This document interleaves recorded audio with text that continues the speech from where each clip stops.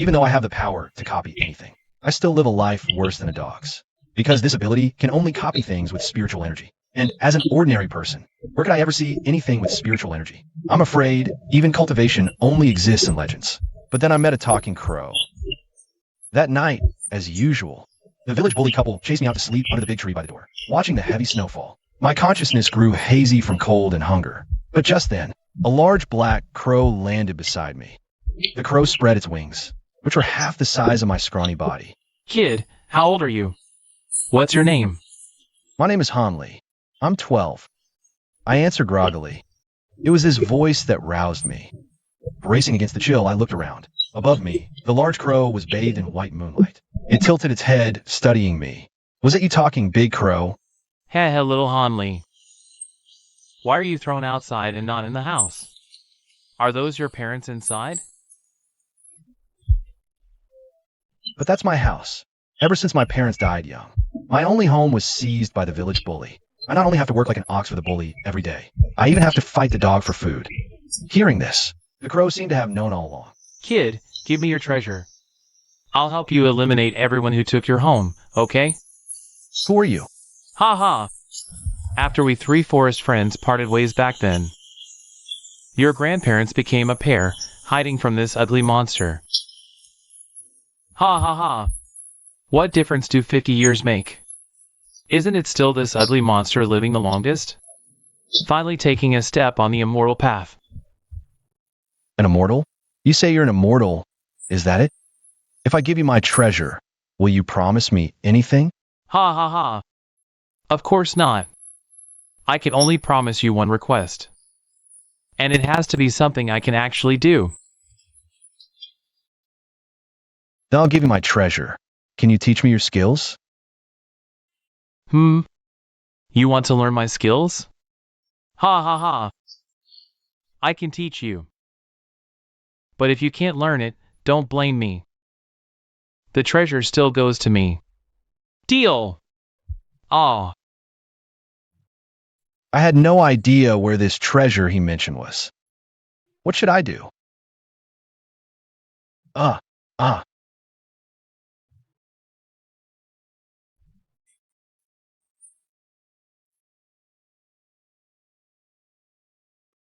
What's this? Probably some sex emblem. Give me that treasure. I'll teach you my skills.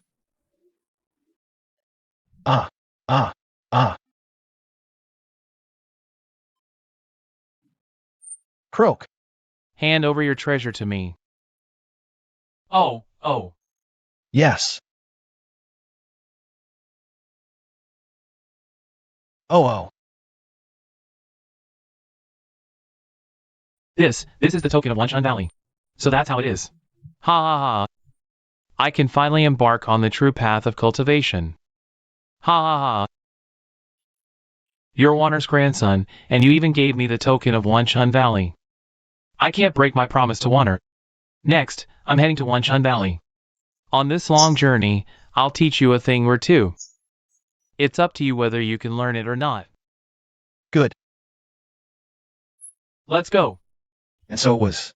I followed this strange old man out of the village.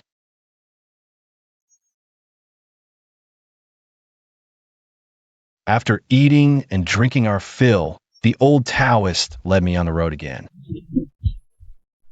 Perhaps bored from walking, the old man, in his hoarse voice, began telling the story of the three friends of Quanlin.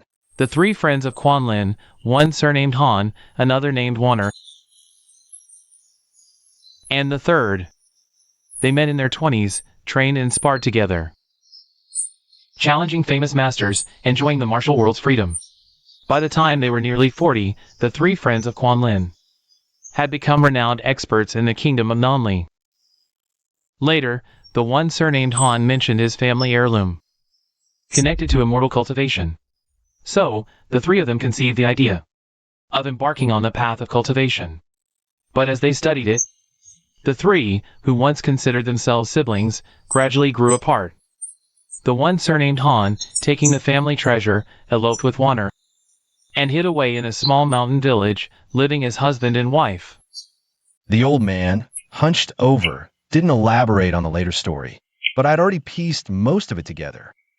That couple were my grandparents. 50 years have passed. All they managed to produce was my ordinary, short-lived father, and this old Taoist before me. Must be the one surnamed Lee from back then. Master Taoist, have you achieved immortal cultivation? Immortal cultivation is no easy feat. I merely possess some trivial, minor skills. We walked another several dozen miles like this, and rested at an inn in a small town. Kid, come here. I'll teach you cultivation.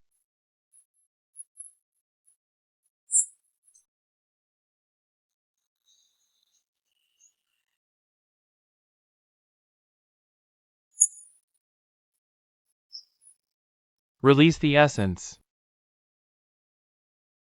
I'm not harming you. The immortal arts I learned are not the orthodox path. From the very start, one must release essence and condense the spirit.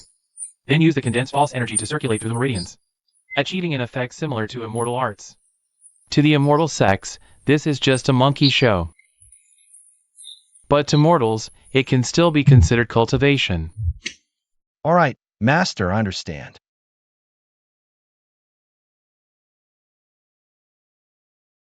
Follow my guidance and circulate your own blood essence.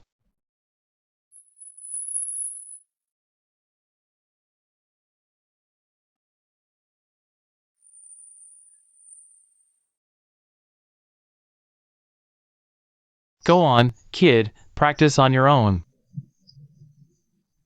Come ask me if you forget how to practice.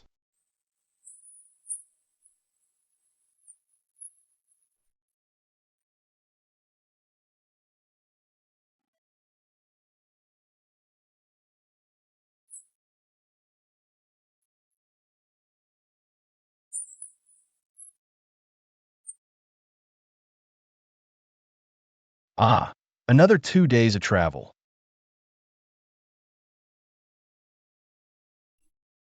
I feel increasingly parched and dry-mouthed. No matter how much water I drink, the thirst remains. I eat until I'm full every meal, yet I still feel hungry. I couldn't help but ask, Master, what's wrong with me? I'm so thirsty and hungry. Your blood chi is insufficient, of course you're parched. But I've already done more than enough. I won't buy bloodstones for your cultivation. I'll teach you 2 more spells today, then I'm done with you. That day, the old Taoist taught me 2 more spells. Oof. Go on, get out of here. One spell is called Blood Drop. It condenses your refined blood into a drop, and forces it out to shoot at a target. Though the drop is only dew-sized, it can pierce wood and stone, kill, and is hard for ordinary people to block. The other spell is called Spirit Nurturing Art. It's how the old Taoist feeds the crow with his own blood chi, making it grow to 3 chi in size. Not only that, he gave me the task of feeding the crow. Back in my room, I tried to condense my refined blood. But as soon as I tried, I thought, this is bad. As the refined blood gathered, my limbs turned icy, my ears roared. That feeling was exactly the same as that night I nearly died from cold and hunger.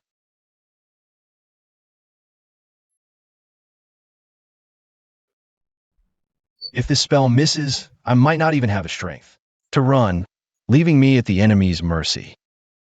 If only I had a bit more refined blood.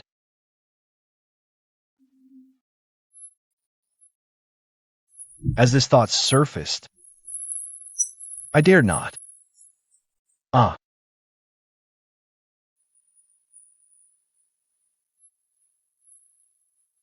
Replicated refined blood. Let's see if I can absorb it.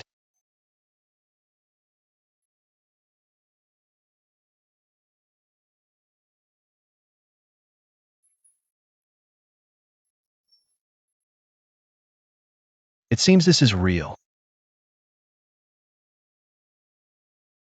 This is my secret alone. It must never be discovered. Yet, no matter how careful I was, the old Taoist still noticed something was off. After traveling a few more days, seeing the big crow cling to me more, always circling around, a thought struck him. Could it be the kid has been feeding it well? But this kid has no blood food to replenish blood chi. Not only is he not depleted, he looks more and more energetic. What's going on? Kid, hey kid, come here, let me take a look.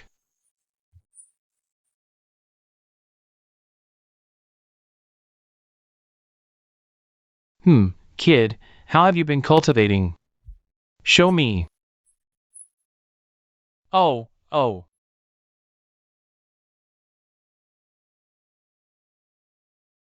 How has this child been cultivating? This blood refining art was something I obtained by chance from a fleeing blood slave of a demonic sect. The path of a false immortal has no true method to speak of. Forget it. You've cultivated to this point. Whether it's good or bad, I'll leave it to you. If your cultivation causes problems and you die, I suppose Warner's spirit in heaven can't blame me. Sigh.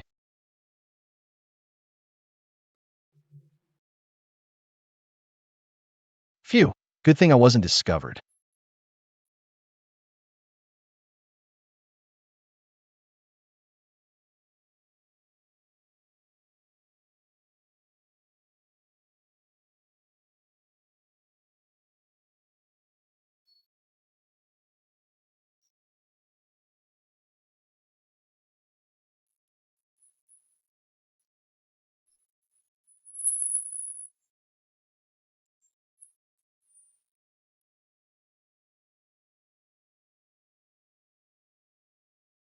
Ah.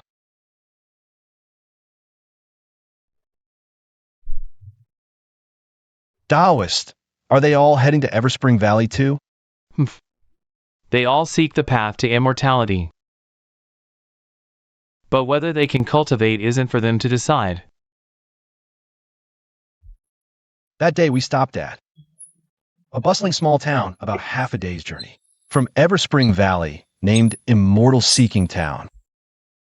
Kid, if you practice the skills I taught you for a few years, you could become a guest of honor for these nobles. A lifetime of wealth and luxury awaits you. Oh, okay, Taoist.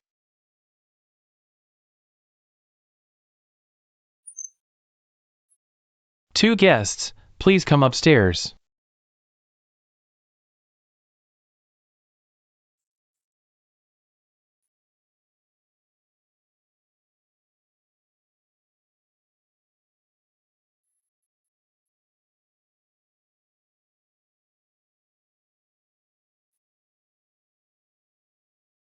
Sir, look at that big crow. So beautiful. Wow, that crow is truly majestic. Wang San, go get it for me to see. Brat, my young master likes your crow. Hand it over. Why are you looking at me? Haven't I already taught you?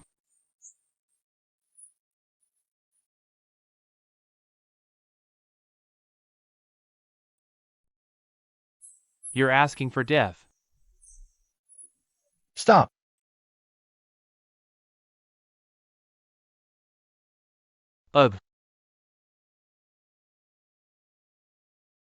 Spell, a spell. So I am Wei Xiaobao, fourth son of Nanli Kingdom's Prime Minister. Please forgive this offense, Immortal Master, young immortal. Oh, This kid's vital energy shows no sign of decline, strangely vigorous. all of you get up. Don't try to take our things again. It's over.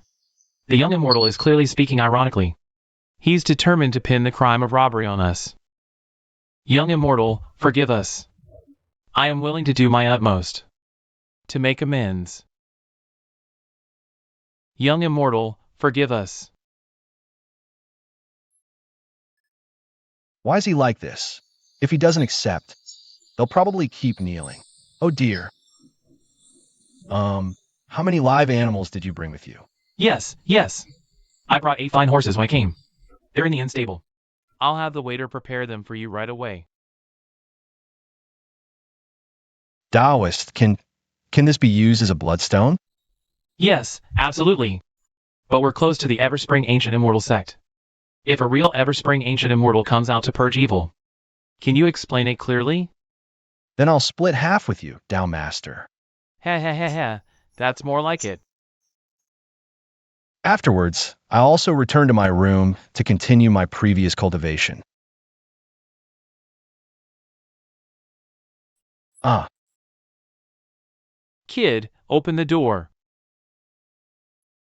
This is your share of the refined blood. Inside this assassin's pouch is enough bloodstones for 3 months. If you're careful and use it sparingly, it could even last a year. Del Master is going to Wanchun Valley today, ha ha ha. No, I have to follow him closely.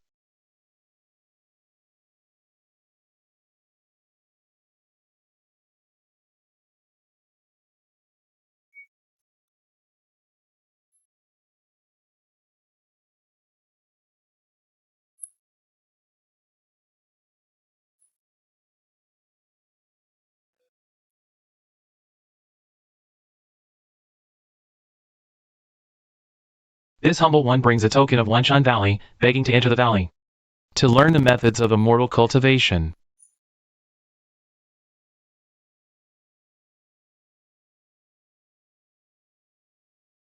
Hand over the token. Good, it's real. This token allows one person to enter. Is it you or this child? It's me, it's me. You. You look to be in your 70s or 80s. It would be better to let a son or nephew from your family try. Perhaps their spiritual roots can be shaped. This humble one is alone and has no descendants. I only seek to pass through the heavenly gate and see the righteous path. Then come, I'll take you in. If not for holding the token, a lowly person like you would never have the chance to enter. Thank you, Immortal Master. Thank you, Immortal Master, for bringing me in. Immortal Master, I also have a token. Are all people surnamed Han this shady? You old scoundrel, you had 2 all along. No wonder you managed to trick Wander back then. And you little brat. So obedient the whole way, yet you were hiding a trick up your sleeve. What's going on today? Usually, we don't see one for years. Today, 2 show up at once. Yours is real too. Follow along together. Ah! Immortal Master, wait for me.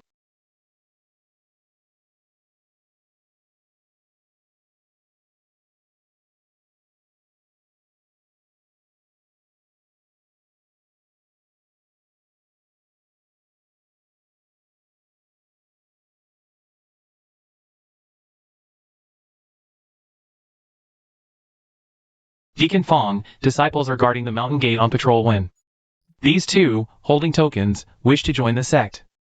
Good. Shenpei, record 2 minor merits for yourself. Continue your patrol.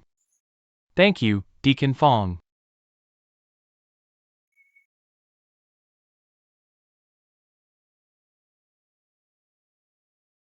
You too, go place your hands on this.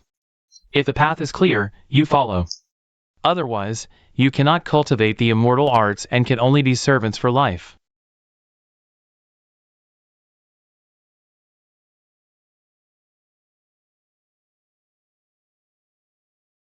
This counts as having a spiritual root. Ha ha ha ha. I don't have to be a servant. Just the worst spiritual root. Next.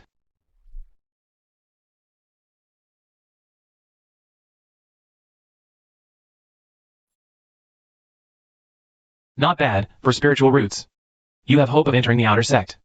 Deacon Fong, with my 5 spiritual roots, do I also have hope of entering the outer sect? Enter the outer sect? I think you're closer to entering a tomb.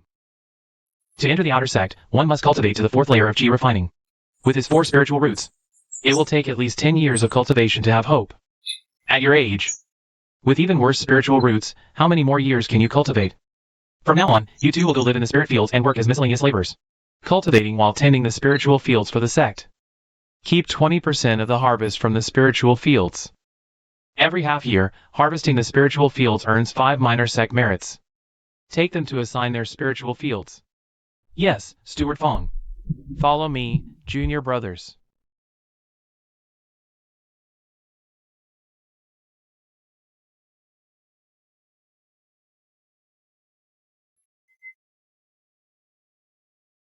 Why are you here, senior brother Wong? I came specifically to deliver these two junior brothers. This is junior brother Lee. Please take care of these two, senior brother Wong. Senior brother Wong is just one step away from entering the inner sect. He's the manager of the spiritual fields here.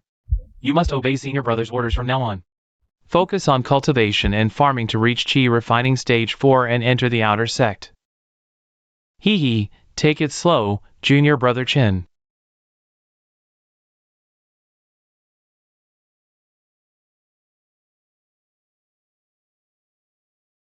What are you two staring at? What are your names? Come register. Senior brother Wong, this humble one is Li Quan. You dare call me senior brother? A worthless old nobody. You're lucky I'm not sending you to the servant quarters.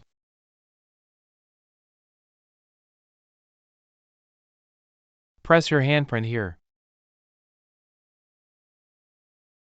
What is this? You think getting into the immortal sect makes you a disciple? Understood.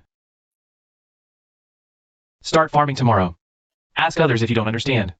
Don't bother me all the time. Haha. Master, which spiritual field will you choose? Master, choose a field. I don't want any of them.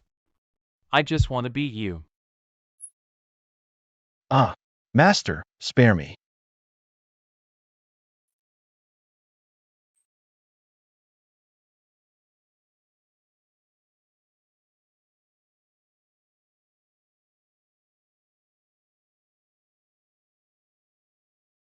Unless it's in the dueling arena or the annual disciple tournament. Private fights are strictly forbidden. May I ask who you all are? I'm Zhang Shan. I've been here 20 years. You can call me senior brother Zhang. This is Sun Kong. This is Lu Lan.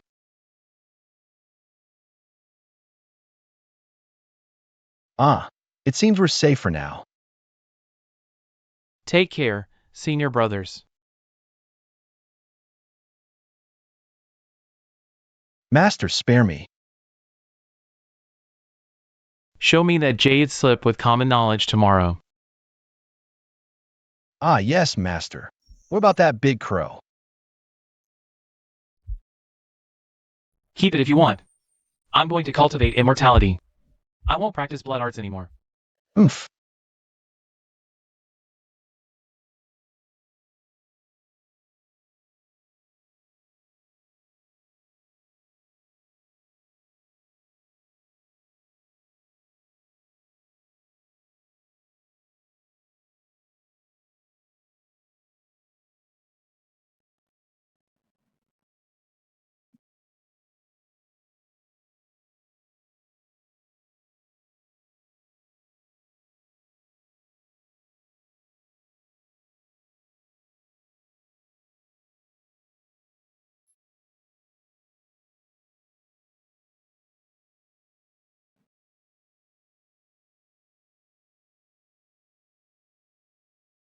Is this the power of immortals?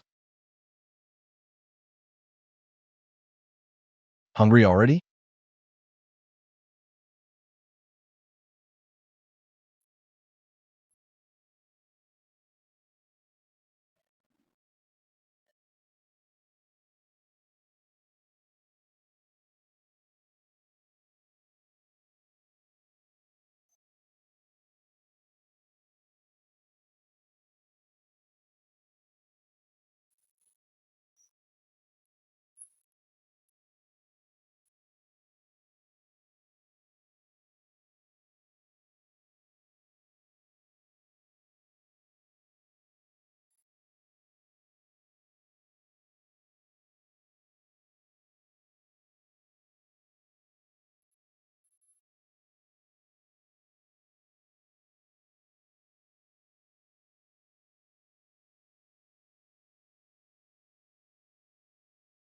Kid, bring the sect's common knowledge jade slip.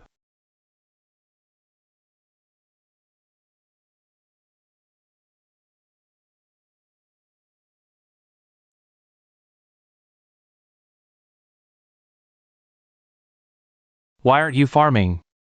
What are you all talking about?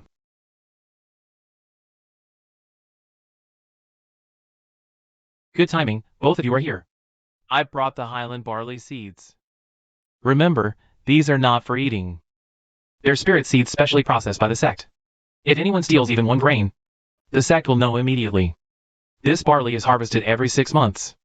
Each acre yields 50 gene. If you can achieve that, you may keep 10% for yourselves. The sect will record a minor merit for each acre. If it's below 30 gene per acre, there's no punishment. But you cannot keep any barley privately. If it's under 30 gene per acre, you will be punished.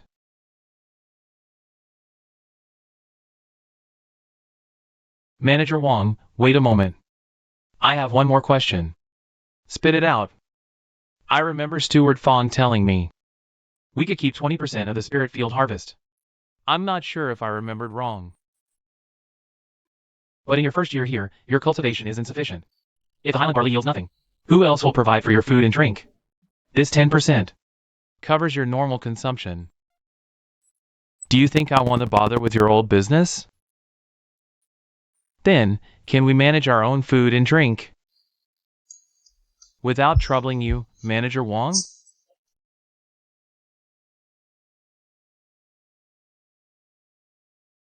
Go!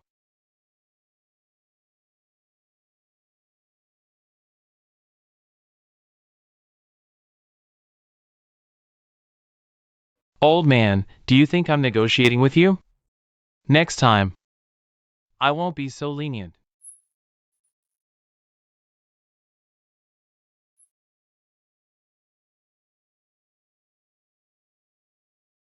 Thank you, Taoist, for that vivid lesson.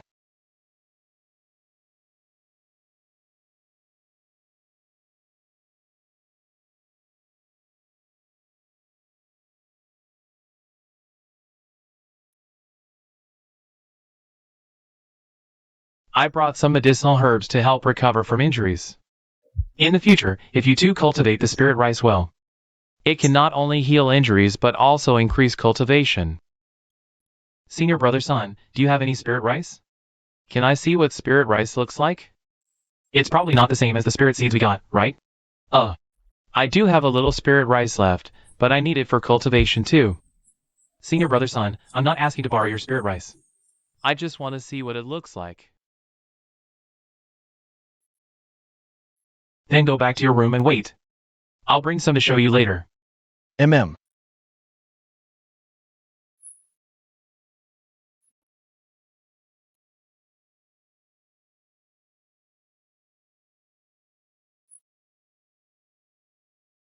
This is Highland Spirit Barley. Senior brother son, can I touch it? Sure, just be careful.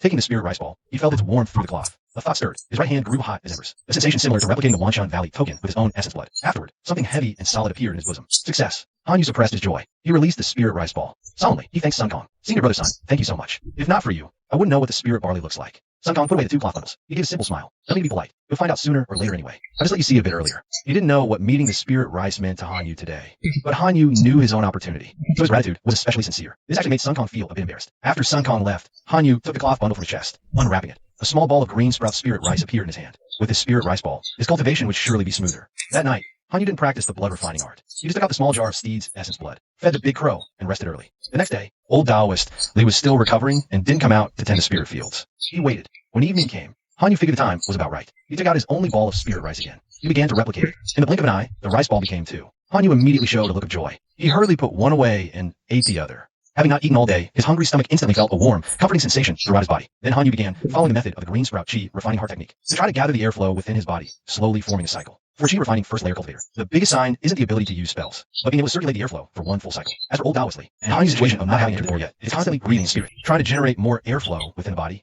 to supply the first cycle's operation. With the help of the spirit rice ball, Hanyu practiced for most of the night without feeling hungry, thirsty, or tired. He felt that a few faint strands of airflow had been generated. Although still far from the chi refining first layer, it was no longer such a clueless, unreachable goal. Early in the morning, Hanyu went out to tend his 5 acres of spirit fields. He had only been working for half a Shirshin. Wen Zhongshan, Sun Kong, and Lu Lan each came by to say a few words, and each gave him some pointers on the proper. Han Yu thought to himself, actually, not all the immortal masters of Wanshan Valley are like Manager Wang, like the one patrolling the gate, although a bit arrogant. Can't really be considered bad. As for Jinshi, Sun Kong, they're definitely helpful, warm-hearted senior brothers. It's just that he and the old Taoist had bad luck, falling into the hands of that scoundrel Manager Wang. Old Taoist also came out and ended his Han Yu glanced at him and saw he looked refreshed. He guessed he probably used the steed's essence blood as a blood sacrifice to restore himself. The spirit fields weren't easy to tend. The soil seemed even more solid and hard than the soil outside. It's like uncultivated wasteland. Old Taoist Li and Han Yu worked for a full day. Chapter 9. Chi refining level 1 finally out to farm. Otherwise, you'd be punished according to the rules. In the afternoon, Manager Wang walked past the two, hands behind his back, belly sticking out, sneering, and said this. Han Yu and Old Taoist, they were puzzled at first. They asked Zhongshan and found out. If you don't start farming within 3 days of getting the spiritual rice seeds, you'll be penalized. Usually, though, managers just remind and urge. But a bully like Manager Wang might really be strict with us menial disciples. Old Taoist, they couldn't help but curse under his breath again. That night, Han Yu fed the big crow, then copied spiritual rice and sat cross-legged, gathering chi. The next day, he finished planting the remaining spiritual fields. On the third day, he started carrying mountain spring water in buckets to irrigate the fields. The journey wasn't short. He could barely irrigate 1 acre per day. About 7 or 8 days. Han Yu finally completed sowing and watering the green sprout spiritual rice. According to Sun Kong, Zhongshan, and Lulan. From now on, aside from watching for pests in the fields, and watering twice a month, most of the time can be spent cultivating. With the daily nourishment of 1 spiritual rice ball, the chi flow in Han Yu's body grew rapidly, reaching about 1/5 of a full cycle. He estimated that after another month or so of cultivation like this, he should be able to complete his first full cycle and reach chi refining level 1. Compared to the senior menial disciples, this was already very fast. Zhongshan, with 5 spiritual roots, took over a year to reach chi refining level 1 back then. Sun Kong, with 4 spiritual roots, also took 6 or 7 months. Having ample spiritual rice as food obviously greatly accelerated the initial progress of cultivation. During this period, Old Taoist also worked during the day and cultivated at night. The blood refining art he had set aside was continued with the help of fine horse blood essence. One day, Old Taoist excitedly ran to Han Yu's room. Face flushed. I've sensed the chi.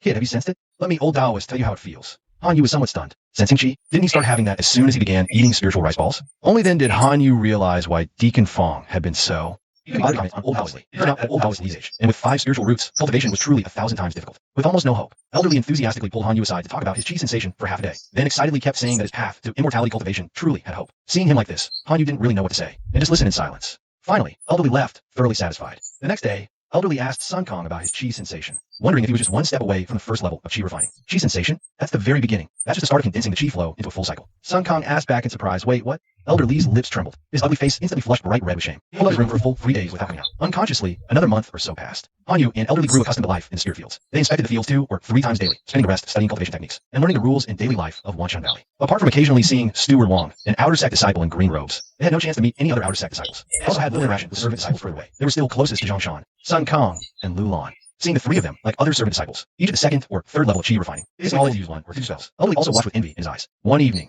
as Han Yu ate the spirit rice ball, he felt a vague certainty, with spirit rice balls supplied daily. Even servant disciples at the 3rd level who tended fields for years wouldn't have this, let alone Han Yu, who was only using it to cultivate the 1st level. The first time, he condensed the chi flow into a full cycle. The chi had already gathered almost completely before. Today, he should officially step into the 1st level of chi refining. Aided by the spirit rice ball, tiny new streams of chi appeared within his body. They circulated until reaching a certain mysterious, critical juncture and moment. Han Yu's expression instinctively turned solemn. The instant he crossed that threshold, the chi flow connected seamlessly from Yongquan to Yuzhen, passing Zhongfu and then Zhaohai, a series of body acupoints activating one after another. The cycle completed and finally gathered in the Dantian, condensing into a single seed of spiritual energy that continuously breathed in and out spiritual energy with the body. The first level of refining was achieved. His internal spiritual breath now formed a complete cycle, slowly altering his mortal body, extending his lifespan by about a decade. It was a natural progression. Han Yu opened his eyes, his heart leaping with joy. He finally stepped on the proper path of mortal cultivation. Sensing the changes within, it wasn't just the spiritual breath cycle that improved. His muscles and tendons also benefited, gaining significant enhancement. Han Yu focused his mind. He activated the blood and chi method taught by Elderly. He could truly feel his vitality surging. He could now gather 2 drops of essence blood in one go without feeling drained. With the blood droplet technique, he could unleash 2 attacks consecutively. If he pushed himself, 3 attacks might even be possible. Add his replication ability, and that's 4 blood droplet strikes. He opened his eyes to a calling sound at the door. In good spirits, Han Yu got up and opened it. The large crow eagerly flew inside. It landed on his shoulder, calling. It seemed to be scolding him for forgetting its blood today. Han Yu smiled. Something good happened today, so I forgot. Here you go. The crow looked expectantly at the corner where the steed's essence blood was stored. Han Yu picked up the jar and felt it was light. Looking down, he saw only a tiny residue left inside. He turned and laughed. You greedy old bird. The Taoist gave me enough steed blood to last 2 years. And you finished in less than 2 months. No wonder your feathers are so glossy now. The crow, thick-skinned, pretended not to know and stretched its beak, gobbling up the last bit. It then tried to sneak out of the room. But Han Yu grabbed its wing. You ate so much of my stuff. You can't just leave after filling up. Caw.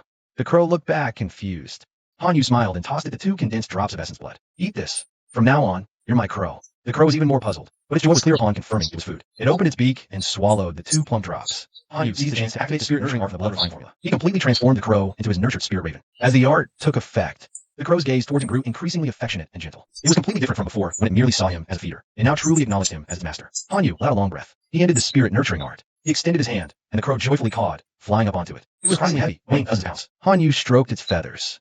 It felt as hard as bamboo slats. A light flick produced a rustling sound. A slight touch gave a sharp, prickling sensation. His eyes pitched. This was no ordinary crow. It was a majestic spirit bird. Good bird. From now on, help me find useful cultivation resources and aid me on my path to immortality. Caw, caw, caw. The crow happily agreed, eager to serve its master. Chapter 10. A celebration under the night sky. The great crow, having answered, was about to fly away again. Hanyu suddenly remembered his low cultivation level and the many Sect rules, so he added a final instruction. Just find wild spirit herbs and fruits. Don't go into others' fields. Don't cause trouble in the Sect's medicine garden. And come at night from now on. Try not to be seen. The great crow now recognizes him as its master, and their minds are initially connected. Understanding these words wasn't too difficult for it. Its dark golden pupils reflected the youth's thin face. He tilted his head without a cough, spread its wings, and flew off, watching the large black raven vanish into the darkness. Hanyu felt a slight surge of excitement in his heart. Steward Fong said someone with a 4 spiritual root like Hanyu might need 10 years to reach Qi refining stage 4. Now, after just over a month of cultivation, he's already at Qi refining stage 1. He figured it wouldn't take that long to reach stage 4. Furthermore, as his cultivation increased, the flesh and blood throughout his body also strengthened. Cultivating the blood refining art to condense essence blood became easier too. However, according to old Taoist Lee's words, Hanyu was at Qi refining stage 1. He was truly on the path of immortal cultivation. It was time to learn spells. The Verdant Sprout Qi refining method included 2 spells. One was the wind writing art. Channeling wind underfoot allowed for swift running. Channeling wind from the hand could strike enemies in front. When old Taoist Lee was sent flying and spat blood by Manager Wong's strike, it was wind art. From Hanyu's own observation, the striking power of his wind writing art was truly minimal. It was probably better suited for running and escaping. The other spell was the water control art. Once mastered, it could move small streams of water to a desired location. Hanyu thought it over carefully, looking at the water vat and bucket. These 2 spells would be perfect for fetching and watering the spirit fields. Using the wind writing art to fetch water quickly and the water control art to pour it directly into the fields, no need to water bit by bit. Hanyu was eager to try, but the Verdant Sprout Qi refining method stated he needed to consolidate his cultivation for a few days before practicing spells, so he had to restrain himself. For the next 2 days, Hanyu didn't go out. Each day, a spirit rice ball helped solidify his newly stabilized Qi refining stage 1 aura. As energy cycles grew for her, he attempted to practice the wind writing and water control arts, just as he predicted, initially practicing the wind writing art, forming hand seals, channeling aura, shouting go. Merely stirred up a gust of wind inside the room. Used on his legs, he could make movement lighter and more effortless. As water control, it's just moving a bucket of water a few feet. Not exactly practical either. Ultimately, a spell's power depends on mastery and skill, and even more on the caster's own cultivation level. For Hanyu to make these spells more useful, he needs a lot more practice. This made Hanyu compare it to the blood refining art. That fake immortal technique. The blood refining art isn't proper cultivation. It doesn't extend life or bring peace of mind and body. But these 2 spells, blood drop nurturing and spirit control, are genuinely useful, powerful even for a beginner. The cultivation path is flawed. Their practicality is high. Hanyu saw no need to abandon them completely. After the flare of Qi, Hanyu continued cultivating with spirit rice balls. It was still a luxury most servant disciples couldn't imagine, but the speed had noticeably slowed compared to before. Hanyu was in a hurry. After stabilizing his newly broken through cultivation, he tended his spirit field daily. Overseer Wong was a tyrant, treating servant disciples terribly. Facing such a villain, Hanyu wouldn't reveal his true cultivation speed. Before he could protect himself, a few more days of cultivation passed. Old Manly showed up at his door with a rabbit. Kid, eaten yet? This old Taoist hasn't. Hanyu came out. Here, take it. Cook it up, we'll eat together. Old Man Lee tossed the rabbit to Hanyu. Hanyu looked troubled. Old Taoist, I only know how to cook rice. I can't stir fry. Old Man Lee was surprised. You little brat, in the 2 months since you entered, you've only eaten plain rice? Seeing Hanyu nod, Old Man was even more annoyed. I owe you. I bring you food, and I have to cook it for you too. Rolling up his gray servant robes, he grumbled and made a stir-fried rabbit dish and a pot of rice. The 2 sat down to eat. Old Manly glanced disdainfully at the wooden chopsticks. Hanyu went himself. Kid, your craftsmanship is rough. Kid, we entered together. How's your cultivation going? Hanyu looked at him, chewing rabbit meat. Old Taoist, what about you? I felt the Qi a month ago. Now I can sense a few strands I can control. Just waiting to persevere, achieve the full cycle. Said Old Manly. Hanyu nodded. Me too. Old Manly looked at him skeptically. You too? MHM. Old Man Lee's mood instantly brightened. You too? That's good. Actually, we don't need to rush. The path of cultivation is inherently this difficult. Reaching the first level of Qi refining about a year is already quite good. By the way, kid, are you still practicing that blood energy cultivation method? Hanyu shook his head. What about the crow I gave you? Old Lee asked again. I don't know. Maybe it flew away. Hanyu replied. On Hanyu's orders. The big crow now hides by day and moves by night, unseen. It doesn't call randomly either. Hanyu feeds it blood energy at night, not every day. So outsiders usually don't notice that under the night sky here, a pure black, large crow flies in. It's just as well it flew away. Old Lee's eye showed a few bloodshot streaks. He hesitated, then said, Kid, what if we can't find a way to cultivate properly? Just as he was saying this, several footsteps sounded outside the door. Old Lee immediately stopped talking and looked out warily. Zhongshan, Sun Kong, and Lulan arrived at the door with smiles. We smelled a wonderful aroma from far away. Junior brother Hanyu, your cooking skills are impressive. Zhongshan's voice arrived. Before he did, Hanyu and Old Lee stood up together to greet the 3 of them. Senior brother Zhongshan, I didn't cook this. It was Taoist master who came to make it. Old Lee, being more familiar with social niceties, explained with a smile. Since I entered the sect with this kid Hanyu, we got a rabbit today, and can't have a meal. How'd you free it up here? Sit, have some. No need. No need. Zhongshan said cheerfully. We came to share some good news. Tomorrow, a few of us close friends plan to celebrate for her properly. You 2 should come along. Celebrate? Old Lee said, somewhat awkwardly. Hanyu and I just joined the sect. Penniless. We don't have any decent gifts to bring. Won't that be inappropriate? Lulan chuckled. It's fine. Everyone's presence is the gift. We don't care about presents. Only then did Old Lee relax. He was also shocked. Lulan, you're only 16 this year and already at the 3rd level of Qi refining? Of course, Lulan originally had triple spiritual root aptitude. Much better than ours. In a few more years, she'll be an outer sect senior sister. Hearing Zhongshan say this, Old Lee thought of his own age and cultivation's spiritual roots. The envy in his eyes was almost impossible to hide, like a flicker of intense flame. Chapter 11. Market Talk. After Zhongshan, Sun Kong, and Lulan left with smiles on their faces. Old Man Lee's smile gradually faded from his face. He sighed and sat down at the table. He had no appetite for the food. Kid, tell me, Is a person's fate predestined by heaven? Look at that little girl Lulan with her triple spiritual roots. She cultivates so fast, she might even build a foundation in the future. Even manager Wang doesn't shortchange her on spirit rice. At my age, with my 5 spiritual roots, this is Deacon Fong said back then. He was absolutely right. If I follow the usual path, I'll probably never make it to the outer sect in this lifetime. At first, old Manly was just grumbling. By the end, he slammed the table and stood up abruptly. His voice was hoarse, his ugly face contorted, eyes bloodshot. Clearly, he was extremely agitated. Han Yu tried to console him. Elder, we may just be labor disciples, but at least we have a chance to cultivate.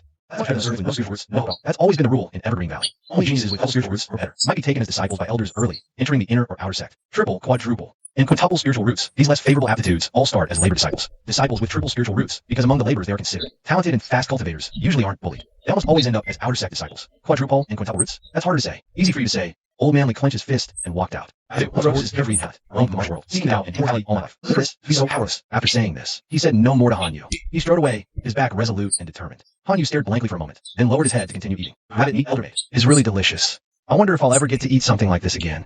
The next day, Han Yu and Old Man Li went to Lulan's stone hut. Besides Zhongshan and Sun Kong, 2 other male disciples, and a rather pretty female disciple had also come to celebrate Lulan's achievement. Sister Lu is truly worthy of triple spiritual root aptitude. Among us labor disciples, she's definitely a genius. Yes, before long, we'll be calling her Senior Sister Lu. They congratulated Lulan, even with a bit of flattery. Lulan was quite pleased too. Not a particularly serious or haughty person. She cheerfully invited everyone to sit. Zhongshan stepped forward. He's got a spirit stone imbued with spiritual energy. Junior Sister Lu, congratulations on reaching your further. Just one step away from entering the outer sect. A small congratulatory gift for you, Junior Sister. Lulan was pleasantly surprised. Spirit stones? That's too kind. Thank you. Senior brother Zhongshan started the trend. Sun Kong and the other 3 followed suit. Sun Kong gifted 2 wind riding talismans. The other 2 male servant disciples must have planned it. Each gave 2 caddies of verdant spirit rice. The pretty girl then took out a jade hairpin. Junior Sister Lu, I don't have anything too special to give. This hairpin has 2 protective charms. I got it from the Verdant Spring Workshop in our Wanshan Valley. Take it. Use it. Lulan quickly stood up. Senior Sister Wei, this is too precious. How can I accept something so valuable? We've been sisters for so long. Why stand on ceremony? Just take it. Senior Sister Wei said, pushing the jade hairpin into Lulan's arms. Lulan kept saying she was embarrassed. But after taking it, she couldn't help smiling broadly as she examined it. Senior Sister Wei looked puzzled at Old Man, Li, and Han Yu. Do these 2 have no gifts? Zhongshan explained with a smile. Li Quan and Han Yu have been here less than 2 months. They just came to offer congratulations. Senior Sister Wei understood. Oh, entering the sect with tokens. One has 4 spiritual roots, the other 5, right? Heard about that. Old Man Li and Han Yu nodded. Senior Sister Wei didn't speak to them further, clearly feeling they had little potential. Next, Lulan was to entertain her guests. Old Man Li thought over and excused himself, saying he had business. They came with fine gifts to congratulate her. The food and drink Lulan prepared were clearly good stuff too. It was bad enough they came empty-handed. How could they stay and freeload? Lulan and Zhongshan offered perfunctory goodbyes, but didn't move. Sun Kong, as honest as ever, got up and saw them out to the edge of Lulan's spirit field. Senior brother Sun, you know how to make talismans? I don't. Those 2 wind riding talismans were also swapped for at the Verdant Spring Market. The simplest, cheapest kind. Sun Kong said, where is this Verdant Spring Market? How do you buy and sell things? Before Han Yu could even ask, Old Man Li's eyes lit up, eagerly inquiring. Sun Kong smiled. Wait for me back at your place. After I finish celebrating with Junior Sister Lu, I'll come tell you about the Verdant Spring Market. Old Man Li and Han Yu then returned to Han Yu's stone hut to wait. Half a day later, Sun Kong arrived, slightly smelling of alcohol, and told them about Chinga Market. Wanshan Valley's intersect has 1 to 200 disciples, nearly 1,000 disciples, and 2 to 3,000 disciples. There are also about 1,000 non-cultivating attendants, scattered around Wanshan Valley. They don't seem numerous,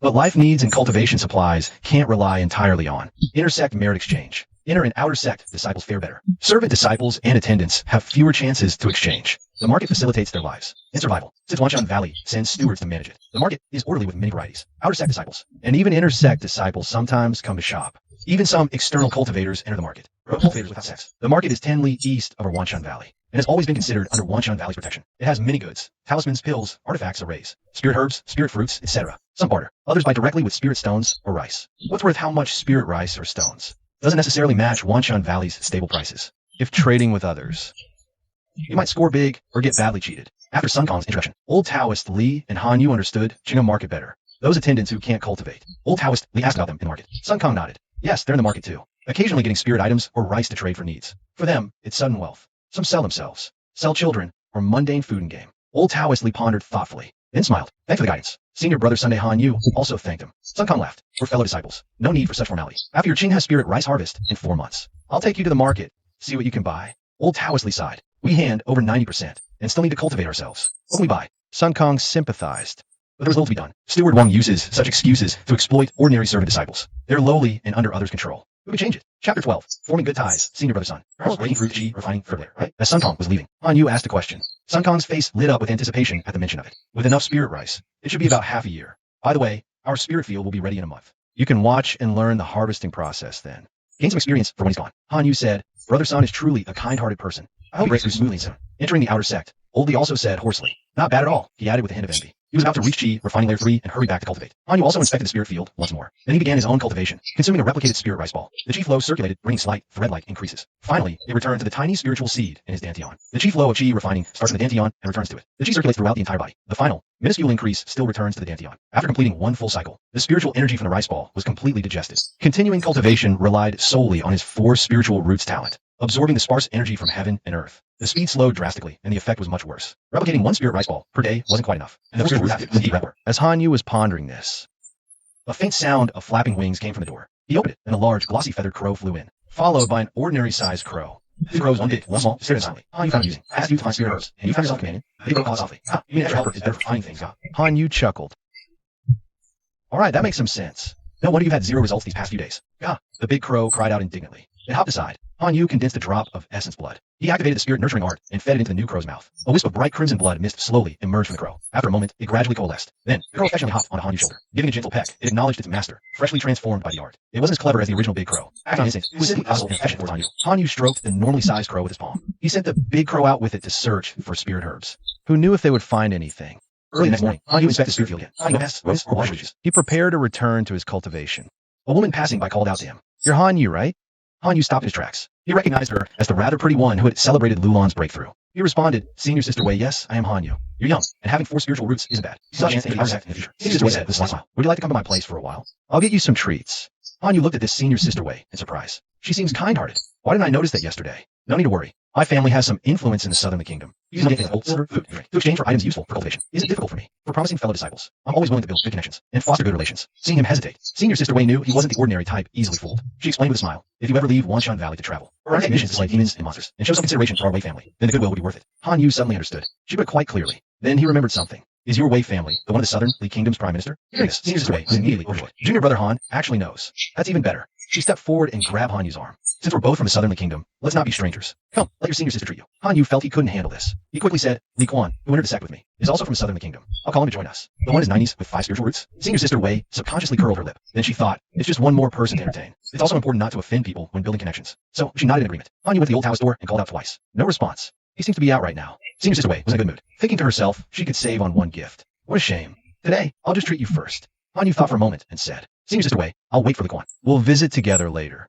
Would that be all right? Senior Sister Wei looked surprised, clearly displeased. Then she nodded indifferently. That works too. After saying that, she hurriedly took her leave, although she genuinely wanted to build a connection. This kid is a bit too indecisive. She already knows quite a few senior and junior brothers and sisters. It's the first time I've seen someone turn down a good deal like this. Usually, people jump at opportunities. Do I really have to beg you to accept it? Oldie was away from the stone hut for quite some time today. Only in the evening did a faint light appear in the hut, but it vanished instantly. Hanyu went over and called out. Oldie poked his head out, looking wary. "What is it, kid?" That Senior Sister Wei came to see me today, saying she wanted to treat me and build a good connection. As Hanyu spoke, he noticed Old Lee's gaze was unusually cold and distant. His lips were tightly shut, like a bloodthirsty beast ready to pounce. He seemed to be grinding his teeth quietly. After Hanyu finished, Old Lee's cold, bloodthirsty aura slowly faded. He grinned hoarsely. "You little rascal, if she invites you, just go. Eat, drink, take the benefits, and come back. Why wait for me? We're in this together anyway. We're both from Non-Li Kingdom. I even had a conflict with her 4-son once." Hanyu said, "I thought having you along, Taoist, would be better than going alone." Old Lee gave him a gentle look. Then he laughed hoarsely again. "You little rascal, fine. Come in." After Hanyu entered, he saw a bowl of thick, concentrated blood essence on the table. The scent of blood hung in the air. "I went to Chingham Market today." Oldie said, since he had let Hanyu in, he didn't plan to hide anything. "I traded some of my martial arts manuals for gold and silver,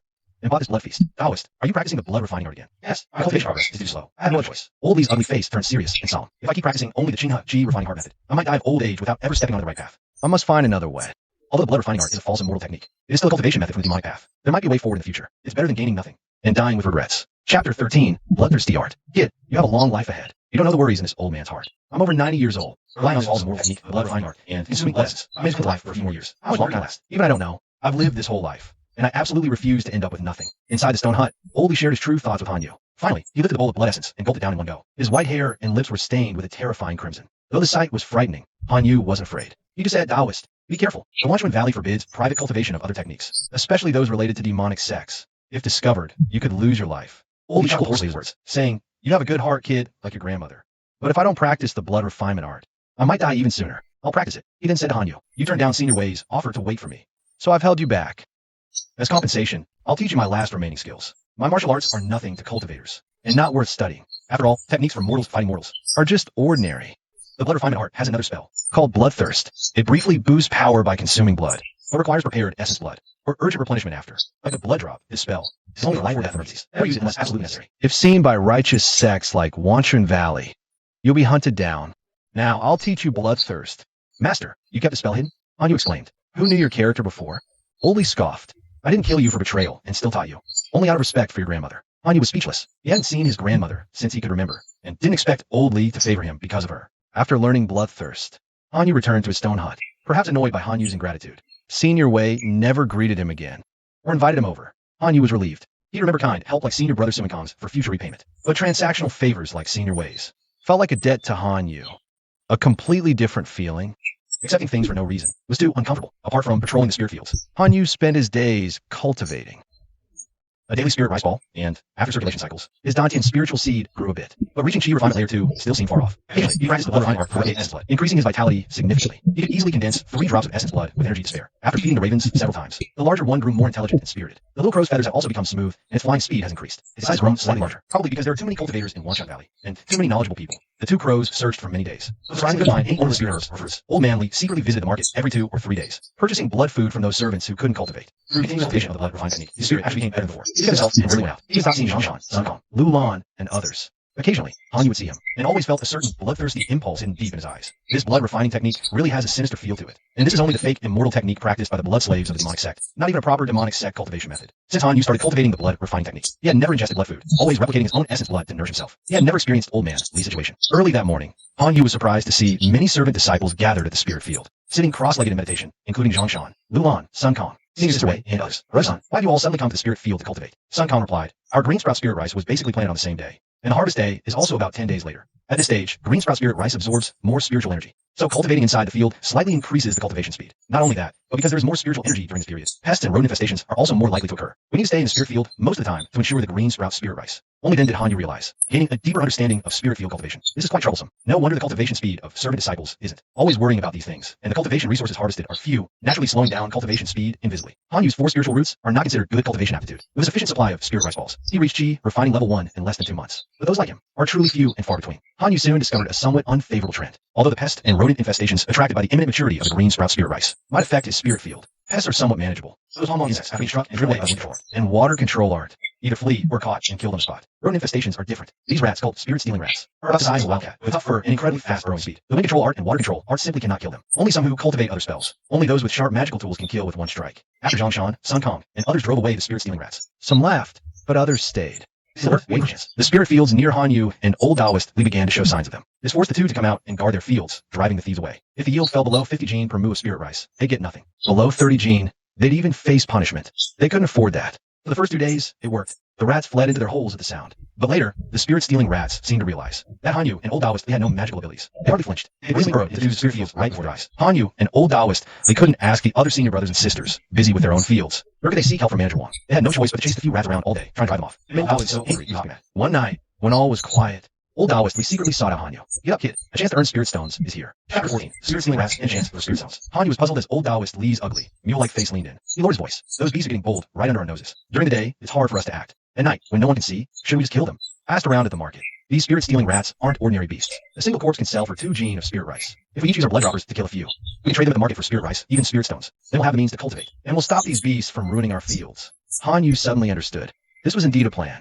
They couldn't just let these beasts destroy the green sprout spirit rice, and then end up punished by Manager Wang. The 2 quietly entered the spirit fields. The spirit-stealing rats were inside, gnawing away. The faint, crunching sounds were loud in their ears, especially since it was the spirit rice they had planted themselves. It couldn't help but stir a surge of anger within them. Under the night sky, the rats' eyes glowed with a phosphorescent green light, clearly visible within the fields. They didn't fear Hanyu and Old Taoist during the day. So at night, they were even bolder. Old Taoist made the plan. There are 5 spirit-stealing rats in our field total. Tonight, I can use my blood dropper 3 times. You should be able to use yours once. With luck, we kill 4. With bad luck, maybe 2 or 3. We can finish them over a couple of nights. Hearing this, Hanyu was inwardly surprised. The Old Taoist had consumed so much blood energy. The condensed essence blood is about the same as mine. Also at the level of 3 essence blood drops, my blood refining skill progress has caught up with Taoist. Let's try for a day, Taoist. I can barely manage to condense a second blood drop. After one thought, Hanyu whispered. Old Man Lee heard this, his ugly face turning with confusion. With slight surprise. Kid, you really have a lot of blood energy. I don't know how you cultivate. After saying this, he didn't probe further. Old Man Lee quietly condensed a blood drop, aiming it one of the spirit-stealing mice. The metal-piercing, stone-splitting blood drop followed his will. Hidden in the night, it pierced the skin of a spirit-stealing mouse. The mouse's 2 fluorescent eyes instantly extinguished. A hint of blood scent slowly spread. Old Man Lee was immediately delighted. 2 gene of spirit rice, and he sniffed the blood scent, suddenly swallowing his saliva, muttering to himself. This blood carries spiritual energy. If used as blood food, wouldn't it surpass ordinary livestock? Taoist, before the other mice notice. Kill them all. Hanyu reminded from the side. Old Man, he suddenly snapped back to reality. For now, he suppressed further thoughts. The 2 moved stealthily, continuing to search the spirit field for other spirit-stealing mice. A moment later, they found a second one. Old Man Lee killed it with another blood drop. After another while, after killing the third one, Old Manly said, "These 3 are mine. After you kill the remaining 2 yourself, bring them to me. I'll go to the market tomorrow to exchange for spirit rice. I need to hurry back to cultivate." After speaking, he eagerly swallowed his saliva, grabbed the 3 recently killed spirit-stealing mice, and hurried back to his stone hut. Hanyu was slightly surprised. He hadn't expected Old Manly to leave so soon. But then he also felt relieved. With Old Manly gone, if his blood drop missed, it wouldn't be awkward too. He could easily condense 3 essence blood drops, barely a fourth, plus 1 replication. He could actually use the blood drop 5 times. Such extraordinary ability was something Hanyu couldn't show in front of others, not even a relatively close Old Manly. After Old Manly left, Hanyu searched his own spirit field and Old Manly's. To his surprise, the number of spirit-stealing mice wasn't 5, but after the old man killed 3, 4 remained. He didn't know if the extra 2 were new arrivals, or had been hiding before. The blood drop was exceptionally effective. Once condensed, it followed his will, with clear targets. The spirit-stealing mice never expected that Hanyu, helpless during the day, would have a spell that could pierce their hides. All 4 of Hanyu's blood drops accurately hit the spirit-stealing mice. After taking it back to my room, I was a bit stumped, handing them all over to Old Man who would expose my secret. Not handing them over, I had no way to deal with it myself. Could it be I have to go to the market?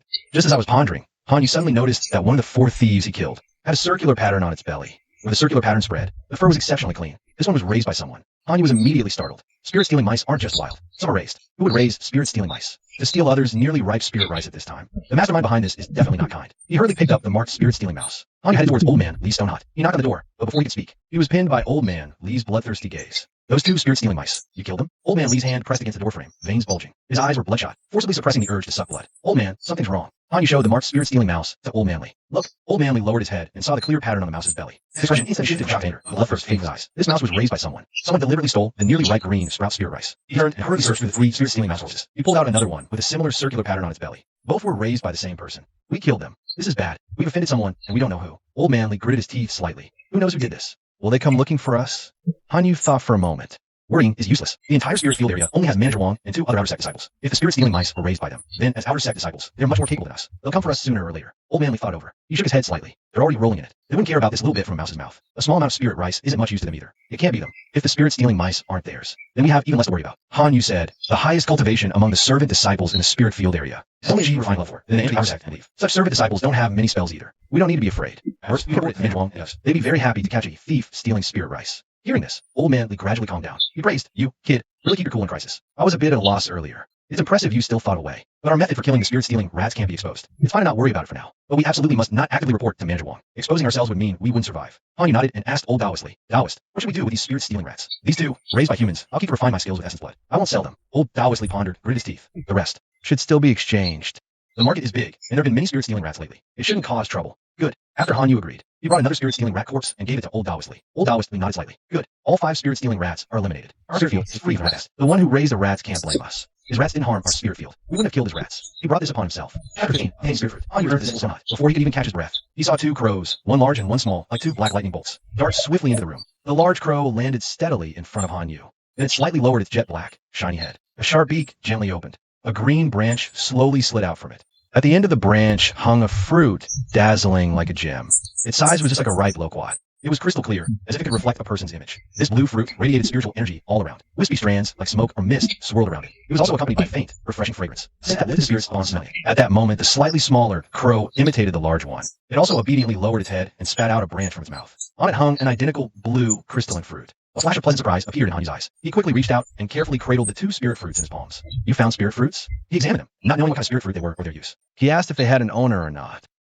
Was it the Sect's herb garden? Facing Hanyu's questions, the large and small crows just gently shook their heads a few times, indicating no. "Any more?" Hanyu asked again. The large and small crows still shook their heads. It seemed they were telling Hanyu this was all the treasure they could find. Hanyu, however, was not disappointed. These 2 spirit fruits are quite a nice find. No matter their use, even if I can't cultivate with them myself, they should be tradable for some spirit rice or other things. Well done. Today, I'll give you a little reward. As Hanyu spoke, he was about to condense his blood chi to feed the 2 crows, but suddenly felt a bit troubled. Having just used 4 blood drops, it was quite difficult for him to produce more vital essence blood. Right at that moment, the big crow hopped onto the corpse of the spirit-stealing rat. It looked at Hanyu with a hint of expectation, and let out a soft, craving cry. Caw! Ever since Hanyu told him not to make a big fuss, it had stopped cawing loudly all the time. Hanyu was a bit surprised. "You want to eat this spirit-stealing rat?" "Caw!" The big crow nodded with a soft cry. Seeing this, the little crow hurriedly jumped onto the other spirit-stealing rat's piece, afraid it might miss out. Seeing the 2 crows like this, Hanyu also laughed. He had no easy way to handle these 2 spirit-stealing rats anyway. Giving them to the 2 as a reward wasn't a bad idea. "All right, they're yours. Take them and eat." The 2 crows were instantly overjoyed. The big crow grabbed one spirit-stealing rat. It spread its wings and swayed side to side as if dancing, the rhythm of its claws tapping crisp like clappers. The little crow was even more mischievous. It deliberately tossed the spirit-stealing rat up and caught it steadily, and even raised its tail feathers, turning a circle for Hanyu. Watching this big and little bird act mischievously like children,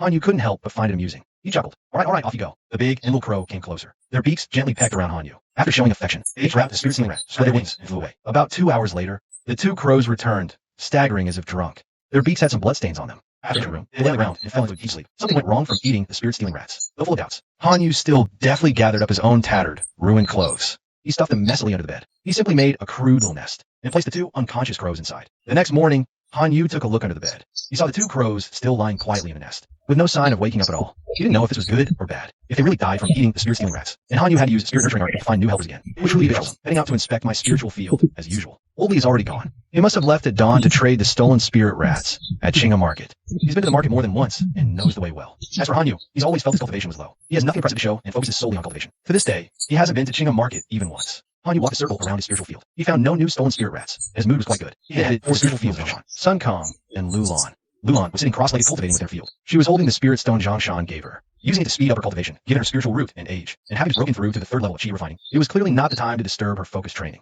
Zhongshan wasn't cultivating. He stood by the field, frowning slightly as he looked at it. Deep in thought. Brother Zhang? HM? Junior Han, you're up. Those stolen spirit rats have been rampant lately. Yesterday, I saw you and Li Quan chasing those rats around. Zhongshan said. Hanyu nodded. Those pests bully us because we don't know magic. They only leave after being chased and whipped with branches. They're really hateful. Zhongshan's gaze held a hint of inquiry. Today as well? Today's different. I walked a full circle and haven't seen any stone spirit rats yet. Zhongshan remarked. Oh, they might have stirred things up at night and aren't out now. Or they've gone to someone else's field. Next time, try to space out your planting a bit. In for time closer to ours. That way, we all won't have to drive off past twice. Hanyu nodded again. Brother Zhang. I understand. Every time Qinghe spirit rice nears maturity, it attracts rat infestations. The planting times are always different. The pests and rats will cause trouble for neighboring fields. So it's best to plant and harvest at roughly the same time. It saves everyone time and effort. Hanyu wondered if he should ask Zhongshan about the spirit fruit. He knew a lot and had many contacts. He was clearly more sociable than Sun Kong or Lulan. But then he remembered oldly saying Zhongshan was all talk and no action. Hanyu decided to drop the idea for now. Just then, Zhongshan suddenly asked another question. Junior Han, where did Li Quan go with that basket on his back so early? Do you know? Hanyu looked at Zhongshan in surprise. His abrupt question struck me as odd. Among the outer disciples, we usually don't pry into each other's movements or private affairs. And that's about why old man left ways of his fish mind. I thought he was cultivating at home. Zhongshan gave a relieved smile. Right, of course you wouldn't know. Junior Brother Han, we're fellow disciples. Why do you call Li Quan Taoist Master? Did you know each other before joining the sect? Yes, we met when we first came to Wan Spring Valley. Han said, the Taoist Master taught me many things. We're all fellow disciples. If they're not to use such old titles in the future, if manager Wang or others here, it might cause trouble. After saying this, Zhongshan walked to the spirit field himself, sat cross-legged, and began cultivating. Yet, a slight frown remained between his brows, as if something unpleasant was weighing on him. Suspicious of his inquiries about old man Li, Hanyu dismissed the idea of asking him about the spirit fruit. He then walked over to Sun Kang's field. Coincidentally, Sun Kang stopped cultivation. Seeing Hanyu approach, he greeted with a smile. Junior Han, are you still having trouble with spiritual past today? Let me help you drive them away. Hanyu thought to himself, Brother Sun truly is warm-hearted and reliable. Not necessary for now. Thank you. Brother Sun, I didn't see any field. Perhaps they've already left. Hopefully, they won't return. Otherwise, given your and Li Quan's situation, it would be truly difficult to deal with those beasts. As soon as Sun Kong finished speaking, Han hesitated a moment before asking, Brother Sun, lately, I feel my cultivation progress has slowed. I'm thinking of finding something to practice. Do you know where we might look for such things? Sun Kong couldn't help but laugh. Junior Brother Han, that question, every art disciple has pondered to some degree. When cultivation slows, daily grinding yields little progress. And without spirit rice to sustain you, who has dreamed of whose cultivations and step into the outer sect? Yet, those who get their wish are few and far between. To break through to chi refining 3rd or even 4th layer would not be guarding it day and night. But our Wan Spring Valley is a cultivation sect itself. Among the 5 southern sects, they're the most focused on spiritual herbs and plants. They've always thoroughly searched for every kind of spiritual herb near the sect. Keeping in mind, trying to find yourself to improve cultivation is harder than finding hair on a bald man's head. Hearing this, Hanyu suddenly understood. No wonder the crows he sent out only found 2 spiritual fruits. It turns out Wanshan Valley had already specifically combed the area. For a mere outer disciple to stumble upon a spiritual fruit by chance is next to impossible. Senior Brother Sun, what common spiritual herbs are near our Wanshan Valley? Sun Kong couldn't help but laugh. I knew you wouldn't give up easily. To be honest, every outer disciple has had this fantasy before, including me. You must find amusing, Senior Brother Sunday. Sun Kong waved his hand. It's fine. My cultivation today is almost at my spiritual roots absorption limit anyway. Let me tell you about a few common spiritual fruits you might encounter. This absorption limit was something Hanyu had recently come to understand. This is the key difference in cultivation between 3rd grades of spiritual roots. An inferior spiritual root doesn't just mean slower absorption of spiritual energy when practicing techniques. Its effectiveness is reduced. Even when taking spiritual herbs or pills, the effect is noticeably worse. Even with the same amount of energy, the same abundant resources, a better root can hold more spiritual energy, cultivate faster. A poor root holds less. This is determined by one's innate cultivation talent from the very beginning. It's almost unchangeable. Of course, most of the time, outer disciples don't even reach their absorption limit. They're usually quite lacking in cultivation resources. Someone like Sun Kong, with some savings and using the spiritual energy from the ripening green sprout rice to cultivate, only gets to eat his fill a few times a year, reaching his absorption limit. Then, drawing on his few years of experience since joining and his many trips to the market, Sun Kong told Hanyu what he knew. What we outer disciples might possibly see, besides the green sprout rice we grow, are some chi refining level spiritual herbs. Things like jade rootgrass, yellow star fruit, primordial ganoderma. They're all quite useful for boosting our cultivation. Oh, and there's spirit blood vine. It's not much used for our cultivation, but it's very effective for mortals. Just a small section can make their blood and chi overflow, allowing them to live things weighing hundreds of pounds. A little more, and it might burst them from the inside. That's why they call it snake blood vine and spread rumors. That it's highly poisonous. Sun Kong chuckled, sharing this as an amusing anecdote. Hanyu listened to his description. On one hand, I'll keep all this in mind. On the other, I noticed there wasn't the blue spirit fruit I received. Brother Sun, are there any others? Sun Kong thought for a moment and recalled 3 other spirit materials. There's red heart bamboo, hard as red iron inside. It's a forging material, and the banana leaves we outer disciples commonly use. They're picked from the Sect's spirit banana trees and refined, then exchanged by disciples for merits as flying tools. Oh, I once saw a fruit at the market. Like blue jade, about the size of a finger. I heard it's called mystic heart fruit. It clears the mind, aids in spell practice, alchemy, and talisman making. For forging and such, it boosts cultivation like the origin spirit mushroom. As Sun Kong said this, Hanyu felt a slight joy in his heart. The color and size match. So the spirit fruit the crow brought back is called mystic heart fruit. These spirit fruits can be eaten directly once found. Eating them directly is a bit wasteful. If we really get a chance to obtain spirit herbs or materials, for us menial disciples, trading them at the market for spirit rice, to cultivate steadily over time, is the most worthwhile approach. Sun Kong said. Hanyu thought to himself, in that case, wouldn't it be better to consume the mystic heart fruit steadily? Thinking this, he felt eager to try.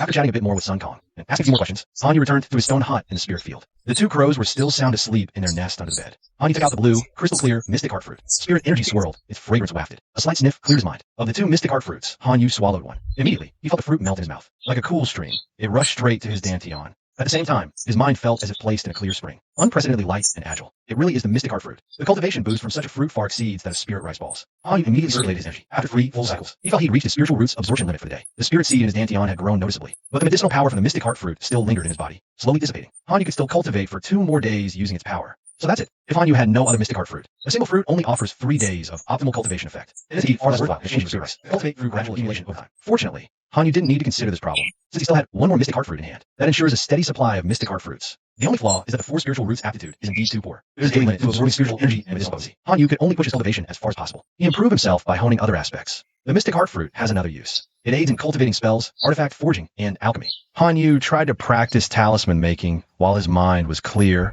And the water control technique. He was even more pleasantly surprised. He originally thought these 2 spells were only for tending spirit fields, but now with practice, he gradually became proficient. Only after mastering them did Hanyu feel the wonder of spells. Although these 2 spells are basic, if applied skillfully, they aren't just for planting spirit fields. From morning till afternoon, Hanyu joined 2 fingers, circulating spiritual breath in his dantian. A gust of wind rose in the room. He then swept his fingers like a sword, and the wind instantly calmed. Just as he was about to practice the mastered water control technique again, footsteps sounded outside. The kid, Old Lee, was back. Chapter 17, Spirit Crow. Hanyu opened the door and was stunned. Old Lee's gray robe was stained with blood. He looked haggard, with sunken eyes, more disheveled than usual. Old man, what happened? Did you run into some poor devils robbing you? Old Lee said with a look of annoyance. I just traded 3 spirit stealing mice for 6 gene of spirit rice, and someone got greedy. They tried to rob me? Hanyu was even more astonished. Who would do such a thing? Servant disciples? No, not them. It was a rogue cultivator from Qinghai Market, with no sect or school, being too moral skilled in martial arts. I had bought game hunted by mortals before, And they probably noticed me then. they thought I wasn't powerful. This time, seeing I had spirit rice, they tried to ambush and snatch it outside the market. I knew Qinghai Market wasn't necessarily peaceful, but I never thought I, this poor, could still attract robbers. What bad luck.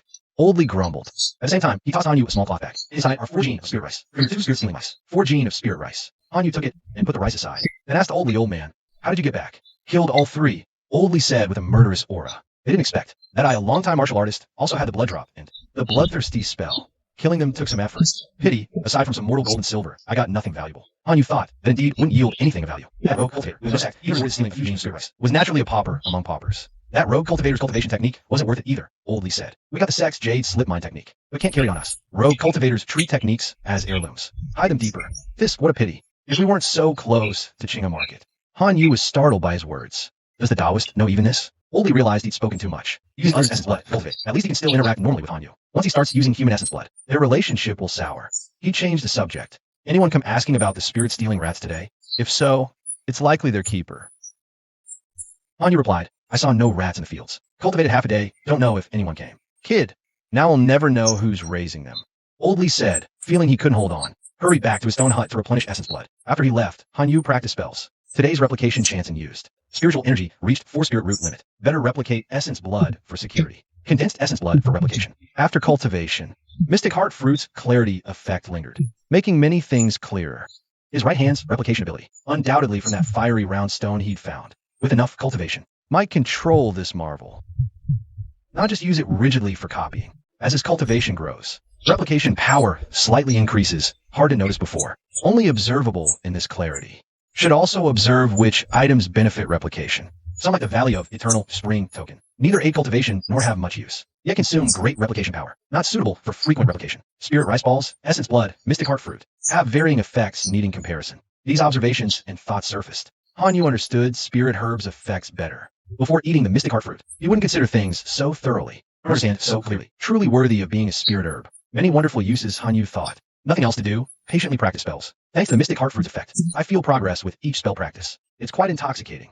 Night falls before I know it. Han Yu hears a strange noise from inside the house. Turning, he sees two ravens, one large, one small, awake, crawling from under the bed. Their dark golden pupils gleam with intelligence. Their feathers are dense, black, and close-fitting like black iron. Unlike before, they now contain a trace of spiritual energy. Han Yu is instantly delighted. You have spiritual energy now. Caw, caw, caw. The two ravens reply. Nodding, Han Yu is in high spirits. Good. I'm starting my true cultivation with the blood refining art, a false immortal method. You, from initially devouring essence blood to now possessing spiritual energy, are no longer ordinary birds. You're keeping up with your master's pace. He asked the ravens, now that you have spiritual energy, what differences do you feel in your bodies? You're stronger than before, right? At these words, the two ravens spread their wings and show their claws, looking rather proud, as if saying, Master, look. Han Yu can't help but laugh. These two clowns are like 6 or 7-year-old children. He crouches down, stroking the raven's feathers and claws. Han Yu's eyebrows raised slightly. Originally, the ravens, infused with essence blood, had feathers hardened by the blood energy, tough as bamboo strips, and were remarkably intelligent for ordinary creatures. Now, their feathers are like black iron. Their sharp claws like refined steel, firm and ringing when flicked. Just by appearance, these two ravens have grown much stronger. With feathers and claws like these, their self-defense is greater, and their chances of finding spirit fruits are higher. If they eat more spirit-infested insects,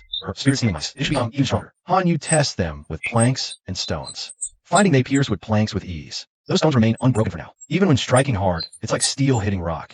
After a moment's thought, Han Yu tells them to try outside. He opens the door, letting them into the spirit field to catch thieves. The ravens fly off. Not long after, the large raven returns with a spirit-stealing mouse. The small one is soiled and a bit disheveled, having failed to catch the night-feeding thief, likely due to their size difference. One succeeds, the other struggles. Han Yu ponders this. Looking down at the captured mouse, he sees its belly bears the familiar circular pattern. His face darkens. Another pet mouse? I don't know who's raising them, but the grudge is getting bigger. Chapter 18, Harvest Day. There was never any chance of reconciling with this rat breeder anyway. Offending more people doesn't matter. Han Yu thought to himself. Without further hesitation, he said to the two crows, one large and one small, take the spirit-stealing rat and eat it. The two crows immediately began hopping with joy in the cramped, simple stone room. The large crow grabbed the spirit-stealing rat and flew out. The smaller crow followed closely behind, disappearing into the night sky. Han Yu smiled slightly. He thought from now on, only occasionally use blood and spirit-nurturing art to deepen his connection with these two crows. He would have to expend his blood energy frequently. They could hunt spirit-stealing rats and spirit-imbued insects, which are actually more beneficial for their growth. These two crows might play an even greater role in the future. Early the next morning, Han Yu saw Li, who appeared to have returned to normal on the surface. The disheveled state from returning from Qinghao Market yesterday seemed like just an illusion. The effect of the spirit-stealing rat's essence blood was clearly very good. It made up for old Li's blood energy loss and temporarily satisfied the thirst and bloodlust brought by the blood refining art. The two inspected the spirit fields and saw no new spirit-stealing rats had appeared. Their mood improved considerably. This spirit field holds all of their harvest. It's directly related to the amount of resources they'll have for future cultivation. Junior brothers, our Qingha spirit rice is about to ripen. Haven't you had any pest? What problems fields? Senior sister asked a smile as she walked over. She directed the question at Han Yu. Old Li's heart skipped a beat. He thought to himself, the one raising the spirit-stealing rats. Actually be her? Why else would she come over and ask this? He was just pondering how to respond when Senior Sister Wei spoke again. You two may not know this, but whenever Qingha's spirit rice ripens, it naturally gathers spiritual energy, making the grains fuller and more spiritual. This is when pest and rodent infestations inevitably appear, and the immature spirit fields inevitably suffer as a result. You were lucky this time. The other brothers and sisters drove the pests, and rodents away thoroughly. I see your fields have no pests, or rodents now, but next time, your luck might not be this good. What does she mean, a threat? Old Li and Han Yu thought to themselves. Unexpectedly, Senior Sister Wei changed her tone and smiled again, saying so. When you plant your spirit fields next time, you should join us. We can look out for each other then. It'll be more convenient. I know a very experienced outer disciple who can help you catch pests and rodents then. It only costs a little spirit rice, very cheap and worthwhile. Han Yu and Old Li nodded in agreement. After Senior Sister Wei left, Old Li leaned in and whispered hoarsely into Han Yu's ear. It doesn't seem to be her either. Han Yu nodded without speaking. He then asked Old Li, Master, how is your voice being transmitted? Is it also a spell? Just a little trick from my days wandering the Jianghu. Old Daoist Li replied, if you want to learn it, I can teach you when I have time. The two exchanged a few more words. Just as they were about to return, Zhongshan walked over, frowning. Junior brother Han, Junior brother Li, have you seen any spirit-stealing mice in the spirit fields? For the past couple of days, it seems like they've all disappeared. Han Yu and Old Daoist Li were stunned once more. Zhongshan, why is he also asking about spirit-stealing mice? Then, both shook their heads, indicating they didn't know. Zhongshan clearly didn't expect them to have any insights either. It was just a casual question. He frowned and hurried away again. After he left, Old Daoist Li lowered his voice once more. I see your brother is also a bit suspicious. Now that I think about it, the spirit stone he gave to Luan was also too extravagant. Miscellaneous disciples desperately cling to every bit of cultivation resource. Why would Zhongshan be willing to give away the equivalent of 4 or 5 caddies of spirit rice? Han Yu suddenly understood, his vigilance rising. Wanshan Valley is indeed the orthodox path of cultivation, but that doesn't mean there's no conflict. It's even senior brother Zhongshan, who's always been so warm and polite, harbors sinister intentions. And among these seemingly peaceful miscellaneous disciples who aren't allowed to fight privately, how many are truly trustworthy? Returning to his stone hut, Han Yu refined the remaining medicinal power of the mystic heart fruit. The spirit seed in his dantian increased once more, reaching today's absorption limit. Afterwards, he practiced spells, growing more proficient, showing signs of mastery. Finally, he replicated essence blood to increase his own vitality, enhancing his self-preservation ability. The blood refining art isn't the orthodox path, but the ability to release blood drops using essence blood, forming a sharp special attack. He is more capable of self-preservation than ordinary refined first or second layer miscellaneous disciples in Wanshan Valley. Of course, if Han Yu didn't have a method to replicate his own essence blood, the blood refining art's bloodthirsty impulse requires blood sacrifice, posing a great risk, making it truly unwise to continue. Only due to his unique circumstances dare he continue cultivating it. After this day, he cultivated for another day. Han Yu began replicating again. Heat surged in his right hand. A distinct, angular outline faintly appeared. Then, following Han Yu's will, a mystic heart fruit appeared in his embrace. Han Yu took out the fruit, his spirits lifting even more. This time, during replication, he felt something stored in his right hand with exceptional clarity, and also clearly perceived he could arrange the copied items as he wished, to conceal them around his body. Even more exciting was Han Yu's discovery that the copying ability could replicate as Xian, once daily, confirming his earlier speculation that different items, varied in difficulty to copy. Moreover, as Hanyu's strength grew, using the ability on the treasure in his right hand would yield more from replication. It certainly would remain just a clump of spirit rice or a drop of essence blood. Having verified his suspicions, Hanyu happily consumed another Xian heart fruit and resumed cultivation. With ample Xian heart fruits, he was confident that within a month he could master the wind writing and water control spells, surpassing most of the spirit field's laborers. He also aimed to reach the cultivation speed limit of his 4 spiritual roots. Tried to reach G refined layer too quickly. 2 days later, Manager Wang arrived with 2 other outer sect disciples to oversee Zhongshan, Sun Kong, and his senior sister Lu Lanwei, among others, harvesting the green sprout spirit rice. Under the supervision of the 3 spirit field managers, Zhongshan and the others harvested the green sprout spirit rice in a day and submitted it. Based on the harvest, Manager Wang made individual arrangements. And off the spot, Zhongshan harvested 52 gene per mu, 80% collected, 20% retained. You keep 52 gene of green sprout spirit rice. Record 5 minor merits. Zhongshan still frowned, showing little joy. Sun Kong harvested 51 gene per mu, 80% collected, 20% retained. You keep 51 gene of green sprout spirit rice. Record 5 minor merits. Sun Kong beamed with delight, clearly confident that with his spirit rice, he was more assured of breaking through to Qi refining layer 3. Lu Lan harvested 47 gene per mu, all submitted. No retention. Record 2 minor merits. Lu Lan's face immediately fell, tears welling in her eyes, almost crying on the spot. Wei Kunyi harvested 60 gene per mu, 80% collected, 20% retained. Record 5 minor merits. You keep 60 gene of spirit rice. Senior sister Wei stepped forward with a smile, bowed gracefully, and said in a soft, charming voice, "Still, I must thank Manager Wang for your care. Without your diligent efforts, how can we enjoy such good days?" Manager Wang stared at her, smiling inexplicably. Junior sister Wei did well. Then his expression turned stern, and he loudly announced the harvests of the other labor disciples. This time, those who harvested more received over 50 gene of spirit rice. Those with less fell below the per mu yield. It's also 2 minor merits, no punishment. There haven't been punishments for falling below 30 caddies. After Steward Wang finished reading, he clasped his hands behind his back and said, "There are a few other matters. Perfect timing to announce to you all. Listen carefully and remember." Chapter 19, 9 drops of essence blood. Many servant disciples stood at attention, quietly listening to Steward Wang's voice, filled with impatience and irritation. First matter, clearing out spirit fields. In recent months, 2 more servant disciples from the spirit fields have passed. One was Wang Fuguei, 5-element spiritual root talent, died of old age and illness. His Sect merits exhausted, left only a son and a daughter, with no remaining benefits for his descendants. And these children having no spiritual root talent, they cannot stay within Wanyong Valley. Expelled, and the spirit field reclaimed. The other was Ling Hui, 5-element spiritual root talent, left the spirit field without permission for 2 months, did not return, causing the spirit field to become barren. Field reclaimed, and an outer sect disciple has taken the task to investigate. If she behaves and does not transmit the cultivation method, she will only have a cultivation purple and be expelled from the sect, made into immortal. If the cultivation method is transmitted, all involved will be executed. After finishing this, Steward Wang looked satisfied, seeing everyone silent, and rarely engages in conquest or slaughter.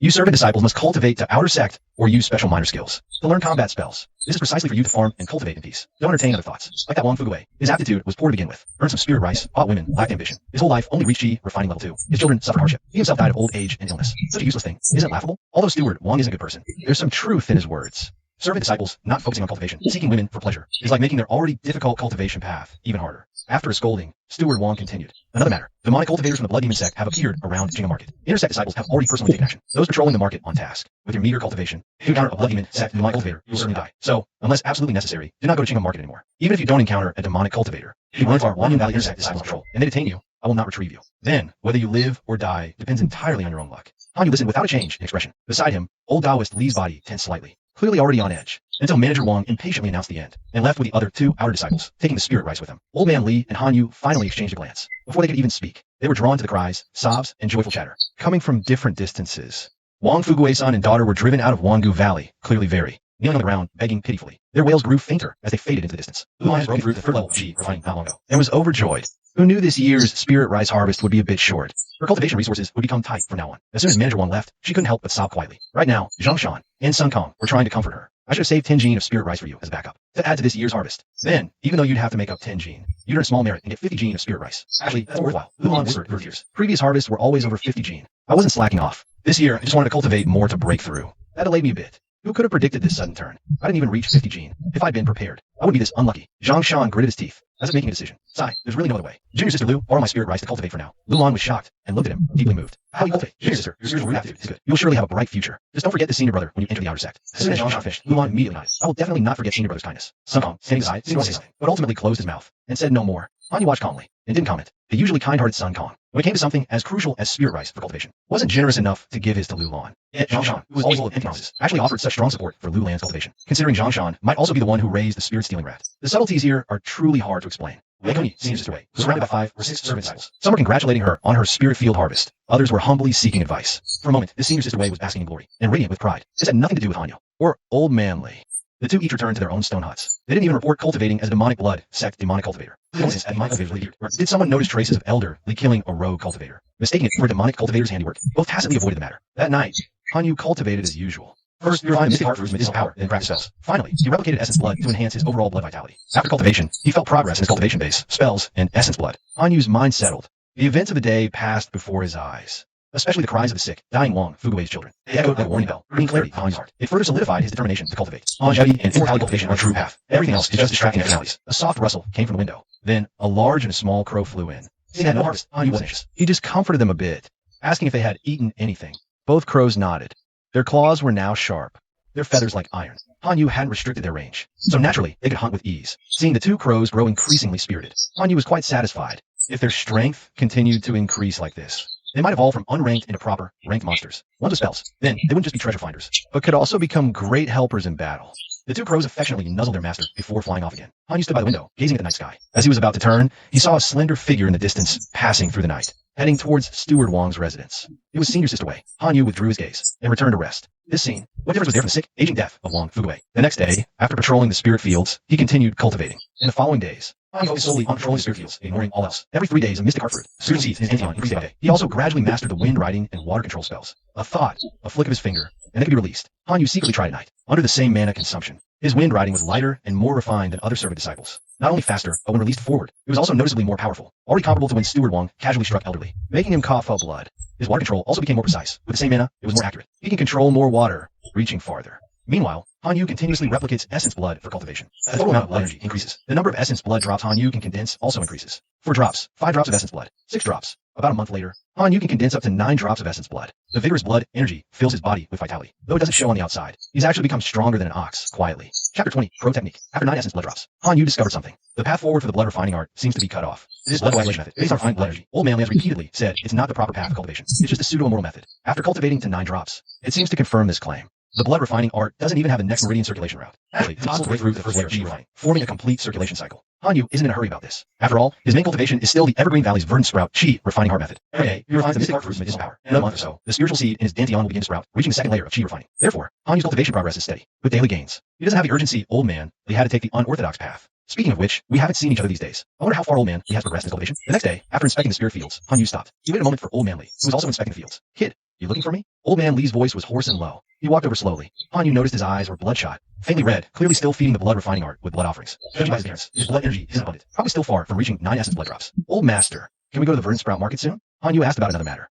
We can go now. The cultivators aren't found. The intersect disciple patrol for a month and left. Old Manly said, Kid, you want to go to the verdant sprout market too? Hanyu thought for a moment and nodded. His progress in spell cultivation has slowed recently. The Mystic Heart Fruit's mind-clearing effect has helped Hanyu master wind riding and water control to their current limits. The blood refining art has no forward path. To condense more essence blood, you need to form a circulation cycle, but there's no corresponding technique. So, besides refining the Mystic Heart Fruit's power, Hanyu needs to broaden his knowledge, learn more about cultivation basics, and master other methods to boost his self-defense capabilities. Alright, come with me tomorrow. Old Manly didn't refuse. He said directly that Qinghe Market is near Wanchun Valley. He's been there many times, so it's generally quite safe. In the evening, after refining the medicinal power of the Mystic Heart Fruit, Hanyu did not practice any spells, nor did he cultivate his blood essence to practice blood techniques. He accumulated his replication ability, saving it for tomorrow's trip to the market. Hanyu was about to rest, when 2 crows, one large and one small, flew in. The large crow dropped a long, crimson, snake-like object. Hanyu looked and was immediately overjoyed. After a month, the 2 crows had finally found another ownerless treasure, picking up this 3-foot-long object, crimson in color and winding like a snake. Hanyu felt the blood energy in his body stirring. Could this be the spirit bloodvine that senior brother Sun Kong mentioned? Hanyu was stunned, then speechless. Things that increase blood energy aren't very useful to him anyway, especially now, with his blood techniques making little progress. It's even less useful. This thing is useless to him at the moment. Hanyu picked up the spirit bloodvine and examined it. He praised the 2 crows and asked if they wanted to eat it.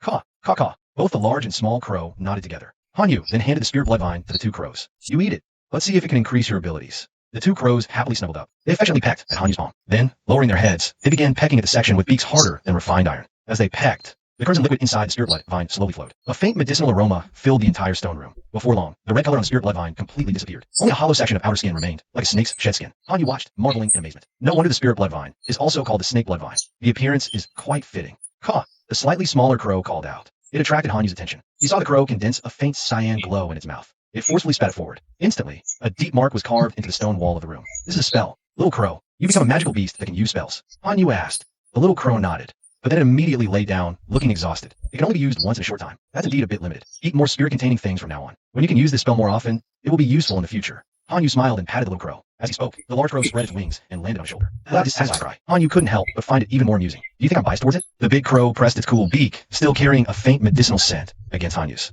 Alright, you're so willful. Hanyu reached out and stroked its stiff feathers. What's your ability? The big crow slightly raised its head, and also exhaled a faint bluish glow. It left a mark on the stone house too. Oh, the same spell. Not bad either.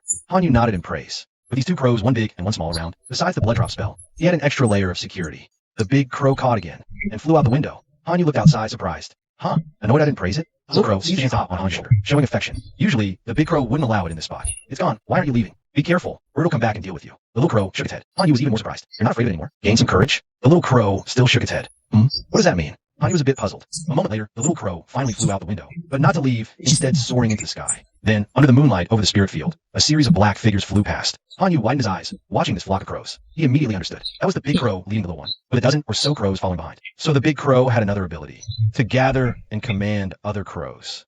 So it's the leader among the crows?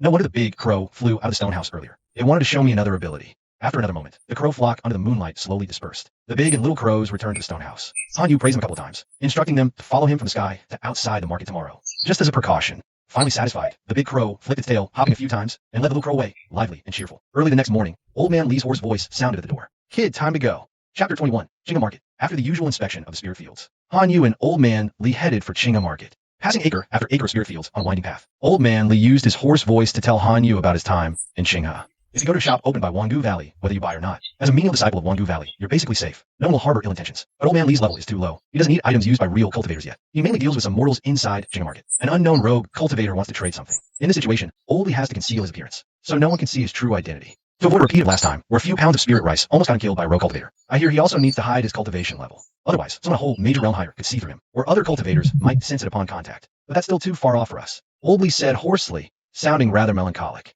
He suddenly asked, Kid, it's been 3 months since you started. How's cultivation? Almost the first level of chi refining. Hanyu fell silent. Go on, how much longer? I know you have a forced spiritual root. Better tell mine. Seeing like this, Old Lee is impressed. About 2 more months. Hanyu finally gave a time frame. Old Lee was instantly shocked and envious. That's fast enough. Talent really is better than mine. If I follow the normal path, grinding away, I'd probably need over a year more. Progress with the green sprout chi refining method is just too slow. He patted Hanyu's shoulder again. Kid, you've been working hard enough. Worthy of being Wander's grandson. Hanyu was speechless inside. The old man was good in every way, except he kept reminiscing about Granny from decades ago. It was as if all Hanyu's efforts were taken for granted just because he was Wander's grandson. The market came into view in the distance. Old Lee took 2 veiled hats from the bamboo basket on his back. He and Hanyu each put one on. Their gray servant robes didn't need changing.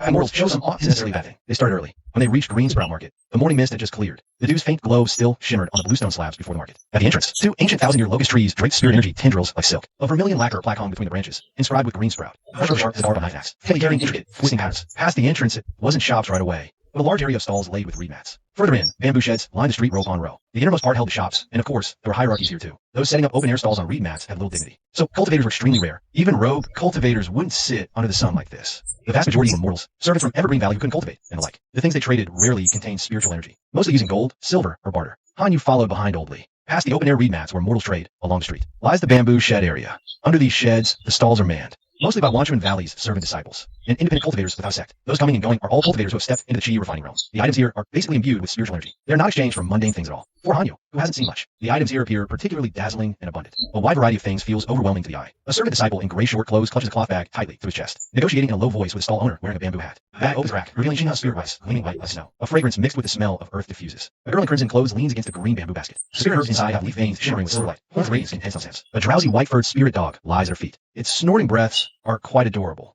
A fat man with a big head and large ears, his chest exposed, smilingly beckons to passing cultivators by the roadside in the bamboo shed area. Spells, secret arts, elixirs, talismans, everything's available. Want anything? However, few stop to pay him any attention. There's also a Wanchuan Valley outer disciple in blue clothes, passing by in a hurry, drawing envious glances from many. Hanyu and Old Lee also stand by the roadside, watching this outer disciple move from the bamboo shed area to the shop district. Let's go see the innermost part. Old Lee's voice is low. Then we'll come back. The central shop district of the market has shops neatly arranged in rows. Even multi-story pavilions occasionally appear. Here, Wanchuan Valley outer disciples in blue are noticeably more numerous. Servant disciples are still quite common as well. Occasionally, mortals are seen, but they're all following orders. Servants rushing about to perform duties, not the freely coming and going kind from the outer reed mat area. Hanyu sees Wanchuan Valley's talisman shop, magical artifact shop, elixir shop, and others. Some shops aren't run by Wanchuan Valley either. Inside Chinga Market, there's also a tavern. Above it hangs an antique-style sign, Chinga Brew. Who knows what it tastes like? Anyway, it's not something to cart Hanyu, or Old Lee can hope for. A flash of golden light passes overhead. A Wanchuan Valley inner disciple in blue clothes with golden threads on his garments descend from above the market. The tavern waiter immediately comes out with a smile, walking quickly to greet him. The outer disciples who are chatting and drinking also stand up. The inner disciple gives a slight nod and enters the tavern. As an inner disciple, cultivation at chi refining 7th layer or above. There's still an assessment to pass. Having spiritual roots qualifies one to become a foundation establishment cultivator in the future, serving as an intersect steward. Old Lee murmured in amazement.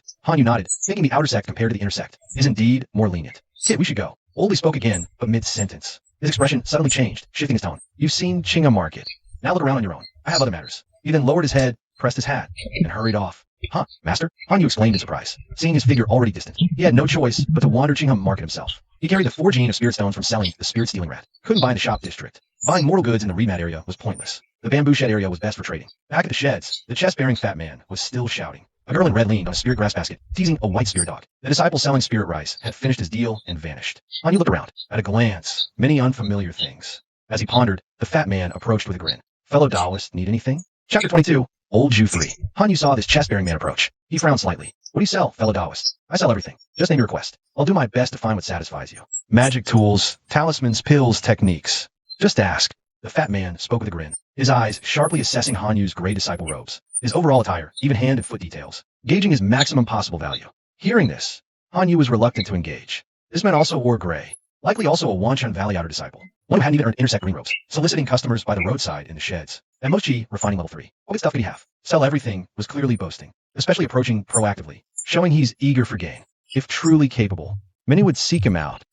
Having reasoned this, Han Yu ignored the fat man, turning to observe other stalls. Hey, fellow Taoist, leaving? What do you need? Just say it. Tell me what you want. Of course I can help you think of a way. Hey, fellow cultivator. The fat guy followed behind in surprise. He called out repeatedly, but Han Yu waved his hand, indicating he wasn't buying. He stopped in front of the crimson-clad girl's stall. The crimson-clad girl let go of the white spirit dog in her hand. Her brows and eyes curved like a new moon as she laughed a string of silvery laughter. Ha! Zhu Lao San, got your bluff called again, didn't you? With the measly stuff you have, you dare to boast so big? She was saying all this, but not to Han Yu in front of her. Instead, she was speaking to the fat guy who had opened his robe. That fat guy, Zhu Lao San, didn't seem angry either. These people all judge by appearances. Who do they think Zhu San am? They don't even bother to ask around. A menial disciple from the alchemy hall can compare to other places. If a senior brother or sister just let a tiny bit slip through their fingers, they would be able to pay for it, even if they knelt and cowed out. After speaking, Zhu Lao San raised his head again. He question said, "Han Yu from not recognizing this," and then after his spot and stood, still looking as slovenly as ever. He cheerfully greeted passing cultivators. The crimson-clad girl giggled, clearly not taking Zhu Lao San's word seriously, but she also had no intention of explaining to a stranger like Han Yu. She just put her finger under her spirit dog's chin, scratched it casually, making the spirit dog squint its eyes contentedly. What about moonlight grass? What's this spirit herb used for? Han Yu asked. The crimson-clad girl smiled and shook her head. You don't even know what moonlight grass is for. Seems you're neither an alchemist nor from the herb garden.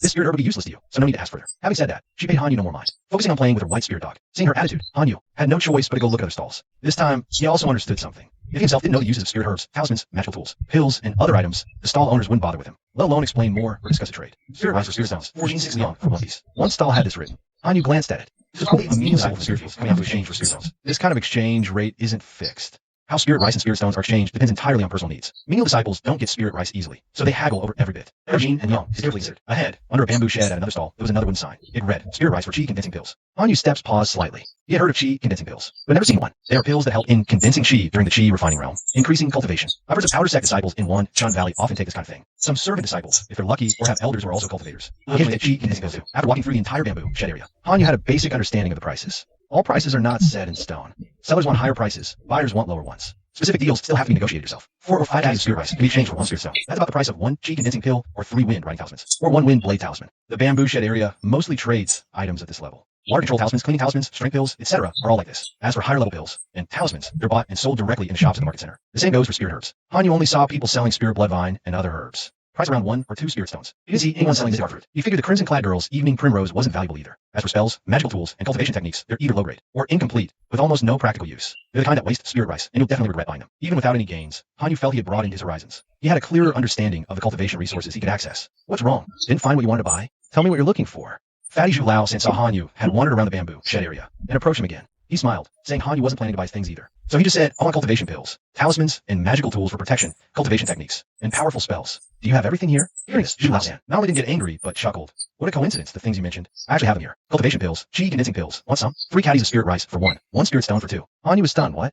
How are they so cheap? Minor flaws. Their practice worked from some senior brothers. It doesn't affect the effectiveness. At least not before the 6th level of Qi refining. Zhu Lao San said with a grin, winking fellow Taoist. Think about it. What do we servant disciples seek? Isn't it to enter the Outer Sect and hold our heads high? These cheap and affordable pills are truly the necessary choice of cultivation. So that's the kind of pill it is. This kind of thing that affects your future path of cultivation is no different from eating dirt to fill your stomach today, only to be burst by the dirt tomorrow. Is that what you're saying? Talismans are also Han Yu's question. Cheap and affordable, guaranteed to have 30% of the power. Not bad at all. Zhu Lao San smiled sincerely and lecherously. Magic tools also have 2 uses. That's not bad, right?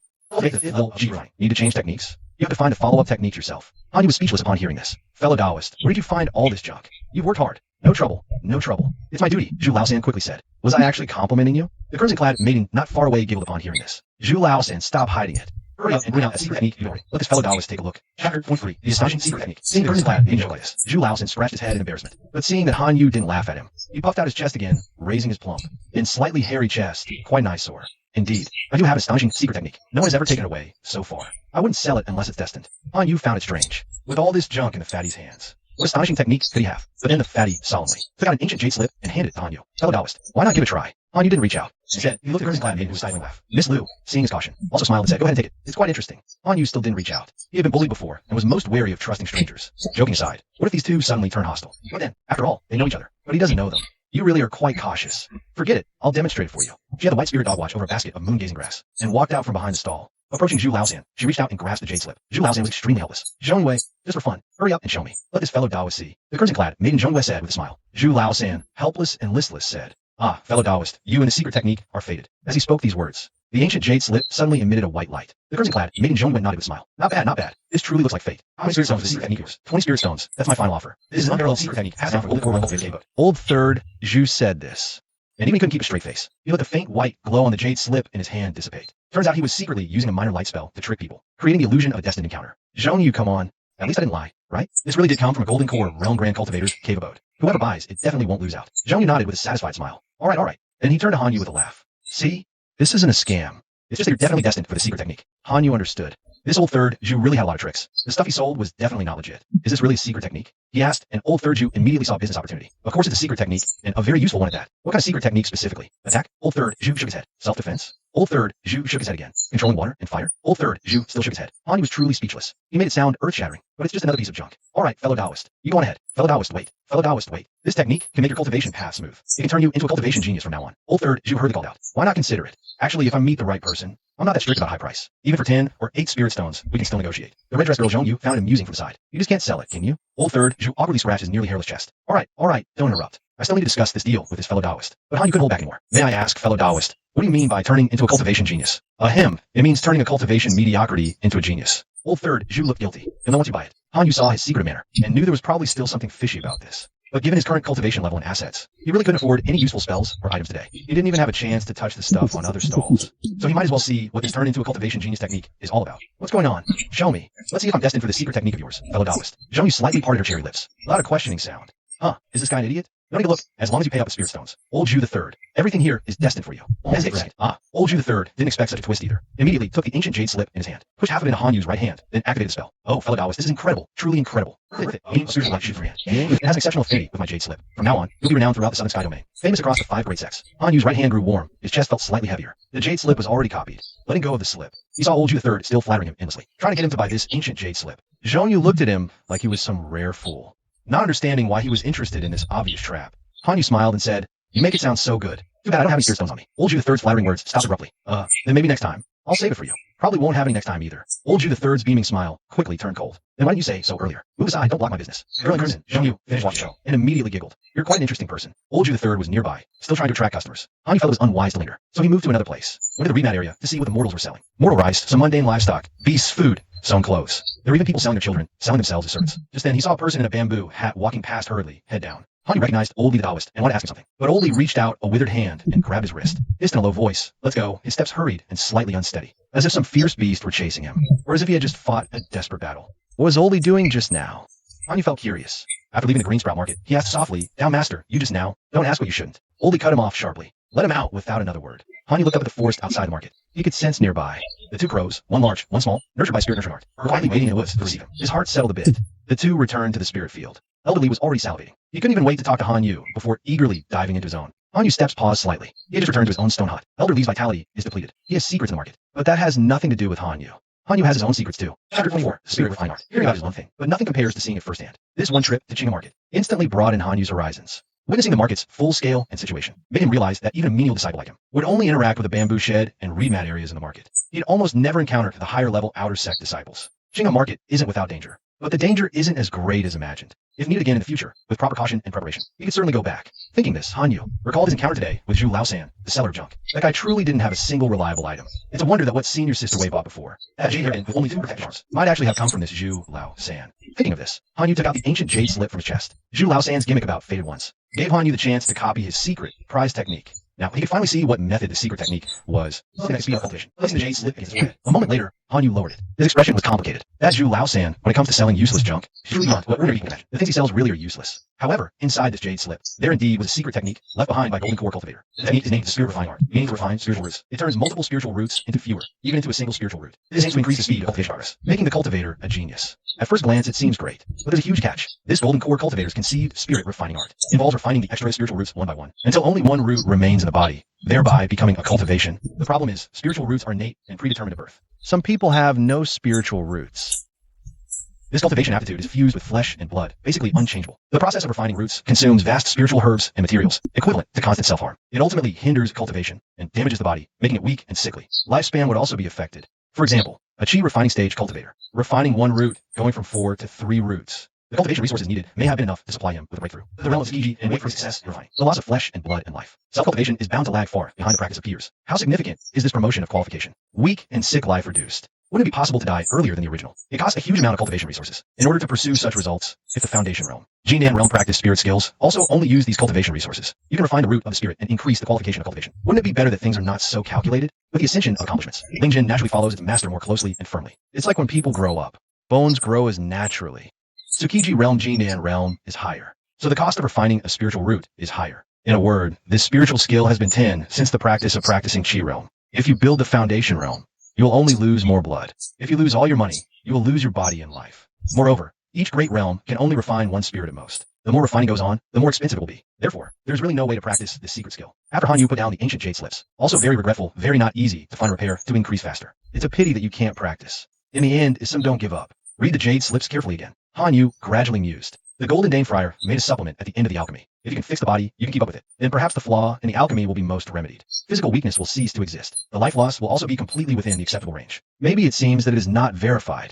However, it seems that this idea is also good. Severe body damage caused by alchemy. Body refining is to increase one's physique. It's possible to make amends, but it's just going to be done. The resources needed for spiritual practice are even crazier. If the realm of chi training is refined at the lowest cost, a spiritual root will be refined. What is needed is a cultivation fund sufficient to cultivate the foundation. Add another piece of training to build the foundation. Finally, he will add a share of his own daily training resources. That is to say, almost 3 of them can be cultivated to the foundation level. It is possible to try to practice. This is just a family's words. Private newly created secret laws that have not been verified at all. This consumes a really huge amount of resources, and it's at the risk of not being able to make up for the source of the disease. Under normal circumstances, no menial disciple would ever consider it. Even those from wealthy backgrounds, faced with such an unproven, dangerous, and extreme secret technique, would never recklessly attempt it. Han Yu sorted out his thoughts and likewise refrained from trying. His foundation was currently too weak. His knowledge was too limited, and he lacked a proper body refining cultivation method. Even with a relatively clear idea, he could only attempt it once the conditions were met. In the following days, Han Yu no longer went to Qingham Market with old Taoist Li. He spent his days inspecting the spirit fields and consuming mystic heart fruits, as usual. Grinding his power to increase his spiritual energy. However, limited by spiritual roots aptitude. He reached his daily absorption limit each day. Even so, with each day's cultivation progress, the spiritual seeds in his dantian increased and became more rounded and lustrous. This also indicated he was getting closer and closer to the second level of chi refinement. During this period, old Taoist Li also stopped inviting Han Yu along. Instead, he got involved with Zhang Shan and a few other menial disciples. Han Yu occasionally saw him with Zhang Shan or other menials, nodding and bowing as if currying favor with them. Han Yu was quite familiar with old Taoist Li by now. He always knew the old man was not kind-hearted or soft, nor the type to swallow his pride. When Manager Wang had injured him with a wind-riding technique, he still held a grudge. How could he be so accommodating to Zhang Shan and the others? Recalling how old Taoist Li had used live chicken blood, extracted essence blood from fine horse, and stolen essence blood from spirit sealing rats, Han Yu vaguely began to speculate. Could the old man have already? Thinking of this possibility, Han Yu felt somewhat complicated. If it were senior brother Sun Kong, Han Yu would definitely try to protect him as much as possible. As for others, like Zhang Shan who seemed to be raising spirit-stealing rats, Han Yu naturally wouldn't meddle. Unconsciously, more time passed. Han Yu was cultivating after consuming a mystic heart fruit. Refining with this power, his spiritual energy cycle became full and suddenly accelerated. Crossing an invisible threshold. Immediately after, a tiny sprout emerged from the spiritual seeds in his dantian. The spiritual energy throughout his body instantly surged by 10%, making him feel incredibly comfortable and light. Finally, the second level of chi refinement. Chapter 25. After breaking through from the first level of blood refinement to the second level of chi refinement, he felt the richer circulation of spiritual energy. Even his muscles and physique benefited and improved. What surprised Han Yu even more was, he originally thought his 9 drops of essence blood had reached the limit for his blood refinement art cultivation. Unexpectedly, after breaking through to the second level of chi refinement, the limit for containing essence blood within his body had also increased. Not only did the original 9 drops of essence blood become 10 drops, but it can even continue to improve further. The replication ability in his right hand, as Han Yu's cultivation advanced, indeed quietly increased once more. Originally able to replicate 1 drop of essence blood per day, now it can replicate 2 drops. This way, the blood drops can be released 12 times in one go. Such offensive capability is likely beyond ordinary outer sect disciples in the first 3 layers of chi refining. Replicating mystic heart fruits still can't reach 2 per day. If calculated, it's about 4 mystic heart fruits in 3 days. Sensing this change, Han Yu felt a slight surge of excitement in his heart. At the second layer of chi refining, according to the verdant sprout chi refining method, the next step is for the spiritual seed in the dantian to fully sprout, which is the third layer of chi refining. When the sprout extends its first leaf, that is the 4th layer of chi refining. Then he would qualify to become an outer sect disciple of Everlasting Spring Valley. It's also time to visit verdant sprout market again to find body refinement techniques or other methods to further improve himself. With 2 calls, one big and one small. The increasingly lively and spirited big crow, and the little crow darted through the night. landing before Han Yu. Didn't find spirit fruits again today. This was also a normal situation. After all, there are too many cultivators near Everlasting Spring Valley. Few miss valuable things. Any sign of spirit fruits or herbs is easily discovered. Finding the mystic heart fruit and the spirit blood vine before was already quite difficult. Caw! The big crow called softly to Han Yu, tilting its head towards the window's direction. Han Yu was puzzled. You mean? He quietly walked to the window. Under the moonlight, he saw a graceful figure heading towards Manager Wong's house. He couldn't help but chuckle. Isn't that Senior Sister Wei? Her affair with Manager Wong. Han Yu had already known about for a month or two. It didn't require attention. What's there to see? But then Han Yu noticed.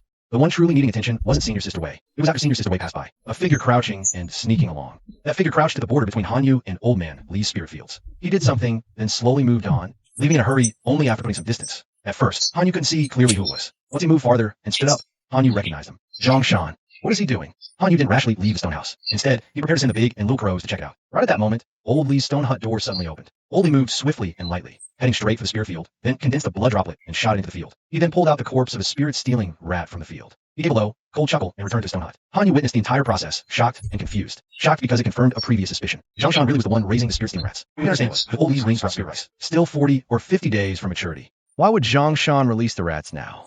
And why did Old Lee immediately come out and kill it? As if he already knew beforehand. Old Lee had been getting closer to Zhang Shan and the others lately. What on earth is going on? That's what created this puzzling situation. Unable to figure it out, Han Yu stopped paying attention. Whatever Old Lee and Zhang Shan were up to, it seemed a bit dangerous. Han Yu decided it was best not to get involved. Han Yu gave his two crows, one big and one small, another calming, before letting them leave. Early the next morning, while Han Yu was inspecting his own spirit field, he saw Zhang Shan hurriedly arrive in front of Old Lee's stone hut. The two spoke in low voices for a while. Then Old Lee shouldered his bamboo basket for the green sprout market, and they went to the market together. Han Yu glanced at them, thinking these two were just scheming against each other last night, and today they're traveling together. How strange. Just then, Senior Brother Sun Kong came dejectedly from the direction of Lulan's stone hut. Han Yu called out to him. Senior Brother Sunday. Sun Kong nodded. Junior Brother Han, he replied, still looking gloomy. What's wrong, Senior Brother Sun? You look so upset. Han Yu inquired. Sun Kong sighed and spoke in a low, troubled voice. Ever since the spirit field harvest, Senior Brother Zhang Shan has been lending Lulan's spirit rice for cultivation. Lulan has become especially close to Senior Brother Zhang Shan. I try to talk to her. She's cold and distant. Sigh. We used to get along so well. I never thought it would turn out like this. Han Yu was surprised. Senior Brother Sun, do you have feelings for Senior Sister Lu? Sun Kong shook his head. It's not that. It's just, I thought we all got along so well before. And suddenly it's changed to this. Since Lulan is treating me with such coldness, what can I do? I'm on the verge of breaking through from Chi refining level 2 to level 3.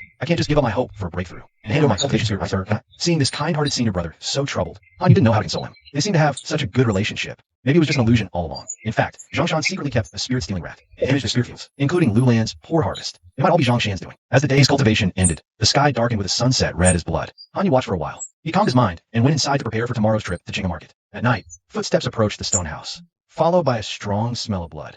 Han Yu, who was cultivating, sensed it. He quickly condensed several drops of vital blood, ready to strike. Kid, came the hoarse voice of Old Man Lee from outside. Han Yu, realizing, opened the door. He kept the blood drops hidden behind him, not retracting them. Old Man Lee wasn't wearing the usual gray servant's robe. He entered dressed in black clothes. Though he had no visible blood on him, a wave of bloody scent hit Han Yu. What surprised Han Yu even more was, the old man's hair, originally white, now had several distinct streaks of bright red mixed in.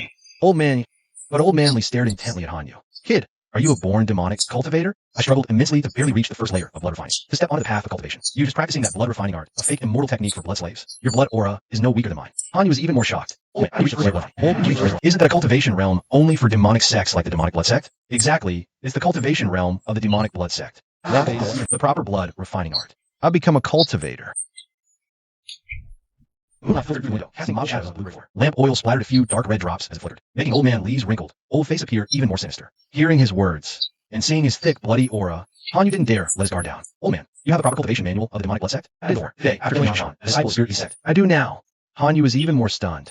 Zhang Shan, Spirit Beast Sect? Yes, precisely the Spirit Beast Sect. Chinga Market facilitates external exchanges. At the same time, it's also convenient for outside sects to contact disciples of One Spring Valley. That's how I got the chance to meet someone from the demonic blood sect. Zhang Shan had a chance to be a disciple of Spirit Beast Sect. Learn the means to tame spirit thief mice. Old man rest. Explained to Han Yu, you think Zhang Shan is a good man? He gave Lulan spirit stones, supported her cultivation, all to win her over.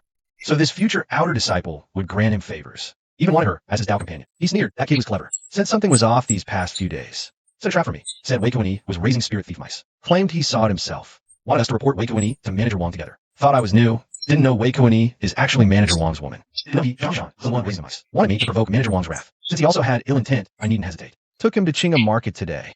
Killed him with the blood demon sect people. Used it to trade for the true blood refining art. Used his spiritual blood to cross the cultivation threshold. Reached blood refining, first layer. His voice rose with excitement. Clenched his fists, red and white hair flying. A bloody aura swirled. Kid, I'm at blood refining, first layer. Han Yu found the tale twisted and arduous. Old Taoist, your journey has been truly difficult. Now you've achieved your wish. Yes, finally achieved my wish. Old Man Lee's eyes were bloodshot, staring at Han Yu like a hungry wolf. Suddenly realized his lapse. Quickly formed hand seals. After a moment, let out a long breath. The blood demon sect's art is fast, but this craving for blood, this restless aura, must be constantly masked with breath concealment. Han Yu asked, why visit me tonight, Old Taoist? Old Man Lee rasped, kid, I came today to tell you.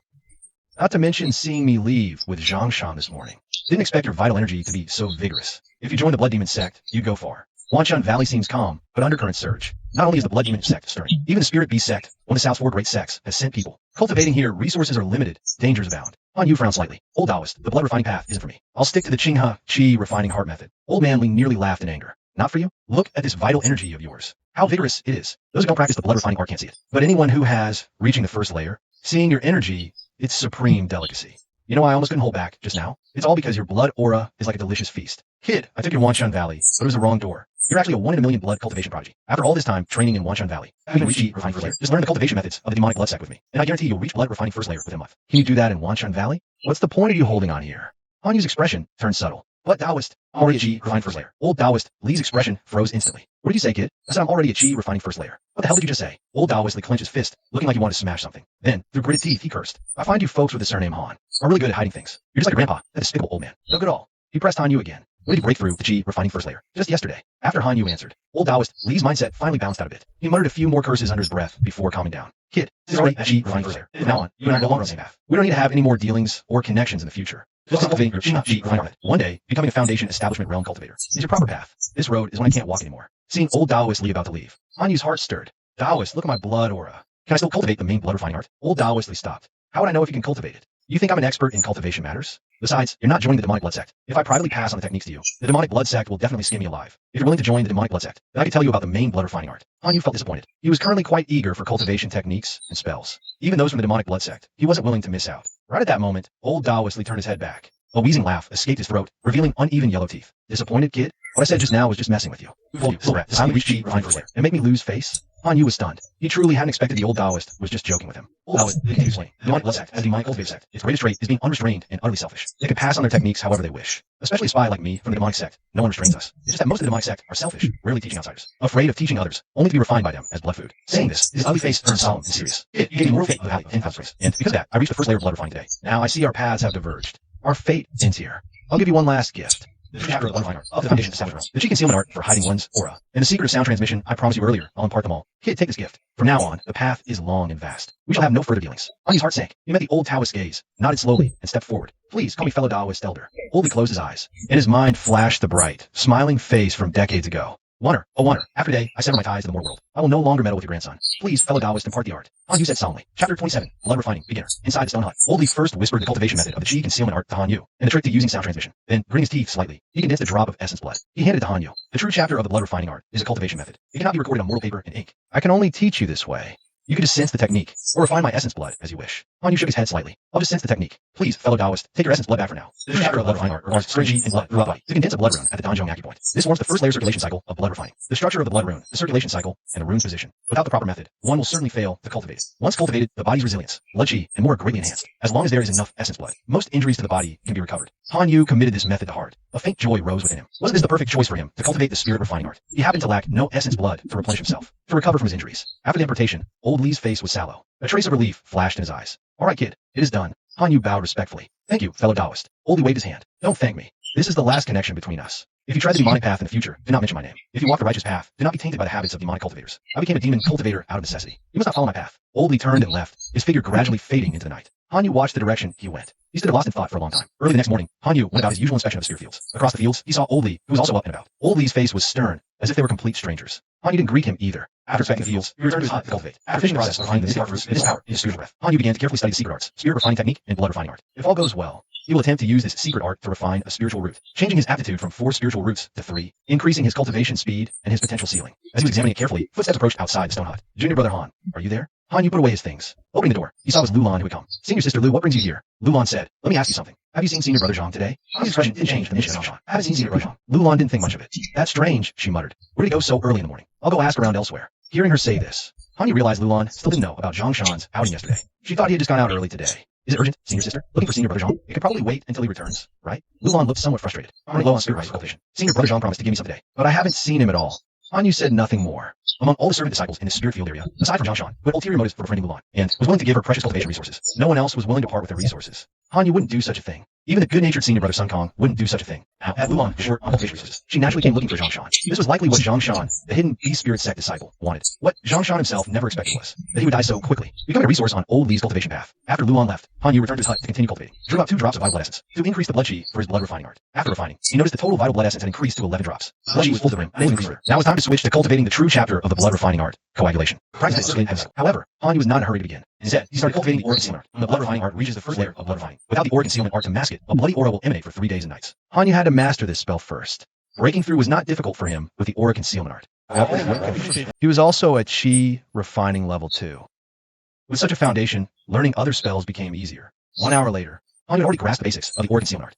He discovered that although the main purpose of the aura concealment art is to mask the residual aura from cultivating the blood refining art, it could also conceal Han use Chi refining cultivation. Simply put, it could more smoothly and naturally disguise Chi refining level 2 as level 1. This gave Han Yu an extra layer of protection. Originally, Chi refining cultivators, without actively releasing the cultivation aura, and without cultivation sacrifices, or those who cultivate related arts to see other cultivation levels, would not have their specific Chi refining level directly seen through. Now, Han Yu had cultivated the aura concealment art. Even if he actively released his cultivation aura, he could disguise it as Chi refining level 1. Naturally, it became even harder for others to see through him. That night, the moon was high, the wind was dark, and the spirit field was silent. Han Yu waited for Senior Sister Wei to go to Manager Wang's place and return. As the night deepened and all was quiet, he began cultivating the true chapter of the blood refining art. All his vital blood essence gathered at the Danzhong acupoint. His head buzzed, and his hands and feet turned icy cold. Then, this vital blood essence naturally coagulated into a blood talisman. The blood talisman bore a twisted pattern, symbolizing the achievement of the first layer of blood refining. Immediately, the blood talisman inhaled and exhaled blood chi. His head and hands and feet gradually recovered. First, the whole person came back to life. Then, he became increasingly filled with blood chi, vitality, and vigor. He felt more than twice as strong as before. Sensing the increase in his body's vitality, and the ability to use vital blood essence to recover from injuries and replenish his own losses, Han Yu knew the obstacle to cultivating the spirit refining art was gone. From today onward, he could practice the spirit refining art to improve his spiritual root aptitude. After Han Yu also practiced that little trick of sound transmission into the ear, the time was already late. So I decided to rest and recharge, aiming to start my cultivation in the best possible state tomorrow. Early the next morning, Han Yu looked at his reflection in the clear water. He was puzzled to find that, unlike Old Man Lee, his hair was still jet black. Old Man Lee practiced blood refining art, and would often feel sudden urges for blood. After reaching the first layer of blood refining, he looked a bit younger, but red hair had started growing among the white on his head. Now, he either wore a bamboo hat or tied his hair with a headscarf. Han Yu had been refining his own vital blood all along, but never felt such urges, nor did any red hair grow. How strange. He went out in the morning and checked the spirit fields as usual. He saw Sun Kong and Lulan, along with Old Man Lee, Senior Sister Wei, and about 7 or 8 other servant disciples gathered together. I saw Senior Brother Zhang's room was indeed lit up last night. I never thought he'd make such a decision.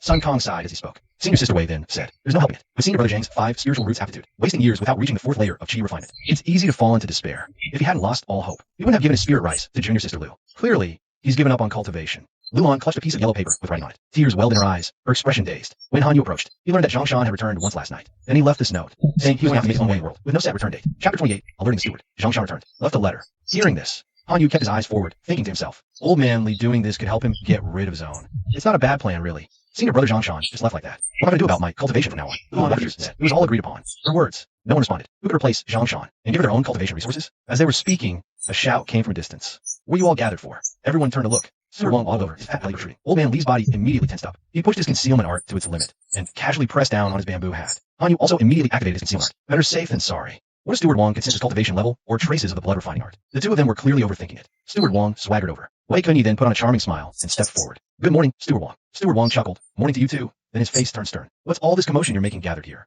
Wei Kunyi snatched the yellow paper from Lu Lan's hand and handed it to Steward Wong. Look, the menial disciple Zhang Shan left this note. Said he's lost hope of reaching the 4th level of Chi refining, so he's gone out to seek his fortune. Return date uncertain. Steward Wong's face darkened. He took the paper. Return date uncertain. How convenient. Coming and going as he pleases. Does he think my spirit field is his own bedroom? This is clearly desertion, taking the Sect's techniques and fleeing. He should be pursued by outer disciples, brought back, and punished. He then asked the Zhang Shan, who knows him? Wei Kunyi immediately said with a smile, Steward Wong, I know. Zhang Shan has 5 spiritual roots. He's been here for 20 years. He broke through to the 3rd level 7 years ago and hasn't advanced since. He probably felt he had no hope of entering the outer sect in his lifetime. That's why he decided to leave. Steward Wong gave her an approving look. Good. Little Wei, you understand me well. He then pointed at Lu Lan and said sternly, and what are you crying about? Was Zhang Shan your lover? Do you know where he went?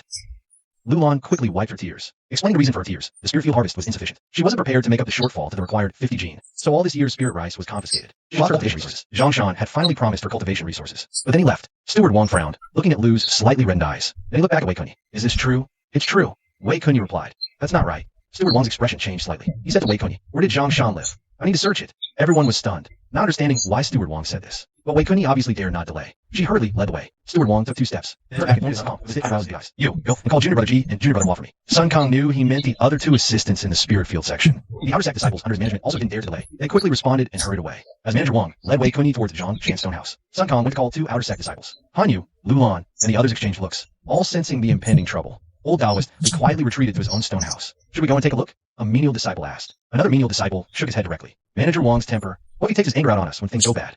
With that said, none of them followed. They just stayed where they were, discussing what had happened to Zhongshan. Why the search? Lulan hesitated, feeling she couldn't escape involvement, even though others didn't follow. She eventually went after them. Moments later, Sun Kong led 2 outer sect disciples surnamed Ji and Hua, dressed in blue, and asked after stopping. Senior brother Ji and senior brother Hua hurried to Zhongshan's residence. After meeting up with Manager Wang, the 3 frowned and muttered a few words. Then they all headed to Lulan's stone house. Another search was conducted. Afterwards, Manager Wang ordered Lulan to stand still. Wei Kuni and Sun Kong kept watch over Zhongshan and Lulan's residences, allowing no one in or out. Immediately, Manager Wang released a banana leaf and left hurriedly with the outer sect disciple surnamed Ji. Clearly, they were reporting to the sect. They left the outer sect disciple surnamed Hua to supervise the situation. Seeing this, apart from Lulan, Wei Kuni, and Sun Kong, the other menial disciples hurried back to their rooms. They didn't want to bring trouble upon themselves. Hanyu returned to his own stone house. He activated his sealing technique, masking his first layer of blood refined vision. He masked his second layer of G refined vision as the first layer. He also checked all the items in his room once more. The valuable things were 4 gene of spirit rice, 2 mystic heart fruits. The gray jade slip was from the initial entry transmission. The ancient jade slip contained spirit refined art. Another jade slip was given by senior sister Jean Shi, who guided him when he first entered. Other than that, there was nothing much. The replicated spirit rice ball from senior brother Sun Kong had already been eaten by Hanyu. There were also traces of big and small crows. The nest under the bed, the crow spell practice marks on the wall.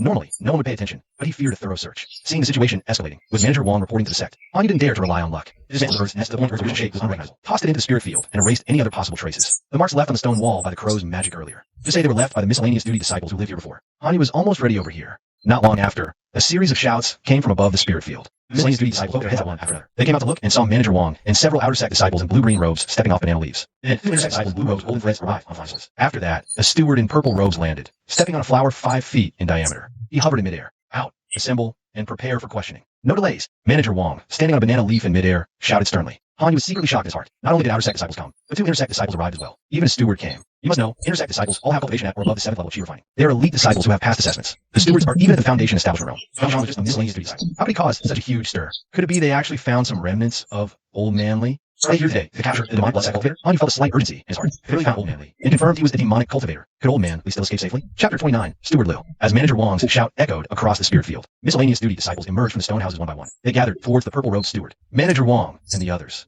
The purple-robed steward did not descend, standing on his floral artifact. He hovered in the air, his gaze as sharp as an eagle's, sweeping over the disciples. The 2 inner sect disciples stood slightly below and behind him. Manager Wang and the other outer sect disciples had already landed their banana leaves. They stood below and to the side of the inner sect disciples. This lineup resembled an upward-sloping cone, with the purple-robed steward at the highest apex, clearly displaying the hierarchy of status. A moment later, the miscellaneous disciples all gathered. The purple-robed steward opened his mouth to ask, disciples of the spirit field, how many are absent today? Manager Wang hurriedly checked the roster. After a quick scan, he reported promptly, including Zhongshan. 5 people are absent today. I'll personally search Zhongshan and Lulan's residence. For the other 4 absent, you go and search. If you find someone, bring them for questioning first. If no one is there, find out their whereabouts. When they return, interrogate and verify carefully. The purple-robed steward gave the order. He descended from the sky. Manager Wang looked tense, led the way in front of him. Enter Zhongshan's stone house for a closer look. Purple-robed Deacon wore expression. His gaze swept over and fixed on the location of Zhongshan's stone bed. The stone bed had been overturned. Carved on the underside of the bedboard was a pattern of a roaring beast's head. Beneath the bed was a dark, thick hole as wide as a water vat, emitting a foul, fishy stench. Raising a spirit-stealing mouse would at most violate sect rules. This unique beast-taming and control pattern belongs exclusively to the spirit beast sect. The purple-robed Deacon said coldly. This Zhongshan must have been bought off by the spirit beast sect. Manager Wang chimed in repeatedly. Deacon Liu is absolutely right. It must be so. Zhongshan has a 5-element spiritual root aptitude. He's been a sect for 20 years. The spirit beast sect could not possibly have used him as a pawn from the very beginning. He must have been recruited through the Qingham market in recent years.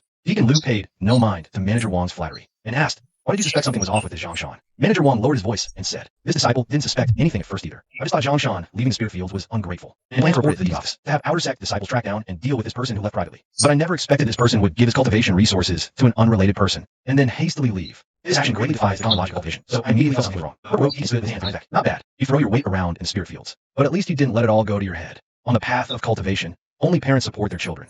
Never time when children support parents. He husband and wife, fellow cultivators, speak clear about counts. He's a 20-year veteran of the spirit fields. His cultivation path is so difficult. Why would he support someone unrelated? Manager Wang's face showed shock, cold sweat beating on his forehead. His lips trembled. He thought no one would know about him bullying some inconspicuous, hopeless servant disciples. Turns out the sect deacons have had their eyes on him all along. It seemed like a word of praise, but the warning was even clearer. Deacon Liu, you see everything clearly. This disciple's petty affairs can't escape your notice. Deacon Liu said indifferently, if nothing happens and no one lodges a complaint, these minor matters of yours don't need to be brought up specifically. But once trouble comes knocking, these minor matters become your fatal flaw. Be more lenient in your dealings with people in the future. Leave some room. That's for others, but also for yourself. Yes, I understand. I will remember it well. Steward Wang wiped his cold sweat and quickly said, let's go. Let's go see where Lulan lives. Steward Wang immediately led the way. Upon reaching Lulan's stone hut, he introduced in a low voice. Lulan has only been here a few years. She's just 16 this year. With triple spiritual root aptitude, she's already achieved refining stage 3. She's expected to be by 18 or 19. Zhongshan might have wanted to trick this girl into being his cultivation partner. Perhaps he tried to prevent a future outer sect disciple early. So far, I haven't found anything suspicious about Lulan. Her speech and behavior seems like someone from the sect. She's never been to Qingham market either. After Steward Wang finished speaking. Steward really speculated. It really doesn't seem like anything is wrong, but we still can't let our guard down. Keep a close eye on her. If she's also proven to have been bribed, you can forget about being steward. Go to Namli country to slay demons. demons. Yes, Steward Liu. This side concluded the investigation. On the other side, 2 inner sect disciples also led the outer sect disciples to conclude their investigation, bringing over a male disciple, wearing only an undershirt with bare calves and feet. Steward Liu, the other 3 went to the market to exchange things. This person was self-pleasuring indoors, so he refused to come out. The disciples couldn't help but let out muffled laughter. Some even couldn't hold back a snort of laughter. The sect summons, and this guy is busy self-pleasuring. Can't bear to come out? What a freak. Steward Liu's face darkened. The aura of the Foundation establishment stage suddenly erupted. You scum. Did you join our Wanshan Valley just to specialize in such vulgar acts? The self-pleasuring disciple, who hadn't even time to put on pants, was immediately immobilized by this aura, unable to move. The other disciples, sensing Steward Liu's anger, also hurriedly suppressed their amusement, eyes downcast, showing no unusual expression. Wang Wei, give this muddle-headed scoundrel a severe punishment. We'll see how he behaves after. Steward Wang quickly acknowledged, holding back laughter as he led the servant disciple busy with self-pleasuring, and first dunked his head into a water vat. You ungrateful beast. You've entered the immortal gate, yet you don't cherish the chance to cultivate. Have some water to sober up. Steward Liu withdrew his gaze. He tried his best to restrain himself.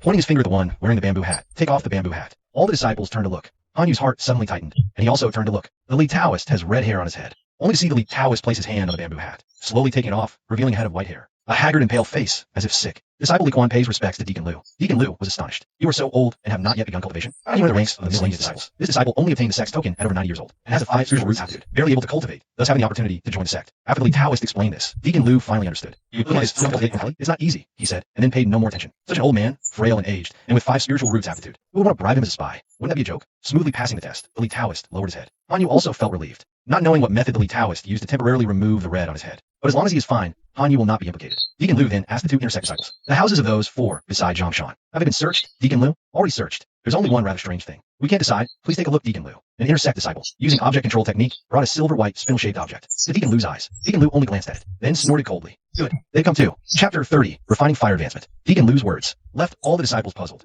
An inner sect disciple asked, Deacon Liu, who is this person, and what is their background? The little Tian Luo sect, those guys proficient in divination, mystical, and mumbling. Deacon Liu said, the place he searched. Was it completely clean, with nothing at all? Indeed it was. Deacon Liu snorted coldly. That's right. This is exactly the style of the little Tian Luo sect. This person must have calculated today that something unfavorable would happen. So simply left, returning to the little Tian Luo sect. There's no need to search his house. After speaking, he released a flower-shaped magical instrument. That's all for today. I need to report to the sect leader. You all cultivate diligently, guard the spirit fields, and cause no more trouble. That way for everyone's response. He soared into the air with a silver-white, spindle-shaped item. Inner and outer disciples followed closely behind. Only Manager Wang remained. The outer disciples, surnamed Ji and Hua in green robes. The Ji surnamed disciple dismissed the menial disciples. He walked over to Manager Wang with a chuckle, watching the portly manager struggling to clean up the self-pleasuring menial. This kid's something else. Made us all lose face before the deacon. He needs proper discipline. Manager Wang grabbed his neck. Shameless wretch. Will you stop? The menial whispered. Maybe just twice daily then. What? Manager Wang exclaimed. Both Ji and Hua stared in disbelief. Was this man born for breeding? Where does this obsession come from? Meanwhile, other menial disciples dispersed. Lulan still didn't understand what happened. She whispered to Wei Kunyi, old Dao's son Kongli, Han Yu, and other acquaintances. Tearfully, what trouble did Senior Zhang really cause? Even the deacon got involved. I'm implicated without knowing anything. Had I known I'd be implicated, I'd never have accepted his gifts. A bit late for regrets now. Wei Kunyi said, smiling. Fortunately, our sect is reasonable. Not punishing everyone involved. I've heard some sects execute disciples over mere suspicion. That's true, tyranny. Seeing Lu Lan still teary-eyed, Wei Kunyi added, I'll inquire in a couple days. About what Zhongshan actually did to alarm the whole sect. Can you really find out? Sun Kong asked honestly.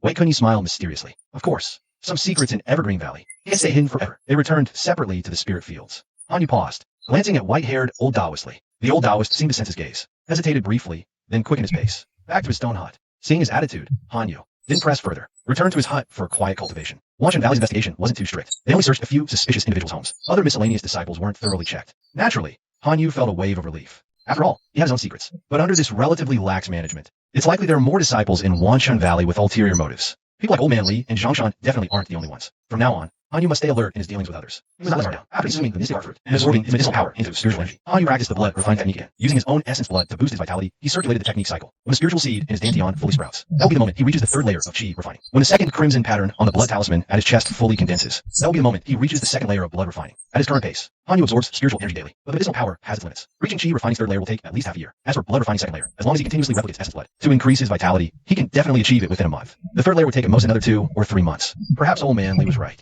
The demon blood sect's method of using essence blood to enhance cultivation can indeed rapidly boost Han Yu's power. Han Yu might truly be a genius for cultivating the demon blood sect's arts. He really did join the wrong sect. This thought surfaced in Han Yu's mind, but he dismissed it himself. The demon blood sect has a terrible reputation, full of selfishness and deceit. If Han Yu only practiced the demon blood sect's techniques, he probably wouldn't have a single peaceful day. It's better now, at least in Wanshan Valley's spirit fields, where he can cultivate undisturbed. After practicing both the green sprout chi refining method and the blood refining technique, Hanyu took a deep breath, calmed his mind, picked up the spirit-refining jade slip, and studied it carefully again. After confirming its accuracy, committing it to memory, he finally began today's main cultivation task, spirit-refining technique. Using the secret art, he refined spiritual roots, spiritual energy circulated, spreading throughout his body. Hanyu began to slowly operate the spirit-refining method, forcing the manifestation of his 4 spiritual roots from within his body. Just a step made Hanyu feel his body tense up. And it's likely, this is because one's cultivation aptitude, the spiritual roots, aren't located in a single part of the body, but are innate and viewed throughout. This is precisely why, after practicing the spirit-refining technique, without a body temporary method to maintain it, one is bound to become weak and sickly, suffering a shortened lifespan. Because this technique fundamentally refines and enhances one's entire innate constitution. After a full half hour, Hanyu finally visualized his own spiritual roots. The golden white is the metal of the 5 elements. The greenish blue is the wood of the 5 elements. The near black blue is the water of the 5 elements. The pure red is the fire of the 5 elements.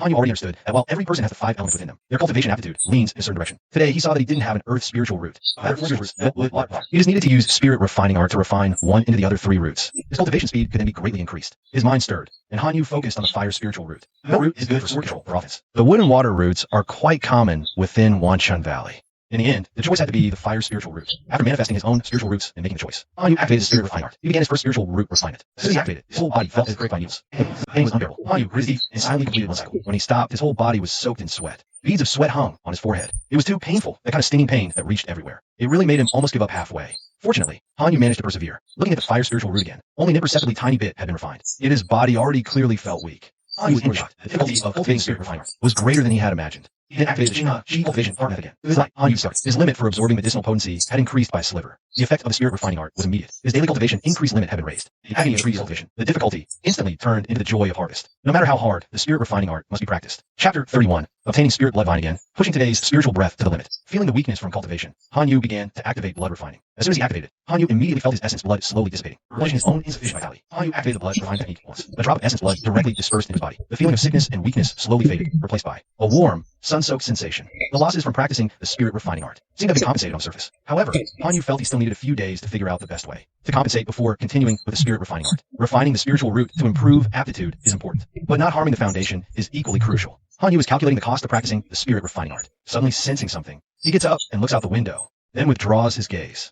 Wei Kuni is heading toward Manager Wang's residence. Nothing worth noting. There was an incident in the spirit fields today. Hanyu's crow has gained intelligence, knowing it should avoid danger now. So it doesn't come to be affectionate with Hanyu as usual. Early next morning, Hanyu is inspecting the spirit fields. Disciple Hua, an outer Sect disciple, escorts someone who's been whipped through the entire spirit field area, shouting that anyone who neglects the spirit fields in the future and focuses only on cultivation will end up like this. Many servant disciples laugh along the way, with no deacons or intersect disciples present. Disciple Hua isn't as strict as Manager Wang. Some even crack jokes. Junior Brother Liu this time. You reach somewhere in the world. The Sect summons you, yet Junior Brother Liu is busy amusing himself, truly not wasting a single moment. The person being whipped and made an example of turns out to be that eccentric servant disciple from yesterday. Liu, small and skinny, seems like he never grew up. He's not. Disciple has remarkably thick skin, smiling. He says after Manager Wang's teaching, even an old Taoist who usually prides himself on cultivating spirit energy has realized there. But for now on, only one day, the servant disciples mocking him are stunned, speechless for a moment. Disciple Hua's face darkens. He kicks the scoundrel, sending him face first into the dirt. You worthless scum. How dare you shamelessly announce this to everyone? Anyone follows the example will be punished. The servant disciples all nod in agreement. After Disciple Hua escorts Liu away, many start chatting with smiles. Junior Brother Liu is truly extraordinary. Exactly. Senior Brother Liu's skill is something we can't learn anyway. Better focus on cultivation and officially join the outer Sect soon. How does he even manage that? How much would it take to replenish? Hanyu, still young, wasn't much interested in these things. He just noted it and went back to cultivating. That day, he practiced the green sprout Qi condensation method again. After confirming his daily absorption limit had increased a sliver, Hanyu felt tempted to continue practicing soul refining art. To further improve his aptitude, he circulated blood forging art, but finding his blood energy still mending his body after circulating. Hanyu calmed down. The damage soul refining art inflicted was indeed significant. Improving the aptitude of his sliver required 2 full days of blood energy replenishment, not yet finished. Even though he seemed fine on the surface, his body's ongoing absorption of blood energy proved more was needed. Another day passed before Hanyu felt his body fully restored and normal again. It no longer absorbed extra blood energy. As the price for this soul refining art session, Hanyu had consumed the blood energy of 3 drops of essence blood, just to repair himself without leaving hidden issues. Soul refining art's effect was surprisingly good, but the cost was equally huge. Hanyu could only practice soul refining art once every 5 days. 3 days to recover himself. 2 days cultivating blood forging art to increase his essence blood. And then he could perform soul refining art once, gaining a sliver of cultivation aptitude, until finally refining the fire attribute spiritual root completely. Turning it into a 3 spiritual root state, the Qi condensation realm's soul refining art would reach its limit. Caught that night, 2 crows, one large, one small, streaked across the night sky. They landed inside Hanyu's stone hut. In their claws was a section of spirit bloodvine. Hanyu laughed. Found spirit bloodvine again, caw-caw. The large crow nodded, its dark golden pupils filled with anticipation, clearly wanting to consume this spiritual item. The small crow quietly hopped on a Hanyu's shoulder. It gave a light cry, obviously wanting some too. The large crow instantly spread its wings, threatening the small crow, which jumped down with a pitiful look, not daring to seize its exclusive spot again. This time, however, Hanyu didn't agree immediately. He pondered for a moment. His blood forging art cultivation currently needed blood energy. Mending himself after soul refining art also required blood energy. The consumption was somewhat high. Having the spirit bloodvine to boost his own blood energy seemed like a good idea. After replicating this section of spirit bloodvine, Hanyu gave 1 portion to the large and small crows to share. The 2 crows, full and satisfied, energetically spread their wings and flew into the night sky. Hanyu watched them leave. Then he saw a flock of dark, ink dot-like birds appear in the moonlight, calling into the distance. The raven flock led by the big raven. As their number grown again, Hanyu thought to himself. Early the next morning, Hanyu inspected the spirit fields again, for some unknown reason. The secret about Zhongshan from a few days ago suddenly spread widely today, including Sun Kong and Lulan. After asking Wei Kuan-Yi, they learned the details quite thoroughly. Turns out Zhongshan was bought by the spirit beast sect. He also secretly raised spirit-stealing rats, specifically to steal others' green grain spirit rice. Lulan is crying again, this time from anger. How could her spirit rice harvest be so poor? And Zhongshan just happened to lend her cultivation resources. It was all a trap Zhongshan set from the beginning, and she actually had quite a good impression of Zhongshan. Turns out she was being played from the start. That silver spindle was deliberately left behind by someone from the AnimeNexus sect, probably to identify themselves, or maybe to warn our everlasting Spring Valley. Sun Kong said to Hanyu, our everlasting Spring Valley probably won't have peace anymore. Sun Kong of the Lu clan and explained that recently. My cultivators from the Bloodgate and disciples bought by spirit beast sect have appeared one after another. Even people from the minor AnimeNexus sect have come. Our everlasting Spring Valley has never been famous for conquest, but excels at growing spirit herbs and fruits. These sects probably are not. The minor AnimeNexus sect people deliberately left their sect token. I will be a warning for our everlasting Spring Valley, telling us we're already being watched by other sects. Hanyu, surprised, inquired carefully. Sun Kong and Lulan. Wei Kuan-Yi, in a few words, laid out some of the current situation outside everlasting Spring Valley. 100 years ago in southern cultivation region, everlasting Spring Valley, the spirit sect, the minor AnimeNexus sect, the spirit sword sect, and the profound Bloodgate. These 5 great sects jointly exterminated the demonic Bloodgate at Wanli Tact to increase their power. Since then, the southern region has only had these 5 great sects. Once demonic Bloodgate cultivators appear, they're hunted by the 5 sects. Hunted by everyone. Among the 5 great sects, everlasting Spring Valley is the least skilled in combat and warfare. It uses a 10,000-year ancient spirit tree as its sect symbol. Growing spiritual plants is the sect's main income. Now other sects are sending people to infiltrate everlasting Spring Valley. Buying off everlasting Spring Valley disciples. Their intentions are surely malicious. Chapter 32, The Approaching Harvest. Hanyu listened to their account, understood a lot, and couldn't help feeling an inexplicable sense of urgency. If several major sects really start a war against everlasting Spring Valley, disciples like them, mere laborers, what else can we do? Our lives depend on others' whims. Then again, in just a few days, news of the 10,000 Springs Valley has even reached the servant disciples. What does this mean? If the sect was guarding the secret tightly, it shouldn't have spread this fast. Hanyu didn't know the purpose of 10,000 Springs Valley's actions. He just focused on his own cultivation. The verdant sprout chi refining method improved his chi cultivation. Spirit refining art enhanced his cultivation aptitude. Blood refining art could also rapidly boost his vitality. But it was used to heal the physical damage from the spirit refining art. So the rate of vitality increase slowed. Hanyu consumed spirit bloodvine to increase his vitality. Originally practicing spirit refining art once every 5 days, he shortened it to once every 4 days. Unconsciously, over a month passed. 10,000 Springs Valley didn't clash with other sects. The previous rumors gradually died down. Slowly, no one mentioned it anymore. Hanyu gradually understood. 10,000 Springs Valley made all disciples, including servants, discuss these matters, simply to tell any hidden spies. We 10,000 Springs Valley are prepared. Don't even think about it. It was a deliberate move to scare the other side, making them abandon their plans. Old Man Li and Hanyu no longer interacted. They became strangers. Hanyu didn't know how Old Man Li got rid of the red mark on his head that day, nor what he was so busy with lately. Hanyu could only focus on his own continuous cultivation, day by day, slowly improving, constantly gaining his fire spirit root through repeated spirit refining. Refined by about 20%, absorbing medicinal potency daily. The upper limit of his spiritual energy increased noticeably. Throughout the spiritual seed, his Dantian became slightly more distinct. Although still far from Chi refining layer 3, the accumulated progress was much faster than before. Improving cultivation aptitude like this comes at a great cost. If one only focuses on Chi refining, it's a huge loss for the foundation establishment stage. Only Hanyu could withstand such a loss. Daring to try. One morning, Hanyu noticed the change in his spirit field as soon as he stepped out. The verdant sprout spirit rice was about half an inch taller than yesterday. Spiritual energy slowly gathered. It was entering the final harvest stage. Junior Han, quickly enter the spirit field and sit in meditation to cultivate. Sun Kong said with a smile as he walked over. You have 4 spiritual roots. Seizing the chance, you might reach Chi refining level 1. Reminded by him, Hanyu felt a slight stir in his heart. It's about time to publicly show I've reached Chi refining level 1 and start practicing spells. Thanks for the reminder, senior brother Sun. Hanyu entered the spirit field, sat cross-legged, and began cultivating. A moment later, Old Li, wearing a bamboo hat, came out. Sun Kong called out to stop him. Junior brother Li, take this chance to cultivate in the spirit field. But Old Li didn't stop walking. He shook his head. I have other matters. After saying that, he glanced back at Hanyu sitting in the field and hurried off. Sun Kong was surprised. At a time like this, what could be more important than the spirit field harvest? He then turned and smiled at Hanyu. I wanted to help you both a bit. But since Junior brother Li doesn't care, I'll save my effort. I'll just help you with pests and rodents. Hanyu immediately stood up. Seriously, thank you, senior brother. No need for thanks. Sit and cultivate quickly. Strive to reach level 1 soon. Sun Kong said with a smile. That morning, many servant disciples passed by Hanyu and Old Li's spirit fields. Lulan, Wei Kuan-Yi, and others also came to look. They saw Hanyu sitting and cultivating, while Old Li was actually going out, not in a hurry to cultivate. They were all quite surprised. In the afternoon, that notorious, eccentric disciple named Lu came grinning. What a coincidence. Your spirit field harvest. My spirit field is also right now. Sun Kong, who was guarding Hanyu's field, was startled. You've been here for years. Why not plant with everyone else? Things got delayed unintentionally, Lu said with a laugh. Sun Kong was left speechless. This guy delaying his planting. Probably for that vulgar reason again, right? Hanyu didn't know this person. He only knew he was extremely eccentric. His field being ready at the same time wasn't a big deal. Their fields were far apart anyway. So, Hanyu just nodded in acknowledgement. They got acquainted, learning his name was Lu Yun. Not long after Lu Yun left, Hanyu emerged from the spirit field. He told Sun Kong he felt close to breaking through to Chi refining level 1. Sun Kong's face lit up with joy. That's excellent. Once you enter level 1, you'll truly be a cultivator. I'll take you to Chingham Market then. He didn't know Hanyu had already been to Chingham Market once. As they spoke, Old Li, wearing his hat, hurried past. Sun Kong raised his hand, but before he could greet him, Old Li headed straight for his own stone house. Seeing this, Sun Kong didn't press further. After all, he meant well and wasn't being stubborn. Senior brother Sun, thank you for watching over me today. Let's break through Chi refining level 1 tomorrow and learn some spells. I won't delay your cultivation time anymore. Hearing Hanyu say this, Sun Kong nodded. Today's pest infestation. Road problems haven't arrived yet, so I had to much. These spells, you can scare off these spirit insects. And spirit stealing yourself. It should work. You really can't handle it. You can still come to me for help. Wei Kunyi led Lu Lan over with a smile, greeting them. Sun Kong happily shared the news about Han Yu's imminent breakthrough to Chi refining level 1. Han curious. Lu Lan offered congratulations. Wei Kunyi's eyes lit up. She said with a smile, Junior brother Han, congratulations are truly in order. We're both from Nanli country. We should get closer in the future. She then put on a concerned look. Warning, you're new here. And some people's hearts are treacherous, and you might not understand. You must be careful from now on. If you succeed in your breakthrough, you can tell others. But never, ever tell anyone before you break through. If someone tries to sabotage you at the critical moment of your breakthrough, the consequences would be unthinkable. Although Han Yu knew Wei Kunyi had a private connection with Manager Wang. Her words made sense, so he nodded in agreement, acknowledging he understood. Seeing Han Yu had some potential, Wei Kunyi also let go of her previous slight displeasure from inviting him to eat. She then took Lu Lan towards Old Man Lee's stone hut. Sun Kong asked, surprised, what's the reason? He smiled. The spirit rice, his spirit field, gathers G. This is your cultivation opportunity. Junior brother is using it. We shouldn't miss out. I'll talk to Junior brother Lee. See if he'll let us cultivate in his spirit field tomorrow. Chapter 33, Gathering in Numbers. Wei Kunyi's idea was actually quite clever, but upon second thought, it made sense. Since Old Man Lee wasn't paying attention for these 10 or so days, a perfect cultivation opportunity for us outer disciples. It would be a shame to let it go to waste. Wei Kunyi and Lu Lan arrived at Old Man Lee's stone hut door. After knocking, Old Man Lee, wearing a bamboo hat, came out.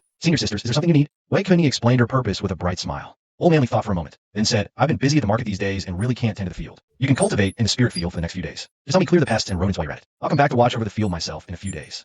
Wei Kunyi nodded happily, saying, it's a deal. They immediately took Lu Lan with them. The two entered Elder Lee's spiritual field to cultivate. Elder Lee stared intently and swallowed hard.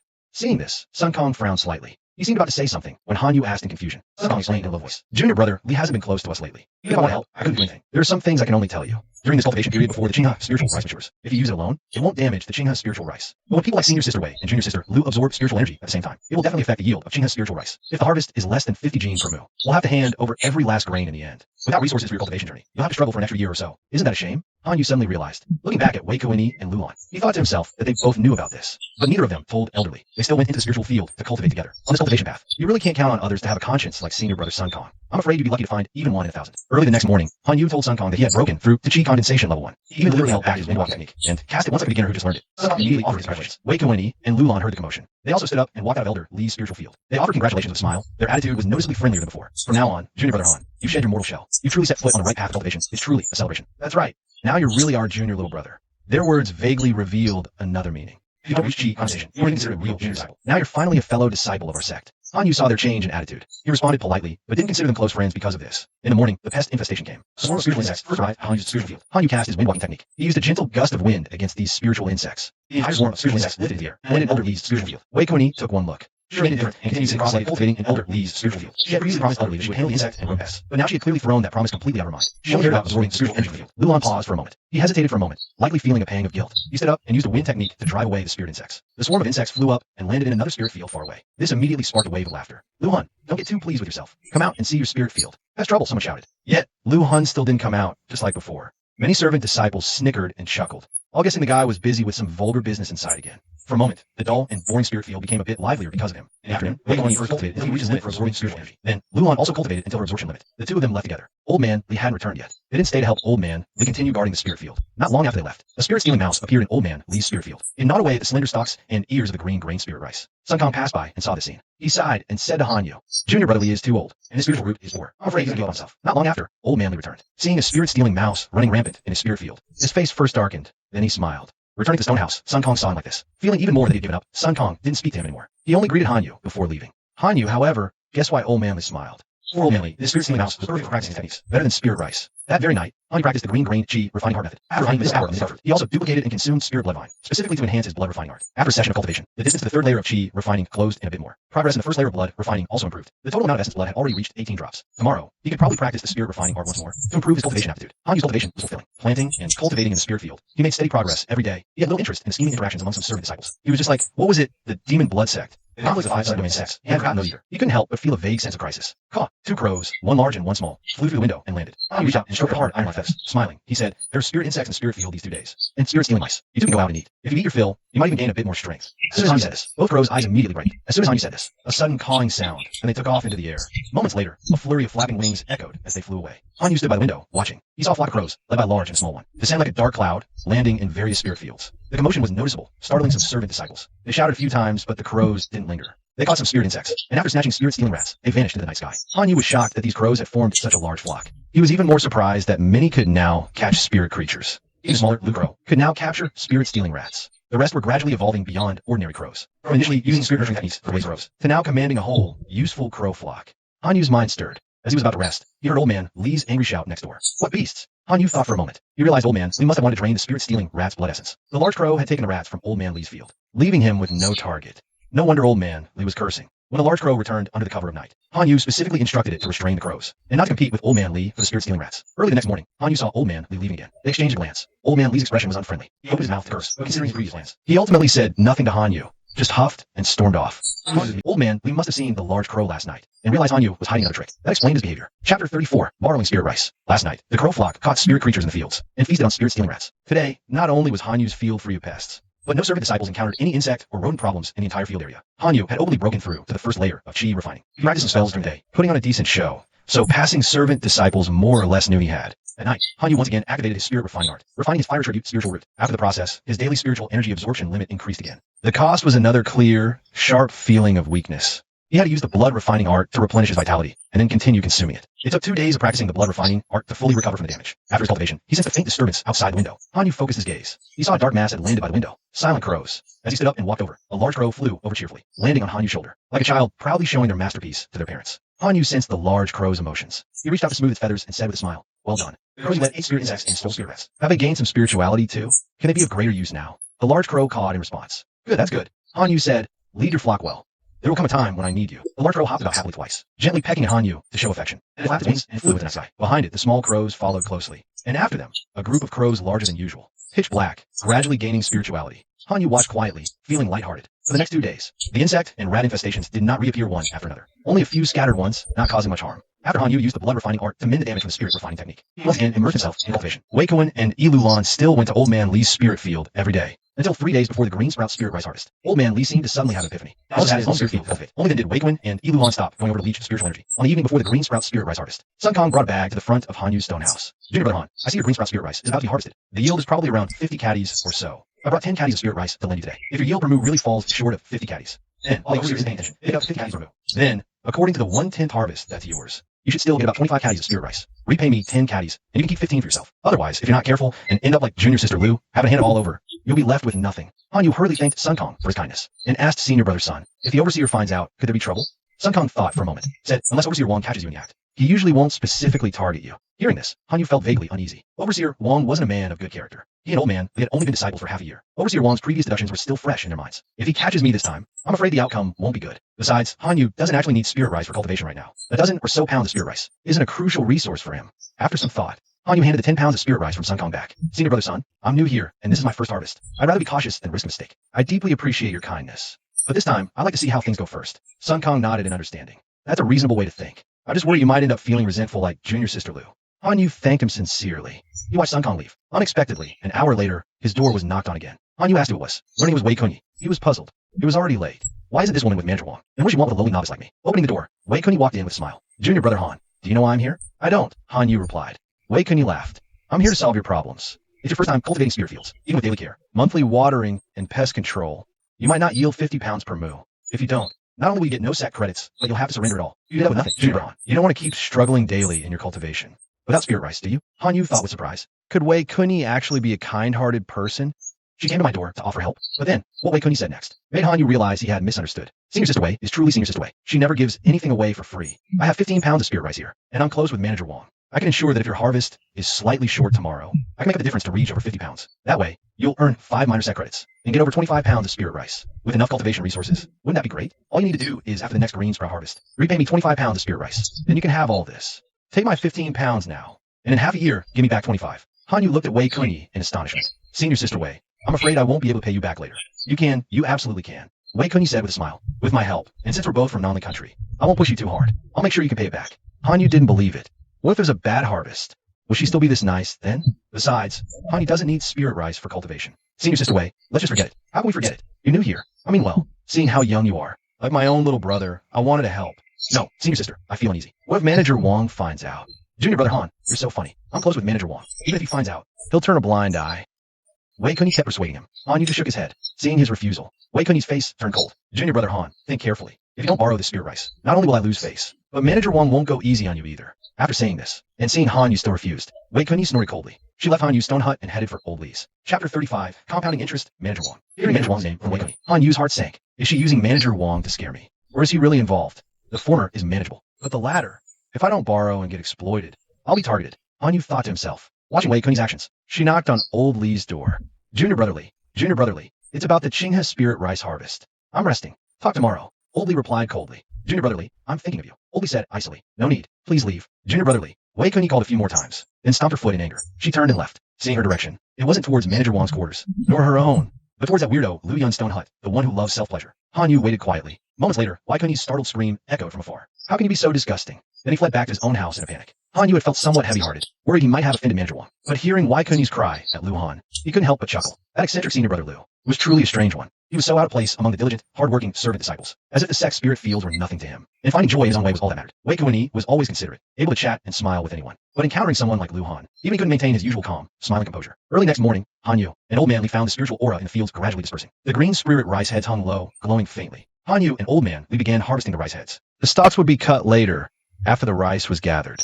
The outer sect disciple named Hua came to supervise the harvest of the three of them and Lu Han. He was quite cold towards old man Li.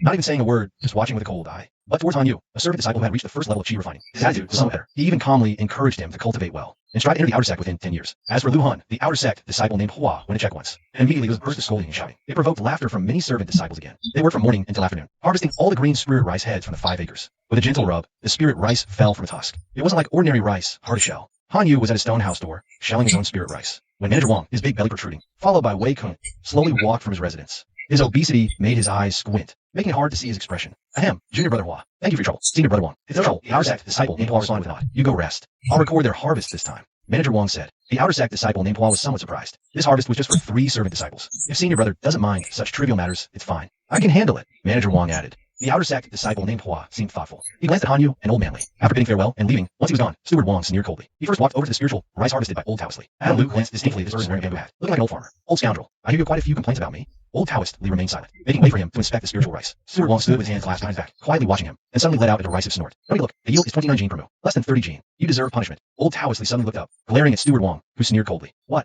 You're not convinced? With your age and your aptitude? It's difficult for you to even reach the first level of chi refining. Are you fit to criticize me? Old Taoist gave Steward Wang a cold look, and turned and went back in the house, actually bringing out a not very large square pack measure. He had traveled to the green sprout market many times, occasionally trading with those ordinary mortals, and had acquired some of his own tools for transactions. Steward Wang, I want to weigh it myself. This pack is exactly 20 gene. Steward Wang sneered again. Your own weighing doesn't count. After saying this, he formed a hand seal, releasing a faint green light that shot out. With a whistling wind, it directly split the square peck in Old Taoist Li's hand in two. Half of the wooden square peck fell to the ground, while the other half remained in Old Taoist Li's hand. Steward Wang smiled triumphantly. Well, still want to weigh it yourself. Old Taoist Li took a deep look at Steward Wang and Wei Kunyi, pursed his lips tightly, and lowered his head. His voice was hoarse. I refrained from weighing myself, but I asked Steward Wang not to punish me. How about yield as 30 gene per mu? Is that acceptable? Seeing him yield, Steward Wang smiled even more happily. His eyes, originally narrowed into slits, now laughed so hard the slits disappeared entirely. 30 gene per mu? But yours is only 29 gene per mu. How should I calculate this? Old Taoist Li hung his head, bent over, as if having accepted his fate. I can borrow your sister Wei's spiritual rice and make up the difference. Ahem, well, I wouldn't know about that. Steward Wang turned his back, put away Old Taoist Li's spiritual rice, and walked towards Han Yu. Do you have anything to say? Talk it out yourselves. Wei Kunyi walked towards Old Taoist Li with a smile. Junior Brotherly, if you'd been like this earlier, wouldn't it have been fine? I'll lend you 5 gene of spiritual rice. Next season, you return me 10 gene. Understood. Old Taoist Li raised his eyes, bloodshot veins instantly covering them. Somewhat intimidating. Seeing your sister Wei, a few days ago, my spirit field had spiritual energy, and you borrowed it to cultivate. Could you show a little leniency? Wei Kunyi's face immediately hardened. With that arrogant look, you refuse to cultivate yourself. Do you really think you're doing me a favor? In this life, you can't even step onto the path of cultivation. What gives you the right to bargain with me? Old Li lowered his head, listening. Coldness intensified in his bloodshot eyes. Senior Wei is right to scold me, but I, your junior, also intend to strive and improve myself. I wonder if you could lend me a bit more spirit rice. That's more like it. Wei Kunyi twisted her body, smiling like a flower, utterly coquettish. Junior Li, I'll lend you at most 15 caddies of spirit rice. Next season, you return 25 caddies. How's that? What if I can't pay it back next season? Then the interest rolls over and we recalculate. We're fellow disciples. After all, I won't let Junior Li suffer loss, and Junior Li won't let me lose my capital. Isn't that right? Wei Kunyi's voice held a hint of smugness. With Steward Wang here, she wasn't afraid of any menial disciple daring to default. Old Li kept his head down, his throat twitching slightly, as if swallowing. Yes, Senior Wei. This matter is settled then. Wei Kunyi will send the spirit rice over shortly. She headed in the direction of Steward Wang, Han Yu, and the others. By this time, Steward Wang and Han Yu had exchanged a few words. Chapter 36. Such talent. 12 years old. For spiritual roots, chi, refining layer 1. Steward Wang stood with his hands behind his back, his large belly protruding. He asked, yes, Steward Wang. To be precise, Han Yu is already 13 after the winter passed. But facing Steward Wang, he didn't want to say too much. He had just seen how Steward Wang used wind blade technique to bully Old Li. He felt only caution and wariness towards him. Not bad. In your 20s, you'll just be able to join the outer sect and become a junior brother, Steward Wang added. Han Yu thought for a moment and said, by then, Steward Wang, you'll likely have entered the inner sect. Steward Wang was taken aback, then laughed heartily. Inner sect? I don't even dare to think about it. Did you dare to think it for me? But I like hearing that. He asked Han Yu again, wind riding technique. Water control technique. Have you practiced them? Show me. Han Yu nodded in agreement. Wei Kunyi happened to arrive just then. She said with a smile, Junior Brother Han is going to use magic. I'd like to see it too. Han Yu didn't answer. He brought his fingers together, forming a seal. Spiritual energy circulated and forth, releasing a deliberately restrained wind riding technique. Steward Wang was stunned. You succeeded in one go within 3 breaths. As soon as you broke through, you've already mastered a spell to this level. You have quite a talent for magic. Han Yu was also taken aback. He hadn't thought his suppressed gale step was already considered good. Succeeding once within 3 breaths is considered excellent. Then what does it mean that he cast Gale Step twice in a row within 1 breath? What about the Mystic Heart Fruit, taken long term? Its effects of clearing the mind and aiding spell cultivation. Are they really so astonishing in others' eyes? Seeing his astonishment, Steward Wong laughed heartily. It seems junior brother Han doesn't know yet. There are specifics to our disciples' spellcasting. No wonder. After all, these aren't things a menial disciple would know. Only outer sect disciples have the need to compare spells. Successfully casting a spell within 10 breaths. That counts as knowing the spell. Within 5 breaths means the spell is usable. Within 3 breaths is enough for actual combat practice. Junior brother Han, your talent isn't bad at all. Really? Compared to me. How is it? Wei Kun saw Steward Wong chatting and laughing with Hanyu. He teased with a remark. Steward Wong gave him a disdainful glance. Couldn't be bothered to comment. Wei Kun tried to flatter him again. He knew compare with a future outer sect disciple. Wei Kun, seeing Steward Wong seem to favor Hanyu and look down on him, felt somewhat displeased and reminded Steward Wong, regarding today's spirit rice harvest, how do you think we should calculate it? Shouldn't we squeeze this kid Hanyu dry? Steward Wong nodded. His plump hand patted Hanyu's shoulder. Junior brother Han, seeing your promising future, this senior brother isn't necessarily going to nitpick. Let's proceed fairly according to the sect rules. This time, if your spirit rice yield can reach over 50 caddies per moo, I'll let you keep 20%. How about it? What? Wei Kun was greatly shocked. Steward Wong, why are you forcing him into the spirit rice death spiral? Instead of 90%, it's 80% spirit rice. You're giving him a break. Steward Wong glared at him. Do you have any right to speak here? Only then did Wei Kun shut his mouth, vaguely understanding Steward Wong's intention. Hanyu is young. His cultivation isn't slow. His spell talent is good. Entering the outer sect is a sure thing, and he might even become quite formidable later. Steward Wong has decided to be on good terms with him, not to offend him. Hanyu also understood. I marveled inwardly. I only showed a portion of my cultivation and spells, and the villains around me turned into kind-hearted good people. On this path of cultivation, you truly can't rely on anyone. You can only rely on your own cultivation. That is the most convincing fact, compared to Hanyu, who seems to have no potential on the surface. The utterly useless oldie is in such a sorry state. The treatment is simply worlds apart, although he knew what kind of character Manager Wong was. Hanyu still didn't offend him. He thanked him repeatedly, and then Manager Wong weighed the spirit rice for Hanyu, because Hanyu had never slacked in tending the spirit fields, clearing pests and rodents promptly, and never absorbed more of the green spirit rice's spiritual energy. Therefore, the yield per moo exceeded 50 pounds, just reaching 51. Manager Wong calculated 5 small merits for Hanyu and Sect, and left 20% of the harvest of the 5 moo spirit fields as spirit rice, as 51 pounds of spirit rice. Junior Han, after planning for one more season, once you accumulate 10 small merits, you can go to the Sect Transmission Pavilion to learn new techniques, or go to the duty hall to exchange for other items. As for the spirit rice, I suggest you don't rush to exchange it for anything at the green sprout market. Focus on using it for your own cultivation. Our Wandu Valley has always been peaceful. Before entering the outer sect, compatibility isn't very necessary. Improving your cultivation to enter the outer sect is the only important task. Exchanging for spells or other items can be done with small merits. Hanyu noted Manager Wong's advice, verbally expressing gratitude, but inwardly feeling absurd. Manager Wong, this person is harsh and strict, doesn't act humanely. After seeing Hanyu's potential was good, he actually became so easy to talk to the extent that even Wei Kun, who accompanied him, looked. Then Manager Wong led Wei Kun towards Lu Yun's spirit field. You scoundrel, just because you have 3 spiritual roots, you're so lacking in ambition. This time, I'll still have to punish you. After a round of scolding, Manager Wong left Lu Yun's spirit field angrily. Hanyu and Sun Kong, who came to congratulate Hanyu, listened. Couldn't help but exchange a smile. Junior Lu really, clearly has 3 spiritual roots. Why is he so obsessed with that kind of thing? Sun Kong sighed with emotion, and then sincerely congratulated Hanyu. Manager Wong has never really looked favorably upon servant disciples. Junior Han, your cultivation is slow, and you farm spirit field well. Perhaps make him make a concession, leaving 20% of spirit rice is truly a great thing. From now on in the spirit field area, no one should bully you. Senior Sister Lulan's yield last time was 48 pounds per moo. Manager Wong and Senior Sister Wei, why didn't they interfere? Hanyu asked, isn't Senior Sister Lulan also a 3 spiritual root cultivator who had to join our sect? Sun Kong explained that with so many eyes watching, it was impossible to publicly make up the missing yield of spirit rice. Shan also used a spirit sealing rat to reduce Junior Sister Lu's output at a time. Junior Sister Lu herself never expected such a mishap. As for Senior Sister Wei's spirit rice, borrowing it wouldn't bring any good.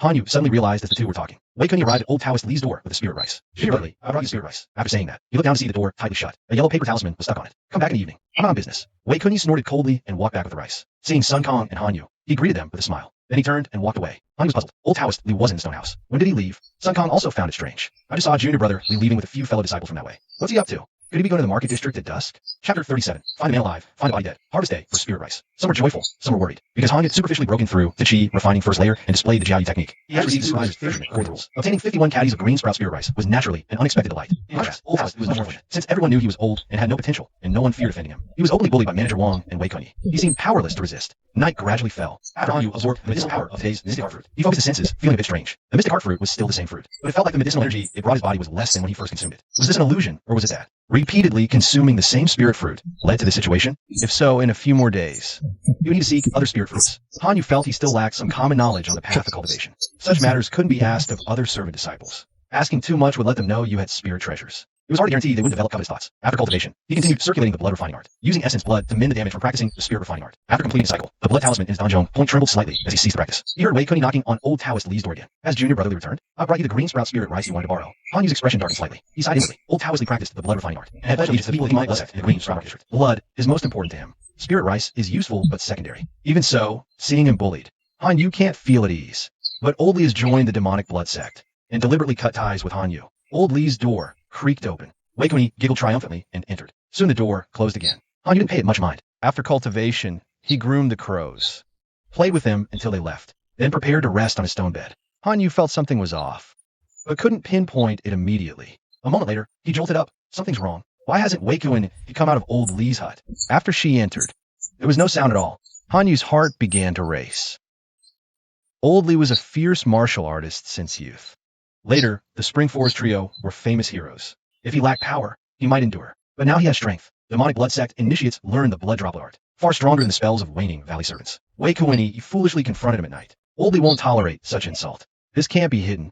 If Old Lee isn't a fool, he won't stay at Waning Valley to be questioned. If higher-level cultivators investigate, it's suicide. Han Yu must plan. Old Lee has demonic allies at the market. He can flee, but Han Yu won't join the demonic path. Old Lee's hut was eerily silent in the night. Han Yu pondered repeatedly in his room, finally devised a response. If a Foundation establishment cultivator searches him, as a last resort, Han Yu will use extreme measures to avoid disaster. First, destroy the blood talisman and his dantian, abolish the blood refining art, then force the spirit refining technique, integrating excess blood essence. But this is only as a last resort.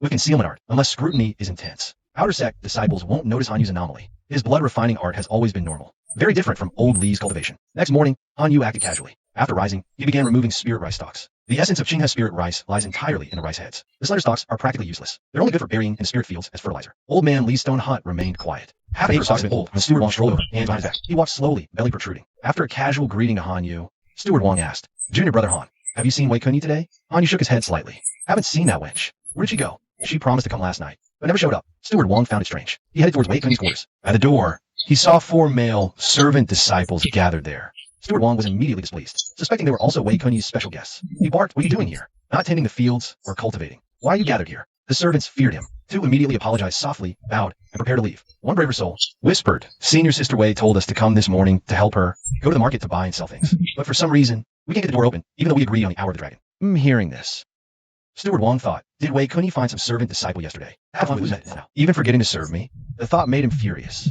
He stepped forward and kicked Wei-kun's door open. Squinting, he scanned the room coldly, then froze. It was empty. Steward Wong frowned, looking around. He rummaged through Wei-kun's belongings. Under her bed, he spotted an iron chest faintly radiating spiritual energy. He knew it must contain her stored spirit stones. Turning, he questioned the one who had spoken. "Wei-kun made it clear to you to go to the market at the hour of the dragon today?" "Steward Wong, she made it clear. This hasn't happened before, right?" Steward Wong pressed. "Indeed not before. Senior Sister Wei is very meticulous and reliable. She's always punctual for appointments." Steward Wong's face darkened. He gritted his teeth. "Damn it. Trouble again. Spirit stones left behind. Didn't serve me last night. Not home for today's appointment. Wei-kun is likely in grave danger. So soon? Another incident at the spirit fields? When Steward Liu finds out, he won't let me off. No, can't report directly to Steward Liu. I need to figure this out myself first. Summon all the Outer Sect disciples at the spirit field. Bring Ji and Hua here as well." At Manager Wong's command, the spirit field erupted into chaos again. Han Yu stood with Sun Kong and Lu Lan, joining the other Outer Sect disciples. Then Manager Wong checked for absentees today. Li Quan, Lu Yun, Wei-kun, and 4 others were absent. All other Outer Sect disciples were present. After the Hua-named Intersect disciple tallied, he reported to Manager Wong. He then asked Senior Wong, "What's going on?" Manager Wong said coldly, "Wei-kun might have been killed. Search the residences of Li Quan, Lu Yun, and the other 4. Look for clues.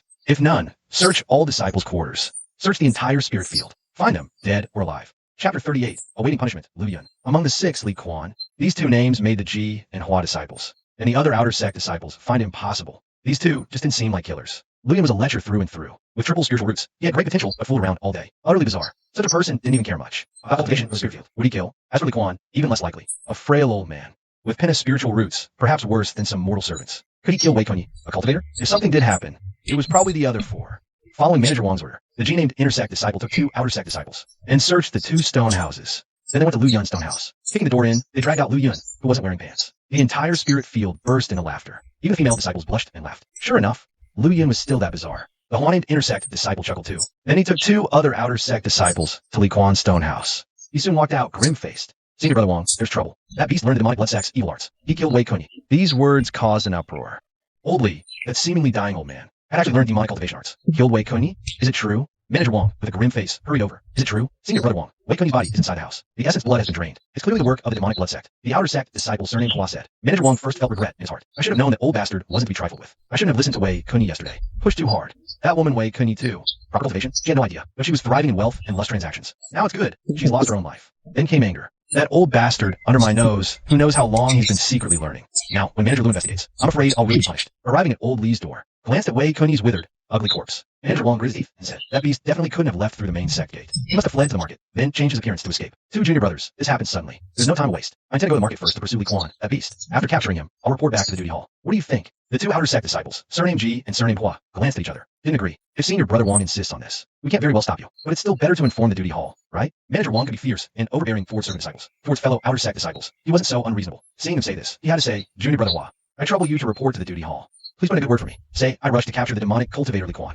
Didn't dare delay, and set off immediately. The outer sect disciple surnamed Quan nodded. Manager Wong also said, Junior Brother G, I also trouble you to watch over the spirit fields and the servant disciples here, before I return, or before anyone from the duty hall arrives. Not a single one is to move. Yes, Senior Brother Wong. The outer sect disciple surnamed G responded. Manager Wong released his plan and leaf, activated it, and headed straight for the direction of Green Sprout Market. The outer sect disciple surnamed Hua also released a 7-foot-long, obviously refined flying artifact, stepped onto it, and hurriedly flew back to the sect to report to the duty hall. Hanyu, seeing the situation, thought to himself, this time it might alarm the Foundation establishment realm of the duty hall. Immediately hesitated no longer, quietly activated the refined spirit art, refined his fire tribute spiritual root. In the past, each time he operated, Hanyu had to patiently use essence blood to repair the damage for 3 days. Now, specifically for the purpose of rapidly consuming essence blood, he came. It had been operating over and over again. After operating spirit refining art 5 times, Hanyu's body was extremely exhausted and weak. Blood energy continuously diffused out, repairing the damage to his body. This made him appear normal on the surface for the time being, but his essence blood was rapidly depleting after it was consumed to a certain point. The blood talisman at his donjon point could barely hold on. Hanyu steeled his heart. Once he got through this crisis brought by Old Man Li, no one else would come. Recovering his essence blood would only take half a month. To ensure safety, he had to be willing to let go. Besides, this essence blood wasn't being wasted at this moment. The Liu Clan used it to enhance their own aptitudes. He directly dispersed the blood talisman. A sharp pain instantly shot through his donjon point, nearly making him vomit blood. Thus, Hanyu's first level of blood training also fell. No trace could be seen that he had ever cultivated the blood training technique.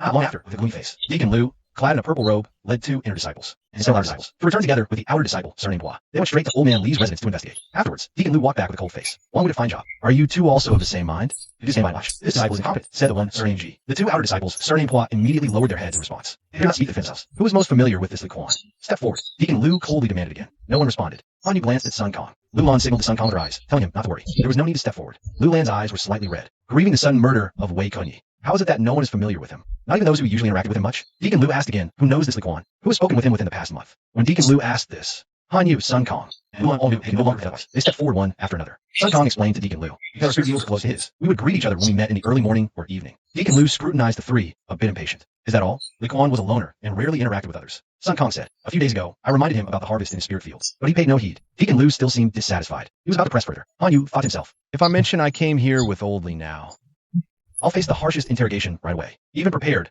I can't guarantee it's foolproof. Just then, Manager Wong arrived swiftly on a banana leaf. Elder Liu, big trouble. The Green Sprout Market must hide blood demon sect elites. Li Quan was cultivated by that demonic cultivator. Elder Liu frowned and snapped. Do I need you to tell me that? A mere mortal obtaining demonic arts. Of course he got them inside the market. Wong Hui, your negligence is grave. Manager Wong cried with a bitter face. Elder Liu, my punishment can wait. Other servant disciples have been killed too.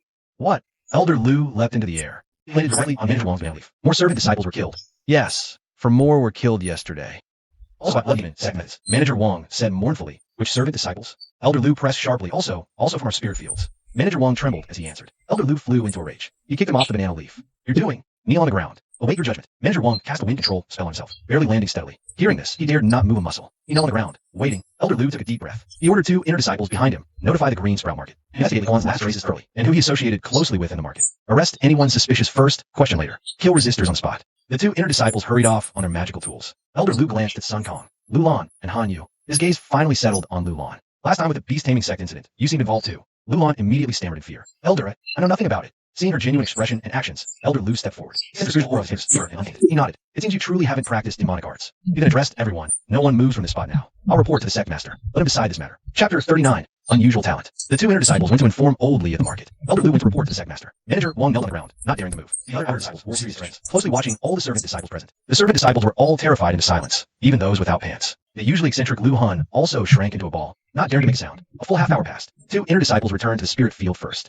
They asked where Director Liu has gone, then wait here. Not long after, a carriage carrying fresh flowers from the sect lands above the spirit field. A rich, fragrant scent drifts out immediately. A woman with half-gray hair, who still looks middle-aged, sits on the carriage. Right after that, a pitch-black walking stick flies through the air, carrying a middle-aged man with a vicious face. Both the middle-aged woman and man wear jade-white elder robes. They are indeed elders of Wanshan Valley at the Lake Foundation established realm. Soon after, Director Liu and several other directors arrive along with a group of inner and outer disciples. A quick count shows there are dozens of them. The 2 elders and several directors hover in midair. The rest of the disciples all withdraw their magic tools and land. By order of the sect master, Director Liu announces loudly. All inner disciples, outer disciples, and servant disciples bow their heads to receive the order. Only Director Wong remains kneeling on the ground. The other directors bow slightly, waiting for the sect master's order. The 2 elders do not react much. They just listen. The spirit field has unruly intruders from the spirit beast sect at the front, and demon cultivators from the demon blood sect at the back, so it must be strictly managed. Wong Hui will be stripped of all his contributions by the directorate, and exiled to outpost 10 years of garrison. A new manager for the spirit field will be selected by the directorate. Director Wong's legs go weak, and he collapses to the ground. 10 years of garrison out there. Anything could happen outside the sect. With sparse spiritual energy, his cultivation will not progress at all, and he may even have to fight for his life. Will he ever make it back alive? Director Lu continues his announcement. All servant disciples of the spirit field, line up and come forward. Our Sect's strict law enforcement LDN and guarding elder will personally examine each of you one by one. All inner and outer disciples, listen up. Form groups of 3, with directors overseeing, search every stone house. Do not let any illegal or suspicious items in the spirit field slip through. As cultivation resources of servant disciples, no one is allowed to touch them without permission. As Director Lu finishes his announcement, the servant disciples form 2 lines. Set forward after the examined by elders in 1, move hand around. The 2 elders personally check each of them. Other directors lead the blue-robed inner disciples and green-robed outer disciples and begin searching through every stone house. Inside the spirit field, Luan, Hanyu, and Sun Kong are called to the front by Director Lu first. Elder Yin, Elder One. This female disciple was involved with that Zhongshan from the Spirit Beast Sect last time, and now she is connected with Quan too. Please screen her first. Elder One smoothed the silver strands at her temple and leaned back on her flower-laden carriage, its fragrance enveloping her. Is that so, old girl? Come, let me have a look. Tears welled in Lulan's eyes as she cautiously approached Elder One. Elder One placed a hand on her shoulder, then smiled. I see it's our Qinghe Qi refining method. No problem, Elder Yin. You agree, right? You see no issue. Of course, there's no problem, Elder Yin said coldly. Also, you're older than me. You should call me Junior Yin. Elder One gave him a cool glance, pursed her lips, and turned to Han Yu. Sun Kong, these 2 as well. These 2 weren't close to Li Quan, but spoke with him within a month. Li Quan was particularly reclusive, didn't get along with others. Steward Lu stated he practiced demonic arts. Of course, he wouldn't have had any true friends. Otherwise, how could he, covered in blood and reeking all day, have kept it hidden from close companions? Elder One remarked, then beckoned Sun Kong forward and pressed his shoulder too. This was fine as well. She then motioned for Han Yu to come forward and press his shoulder. Surprising. Your blood energy churns quite vigorously. So young, where does such vitality come from? Elder Yin immediately frowned, looking over. Blood refining art? Steward Lu was startled. Sun Kong and Lulan were also alarmed. Han Yu's breath hitched. No, Elder One said. Look at his hair, his eyes, his overall scent. This blood energy is his own, definitely not from the blood refining art. It's more like he consumed some potent spirit herb to have such abundant vitality at this young age. Elder Yin stepped forward, scrutinized carefully, and nodded. Indeed, demonic cultivators of the blood demon sect use human, beast, even ordinary animal blood as sustenance. A single sip, and the stench of blood clings. Here it comes. The deeper the cultivation of Falderik. This disciple's vigor comes from a spirit herb. That's how you Han Yu thought for a moment and described the appearance of the spirit blood vine. A section of vine with crimson fluid inside. I drank it, and the vine shed like snakeskin. Elders One and Yin both nodded. Correct. He's fine too.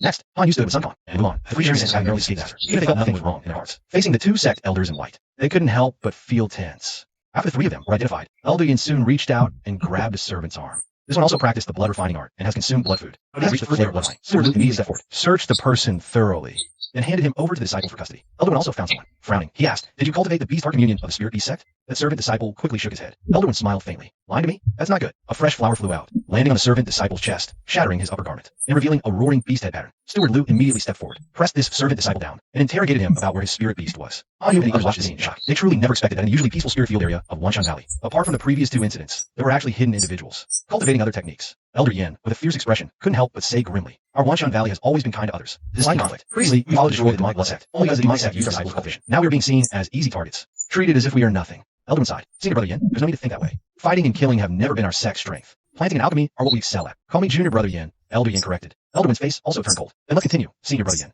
Elder Yin fell silent, choosing not to correct further. He simply continued inspecting the other servant disciples. One by one, the servant disciples passed by, and no more spies were found, including the servant disciples' living quarters. Apart from the 2 spies just caught, nothing abnormal was discovered. When it was Lu Hun's turn to walk in front of Elder Yin, Elder Yin first stared intently, then asked with suspicion, have you consumed blazing sungrass these past few days? Your cultivation has improved. Desire's hard to suppress. Lu Hun looked puzzled, shaking his head as if he hadn't. Elder Yin reached out and sensed his Dantian area. Frowning, you haven't? This is strange about you.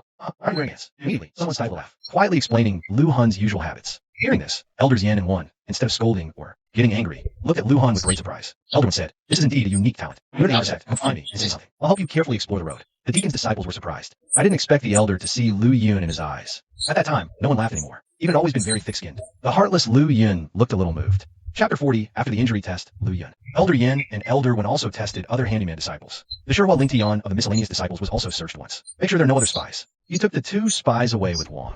Other deacons and disciples of the inner and outer gates also left with their own multipliers. Only the 2 disciples of Hua, whose surname is Ji, remain in the spirit. Before the arrival of the new Ling Tian, constrained the many handyman disciples to practice and care for the Ling Tian. Let's go back and practice at ease. Elders shout out the hidden danger in Ling Tian. There are also elders in Fengshi who come to kill magic repair. You can feel at ease when you wait for your handyman disciples. After the disciple of the outer gate, named Hua, finished speaking to the miscellaneous disciples. The handyman disciples then dispersed one after another. Wei Kuan, Li Quan, and 8 other disciples were either killed or spies. The stone house came out empty. Everything inside was carefully counted and taken away. The body of the Wei Kuan was also disposed of by the disciples of the inner gate. Even Ling Tian for burial. Sun Kong called Lulan. Sister Han Yu Lu. Brother Han, please I'll go to my place and talk. Today this thing came suddenly. It's hard for both of you. Lulan's heart is really bad. First, a good relationship with Zhongshan. As a result, Zhongshan spies the Spirit Beast, trying to figure out that she's been on good terms with her Wei Kuan lately. Wei Kuan was killed again. No, I'd better go back to practice. Be careful of too many distractions when practicing. Wrong. Sunday is a terrible event. Sun Kong told.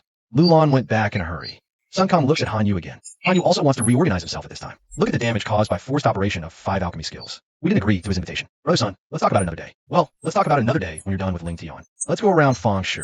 Sun Kong proposal for a break. Han Yu nodded and returned to his stone house. Long exhale one breath to run Qinghe to practice Qi heart method, refining residual Xuanqing power. You can't worry. You have to calm down first, even if it's for the rest of your life. Even if it's safe, don't rush to practice the blood refining technique. The damage from soul refining art. Han Yu hasn't calculated yet. Talent has clearly improved a bit more. Today, can absorb medicinal power. Spiritual energy increased again, an unmistakable fact. Feeling the increase in cultivation speed. Han Yu thought, if not for dispersing the blood refining technique, wouldn't pass the sect elder scrutiny, nor bring this talent improvement. Saying this, both preserved life and improved talent. Already considered quite good. Spent another half to 1 month cultivating back. Fully worth it. Today, after spiritual breath growth reached its limit, only then did Han Yu slowly start to probe the damage from soul refining art inside the body. Disadvantage from dispersing blood refining technique. Immense blood energy loss. Total drop to about 5 drops of essence blood. Current sensation at Anzhong point still present. Clearly, blood refining technique isn't something you can just disperse. Probably requires much essence blood to repair and recondense the blood rune. Meanwhile, body damage constantly consumes remaining essence blood. For repair, how many days to fully recover? Currently can't estimate. Fire spiritual root refined to 40%. Refined another 60%. Han Yu's cultivation talent can change from 4 spiritual roots to 3 spiritual roots. Cultivation talent greatly improved. Next, focus on healing. Nourishing blood energy is the top priority. Cultivating Qinghe Qi refining heart method also cannot be neglected.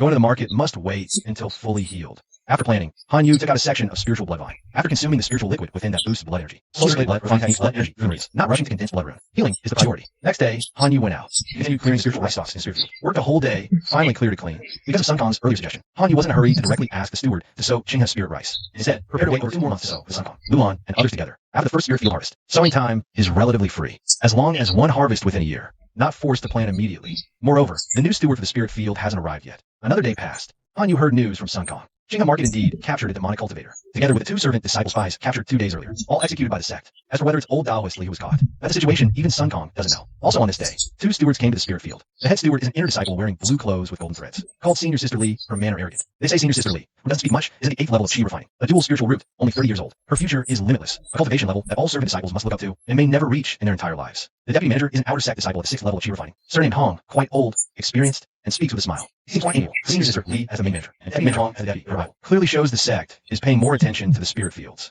The servant disciples were all quite nervous at first, worried about hard times, but after a few days, they found Senior Sister Li and Brother Hong were even less strict than Manager Wang was. They only required registering all servant disciples leaving the spirit fields. So, everyone relaxed and life went on as usual. Because these 2 had higher cultivation than the previous Manager Wang, Han Yu also became more cautious. He no longer let the big crow lead the flock to fly over the fields. He only let the crows return under cover of night, unnoticed. Meanwhile, besides daily cultivation with the green sprout Qi refining heart method,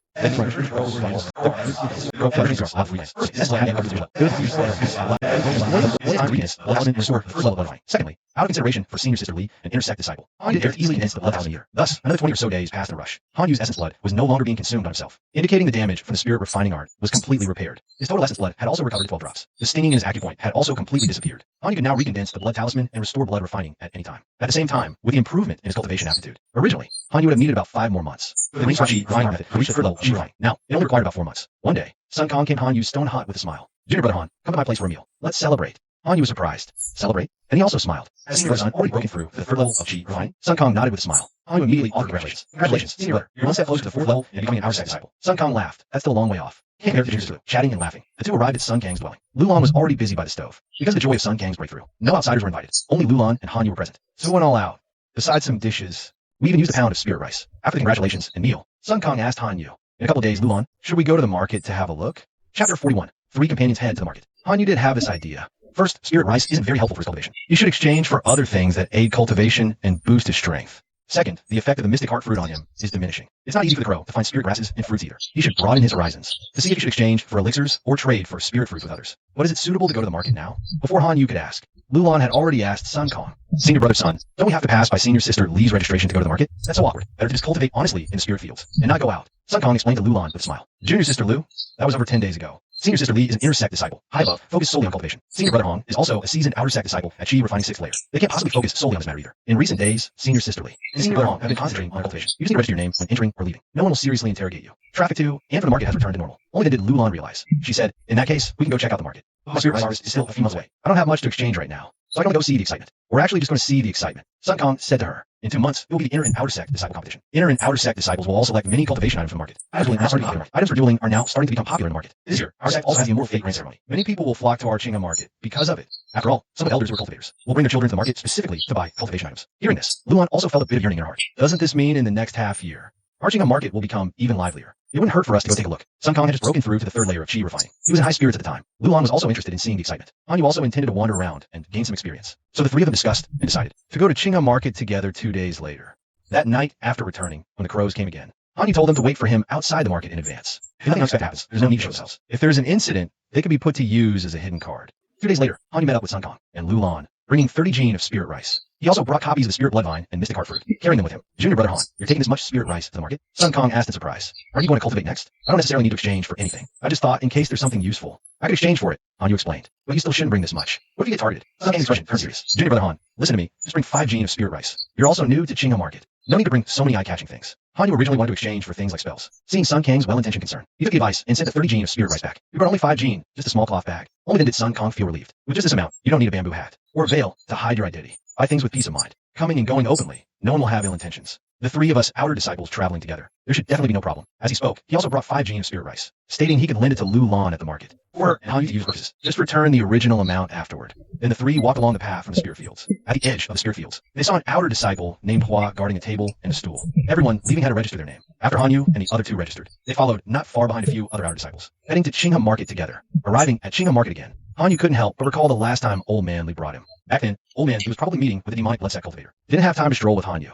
Hanyu himself copied the refining technique from someone called Zhu Laosan. Though it's extremely flawed, Hanyu can actually use it effectively, refining spiritual roots to improve cultivation aptitude. Let's go, Junior brother Han. Let me show you around. This is the remat area for mundane items. Sect servants and occasional mortals trade here. Very few outsiders. Can't enter the market without permission. Over there's the bamboo shed area, mostly for outer disciples and rogue cultivators to trade. Further ahead are proper shops with generally fair deals. Our Evergreen Valley mainly maintains order around the shops, for the bamboo sheds and remats. We only intervene if there's a death. The market also has inns and tea houses for lodging. When visiting sects come or during grand ceremonies, they all stay within the market. Sun Kong led Hanyu and Lulan while giving explanations. Some things Hanyu already knew, others were new. After looking around, Sun Kong, Hanyu, and Lulan watched inner and outer disciples coming and going at the shops, then returned to the bamboo shed area and read mats to see what they could afford.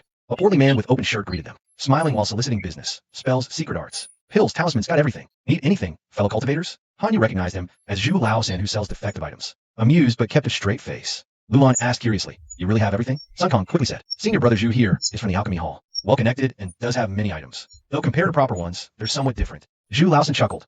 Oh, you know me, Junior? Been to the market often? Which department are you from? Sun Kong from the spirit fields answered. Zhu Laosan laughed. Spirit fields, huh?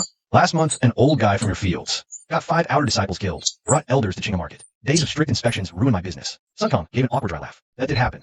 So how about supporting my business? Zhu Laosan's eyes fell on Lulan's head. Look at this junior sister. Even the hairpin she's wearing came from me. She knows best. What I sell may work differently, but definitely gives more than you pay for. Sun Kong kept shaking his head. He didn't bring much spirit rice, just looking around before the disciple tournament. He signaled Lulan and Hanyu to leave quickly. Hanyu just took 2 steps. A white spirit dog appeared in front of his eyes, spitting out his tongue and breathing. Chapter 42, Donkey Long-Faced, the spirit dog, sound familiar. Before Hanyu can identify it carefully, a girl in fake clothes walked quickly with a medicine basket on her back. I'll pick up this white spirit dog stuffed into the medicine basket. Please forgive me for this naughty little thing. After that, he slightly bowed. On his back, he walked to the booth not far away. Hanyu recognized it. This is the old handyman who told Zhongyue to sell Evening Primrose. She raised the white spirit dog. Zhongyue nature could not have recognized Hanyu. After all, it's been months apart. Hanyu was wearing a hat before. Sun Kong with Lulan, Hanyu, and the 2 men turned around in the bamboo shed area. Hanyu sees little change in prices from what he saw before. Or for 2.50 kilograms of lingmi for a lincture. A piece of lincture is also a chi condensing dan or 3 zhong wind-blowing charm, or the price of a zhong blade. The last time Hanyu came, he saw some people selling spirit bloodvine. This time I didn't see any spells here. Or something like that.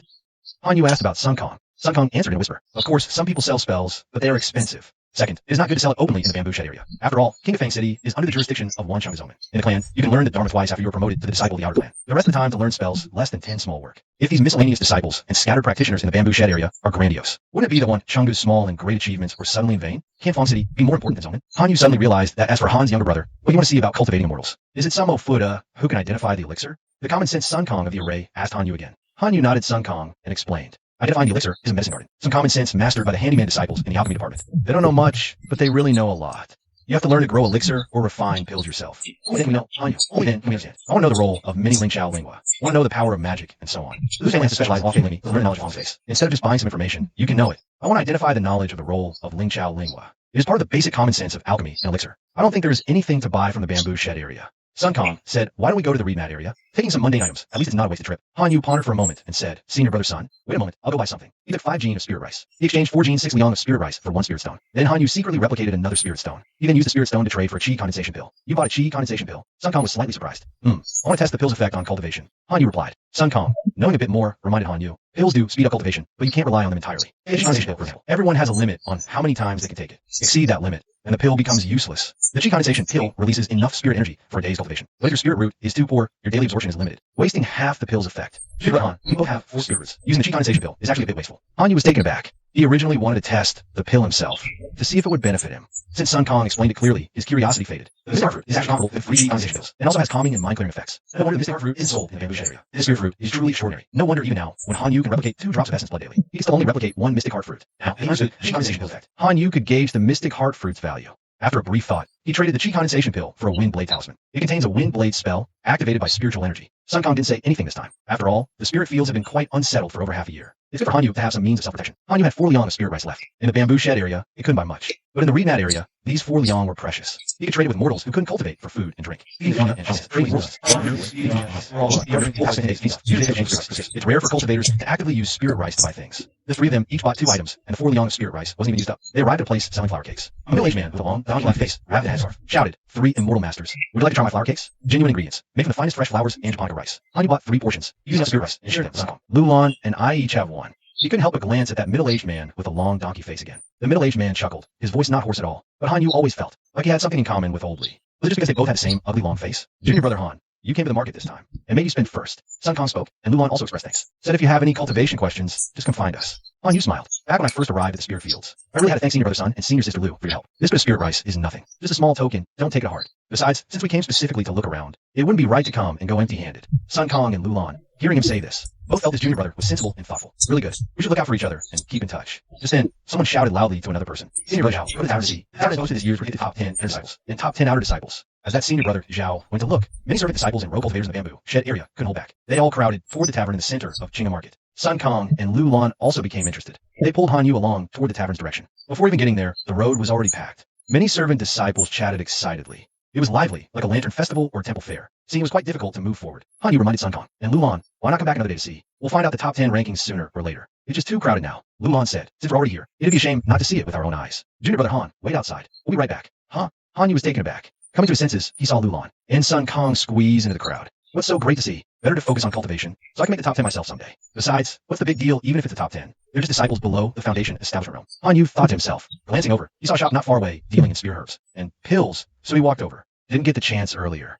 Now's a good time to ask what my spirit bloodline can be exchanged for. How many spirit stones for chapter 43? Common knowledge of spirit plants. On the bluestone paved street, everyone went to see the motion. Han Yu walked up to the shop with a 100 herbs pavilion plaque hanging above. The scent of spirit herbs mixed with a faint, elusive smell of burnt elixir fire wafted from the half-open door. It was slightly pungent, yet remarkably refreshing. Are you here to sell spirit plants or purchase elixirs? Guest? From behind the counter emerged a middle-aged cultivator with a goatee. Dressed in green robes, he was clearly an outer disciple of the 10,000 Springs Valley. As he spoke, he sized Han Yu up with a smile. A fellow disciple from our 10,000 Springs Valley. Not some outsider pretending by wearing gray robes, right? Han Yu asked, right at the foot of our 10,000 Springs Valley. Who would dare to impersonate? Your name, a mean disciple of 10,000 Springs Valley, carries the least cost. Put on the gray robes, and you're 80% convincing. Take them off, and no one recognizes you. The goateed, middle-aged cultivator set up to this point, then asked Han Yu again, what would you like to buy, guest? Or what do you wish to sell? Han Yu took out the spirit blood vine and placed it on the counter. The goateed, middle-aged cultivator nodded. He showed no sign of surprise at all. Green light flickered as he pointed at the vine. Approximately 3 years spirit blood vine, roots well preserved, can be used to enhance physical strength. Priced at 1 spirit stone. 1 spirit stone. Han Yu was somewhat surprised. Compared to the price someone was selling spirit blood vine for at the bamboo stall area earlier. The price offered here in the 100 Herbs Pavilion was truly cheap. However, considering this was a reputable shop backed by 10,000 Springs Valley, where incidents of being ambushed halfway would never occur,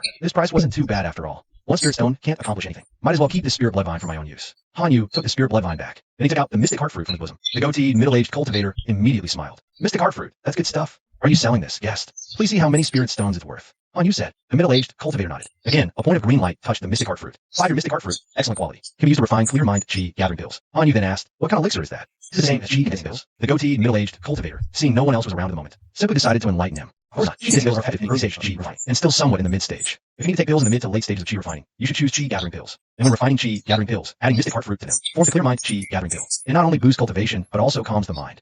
Distractions won't hinder cultivation, alchemy, spellcraft, or artifact forging. They're also crucial. After speaking, the bearded middle-aged cultivator turned and pulled out a fragrant wooden box. Placing it before the mystic heart fruit, he said, 15 spirit stones. Will you sell? Hanyu's heart jolted. He never expected the mystic heart fruit to be worth 15 spirit stones. Wasn't that equal to 15 chi condensation pills? Direct consumption of the fruit only offered the benefit of 3 chi condensation pills for one cultivation. Its added effect of clearing the mind was minor. It fetched such a high price. If not sold to a shop, it might have gone for even more. I'm inclined to sell, but spirit stones aren't that useful to me. I'd rather trade for other items. Can we do a direct exchange here?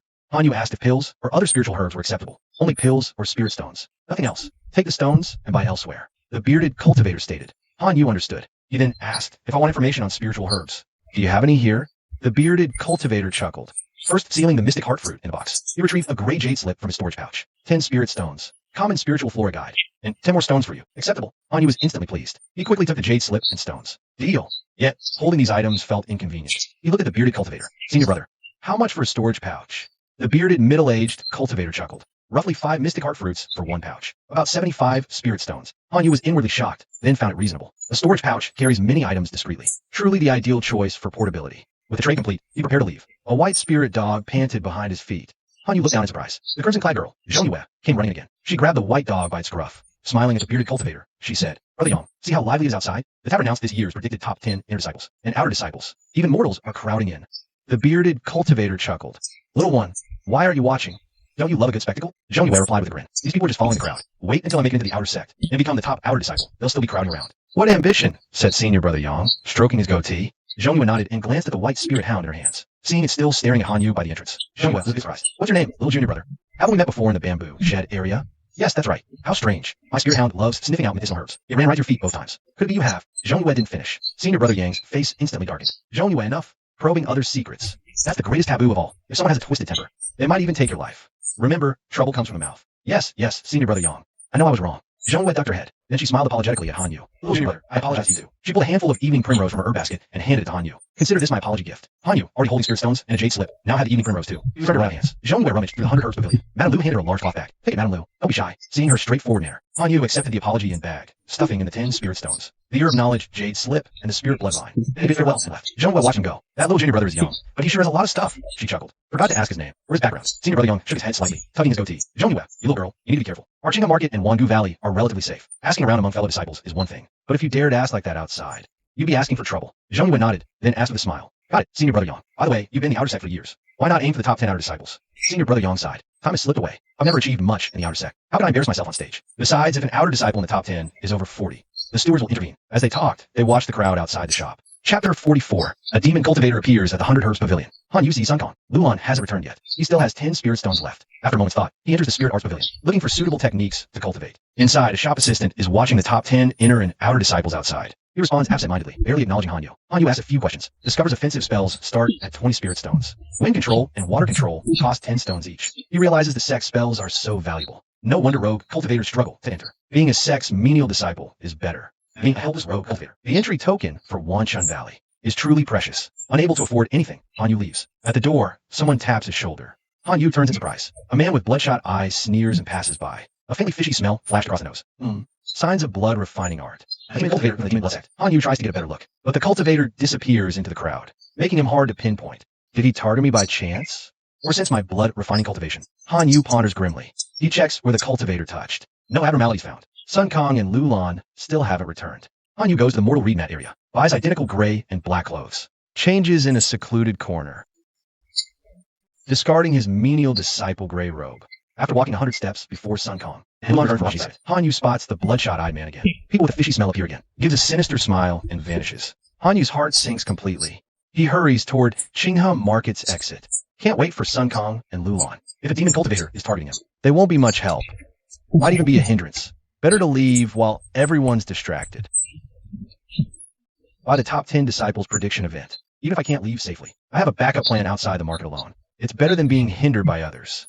Hanyu hurried through the reed mat area. That long-faced log cake vendor was still selling cloth at the end of the reed mat area. Exiting the Qinghe Market, Hanyu stood at the entrance. Looked back at the 2 large trees on either side. No one was following behind. But he sensed Fong had no intention of letting him leave. Definitely still following behind. Hopefully no complications arise. Hopefully no one else. Hanyu had never truly fought with anyone before. Didn't know other cultivators' methods. His heart was truly pounding. Walked along the road for a moment. Reached the nearest dense forest outside the market. A large crow descended from the trees overhead. Landed on his shoulder. Hanyu looked up. Not just small crows on the surrounding trees. There were over a dozen other crows too, all with glossy feathers. Eyes carrying a hint of spiritual light. His heart gradually calmed and steadied. Whispered a few instructions to the large crow. The crow cawed once. Soared into the air, then called all the crows to hide among the branches and leaves. Holding the wind blade talisman, quietly waited. Just prepared. Only about a dozen breaths of time. A dark red blood light attacked from the forest behind. The demonic blood, Sect demonic cultivator indeed followed. Han Yu saw this dark red blood light, knew it was the blood refining technique used by Fong. Different from blood droplets, a fist-sized mass appeared exceptionally filthy. Didn't know what it was made of. Han Yu immediately activated the wind blade. A cyan light burst forth. Sliced open this mass of dark red blood light. After being sliced open, that mass of blood light fell to the ground. Turned out to be a bloody heart. Split into two halves. Hee.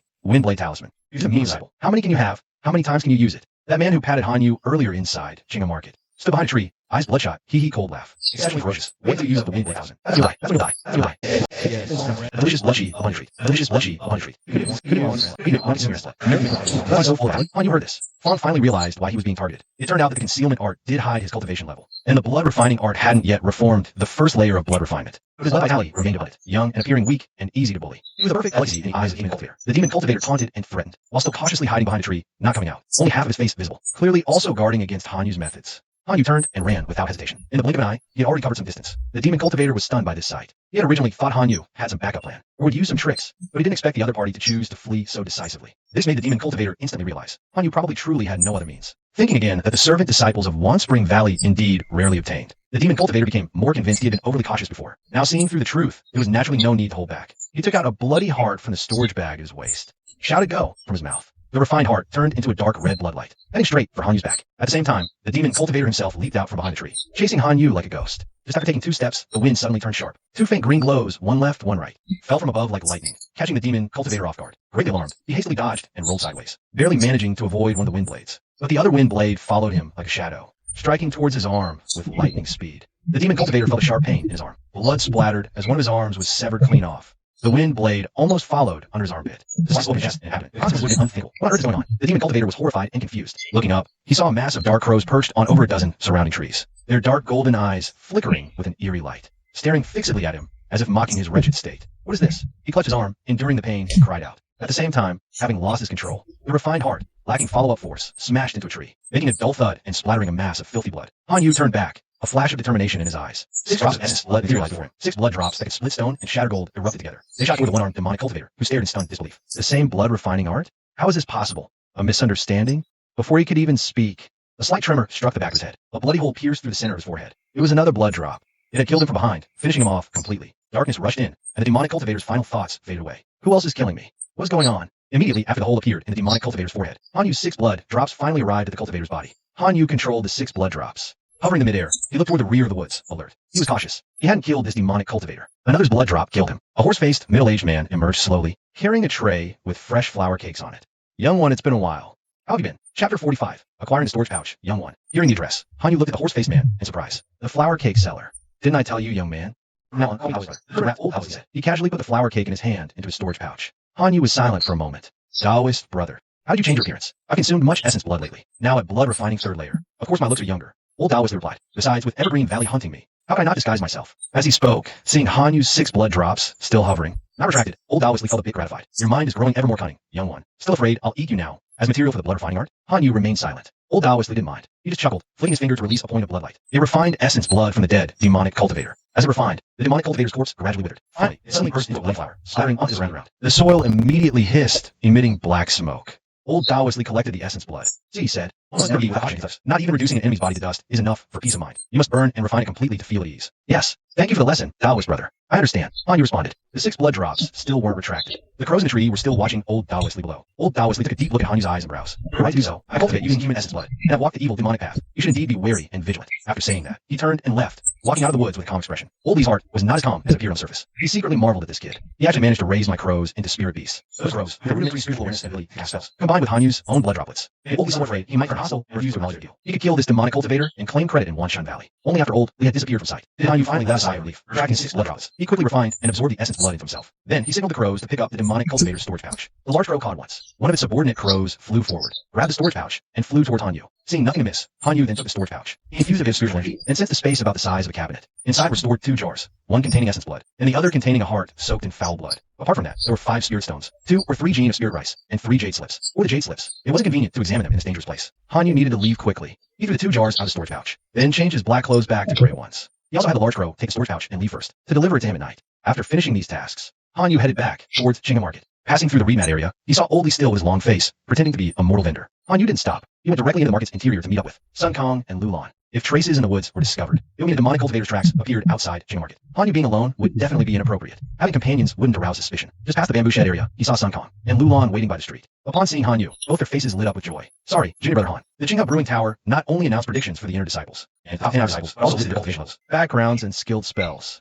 Sun Kong said, Brother Lu, and I got a bit too engrossed listening. Forgot you were waiting outside. Han Yu smiled. No need to apologize. I didn't wait long. In truth, it was a while. Han Yu had visited two shops, left the market to battle a demonic cultivator, and returned. Now, the excitement was over. Lulan suggested, and both Sun Kong and Han Yu agreed. The three of them walked together towards the exit of the market. On the way, Sun Kong also briefed Han Yu on the predicted top 10 lists for the inner and outer disciples. Han Yu didn't recognize any of the names. The predicted top 10 inner disciples are all promising young talents. Geniuses within the sect at the 9th level of Qi refining. The predicted top 10 outer disciples are even younger. Also genius disciples at the 6th level of Qi refining. There's even one at the 7th level. He advanced too quickly, lacking the required sect merits for assessment. Not yet an inner disciple. He's predicted to be first among the outer ones. Reaching the 7th level in his 20s, such aptitude, makes one feel it's impossible to catch up. Sun Kong exclaimed in awe. That senior brother could even reach foundation establishment before 40. Han Yu nodded, thinking if he continued his refining spirit art, he might elevate his own aptitude to that level in the future. Then Sun Kong mentioned another name. Predicted 8th among outer disciples. Senior brother, Jin Qi. Han Yu was surprised. Lu Clan's senior Jin Qi? His cultivation is that high? Sun Kong nodded. Yes. He broke through to the 6th level 2 years ago. Excels in using talismans combined with his own spells for attack. Huh. Junior Han. You know senior Jin Qi? Not exactly. When I first entered the sect, he escorted me to the spirit fields. Oh, I see. You were lucky. Escorted by the 8th ranked outer disciple. As Sun Kong spoke, they saw a large crowd blocking the market entrance. A blue-robed outer disciple shouted, by the elder's order, Jinghe Market halts all entry and exit immediately. Awaiting disposition. After disposition, normal passage may resume. Someone couldn't help but shout. What happened? What disposition? After the elder handles it. You'll know. The blue-robed disciple said no more. He ignored everyone else. Moments later, a series of flying artifacts soared over their heads. Elder Fong, Chun Valley Deacons, and about 7 or 8 inner disciples returned to the market. Not long after, the outer disciples guarding the entrance announced, demonic cultivators killed each other. Demonic cultivators still lurk within the market. All must reveal hair, eyes, and release spiritual aura for inspection. The crowd at the entrance buzzed with discussion, then slowly moved forward. After undergoing inspection, they filed out. Lulan whispered, demonic cultivators again? It seems our wand, Chun Valley, has been targeted. Sun Kong also murmured in agreement. After a short time, the three finally arrived at the gate of Fengshi. Check your eyes and hair release breath to make sure it is clean. And no bloody breath after the three finally left the city. Back to Ling Tian. Ling Tian also received the elimination of magic repair. Equally strict, Sister Li, a disciple of the inner gate, was wearing a blue coat with gold thread, standing at the end of the spirit field to personally inspect all the returned handyman disciples. Rehong, the inner gate, Senior Brother Ji, Senior Brother Hua, and other 3 people were also accompanied by them. After re-examination, Han Yu, Sun Kong, Lulan, 3 finally returned to Ling Tian. Standing in front of Ling Tian, Lulan said, I'm never going out again. Good in the spirit field, nest farming practice. When you practice on the 4th floor, you'll go to the outer door and encounter magic repair as soon as you go out. Also too bad luck, Sun Kong also nodded in agreement. It's been a month since I shouldn't have gone out. Who would have thought there was a magic fix? You can't lose your life by watching the scene of bustle. Han Yu also feels that Fengshi is indeed dangerous. If you're not sure enough to go to Fengshi, you should really. After the 3 went home, Han Yu practiced until night. 2 big and small crows quietly fall into the stone house. The big crow stretched out its claws and handed the storage bag to Han Yu. Chapter 46, 3 jade slips and 5 lingshire. 2 1.50 kilograms lingmi and 3 jade storage bags have these items in them. Han Yu planted jade slips with his common spiritual gains today. 10 lingshire, not sold lingshu vine. The original copy of the Xian heart fruit. Lingshu vine and 25 kilograms lingmi are put into the storage bag. When you get started, you get Jinghe to practice Qi and heart method. The common sense in the door given by Senior Brother Jin Qi is also put into the storage bag. The articles about cultivation nearby were immediately swept away. Han Yu suddenly feels safe. Take all your belongings with you. This feeling is really good, even if there are any more searches in the future. It's hard to find anything inside his stone house. After that, Han Yu took out 3 jade slips. Begin to look carefully at the first jade, simple blood dirty technique. The internal organs were taken and mixed with a small amount of refined blood. Control the internal organs of refining while fighting. Reach the use of not consuming oneself, but can defeat the enemy. Han Yu frowned and finished watching. Just throw this jade slips aside. This spell is too harmful. After Han Yu's induction of the 2nd jade slips, it's a universal practice spell called Fireworks. It releases a flame and heads straight for the enemy. Burning enemies to death is similar to Windblade. Demonic cultivators can use it. Ordinary cultivators can too. This is also the first truly releasable spell Han Yu has obtained, clearly intended for attacking enemies. Wind riding and water control are too weak for attacking. They consume spiritual energy with little effect. Wind riding is best for traveling. Water control is more convenient for watering fields. At most, it can also drive past and rodents from spirit fields. It can't even kill spirit-stealing mice. The 3rd jade slip contains the tracking technique. The spell the demonic cultivator used by touching Han Yu. To track Han Yu. Sounds like a useful spell too. But Han Yu doesn't need it for now. He can practice it when he has free time later. He stored all 3 jade slips in his storage bag. Han Yu took out the common spirit plant guide. He started examining this jade slip. The big crow cawed softly, hopped on his shoulder. Han Yu paused, suddenly realizing, I was only looking at today's gains, forgot your contributions. He took out a spirit blood vine for the big crow to share. The big crow took the spirit blood vine, tossed it to the little crow, then gently pecked Han Yu. Han Yu was puzzled at first, then understood again. Oh, the reward isn't important. You want praise, right? Han Yu reached out to smooth its feathers. After a few words of praise, the big crow closed its dark golden eyes contentedly, allowed a soft cry, then joyfully spread its wings and soared away, vanished into the night sky. Seeing it fly off, the little crow grabbed the spirit blood vine, hopped in front of Han Yu, not hiding its desire for praise and compliments. Han Yu knew whenever the big crow was around, this little crow didn't dare overstep. Now with the big crow gone, it quickly seized the chance to get close. Han Yu stroked it a couple of times, praised it for being great too. The little crow then happily leaped and flew away. After they both left, Han Yu continued examining the common spirit plant guide. The basic uses, this common knowledge isn't particularly profound, but it's very important for Han Yu. With this knowledge, even if the crows can't find spirit plants, he can replicate items to trade at the market for the spirit fruits he wants. Doesn't need much, just one sample. It is enough to use for a long time. He read until late night, then released the jade slip. Today's gains were vivid in his mind. All of Lu's own abilities also passed through his thoughts. He needed to assess his true strength and determine his future course of action. The Qing Chi refining method. At the Chi refining second level, one can use wind control and water manipulation spells. Now, the concealment art has 2 more spells to learn. Tracking. The flame art, along with a mundane martial arts technique taught by elderly. The whispering skill are unrelated to demonic cultivators. Later, the blood refining art can produce 12 drops of essence blood. The blood rune hasn't been reformed at the Donjon point yet. It's just a thought away. Currently, demonic cultivators appear near Wanyang Valley from time to time. Spies are lurking, and occasional strict checks make it unsuitable for forming the blood rune. Mastered spells include blood drops, spirit nurturing, and bloodthirst. These are related to demonic cultivation and must not be exposed to the public. Besides, there are 2 crows, large and small, that can spit wind blades. The large crow leads a flock of somewhat spiritual crows, which is also a significant help if measured by the servant disciples at Wanyang Valley Spirit Fields. Han feels that even free Chi refining third level servant disciples wouldn't be his match, but against rogue cultivators or demonic spies from Qinghe Market, Han Yu doesn't know their background and methods, so it's hard to say. Demonic spies keep emerging, making Qinghe Market unsuitable for frequent visits. Han Yu decides to first reach Qi refining third level and master the flame art. If the mystic heart fruit's effect diminishes further for him, he'll consider going to Qinghe Market to exchange for new spirit plants or pills. It won't be too late. After making this clear decision one evening, Han Yu no longer goes out afterward. He only occasionally accompanies Sun Kong and Lu Lan, chatting and sharing a meal. The rest of the time, he cultivates and improves his spells indoors. Unknowingly, another 2 months pass. No more news of demonic spies arrives. Wanyang Valley gradually returns to a peaceful life, with Han Yu practicing the spirit refining art every few days. His fire spiritual root has been refined by 80%. As his aptitude keeps improving, the spiritual energy gained daily increases more and more. Originally estimated to take 4 or 5 months to reach Qi refining third level. Now, after just 2 months, another month or so will suffice. Under the mystic heart fruit's calming and clarifying effect, both the flame art and tracking art have been mastered proficiently. Han Yu can cast 1 flame art within a breath, with enough spiritual energy for 5 casts, though not as good as wind control or water manipulation. The flame art itself demands higher attack power. Han Yu achieving this is already quite remarkable. As far as he knows, Outer Sect disciples mastering spells typically cast once every 2 or 3 breaths to be considered combat ready. One morning, stepping out of the stone house, Han Yu senses a spiritual energy gathering at the spirit fields. Sun Kong and Lu Lan both arrived at their own spirit fields and sat cross-legged to cultivate. It turned out their spirit fields were about to be harvested again because the gathering spiritual energy attracted pests and rodents one after another. The management of the spirit field area was now almost the same as a year ago. Not very strict. The big and little crows led the crow flock to feast on the high-quality, spirit-infused food under cover of night. The crows benefited greatly, not only gaining higher intelligence, but also having claws, beaks, and feathers. 2 new crows even emerged that could spit wind blades. The big crow specially brought these 2 crows to see Han Yu. To show off the subordinates it led, Han Yu praised it a couple of words, and it left in high spirits. A few days later, Sun Kong and Lu Lan harvested their spirit fields. Over 50. Sun recorded 5 minor effects. Three of them planted green sprout spirit rice in the spirit field. This was the same time as other menial disciples were planting. After planting the new green sprout spirit rice, on this day, many menial disciples in the spirit field area were excitedly chatting. Chapter 47. 3 spiritual roots. Han Yu, Sun Kong, Lu Lan, the 3 were busy cultivating, harvesting spirit fields, sowing green sprout spirit rice. They also had no plans to go watch the excitement at the green sprout market. They had even less qualifications to personally attend scene to watch the inner sect disciples and outer sect disciples combat matches. So after their busyness, the inner and outer sect disciples grand competition had already ended. The meddlesome menial disciples at the spirit field area compared the competition results with the previous predictions, discussing animatedly as if they had participated. Some even boldly went to ask the usually aloof senior sisterly. Unexpectedly, senior sisterly did not scold them harshly, but regarding the top 10 results of the inner sect disciples, she also said a word, well deserved. It turned out she had also participated in the inner sect disciple competition. Just her ranking wasn't high. Only then did the menial disciples realize. Senior sisterly might not necessarily aloof. She was simply not interested in the menial disciples' ordinary conversations. She focused on inner sect disciples, post-Chi refining 7th layer, future foundation building, these topics. The menial disciples thought about pre-Chi refining, spirit fields, thinking this way, senior sisterly being able to fulfill her duties was already varied. Making her waste time explaining to a bunch of outer disciples was naturally boring and useless for her, since Sun Kong and Lu Lan were chatting about it with relish. Han Yu couldn't help but overhear a bit. What caught his attention slightly was first that senior Jin Chi's combat prowess was quite impressive, predicted to be 8th among outer disciples. He ended up ranking 5th. With that strength, accumulating merits for 2 more years, and Chi refining 7th layer smoothly, entering the sect, was a matter of course. The other thing was the genius Sun Kong mentioned, named Xiang Yan, who reached Qi refining 7th layer in his 20s. As expected, he placed first in this outer disciple competition. Since the top 10 of the competition all received sect merits as a reward, he, being first, got more merits and directly entered the inner sect. This Xiang Yan also had dual spiritual root aptitude, compared to senior sister Li, a dual spiritual root inner disciple. Now, guarding the spirit fields at 30, Qi refining 8th layer, they were quite similar. By this comparison, it turns out senior sister Li was also once an outer disciple, a genius in the eyes of outer disciples, but once in the inner sect. Compared further ahead, not such a special genius. Han Yu looked at these dual spiritual root geniuses and their cultivation speed, thinking it's a pity. A Qi refined sage, only one spiritual root can be refined. Only by thoroughly repairing one's own foundation during foundation establishment can refining the second begin. Otherwise, refining dual spiritual roots with a single root, wouldn't he also have such cultivation speed? This is the limit of spirit refining art. After refining a spiritual root with spirit refining art, the quality design usually have indicators. It's like the old Taoist usually taking himself as an example. Can it be completely mended?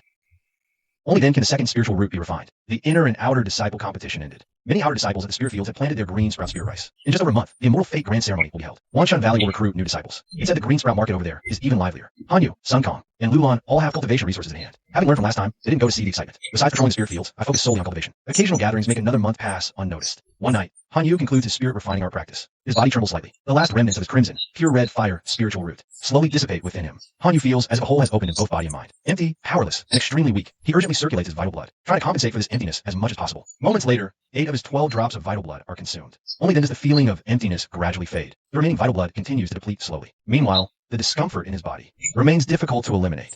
Hanyu had anticipated this.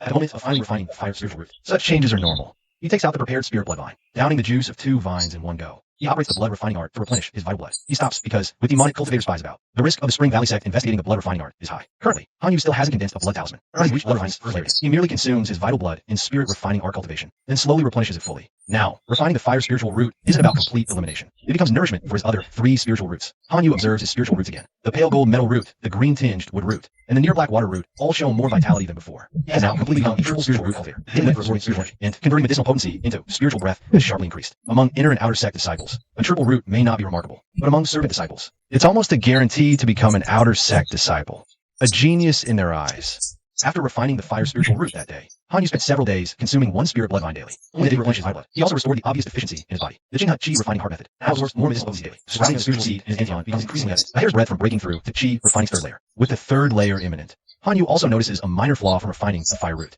The power and casting speed of his flame art can no longer improve. It remains at its current level, still not weak. The inability to advance is somewhat regrettable. This is clearly the regret brought by losing the fire spiritual root. Spells can still be used, but they're clearly less effective than spells suited to one's own spiritual root. Ultimately, growth is limited, hence the exchange for a metal spiritual root. The enhancement of wood and water spiritual root spells, increased potential, and faster cultivation speed. In the end, with gains and losses, the benefits far outweigh the drawbacks. Another night, the big crow brought a new crow. It could also spit wind blades. By now, the entire crow flock had 5 crows capable of spitting wind blades. The other crows had sharp claws, tough feathers, and basic intelligence. They could also serve as combat power. Hanyu felt gratified, praised the crows, and then let them fly away. The night was deep, quiet, with clear moonlight. It was no longer Zhangshan secretly releasing spirit stealing mice, nor Wei Kawani secretly meeting with Manager Wang. Even Oldie, who cultivated the blood refining art, and Manager Wang, dealt with by the sect, were now nowhere to be found. Hanyu gathered his thoughts, brushing aside the various events of the past year, like skimming foam from tea, and began his cultivation. Today, the day he would break through the 3rd layer of Qi refining. Spiritual energy circulated through his rings. Launching fruits, medicinal power continues to convert it. The spiritual seed in his Dantian trembled slightly. A small, complete sprout appeared within his Dantian. His meridians trembled slightly. Another cycle, and his spiritual energy surged by several tenths. The sprout served as both the starting and ending point, continuously circulating Hanyu's internal spiritual energy. 3rd layer of Qi refining. Chapter 48, the Great Immortal Fate Ceremony. Hanyu opened his eyes, filled with joy.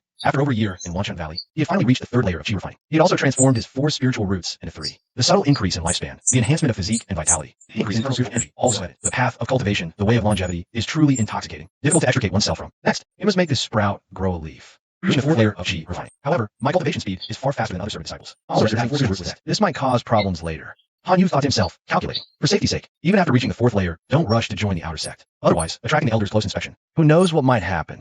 Also, the Xuanqing fruit's medicinal power is getting weaker. I need to find a solution for this too. Hanyu had consumed too many Xuanqing fruits, gradually developing resistance. Its effect had significantly decreased since the 2nd layer of Qi refining. Now it's even weaker, clearly only enough for one day's cultivation. Although it's enough for now, but for the future, Hanyu must prepare substitutes in advance. After this year's Immortal Fate Ceremony, when the Qinghe market isn't so lively anymore, go check the market then. More bustle, more trouble. Better not join in the commotion. Hanyu made up his mind. After another day of cultivation, he saw the spirit field was a bit dry. He activated wind riding, fetched spring water to the field, and used water control to irrigate it. A busy day later, roughly half the field was watered. The next morning, he was irrigating again, when he suddenly heard shouts and scolding. Hanyu stopped working. Looking up, he saw Sun Kong and Lulan also walking over. The other servant disciples looked too. They saw senior brother Hong punishing Lu Yun. Everyone laughed.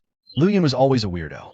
Even though Elder One favored him, he didn't show much passion for cultivation. He just stayed in his room, amusing himself. He must have caused trouble again, angering the usually calm Hong. Senior brother Hong's scolding echoed across the field. Senior sisterly heard it and came out. She summoned her shuttle-shaped magic tool, flew up, took a look, saw it was Lu Yun, gave a disgusted glance, landed slowly, ignoring it. Casually glancing, she saw Hanyu, fingers together, channeling spirit through his legs, activating wind riding, ready to fetch water with 2 buckets.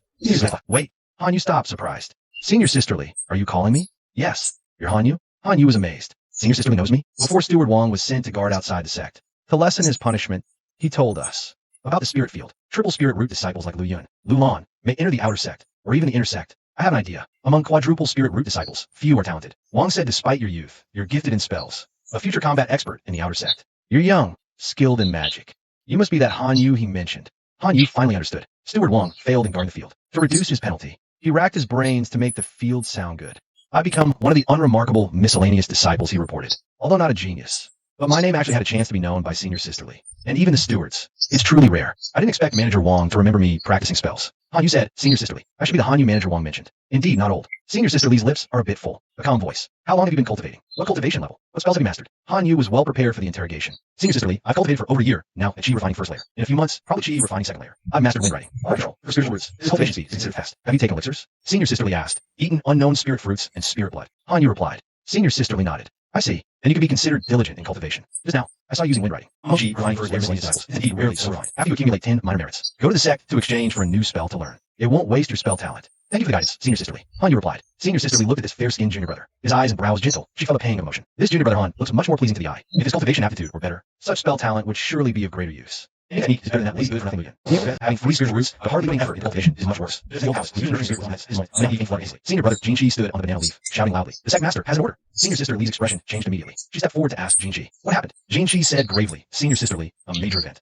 While speaking, Senior Brother Han, Senior Brother Ji, Senior Brother Hua, the 4 hurried over together. To hear him speak, Jin Chi announced loudly, the sect master orders. All locations within sect. Only leave necessary outer sect disciples to guard. All other inner sect disciples, outer sect disciples, gather at the main gate. All miscellaneous disciples, servants within sect. Those who move without authorization will be executed immediately. After his announcement, Senior Sister Lee pointed at Senior Brother Hua, signaling him to stay. Then, with Senior Brother Han and Senior Brother Ji, they boarded magical tools, following Jin Chi to the sect. Only Senior Brother Hua was left guarding the spirit fields. Senior Brother Hua also hastily shouted, all miscellaneous disciples, return to your rooms, do not go out. Await the sect's arrangements. Hanyu was inwardly shocked, yet he couldn't help feeling relieved that he hadn't condensed the blood talisman again. As expected, trouble struck again at the blood refining first layer. It must be the demonic cultivators or the beast taming sect, or the spies from the minor Skynet sect. If the whole sect conducted a sweep, no one would have found any connection between Hanyu and demonic cultivators now. After cultivating his room for over 2 days, Senior Brother Han and Senior Brother Ji returned to the spirit fields. Soon after, the ban on the spirit fields was lifted. Senior Sister Lee from the intersect didn't come to the spirit field again. Senior Ji and the 3 sexes were visibly dejected, heads hanging low.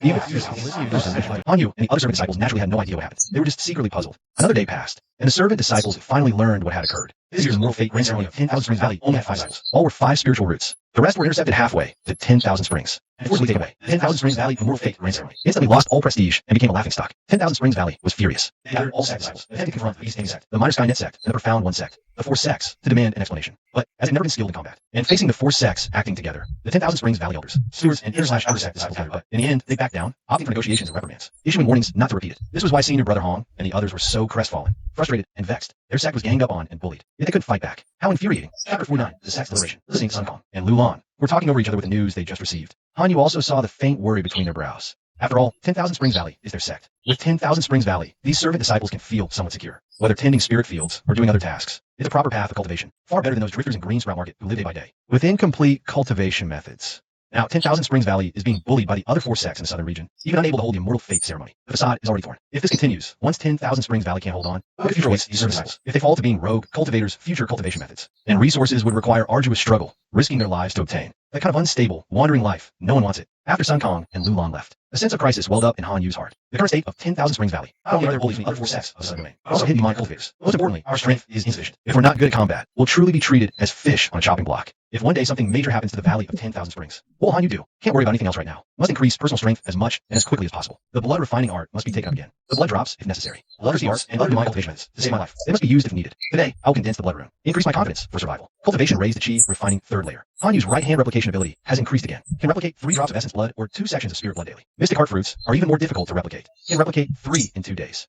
Han Yu also tried replicating other items. Ordinary spirit stones are also 2 pieces daily. It said spirit stone jade slips have even higher quality. Replicating those is presumably even more difficult. As for storage pouches, Han Yu needs to save up for 7 or 8 days to possibly replicate one. One is completely enough for the short term. No need for more. Han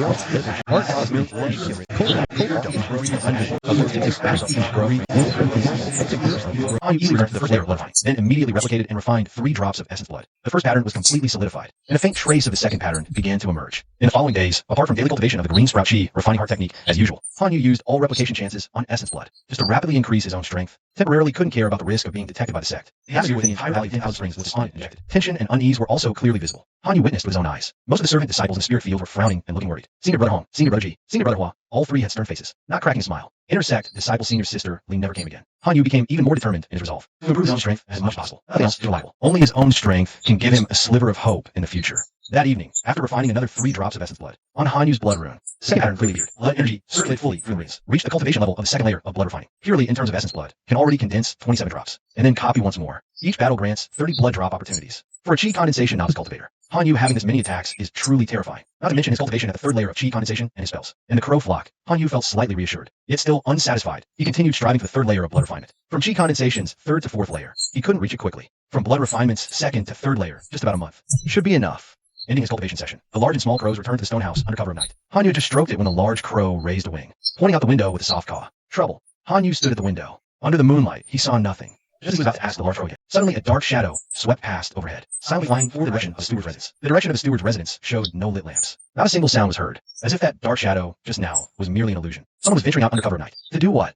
Certainly nothing above board. Han Yu's sense of crisis grew heavier. Wanshan Valley was now in turmoil, enemies watching covetously, among the 3 outer Sect senior brothers of the Spirit Fields, who had started sneaking out at night. And for what purpose? If even they were beginning to waver. Wouldn't the Sect's morale already be collapsing? He indeed needed to gain more self-preservation power quickly, and also plan a future escape route. The solemn and majestic main hall of the Wanshan Valley Sect. Spirit wood pillars entwined with spirit cage fruits, glowing faintly. Eternal light. The spirit would emitting waves of strange medicinal fragrance, refreshing the heart and mind. Yet, at this moment, no one in the hall was intoxicated by the fragrance. Instead, the atmosphere was extremely heavy. In the center sat the Sect Master, wearing a golden crown and a robe adorned with gold ribbons. The Wanshan Valley Sect Master with 3 long wisps of beard sat upright upon it. Beside an equal seat, wearing a brocade-patterned white jade robe, was the Grand Elder of Wanshan Valley. 2 rows, 8 seats in total left and right. All seated wore jade white robes. Foundation establishment late stage, Wanshan Valley Elders. Elder Yin and Elder were among them. Behind the elders' seats stood over 30 purple-robed deacons. Deacon Liu and Deacon Fong stood among them with serious expressions. 2 blue-robed intersect disciples stood solemnly at the entrance, unsmiling. Before the hall towered a large bronze cauldron. Behind the large cauldron, numerous intersect disciples stood quietly, their breathing barely audible. Thud! A dull sound echoed within the hall. Elder Yin slapped the armrest of a chair and stood up, Sect leader. Are we just going to swallow this insult? Last time, we gathered all our inner and outer Sect disciples. We were all ready to fight them to the death, but in the end, we only sent someone a question and warned them. And what was the result? Now, the person sent the question has returned. They left us with no face at all. The Mystic Unity Sect and the Spirit Sword Sect feigned ignorance. They only called it a coincidence. The minor Heavenly Net Sect refused to meet. They wouldn't let our people enter their sect. The Spirit B Sect was the most brazen. First, they turned the tables, claiming demonic cultivators were active in our territory. This is we might be colluding with demonic remnants, and said our Eternal Spring Valley should be fine. Why did the Immortal Fate Grand Ceremony have no new disciples? This shows how unpopular we are. Such twisting of black and white. Such slanderous words, they could actually say them. They slander our Eternal Spring Valley. All grew more and more agitated. Elderwin coughed lightly. Eldian, perhaps your first year with the Sect leader and the Grand Elder have to say. No, and slowly sat back down. I can't stand this. And Elder One, please call me Junior Brother Yin. Elder One turned his face away, seeming not to hear. All right, Elder Yin, no need to be hasty. The Sect leader coughed lightly and finally spoke. Today, I've gathered everyone here, precisely for this matter. 100 years ago, the 5 sects of the southern region united to exterminate the demonic blood sect. Now, the other 4 sects harbor ill will towards our Eternal Spring Valley. We've suffered losses, we've made inquiries, but there's been no proper explanation. Let all elders and stewards discuss and come up with a strategy. Chapter 50, the Session 3. After the Sect leader finished speaking, the great hall fell into a deep silence. For a moment, no one spoke. Even Elder Yin, who had been so emotional earlier, did not rush to speak again at this time. After a short while, the Grand Elder spoke. In my opinion, we still need to talk with the other 4 sects. We must clarify what they truly intend. Let's see if we can negotiate. After some bargaining, we might avoid a complete break. As soon as these words were spoken, Elder Yin couldn't help but stand up again. He bowed respectfully and said, Grand Elder, last time it was also you who said there might be a misunderstanding. You sent someone to question those 4 sections. Before he could finish, another elder stood up. Junior Brother Yin, that's not quite right. The Grand Elder's idea is precisely based on the current situation of our Eternal Spring Valley. Remaining calm and composed, not rushing. This is the way to solve the problem. We truly lose our composure. With the strength of our Eternal Spring Valley, going against the Spirit Beast Sect and the other 3, are we all just going to stop cultivating from now on? What about the legacy and traditions of Wansuin Valley? At the end of the day, it's just the Immortal Fate ceremony being blocked, and some conflicts with the 4 major sects. It's far from the time for a life or death struggle to defend our way. Elder Yin said coldly, Senior Brother Bai, what you say is not wrong, but I'm afraid they won't give us any breathing room. They just want to devour us completely. First, then insult our envoys, pressing closer step by step. We're just watching ourselves die, step by step. If giving in for a while could solve it, that would be one thing. But this constant yielding, we'll die sooner or later. Might as well fight them early, to avoid this humiliation. Elder Bai had yet to respond. The Grand Elder slowly spoke. Yin Ming, how do you know they want to devour us? And not just try to squeeze benefit from our sect. Grand Elder, isn't it obvious? They have no intention of negotiating with us. Elder Yin spoke, bowing slightly to the Grand Elder. Even if it's just squeezing benefits now, they'll demand more later. Ultimately, they'll still crush and absorb Wansuin Valley. Will they ever be done? No, you are wrong. Grand Elder said calmly. You think I am weak? Seeking peace with those 4 sects? You don't understand the way of the world. Softness overcomes hardness. Teeth fall out, but the tongue remains. This softness is what ultimately survives longer, as long as there is the slightest room for maneuver. We should do everything we can to avoid conflict with the other side. If they want things set conditions, we can give them. Are we just supposed to let them bully us like this? No. How do we entrust the survival of Wansuin Valley to their mercy and kindness? That is courting destruction. The Grand Elder stood up and walked to a spirit wood pillar. Facing the 8 elders and stewards, he shared his thoughts. We must yield. We must also repair relations with the 4 sects. If we can find one reliable ally among the 4 sects, the other 3 won't so easily see us as a target to be plundered. This gives us a chance. We won't have to fear a joint attack. Elder Yin wasn't entirely opposed. After hearing this, he fell silent for a moment, then said, those 4 sects are united. Even our fairy ceremony has been destroyed, as if to break our roots and find a family to join hands with us. I'm afraid it's hard, isn't it? Elderwin got up and saluted. He added that finding someone to join hands at this time is actually a gamble of luck. It's safe if we pick the right one.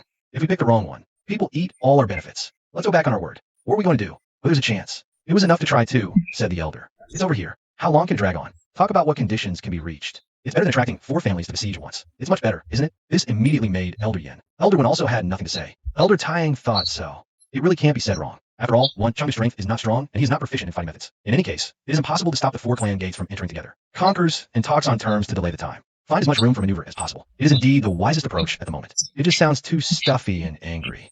At this time, there was no objection to the elder's proposal. The leader opened his mouth too high. The elder became serious. Fellow elders are worried about unity in the clan. My heart is very confident that the way of heaven and earth, yin and yang, complement each other. We can't be paranoid at one end. We're going to do the Fong method of the Elder Taishan. Other self-preservation Fong methods have to be tried. The Elder Taisho twisted his beard and nodded his head slightly to approve. Leader, please say that I am willing to support the leader to see him say so. First, he smiled and then said in a heavy voice, I, Wan Chengdu, have never provoked foreign enemies. I just concentrate on my cultivation. It is absolutely impossible to plant alchemy and attack externally. Only strengthen the protection to prevent Fong from attacking. I think we have to strengthen the Zoman's defense and set up a small defensive array in addition to the large defensive array. Only the main peak of the defense gate is located. When necessary, all disciples live in the main peak. Leader Fong is already trying to foreign enemies said so. Elder Yin and Elder, when all nodded in agreement, including Elder Tai, Elder Bai, and others also agree that the situation is grim now. There may even be a danger of clan overturning. Protect yourself is indeed right. Even if you can't beat it, you should always defend it with all your strength. The leader went on to say the disciples stationed everywhere were recalled. It is not an example that resources are concentrated in King Defang City, the main peak of Zoman. As soon as the disciples of this leader and our clan are stationed there, they will return. I'm afraid there will be chaos in the local area, such as scatter repair demons. The people are miserable. An elder said. The pedantic elder shakes his head slightly. Those mortals never care which immortal sect is stationed there. As long as someone guards and helps them, it's enough. If our Spring Valley perishes and Beast Aiming Sect sends people, welcome them just the same. The urgent matter is Spring Valley's own safety. At worst, after the crisis, we can send disciples back. No one will say anything about slaying demons. The sect master continued. There's another matter I'd like your counsel on. In this critical moment for the sect, to boost morale and encourage disciples to increase their strength, I want to issue an exceptional decree. The sect master explained further under everyone's puzzled gaze. Exceptionally promote outer sect disciples. Relax spell learning restrictions for intersect disciples. Exceptionally admit roving cultivators. And increase the sect's levy under the exceptional decree. First, any roving cultivator trying to join Spring Valley, if verified not to be a spy from the 4 sects, nor a demonic cultivator disciple, can be accepted as a menial disciple to serve our Spring Valley, learning our basic chi condensation method. Second, any menial disciple reaching chi condensation 3rd layer can be promoted to outer sect disciple, enjoying the privileges of outer sect disciples, free movement, assigned residence, undertaking missions, and other benefits. Third, any outer sect disciple reaching chi condensation 6th layer can be promoted to inner sect disciple, enjoying servant attendance, presence on main peak, apprenticeship, foundation building, and other benefits. Fourth, increase the sect's levy from 80 to 90% of gains to provide more cultivation resources and urge more to cultivate quickly, becoming outer sect disciples, not content as menial disciples. This is the essential decree I propose, and the current method to boost our sect disciple strength. After the sect master finished, the hall fell silent first. Then the elders and stewards erupted in uproar. Chapter 51. Exceptionally admitting roving cultivators might be unreliable.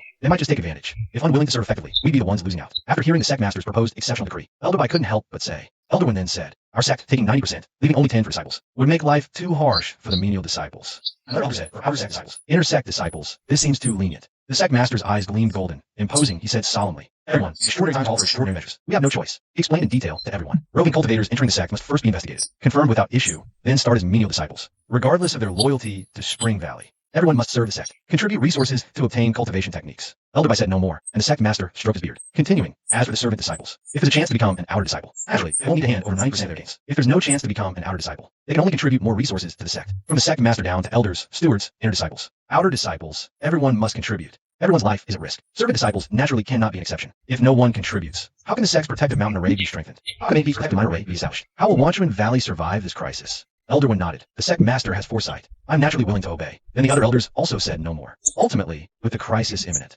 relaxing the disciples' promotion assessments and promoting exceptionally is also forced by necessity. All the elders and stewards said, we are willing to follow the arrangements of the sect master and the grand elders, serving the sect tirelessly, fearless of life and death. The outer and inner disciples also repeated, willing to serve the sect tirelessly, fearless of life and death. After a meeting in the sect's main hall, externally seeking peace and alliances, internally strengthening arrays. Increasing arrays, for now, still doesn't affect ordinary servants. What first affects the servant disciples is the exceptional promotion decree. This morning, I had just left his own house when the Lu family heard noises all around the spirit fields. Quite noisy. Senior brother Hong, senior brother Ji, senior brother Hua called out, gathering all servant disciples at the spirit fields in one place to hear the sect's latest order. As in the past, the servant disciples at the spirit fields naturally obeyed obediently, not daring to speak out. But this time, someone who knows how got the news early, heard the order's content beforehand, spread it privately. Before the servant disciples even gathered, many were whispering and discussing. Some even dared, seeing senior brother Hua always had a mild temper, easy to talk to, ask directly. Senior brother Hua, I heard the sect will let rogue cultivators in this time to take our servant disciple jobs. Is it true? The servant disciples from the herb garden say, the sect will make us hand over 90% of our harvest. Is it true? Senior brother Hua, usually good-natured, seeing the questioner only, knew bits and pieces and was mumbling, also put on a stern face. No more questions. Quickly gather and await the sect's orders. Many servant disciples could only gather with anxiety in their hearts. They came together. Hanyu, Sun Kong, Lulan, the 3 stood together. With a glance, senior brother Hong and the other 2 began checking the numbers. Finally, senior brother Hua helplessly sighed. Who is Lu Yan's neighbor? Quickly call him here. Upon hearing this, even the most anxious servant disciples couldn't help but laugh out loud. The atmosphere suddenly became much more cheerful. That oddball Lu Yun, he's probably amusing himself in his room again. But Elder One previously expressed favor towards this eccentric. So Senior Brother Hong and the others couldn't easily punish him publicly anymore. Sometimes seeing him act so nonsensical, it's really hard to resist occasionally giving him a lesson. A moment later, Lu Yun arrived lazily, wiping his hands. Senior Brother Hong began announcing the Sect's decree. The Sect decrees, in these extraordinary times, extraordinary measures must be taken. Effective immediately, the exceptional decree is enacted. First, the exceptional recruit rogue cultivators. Those who meet conditions and enter Wanshan Valley. As servant disciples, contain the basic chi refined method. All the servant disciples were stunned. Rogue cultivators are really being allowed to join Wanshan Valley, stealing our farming opportunities? If rogue cultivators come, what will we do? Second, all servant disciples must exceptionally hand over 90% of their harvests. The original full handover and punishment standards remain unchanged. Senior Brother Hong, read up here, and immediately the servant disciple couldn't help but speak up. How are we supposed to live like this? First, rogue cultivators snatch our farming chances. Then we have to hand over 90%, even if we farm diligently. Do we servant disciples have any hope for future cultivation? Senior Brother Hong coldly glanced at the servant disciple who spoke. That disciple immediately shrank back, not daring to speak, fearing punishment. Unexpectedly, Senior Brother Hong only glanced and didn't bother with him. Instead, he continued. Third, all servant disciples at Chi Refining Layer 3 from today are exceptionally promoted to Outer Sect disciples. They may enjoy Outer Sect privileges, free movement, assigned residences, undertaking missions, etc. Fourth, any Outer Sect disciple reaching Chi Refining Layer 6 may be exceptionally promoted to Inner Sect disciple, enjoying servant attendance, presence on main peak, apprenticeship foundation building, and other benefits. Furthermore, the Sect merit required to exchange for Sect techniques is also reduced.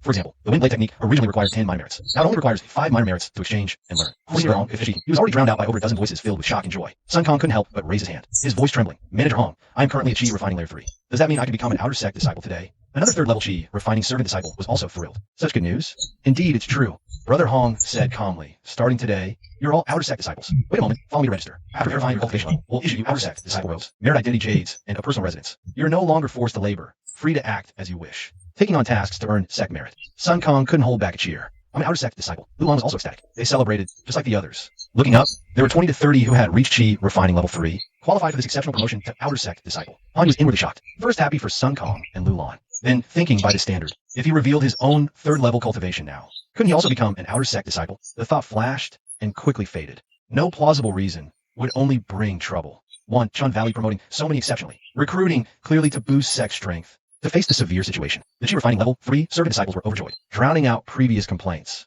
Brothers Hua and Ji said to Brother Hong, smiling, Brother Hong, congratulations to you too. You'll become an Inner Sect disciple. The older Brother Hong's expression remained as usual, just waving a hand with a light laugh. Just lucky timing. No need for congratulations. Chapter 52, Scattered Cultivators as Neighbors. After Brother Hong's announcement, the Chi Refining Level 3 disciples hurried to register to become Outer Sect disciples. Sun Kong pressed Han Yu's shoulder, whispering, Junior Brother Han, don't worry. If I have spare strength, I'll definitely help you reach Chi Refining Level 3 soon. Lulan also said, Junior Brother Han, after we leave, be careful. Don't let anyone bully you, and cultivate harder. Become an Outer Sect disciple soon too. Once we're in the Outer Sect, we'll still help each other. Han Yu nodded, saying, actually, I'm also Chi Refining Level 2. Once at Level 3, I'll come find you. Sun Kong and Lulan were a bit surprised. Han Yu, with 4 spiritual roots, was cultivating quite fast. Only a year after entering, almost at Chi Refining Level 2. Almost on par with 3 spiritual root talent. But now wasn't the time to discuss this with Han Yu. 2 people line up to register their names and cultivation levels. The eccentric Lu Han is right behind them. He also registered as Chi Refining third layer cultivator. This surprises many. This ridiculous, laughable guy. His cultivation progress isn't actually slow. No wonder the supervisors often punish him, but never truly cripple him. Seems he really has some redeeming qualities. Senior Hong, after I become an Outer Sect disciple, what should I do with the spirit field I've been tending?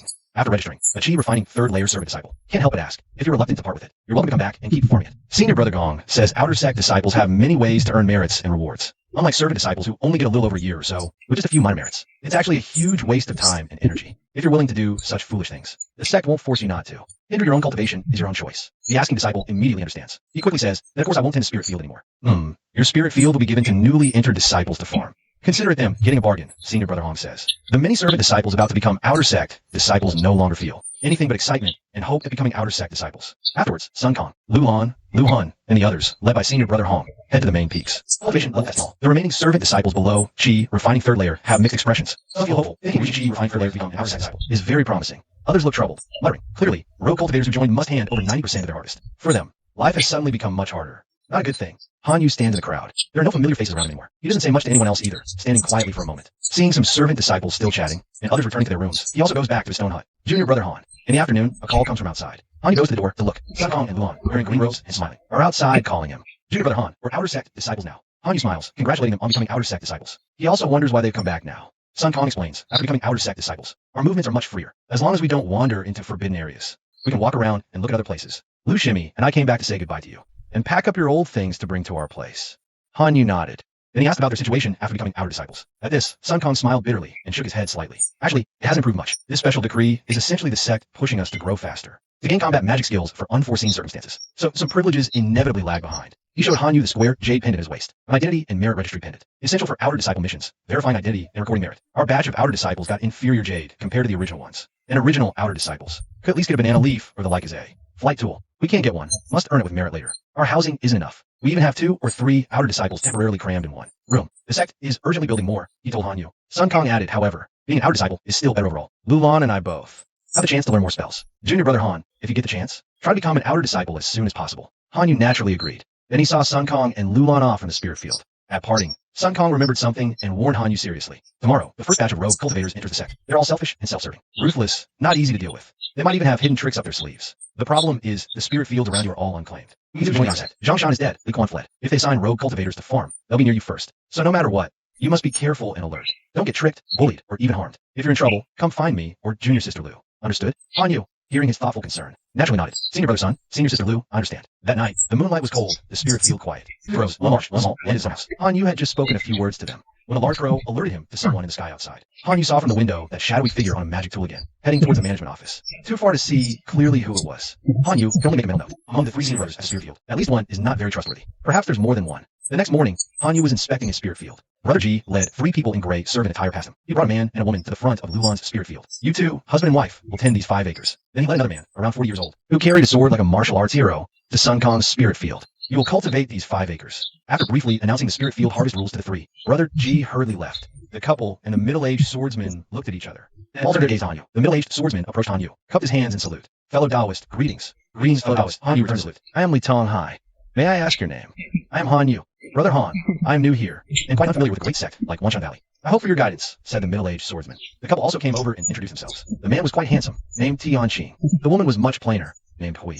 Hanyu got acquainted with them, exchanged a few words about cultivating spirit fields and the rules of the spirit field area, then returned to his own stone house. Li Tonghai, Tianqing, and Hui Ling, 3 rogue cultivators now tended to spirit fields, becoming Hanyu's new neighbors. They were newcomers. Their cultivation level, their character, good or bad. Hanyu had no way of knowing. He only knew that to survive the coming crisis, he must improve his own cultivation as much as possible. He practiced the green sprout chi refining art daily, replicated essence blood to cultivate the blood refining art. Hanyu was getting closer and closer to the 3rd layer of blood refining. Chapter 53, living day to day. Over 20 more days passed in a flash. In Hanyu's hurried cultivation, feeling the pressure of time, the increase in his chi refining 3rd layer cultivation wasn't very noticeable, even with his triple spiritual root aptitude. If he just followed the routine practice of the green sprout chi refining art, progressing from the 3rd to the 4th layer would take at least a year or 2.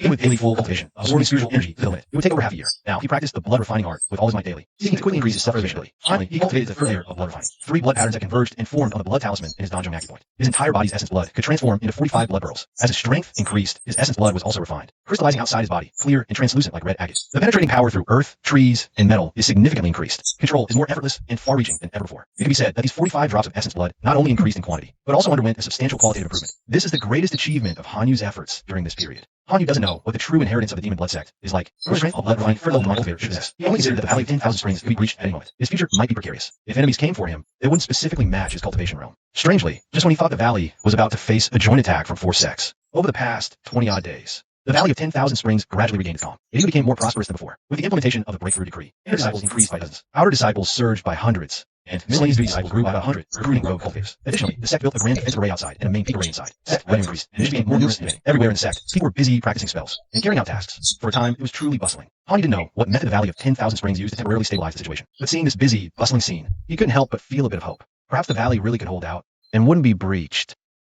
At dawn, stepping out of the stone hut, a faint sound of sword hum came from not far away. Hanyu was used to it. Li Tonghai never parted with his sword. He had to practice sword techniques daily to move his body and feel normal. Because of this quirk, many miscellaneous duty disciples viewed him with some suspicion. His love for sword techniques and swordsmanship inevitably carried a whiff of the spirit sword sect. However, Li Tonghai claimed to be a chi refining second level, and the sword art he practiced was a mundane family heirloom technique. Currently, over 20 rogue cultivators had joined the spirit field area. Management was quite lax, and no one truly investigated strictly. Since the breakthrough decree was issued, miscellaneous duty disciples were eager to become outer disciples at chi refining 3rd level. Outer disciples also cultivated diligently to improve their cultivation. As long as these rogue cultivators didn't cause trouble and submitted sect resources on time, no one scrutinized them one by one. After finishing his sword practice, Li Tonghai gave Hanyu a slight nod. He sheathed his long sword on his back and went back inside. Brother Qing, food's ready. From the other side, the voices of the couple Tianqing and Hui Ling came from their stone hut. Hui Ling stood at the door, calling to Tianqing, who was in front of spirit fields. I know, stop nagging. Tianqing replied impatiently. He also nodded in greeting to Hanyu. Daoist Han, Daoist Tian.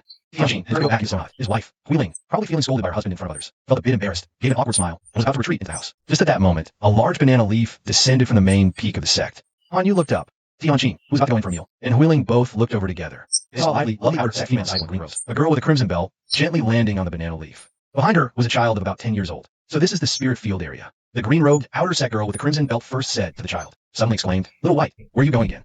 The white spirit dog at her feet darted in front of Han Yu, its tongue panting, tail wagging constantly, stirring up dust. The girl's cheeks flushed slightly. A little annoyed, she was an outer Sect senior sister now. She projected an air of authority in front of the new disciples. This little white is just too willful. But after glancing at Han Yu, the girl was surprised. "Junior brother, we met at the 100 Herb Pavilion in the market." Han Yu replied to this senior sister, "Indeed we have. She gave me some evening primrose at the time." He also recognized her as Zhong Yu, the green-robed outer Sect girl with the white spirit dog who sold evening primrose. Seems she really likes crimson. Even after she used the outer Sect disciple green rose, she still insisted on using a crimson belt herself. Yes, it's you. How strange. Little White is so attached to you," Zhong Yu said excitedly for a moment. Just as she was about to continue, she suddenly felt this might damage her authority as an outer Sect senior sister. So she tried hard to put on a stern face. But being in the prime of her youth, it wasn't intimidating at all, instead looking slightly amusing. Zhong Yu probably thought she looked very severe. She even put on an act, lowering her voice. "Greetings, junior brother." Han Yu found it amusing internally, but also put on a serious face to reply. "Greetings, senior sister." The two exchanged a smile. Just as they were about to speak again, Tianqing had already hurried over, bowing deeply. This one is Tianqing, currently a new disciple student. Secondly, inquired after senior sister's well-being, and more passive. After speaking, he raised his face, presenting his rather handsome features as best he could. Zhong Yu looked at him, but didn't seem very pleased, but slightly frowned. "You're not a very nice person. If you talk to me again, I'll have Xiaobai bite you." Tianqing was stunned. He never expected that his respectful bow meant to leave a good impression. Would be met with such treatment. His wife, Huiling, hurried over, nervously careful, Brother Qing. "What are you saying to this outer Sect senior sister?" Tianqing gave a cold glance. Signaling her to shut up, he bowed respectfully to Zhong Yu again. Senior sister's command. This junior naturally obeys. "I shall take my leave." After speaking, he dragged Huiling away, scolding her in a low voice. "Who told you to come here and make a fool of yourself?" "But I was afraid you didn't know the rules of the spirit field." The couple talked as they returned to Stone House. Zhong Yu withdrew her displeased gaze, then remembered her unfinished business. She said to the child of about 10 beside her, "Wei Xiao Luo, you'll live next to this junior brother. I'll explain the rules of the spirit field to you. If there's anything you don't understand, you can ask the other spirit field workers." Zhong Yu pointed to the now Stone House of Old Housley and told Wei Xiao Luo. Wei Xiao Luo's eyes held a sly, lively glint. He nodded repeatedly in agreement, though his true thoughts were unknown. After arranging this, Wei Xiao Luo entered his own stone house. Zhong Yu saw the white spirit dog still in front of Han Yu, and immediately scolded, "Xiaobai, get back here now. If you don't come back, I'll cut off your dog food." Only then did the white spirit dog run back to her side. "Bad Xiaobai, I'll deal with you when you get back." Zhong Yu gave a light, annoyed kick.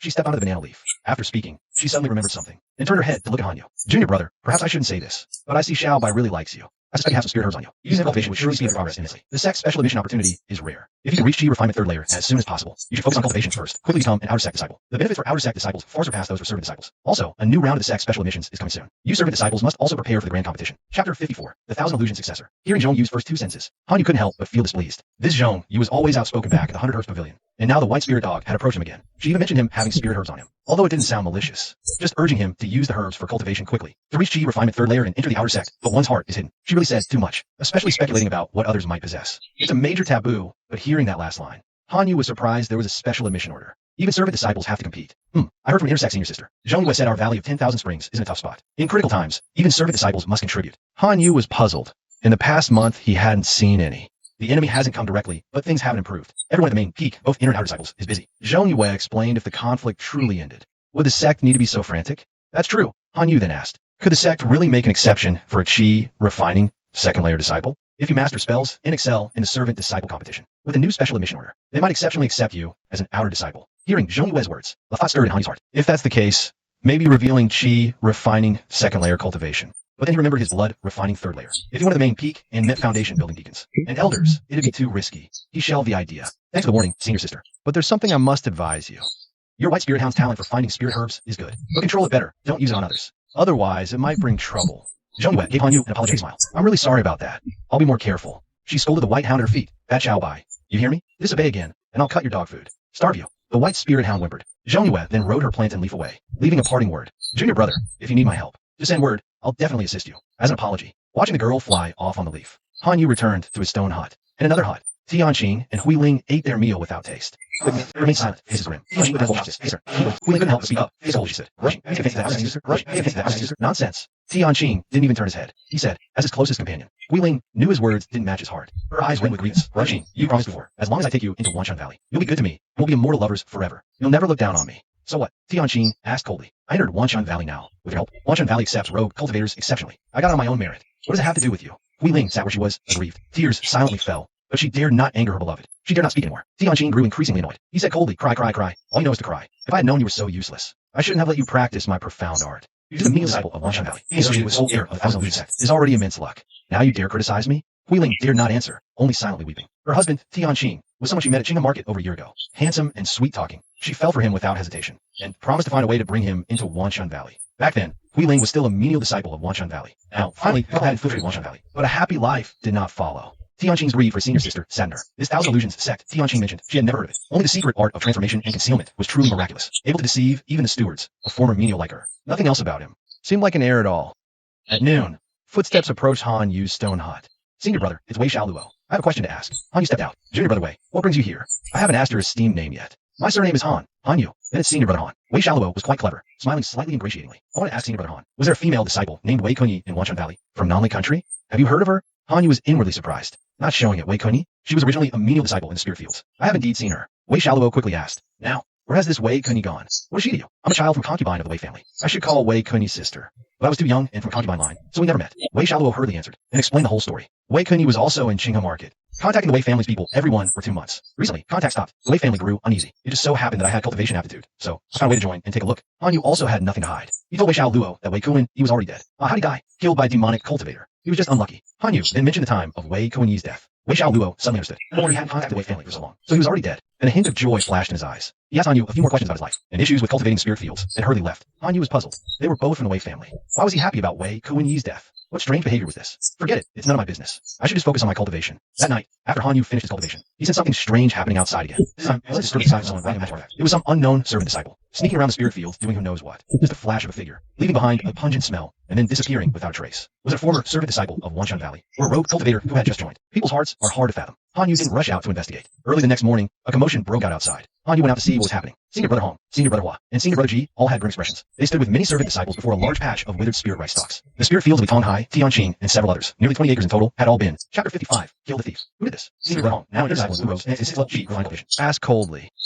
His face stern as he addressed the gathered servant disciples. Naturally, no one answered. I don't care if someone among you did this intentionally or by accident, spreading this field-poisoning, spirit-eroding powder. If you step forward now, I won't pursue it to the bitter end. Our Wanshan Valley has always disliked conflict. We are lenient and benevolent. If you step forward, you will surely get a chance to repent and start new. Senior brother Hong continued. If you don't step forward now, once I catch you, forget about what the sect will do. I myself will tear you to pieces first. I'll make you wish you were dead. He spoke harshly, but still, no one responded. Oof, we'll see then. Senior brother Hong quickly scanned the faces of the crowd, ultimately finding nothing. All those whose spirit fields were poisoned, come with me. The other servant disciples gathered here. No one's to move out or leave. Let's see if anyone has noticed any clues. Li Tonghai, Tianqing, Hui Ling, and 2 other outer disciples were taken by senior brother Hong for interrogation. Han Yu and the other outer disciples waited for further questioning. A moment later, an outer disciple fled the hall in a panic. He screamed, I don't know. Doomed and still running. Senior brother Hong chased him to the door. With 2 fingers pointed, he shouted go. A jagged black leaf, floating beside him, spun and sliced through the fleeing disciple's body. The disciple was instantly beheaded. Blood sprayed. At the same time, a pungent odor spread from the corpse. Brothers Ji and Hua exclaimed with joy. It's him. That soul-eroding powder. Yes, it's the thief. Senior brother Hong nodded, furious. What audacity to act so brazenly under my nose. Luckily we caught the source in time. A proper report for the sect. Brother Hua smiled. This is a minor fault. Even a merit. Senior brother Hong's anger turned to delight. That's true. Junior brothers, help me contain the powder's scent, lest it harms the spirit fields. The rest, return to your quarters. No wandering. Focus on cultivation. As he spoke, the outer disciples hurried back. Back in his stone hut, Han Yu thought, this is suspicious. Logically, if someone used soul-eroding powder, they'd never carry it to meet senior brother Hong. Yet that disciple did just that, and was killed on the spot by senior brother Hong. Did he truly uncover the truth? Or create a dead end? The senior brother out at night. Could be the senior brother Hong. The 6th level, Qi condensation inner disciple. Suspicious, Han Yu felt the spirit fields were fraught with danger. Not only senior brother Hong suspect, but the other 2 seniors and all outer disciples are untrustworthy. I must be even more cautious and improve my own strength. Early next day, the newly arrived Wei Xiaoluo found Han Yu again. Senior brother Han, why didn't you tell me? The place I'm staying in now, Li Guan's old residence. It's where Wei Kun was killed. I heard about it yesterday. It's really unsettling.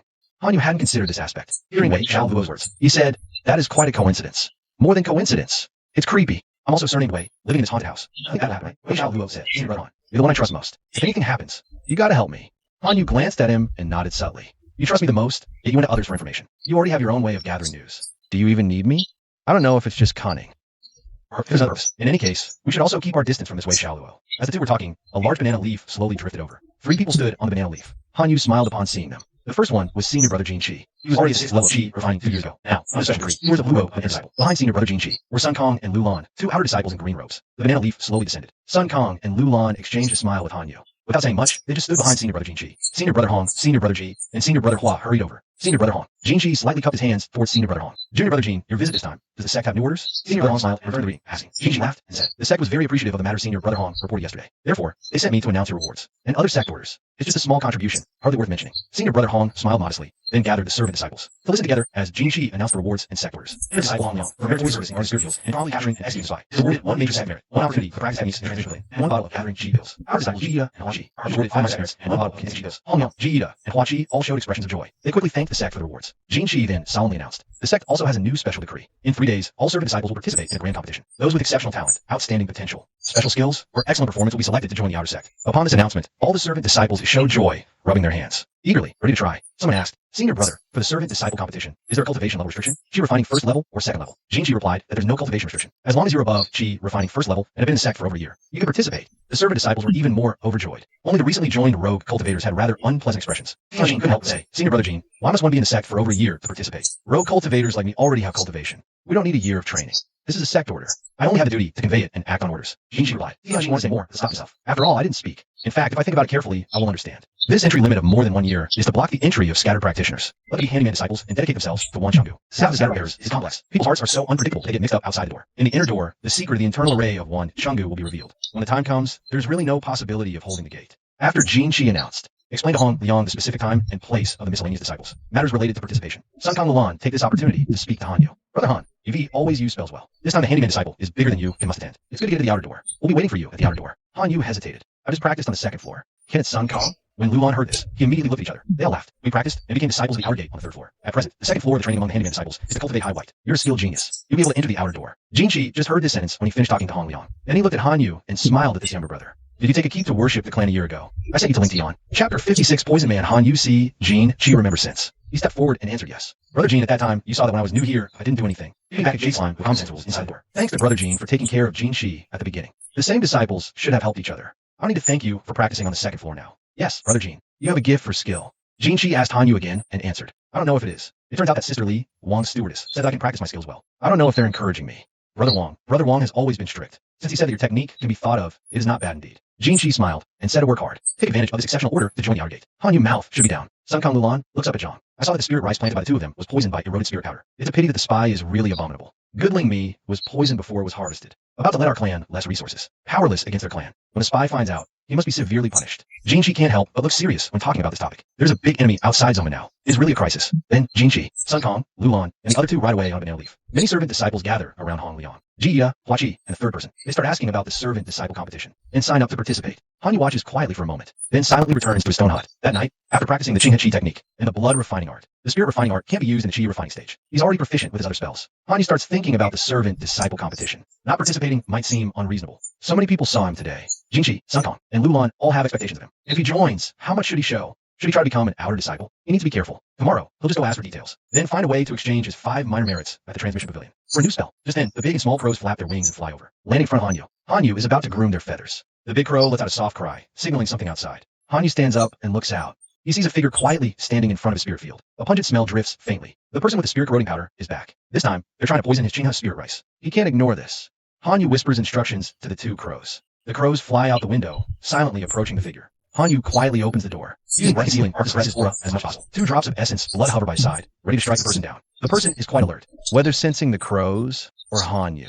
They immediately turn and run. The 2 crows instantly spit out wind blades. Under the night sky, the person falls to the ground. A muffled groan. Not dead, but the leg is definitely injured. Han Yu slowly walks forward, not getting too close, using a minor technique taught by Old Man Li to transmit his voice. Who are you? The person suppresses their voice, bitterly saying, Spirit Beast Sect, Immortal Master. I'm one of our own. I'm from the Wei family of Nanli Kingdom. It turns out to be Wei Shaluo, who just entered the sect. He actually started poisoning the Qinghe spirit rice with spirit growing powder. Just a few days after joining.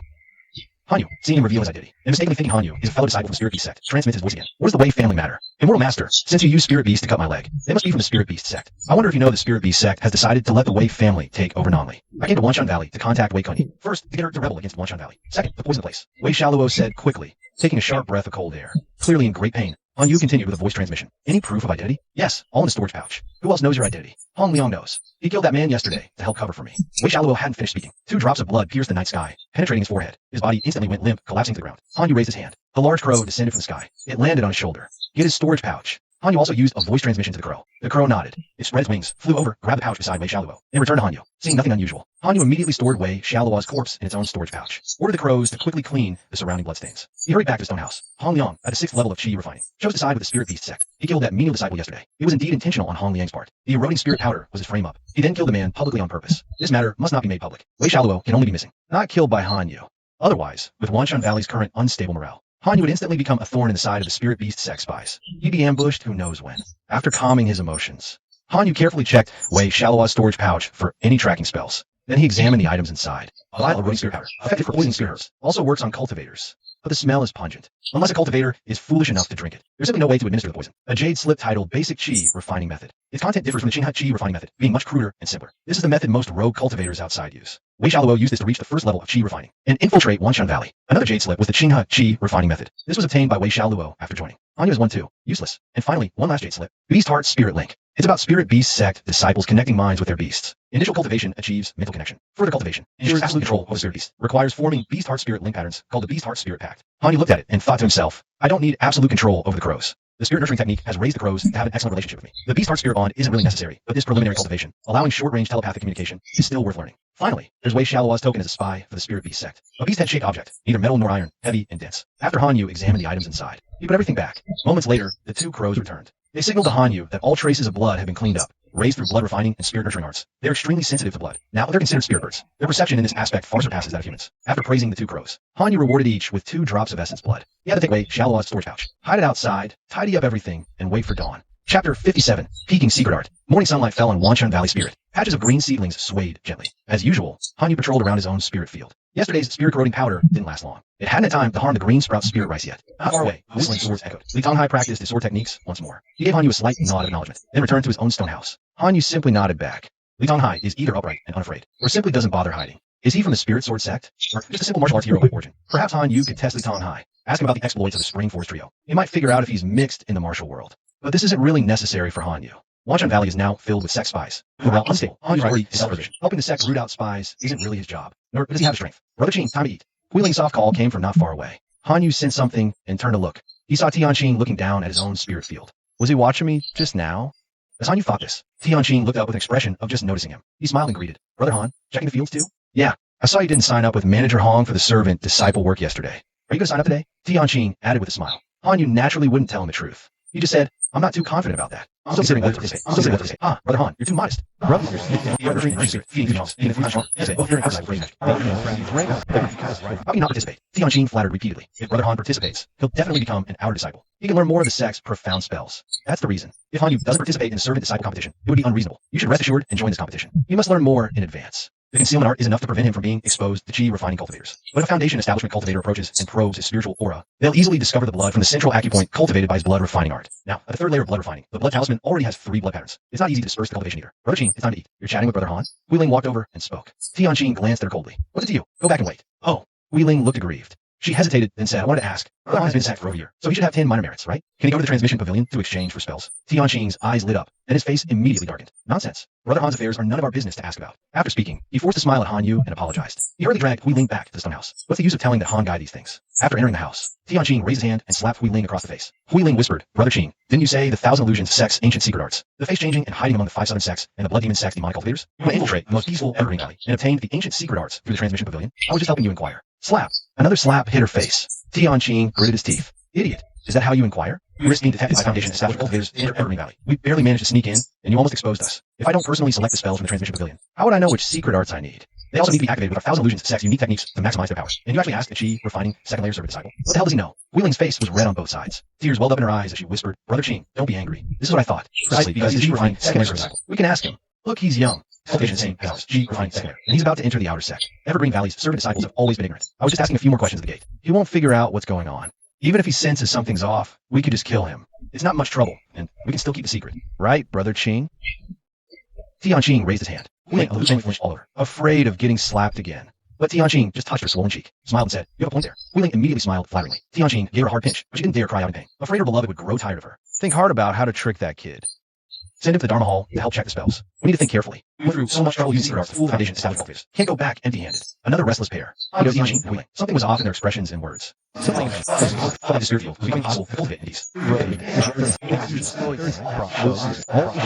is expected to be spy from the spiritual sect. Tianqing and Hui Ling's motives are unclear, but they clearly want something. If the screening for the servant-disciple competition isn't too strict, becoming an outer sect disciple wouldn't be a bad choice. At least after moving to the main peak, away from these rogue cultivators, there would be far fewer spies. Of course, the chance of running into elders and stewards would also be much higher.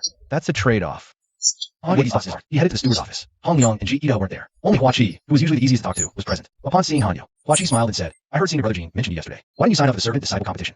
So you came today to avoid the crowd. Come on, I'll register you. The list has to be submitted to the sect tomorrow. The competition starts the day after. Hanyo had already decided not to refuse, to avoid drawing attention. Then I'll trouble you, Senior Brother Hua. No trouble, no need to be polite. Looking at your age and talent, even if you don't make it into the outer sect this time, you'll definitely get in later. Hua Qi said with a smile as he registered Hanyu's name. Age, Hanyu, 13 years old, for spiritual roots. Chi refining second layer, entered the sect 1 year and 2 months ago. After registration, Hanyu tried asking about this servant-disciple competition. Hua Qi was kind-natured. Hanyu has great potential. No one will disturb us now. He began telling Hanyu about this outer disciple competition. The sect is once again sexually recruiting outer disciple competition. The situation is severe, forcing the sect to take action.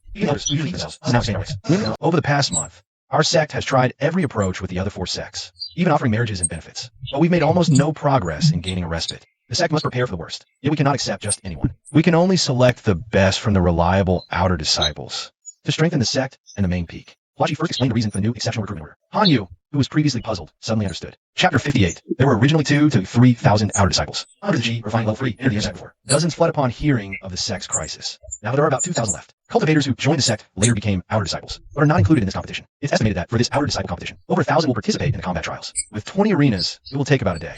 Besides that, there are selections in forging, alchemy, talisman making, and spirit herb cultivation, among other areas. Hanyu listened as Hua Qi detailed many aspects of the outer disciples. He then asked about the spectators and overseers of the competition. Hua Qi replied that the supervisors are the sect's stewards. Orders maintained by inner and outer disciples. The final results are reported to Elder Bai, then to Elder Yin, and finally to the sect leader and grand elders. Hanyu asked in surprise, does that mean all 2,000 disciples have to go through every level? From stewards to elders to the sect leader? Wouldn't that waste a lot of time? One day probably isn't enough for the selection. It's not that exaggerated. Hua Qi laughed. From the registration stage, the chance of spies sneaking in is already reduced by 90%. All participants are trusted disciples. Only those outer disciples truly qualified to enter the inner sect will get any attention from the stewards. Those who can't even make it to the inner sect might have other intentions, but those go back to farming or serving the sect. There's no need for further screening. Hanyu listened carefully to Hua Qi's detailed explanation. He gradually relaxed. The sect leader of Wanshan Valley. The elders are all very busy now. The main responsibility for the exceptional promotion of servant disciples to the outer sect lies with these. At that time, the outer sect disciple identity Jade tokens will just be distributed in the deacon's office. Close range and lodge designed. There won't be any further investigation. If that's the case, trying for outer sect disciple isn't completely out of the question. After all, spies are mixed in among the servant disciples. Even a supervisor like Hong Yang secretly defected to the spirit peace sect. The danger really isn't small. Brother Hua, I still have 5 minor merit from the sect here. Is there still time? Hanyu asked. Well, Hua Qi pondered. I'm guarding the spirit field here, and both Brother Hong and Brother Ji are currently absent. I really have no way to take you to the main peak's armor transmission pavilion. If you go by yourself, I'm afraid the main peak patrol will interrogate you as a spy. You need someone familiar to take you there for the exchange. Do you know anyone? Like Brother Jean from yesterday, or the 2 junior outer sect disciples. I can send a message for you, asking them to take you to the armor transmission pavilion. Hanyu thought, although Brother Jean is a good person, it's not appropriate to trouble him now. He was familiar with Sun Kong and Lu Lan, but there's the outer sect, and he had no magic tool himself, and no way to get himself there and back. And he thought of someone. She still owed him an apology, and she happened to have a flying magic tool. So he said, outer sect disciple Zhongyu could pick me up and drop me off. Oh, Zhongyu? That careless little girl. A few days ago, she brought the servant disciple Wei Xiao Luo here. She just dropped the person off and left. Wei Xiao Luo had to find Brother Hong himself to register. She didn't even deliver the person directly into our hands. At this point, he couldn't help but laugh. You know this little girl? Having her take me to the Dharma transmission pavilion should work, right? I don't have time right now. When I return to the main peak this evening, I'll pass the message for you. She'll come pick you up tomorrow. Hua Qi said, many thanks, Brother Hua. Hanyu spoke his thanks. Brother Hua was willing to say as much, willing to send a message, was already being kind. Hanyu naturally couldn't demand that he put aside his duties and cultivation, to especially waste time taking him to the Dharma transmission pavilion, returning to his own spirit field from the supervisor's office. Before even entering the house, Tianqing popped his head out again, greeting him with a smile. Hey, Brother Han, signed up? Signed up. Ah, that's great.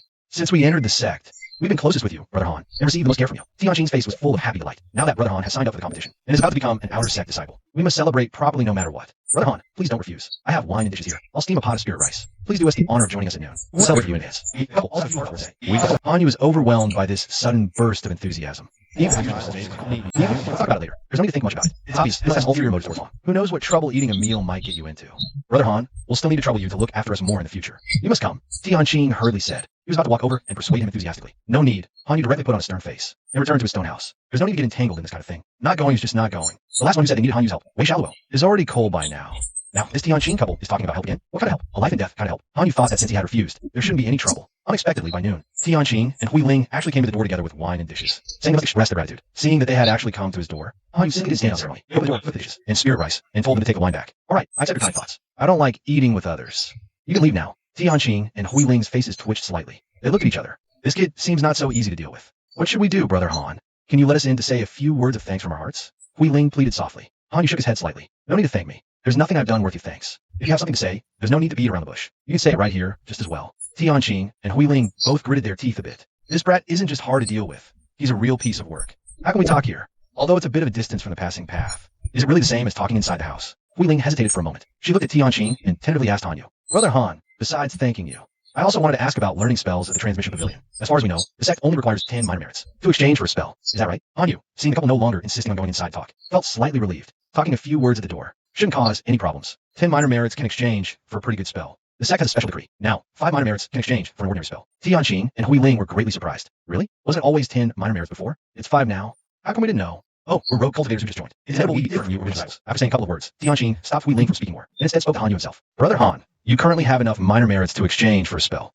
I wonder if you have any plans for what to exchange for? My wife and I have been in Chinga Market for many years, and have quite some experience. Perhaps we could help you consider your options, Brother Han. Chapter 59, Secret Message, Consultation. Han Yu immediately refused. There's nothing to consider. What spell I exchange for? I don't plan to tell anyone. Tianqing's face stiffened at first. Then, after thinking for a moment, he said happily, so that means, Brother Han definitely intends to exchange for a spell before the grand competition, right? I won't pry into what spell you exchange for. I'll just share some advice and personal insights. Whether you listen or not, Brother Han, is entirely up to you. How about that? After speaking, without caring if Han Yu was impatient or not, he continued directly, for she refined levels 1 to 3. When ordinary cultivators think of combat, they probably think of offensive spells like Wind Blade or Flame Blast, or defensive ones like Earth Control. But they haven't considered that real combat is absolutely perilous for early stage Qi refining cultivators. At this stage, strength is weak. How can one remain undefeated? First, make sure the enemy can't find a trace. Advance to attack, retreat to flee. That's what it means to remain undefeated. Han Yu originally wasn't planning to listen further, but Tianqing's words actually held some merit. So he became interested. Oh, according to you, what spell should I choose? Seeing he was finally willing to say more, Tianqing immediately perked up. Brother Han, listen to me. In this area, I really have some insights. Spells like Wind Blade, Flame Blast, Earth Control seem useful, but they're actually not very effective for early stage Qi refining cultivators. The truly useful ones are actually 2 spells.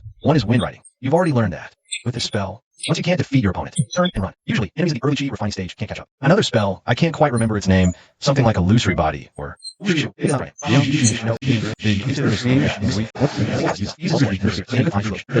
This way, when the enemy attacks you, they hit the illusion. You can then escape or launch a fatal counterattack. You'll have plenty of time. This is essential for survival in the early Qi refining stage. I think Brother Han will find it useful if he redeems it. Han Yu listened carefully. He looked at Tianqing and Hui Ling. Both seemed eager for him to redeem it. He said something was off. I'll think about it. I still feel the Wind Blade technique might be better. Tianqing couldn't hide his surprise. After all my persuasion, it was all for nothing. Just then, a banana leaf flew from the main peak towards them. It landed right in front of Han Yu's field. The banana leaf retracted, revealing 2 inner disciples in blue robes. One was Hong Liang, the other was Wang, the former manager of the Spirit Field area. Seeing 2 inner disciples land right here, Tianqing's hands trembled slightly. Hui Ling swallowed hard. The couple grew tense. But Hong Liang and Wang Hui ignored them. They just talked among themselves. Brother Wang, this is where Wei Xiaoluo, Wei Kunyi's younger brother, lives. He specifically asked me to find you. He wants to thank you for taking care of his sister. And of course, he wants to ask about his sister, Wei Kunyi. Speaking of this, Wang Hui's expression turned complicated. I don't know if his sister provoking the demonic cultivator early was my misfortune or my luck. If she hadn't angered that old bastard Li Quan, she might still be alive and well. I'd still be the Spirit Field manager, not exiled. Now, with the second trouble, I have a chance to return exceptionally. Otherwise, I might have died of old age out there. As they spoke, they passed Han Yu's Spirit Field. They walked to the location of old house Li's former Spirit Field, which was now where Wei Xiaoluo lived. Wei Xiaoluo, you want to see Brother Wang, right? I brought him. Come out. Hong Liang called out. He called a couple more times. Wang we couldn't help but say, is he not here? Hong Liang frowned. Not here. That shouldn't be. We agreed on this. Wei Xiaoluo. Wei Xiaoluo. Hong Liang frowned and walked to the window after calling out a couple more times. He looked inside and immediately came to sleep. He's really not here. This kid is quite comfortable. I had to ask you to come over. He himself doesn't know where he ran off to. Wang we remembered the 3 instances with Shan and Guan. He suggested, nothing strange, right? Should we go in and search? Search and find the Spirit Sect. Wouldn't that expose Wei Xiaoluo? How could he continue to be a spy then? Hong Liang immediately covered for Wei Xiaoluo. He's happened to go. He then asked Han Yu, Tianqing, and Hui Ling. Have any of you seen Wei Xiaoluo? All 3 of them shook their heads. They said they hadn't seen him. Hong Liang had asked Hong Hai, who was carrying a sword and had just walked out the door. And you come here. Have you seen Wei Xiaoluo? Li Tanghai walked over. After getting closer and glancing at Hong Liang, he was first startled. He seemed to realize something and lowered his head to answer. Manager Hong, I haven't seen him. Hong Liang didn't want to make things too complicated. Upon hearing the answer, he waved his hand. All right. That's all for you. Everyone go back. Has Wei Xiaoluo around him? He then said to Wang Hui with a smile. You just run along. Have a chance to walk you back properly. I also need to learn from your experience. Since it's mealtime now, let me treat you. The market district enjoys a Qinga fine wine. How about it? This is too much trouble. Qinga fine wine is quite expensive. Wang Hui patted his belly, laughed heartily, his eyes flickering. He then asked, what about this Wei Xiaoluo? Should we look for him? Or search? He's just not here by chance. No need for that. Hong Liang waved his hand again. He said with a smile, let's have a meal first. We'll probably run into him when we get back. Han Yu heard their conversation clearly. He also understood why Wei Xiaoluo was missing. Yet Hong Liang was desperately trying to downplay the matter. If we really search carefully, What if Wei Xiaoluo left something that points to him? Wouldn't that be seeking his own death, seeing that Hong Liang still refused to search Wei Xiaoluo's residence, or find his whereabouts? Wang Hui gave Hong Liang a thoughtful look. He smiled and said, "Oh, senior brother Hong is right." His gaze swept around. Upon seeing Han Yu, he immediately walked over with a smile. "You're Han Yu, right?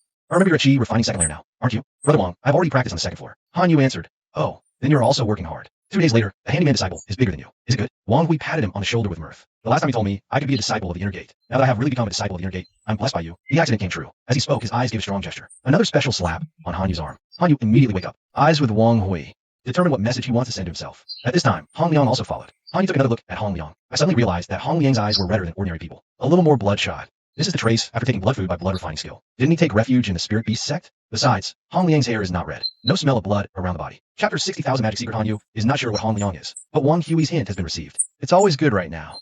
Wang Hui may be worried that Han Yu is young. Don't know what to do, and specifically said Han Jr. brother. I think your skill talent is very good, and your future will be good. Ji's younger brother, Hua's younger brother, I used to get along very well with him. If you need any help in the future, you might as well go to them and say my name. They won't say no. It's Brother Wang. I know. Han Yu nodded. He said Hong Liang laughed aside. Brother Wang is really a talent lover. If this kind of love is known to other handyman disciples, I'm afraid it will be uncomfortable for those incompetent people. It will neither do me any good nor bring me. I was afraid they would not be able to say, Wang Hui said with a big grin, "Brother Hong, let's go and drink Qinga wine. Let's go and have a good drink today." The 2 men spoke and took the banana leaf to Qinga Square City. Li Tonghai watched the 2 men disappear from behind. He was full of anger with a cold snort. "Go straight back to your own stone house. Tian Qing Wei Ling and his wife are relieved. Shrink your head and go back to your own home." Han Yu ignored Li Tonghai's anomaly at the moment. Well, my sank. I suddenly called Suida, Qing Wei Ling, the 2 of you. Wait a minute. He's not going to get himself in trouble. But only to find that Wang Hui had just returned to Lingtian. He will bring trouble and let him find Ji Yida. Huachi sent a letter to Zongmin to report Hong Liang's abnormality. Amidst this sudden turmoil, getting involved in an inter-disciples rebellion is trouble. To report or not to report, either way, Han Yu will likely face an investigation by the elders afterwards. For safety, Han Yu must either flee the spirit fields quickly, escape the Valley of 10,000 Springs, or once again recultivate his blood-refining 3rd layer. Otherwise, the blood talisman of the 3rd layer, suspended at the donjon point, may possibly hide any elder probing foundation established blood power. It simply cannot be concealed. Part of blood concealment can help him not physically examine ambassadors, suppressing his aura, possibly hiding Qi condensation realm cultivation. But a hands-on probe by foundation establishment expert, unhideable. That's precisely why Han Yu stopped Tian Qing. Whether Hui Ling and he flee the valley or scrap their cultivation again. Trouble has already caught up. The situation has escalated. Still has ulterior motives, harboring ill intent. Han Yu decided to deal with them both. In an instant, a streak of flame shot forward from his fingers. He shouted, "Why attack us a couple? Are you a spy? I seen your brother Wang's order. I'm here specifically to capture you." Han Yu shouted in irritation. "You 2 are suspicious, snooping around the Dharma Pavilion spells. Surrender now." As he shouted, another flame spell shot towards Tian Qing, whose face paled in terror. This kid is only 12 or 13. Qi condensation, 2nd layer. How is his spellcraft so proficient? He hurriedly formed hand seals. Crouching low, Han Yu's first flame hit Hui Ling. Pulled as a shield by her husband, caught off guard, she took the full hit. Her body suddenly ignited. She fell rolling on the ground, screaming in agony. Her originally plain face rippled violently. Her appearance transformed drastically. No longer her original look. The second flame chased Tian Qing, but burned nothing. That Tian Qing, like a dream bubble, trembled violently, and pop shattered. It was just an illusion. The real Tian Qing was already treading the wind riding technique. A streak reaching 100 jong away, then riding off into the distance. Before the other servant disciples could even react, he dashed straight for the spirit field exit. Han Yu shouted twice, seeing no one stop Tian Qing. So he stopped shouting and looked at Hui Ling on the ground again. Her eyes were filled with tears, her face beautiful, but she was already dying. Han Yu did not let his guard down at all. He raised his hand, ready to cast a fire spell again. Hui Ling whispered, gritting her teeth, "The 1,000 Illusions secret art. I once recorded a copy. I carry it with me. It can deceive foundation establishment cultivators and enhance illusion spells. You are a genius. Surpass Tian Qing with this art one day. Make him regret it for me." Then my anger. With that, she died, her eyes fixed on Han Yu. Han Yu focused slightly, still not lowering his guard. He cast another wind control spell at Hui Ling's body, only when he confirmed she was truly dead, with no hidden traps. Did he quickly step forward and take out a jade slip. Then, looking at Hui Ling, her eyes slowly closed, as if finally at peace. Just as he put away the jade slip, Li Tonghai and several servant disciples arrived, having heard the commotion. Seeing a female corpse lying before Han Yu, they were all shocked. Not far away, more servant disciples, and Ji Yida and Huachi also rushed over upon hearing. "What happened, Han Yu? Who killed this woman?" "Huh, isn't this Ling Hui?" After Ji Yida and Huachi arrived, they asked in surprise. Han Yu quickly explained. Just now, Tian Qing and Hui Ling, the couple, came to question me about the transmission pavilion. I thought they seemed malicious. Coincidentally, Senior Brother Hong and Senior Brother Wang arrived. Senior Brother Wang entrusted me with the task. This couple was spying nearby while I was to handle it. I suspected they were spies. My probing confirmed something was off. This Hui Ling was killed by me on the spot. That Tian Qing just fled outwards. She directed his head. He says Hui Ling. He says Hui Ling. This isn't Hui. No, she was originally a servant disciple of Spearfield. About a year ago, she secretly left Wan Chun Valley and disappeared. I never expected she'd return disguised and become a spy. Ji Yida, however, said, the situation is urgent. Forget the reasons for now. Let's capture that Tian Qing first. He can't have gotten far. Han Yu immediately said, that Tian Qing isn't the most important right now. There's another matter requiring you 2 senior brothers to notify the sect quickly. This is the most important task Senior Brother Wang entrusted to me. What could be more important than catching a spy? Ji Yida frowned and asked, as Han Yu stepped forward, whispering to Ji Yida, and Huachi, Brother Wang hinted to me, that Hong Liang is suspicious. Now he and Hong Liang have gone to market together. The sect should go after Hong Liang first. What? Ji Yida and Huachi were shocked. Is that true? Indeed. Brother Wang hinted at it. and I also saw Hong Liang's eyes were blood red, as if he's cultivated the blood refining art. Han Yu asked, how do you know that the blood refining art causes red eyes? Ji Ida asked, when Elder One examined me last time. He specifically explained it. After Han Yu answered, Ji Ida and Hua Qi exchanged a look, then quickly made a decision. I'll go after Tian Qing. Junior brother Hua, you report the Hong Liang matter to the sect. Ji Ida then pointed to 4 servant disciples. You 4, lock Han Yu in the room first. Don't let him leave even a step. Await the sect's reward or punishment. The remaining servant disciples all return to your rooms. No one is to go out a single step. Anyone who goes out will be treated as a spy. After arranging everything, Ji Ida boarded his magic tool and headed straight for the spirit field exit. Hua Qi boarded his magic tool and went to the main peak of the sect. Li Tonghai and the other servant disciples each returned. For servant disciples escorted Han Yu into the stone house. Once inside, Han Yu first sighed quietly. At this moment, either take advantage of the senior brother's absence, to break out the spirit field, or cripple my third layer blood refining cultivation. A decision must be made. He then remembered what Hui Ling said about some 1,000 illusion secret art, capable of locking foundation established cultivated action and a method of changing appearance. Tian Qing's bewildering technique made Han Yu's heart stir slightly. If he could learn this skill, he would quite use later. Picking up the 1,000 illusions secret art jade slip. Han Yu studied it for a moment, gradually revealing a pleasing expression. This secret art came at just the right time. Chapter 61, The Meritorious One. The 1,000 illusions secret art in Han Yu's hand originated from a sect called the 1,000 Illusions Sect. The opening clearly stated the sect was destroyed, several secret arts incomplete, left for later generations to complete. The current secret art in hand mainly consisted of what Tian Qing and his wife had demonstrated: concealing cultivation level, altering appearance, creating illusions to confuse enemies. What delighted Han Yu the most was naturally the method to conceal cultivation level, while also concealing cultivation. The breath concealment art was already exceptional for not being detected by the Qi condensation realm. Yet Tian Qing and Hui Ling, who cultivated the 1,000 illusions secret art, were in market. When entering 10,000 Springs Valley, they were inspected by Foundation Establishment realm cultivators more than once without issue, especially when the couple first entered. Hui Ling was originally a servant disciple of 10,000 Springs Valley, cultivating the green sprout Qi refining heart technique, only a Qi refining second layer. Yet he concealed it from Foundation Establishment experts' direct inspection. The concealment power of the 1,000 illusions secret art is truly formidable. Time is tight, although the art has other aspects. Like what Tian Qing was doing, seeking related techniques from the 5 sects of the Southern Domain to complete it, unlocking greater power, or even supplementing it oneself. Han Yu can't worry about modifying or deleting parts for now. Replicate a profound heart fruit. Take it orally, relying on its clarity and focus. It enhances the state for cultivating spells. Han Yu must master the 1,000 illusions art in the shortest time. Gain the ability to conceal cultivation, then combined with breath concealment, he can evade detection from Foundation Establishment experts. Reality and illusion intertwine. Myriad forms of current fantasy. The spirit as a medium, blood as a guide. Connect spirit and blood to alter fate. Han Yu sits cross-legged in the stone hut, beginning cultivation. Spiritual energy guides his essence blood is stirred. Slowly, it changes according to his will, gradually concealing the blood talisman at his middle dantian and his cultivation. Cultivating the blood refining art now becomes an advantage. It allows rapid condensation of essence blood, aiding concealment and transformation. The core concept of Liu Clan's 1,000 illusion art isn't like breath concealment, which hides cultivation through spiritual energy flow. It's a comprehensive transformation using both spiritual energy and essence blood. Spiritual energy relation to the dantian and flesh. Every aspect is disguised and transformed.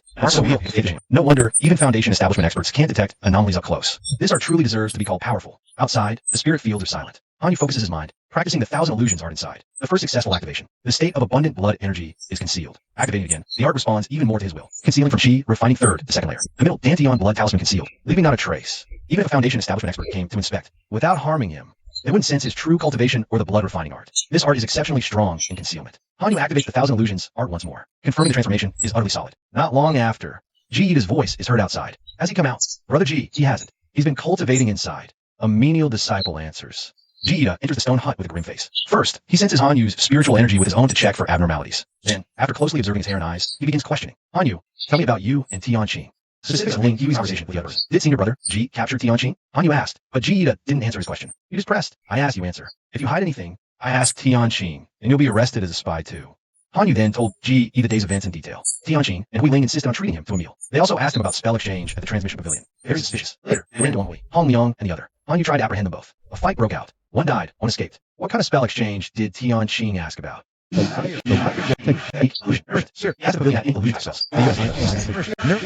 Yu said, I think that couple's plan was for me to exchange first, then they'd rob me. Ji Ida listened carefully and nodded. Good. I'll go question Tian Qing. Tian Qing was captured. Han Yu naturally wasn't afraid of compare stories. He told the truth, just omitted that Tian Qing was looking for a specific illusory body or shadow-type spell. Just then, Ji Ida suddenly turned, feigning an attack, and shouted, Spy still pretending. Han Yu looked at him in shock. They locked eyes. Ji Ida awkwardly scratched his nose. Just testing you, nothing else. Seems you really aren't a spy. After Ji Ida left the stone hut, he didn't go far, but stayed on his flying artifact above it, monitoring the entire spirit field for any movement. At first, Han Yu didn't understand why he didn't go verify with Tian Qing. Then he realized Ji Ida hadn't actually caught Tian Qing. His earlier statement about questioning Tian Qing was also a deliberate test. If Han Yu panicked and gave contradictory, evasive lies, he'd have fallen for it. Not long after, several flying artifacts arrived. Deacon Liu and another deacon led Jin Shi and several intersect, and Hua Qi and several outer sect disciples. Ji Ida hurriedly urged his artifact forward. He reported midair. The two deacons descended. They confirmed Ling Hui's body, confirmed Tian Qing had escaped. They inspected Tian Qing and Ling Hui's residence carefully, then called Han Yu out. It seems this disciple named Han Yu is likely not a spy, Deacon Liu said. Personally pressed on Han Yu to sense his cultivation level. Spiritual aura confirmed no traces of other cultivation techniques. Nodded.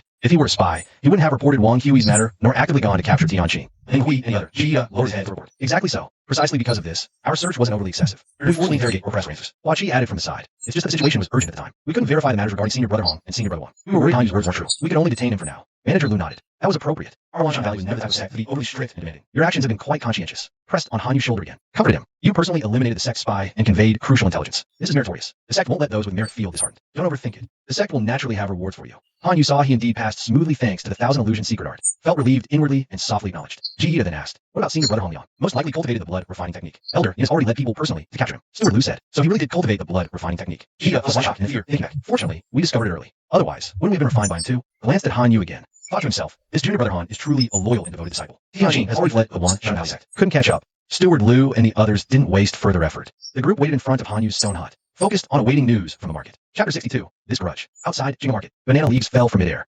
2,000-year-old locust trees were right in front. Wang Hui was about to walk into the market. Hong Liang called out to him. Junior brother Wang, hold on a moment. Let's talk. Talk. What is there to talk about? I can't wait to get into the market and drink Jinga fine wine. Wang Hui said with a smile on his face. I also have some heartfelt words I'd like to chat with you about. Hong Liang stopped walking and said with great emotion, once upon a time, we were both outer sect disciples. Back then, inner sect disciples soared through the skies above Jinga Market. We outer sect disciples were extremely envious. But what use was envy? Inner sect disciples had many conveniences, deeply valued. Ultimately, it wasn't something the outer sect disciples could aspire to. If one wanted to become an inner sect disciple, the conditions back then were so harsh. Cultivation, as refining sect layer, accumulated sect merit, and still had to pass the sect's internal examination to enter the inner sect. Wang Hui listened carefully and nodded. That's true. Back then, inner sect disciples were indeed difficult to enter, but we're actually quite lucky to have caught the exceptional admission policy. Fine, you also become inner sect disciples. Before he could finish, Hong Liang shook his head dismissively. Inner sect disciples like us? We were exceptionally promoted, but we're worse in every way. Take these magic tools, for example. Inner sect disciples. We still can't. What's the point then? Wang Hui smiled. The sex crisis outweighs everything now. Naturally, the green sprout market can't allow disciples to fly in on magic tools. That's actually quite reasonable. Hong Liang smiled mysteriously. Junior brother Wang, your temper has improved. Quite different from before. Did the sex assignment to guard duty actually temper your temper? Wang Hui kept his smile. I certainly have a temper with some useless people below, but I dare not have a temper with the sect, especially since I made a mistake first. Admitting guilt and accepting punishment. What temper is there to speak of? Such open-mindedness is rare. Hong Liang remarked. Just then, a horse-faced, middle-aged man slowly approached, carrying a tray, walking up to Hong Liang and Wang Hui. The man put on an ingratiating smile. Would you two immortals care to try my flour cakes? They're fresh, made from the finest rice. Hong Liang chuckled. We have no gold or silver for you. The man grinned. If you immortals are willing to try, it's already my honor. The cakes aren't worth much. How could I dare charge you? As he spoke, he pulled out a small knife, cut 2 small pieces of pale red flour cake, and carefully offered them to Hong Liang. Wang Hui looked at Hong Liang, smiling. Hong Liang reached out and took a piece. They'll have a taste, he said with a smile. He ate it and nodded slightly. Sweet, fresh, soft, really quite good. Then he looked at Wang Hui. Junior brother Wang, you should try one too. Wang Hui's face was all smiles, but his hand didn't take the cake. Instead, his steps retreated toward the market behind. Junior brother Wang. Hong Liang's expression changed slightly. What are you? Hong Liang, you think I'm stupid? Wang Hui said as he backed away. If we were inside the market, I might have fallen for it. But outside the market, before he could finish, the middle-aged horse-faced cake seller, the hair has exploded into a vivid crimson. A heavy stench of blood emanated from the entire body. In an instant, it burst into a blood-red shadow with a bang, knocking down Wang Hui, who was trying to flee. Then, a foot stomped heavily on Wang Hui's chest, making him cough up a large mouthful of blood. Within the swirling, dense blood mist, a hoarse voice spoke with a hint of mockery. Long time no see, Steward Wang. Wang Hui struggled to open his eyes and identify, seeing the face hidden behind the blood mist. He tried to recall, a mix of shock and anger. Li Quan, it's you, you old bastard. Yes, it's me. Old Li's face was both lethal and ferocious. Steward Wang, you keep calling me an old bastard, repeatedly looking down on me. Did you know Li will never endure such humiliation in his lifetime? Didn't expect me to still be in Jinga Market, did you? Didn't expect me to have reached the 7th layer of blood refining, being the leader of the blood sector, did you? Today, I finally have you, this dead fat pig, under my foot, to crush your bones to dust. This is truly the most satisfying moment of my life. Hong Liang reminded softly from the side. Hurry up and kill him, then escape. I still need to pretend to fight with you. People are coming already. As he spoke, someone had already stepped out of the market entrance to look. Someone saw old Taoist Li shrouded in blood mist from afar, and screamed in alarm, demonic cultivator. Commotion began to spread. Disciples of Wanshan Valley are surely rushing here quickly. Old Taoist Li said boldly. I don't understand before he dies. How can my heart be at ease? I'll kill him now. Pity it wasn't better planned. Otherwise, he could have been more discreet. Hong Liang frowned. You insisted on killing him specifically. Kill him quickly. But old Taoist Li waved his hand. Venting this grievance today has cleared my mind. I'll go into hiding. Use the original method to contact me. It won't cause trouble. As he spoke, 7 or 8 dark red, somewhat murky blood droplets simultaneously shot towards Wang Hui under his foot. Bang, bang, bang. Several muffled thuds sounded in succession. Old Taoist Li looked down. Surprised, all the blood droplets struck a thick banana leaf. It was precisely the flight artifact Wang Hui used daily. In this critical life or death moment, Wang Hui released this object as a protective shield. After all, it was a refined artifact. The barrage of 7 or 8 blood droplets merely caused the artifact's surface to flicker with unstable spiritual light. Wang Hui, blood trickling from his mouth, dared not delay, like a fat caterpillar clinging to the back of a leaf. He clung desperately to the banana leaf, channeling all his spiritual energy. The banana leaf trembled violently, shaking as it lifted him. Wrapped within, he flew 5 feet off the ground, heading straight for Jinga Market. Witnessing this, Hong Liang couldn't help but fume with anger. If it weren't for Li Quan wanting to kill Wang Hui, I wouldn't have lured him out, and this mess wouldn't have happened. Now, with Wang Hui alive, I can never stay in Wanshan Valley again. It's come to this, and you still hesitate? Do you still hope for luck? Old Li roared, his blood energy surging wildly. Another 7 or 8 blood droplets shot towards Wang Hui's banana leaf. Simultaneously, his body transformed into a blood shadow. His blood-red hair fluttered in the wind. Fists clenched, arms raised high, he gathered all his blood and energy. Using his familiar martial arts, he struck towards Wang Hui. Hong Liang wore a bitter expression, seeing no other choice. Gritting his teeth, he activated 2 fire talismans in his hands, left and right simultaneously. They shot straight for the banana leaf. Now, staying in Wanshan Valley is completely impossible. Kill Wang Hui. He's a traitor. Don't kill Wang Hui. He's a spy. There's absolutely no chance of staying. In the next instant, the 7 or 8 blood droplets struck Wang Hui's banana leaf first. Save me. Wang Hui let out a startled cry. The banana leaf's spiritual light dissipated completely, several holes appearing. It began to fall slowly. Right behind, Old Lee's blood hair flew wildly. He punched through the banana leaf, a bloody scent assaulting the senses. The tearing sound of the banana leaf was right in his ears. Wang Hui's eyes widened in terror. Die for this Taoist. Old Lee snarled with savage glee. He struck Wang Hui's bulky body. Wang Hui flew up like a ragged sack, soaring high before crashing down heavily. The 2 fire spells Hong Liang released via talismans only arrived now. They landed on empty ground, scorching it black. Inside Qinghe Market, several nearby outer disciples of Wanshan Valley were already shouting, "Demonic cultivator, don't escape." Oldie looked up. A glow of magical instruments had risen within the market. Knowing he couldn't delay, or Foundation establishment cultivators would arrive, and he'd never escape. He wrapped himself in blood energy, gathering and unleashing his full power. Activating bloodthirst, he transformed into an extremely fast streak of bloodlight. He swept past Hong Liang, paused slightly, and took him along. They vanished into the dense forest. A dozen breaths later, 2 stewards stationed in the market had already arrived. After hearing a brief evidence, they immediately headed into the dense forest, riding magical instruments in pursuit. A moment later, Elder Yin from the Sect, riding a black vine staff, quickly inquired, confirmed Hong Liang colluded with the demonic cultivator, and also flew into the forest to pursue the demonic cultivator. Chapter 63. Qi gathering pills soon after. Elder Yin and 2 stewards returned together with grim faces. Seeing their expressions, the disciples of Wan Qinghe knew immediately that they must have failed to capture the demonic cultivator. Is he still alive? Elder Yin glanced at Wang Hui, who had been laid flat nearby. He's hanging on by a thread. His internal organs are shattered, and his sternum and ribs are broken. Said Shopkeeper Yang of the 100 Herbs Pavilion. I'll give him a reviving spring pill. He'll stand to pull through now. He was also a disciple of Wan Chuangu. When a Sect disciple was dying outside the market, he hurried over to help. Elder Yin frowned slightly. He walked behind Wang Hui, sensing with his Foundation establishment level magic power. He said it's not hopeless. Another reviving spring pill, and 2 blood-generating pills. I'll help him. Shopkeeper Yang took out 2 bottles of pills. He poured out 3. Elder Yin gestured for him to wait. Using his magic power, he cleared the clotted blood and broken bone fragments from Wang Hui's body, causing Wang Hui to vomit blood profusely. Only then did he administer all 3 pills. After a moment, Wang Hui slowly regained consciousness. Elder Yin, Hong Liang colluded with the defecting servant disciple, Li Qian, to practice demonic cultivation. Now, focus on circulating your disciples and recover well. Elder Yin said, "You've earned some merit this time, but you were too reckless." Wang Hui whispered with difficulty. "I only discovered Hong Liang's anomaly today at the spirit field. He invited me for a drink then. I didn't know he planned to kill me today. Thinking there was enough time, I just sent a servant disciple with a message as a precaution. I figured once inside Qinghe Market, he couldn't escape. I truly didn't expect him to act today. And outside the market." Elder Yin nodded slightly. Seeing Wang Hui's spirit, who was more, he asked, "Li Qian, is that the old servant disciple you bullied?" "Yes. Now he's at blood refining 7th level. He claims all the blood demon sect cultivators near Wan Chuangu obey him. He must have officially joined the blood demon sect." Wang Hui whispered, "You kinda deserved it, you know." Elder Yin gave him a displeased look. This Li Qian, practicing the righteous path, was just waiting to die, driven on the demonic path by you. He became so ruthless. To achieve what he has now, he must have consumed much human essence. He asked Wang Hui, "How did you notice something was off with Hong Liang?" "Twice before at the spirit field, servant disciples were found missing, having defected or been killed. I paid extra attention because of that." Wang Hui reported in a low voice. Hong Liang took me fine with Wei Xiaoluo, saying this person had something to say and benefits to offer me. I went there without any precautions, but Wei Xiaoluo wasn't there. No one knew where she went either. I need to search for Wei Xiaoluo's whereabouts. Hong Liang kept stopping me repeatedly, deliberately changing the subject. I suspected he had a problem. I originally thought he might be busy with sect affairs. His eyes were a bit red then, and with my suspicion, it just didn't feel right no matter how I looked at it. So I hinted to the menial disciple Hanyu. This kid has talent for cultivating spells. He's indeed clever and sharp. Elder Yin listened carefully, but his face darkened. Wei Xiaoluo is Wei Kui's younger sister. Wei Kui is that suddenly kingdom prime minister who had those improper relations with you. Which means if it weren't for your despicable affairs, you wouldn't have been deceived and tricked today, and Li Quan wouldn't have come to kill you. Wang Hui laughed nervously. Probably right. Elder Yin, you bastard. Elder Yin almost slapped this scoundrel to death. After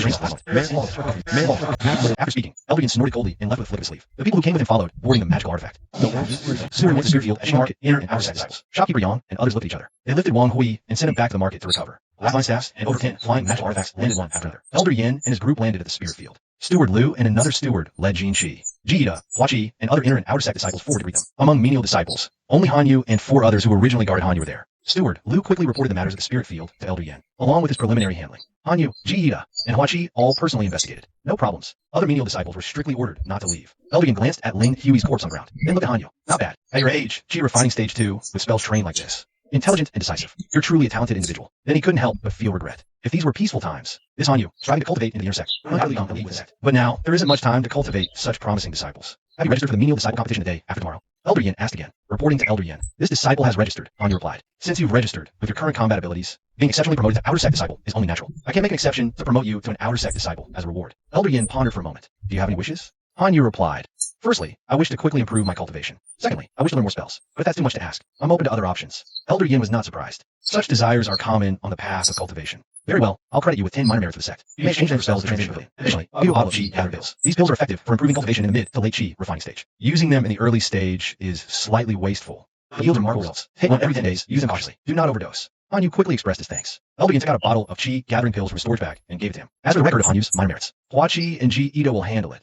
No need to say more. Has that Wei Xiaoluo been found yet? Elder Yin inquired again. No, Deacon Lu and Jiita. Huachi all shook their heads. Are there any other suspicious outer sect disciples? As Elder Yin spoke, his gaze swept over and suddenly turned stern. With a swing of his hand, a black vine staff shot out like a giant serpent, shattering Li Tonghai's stone hut 100 yards away. Immediately, a sharp metallic clang rang out. Li Tonghai's face flushed red, a long sword held horizontally before him, forced back step by step under the pressure of the black vine staff. He retreated all the way out of the stone hut into the spear field, trampling stalks of young green spirit rice into the mud. Sensing Li Tonghai's aura, Elder Yin said coldly, "The Chi refining 8th layer, sneaking among our Evergreen Valley's outer sect disciples, lurking and spying. Your sword sect has always prided itself on being open and righteous. When did you start resorting to such deeds? Does your sword heart feel no shame?" Li Tonghai struggled to parry with his sword, shouting angrily in response. "Your Evergreen Valley colludes with remnants of the Demon Blood Sect. Shouldn't you be the one asking if your conscience is clear?" Chapter 64, Lone Star. What? Elder Yin, Deacon Lu, the inner and outer sect disciples, and Han Yu and the others were all astonished. Deacon Lu and another deacon closed in from both sides, surrounding Li Tonghai. Elder Yin slowly eased the pressure of his black vine staff, ceasing the fierce assault. Li Tonghai hurriedly looked down at his front, seeing the sword's spiritual light already flickering unsteadily, paying greatly to withstand a foundation-building late-stage attack, the Chi refining late-stage strength. Even for just a few breaths, came at no small cost. Of course, not having his sword destroyed or himself killed was already the result of his utmost effort, combined with Elder Yan's desire to question him. Don't kill him yet.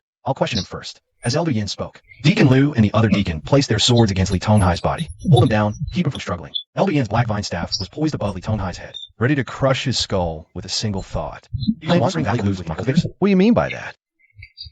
Li Tonghai sneered. I saw it with my own eyes. Han Liang, the inner disciple in charge of the spirit fields, practices the blood refining art. Is that not fact? Elder Yin frowned. Then do you know? I led this group specifically to hunt down Han Liang. Did you catch him? Kill him? Or did you let him go?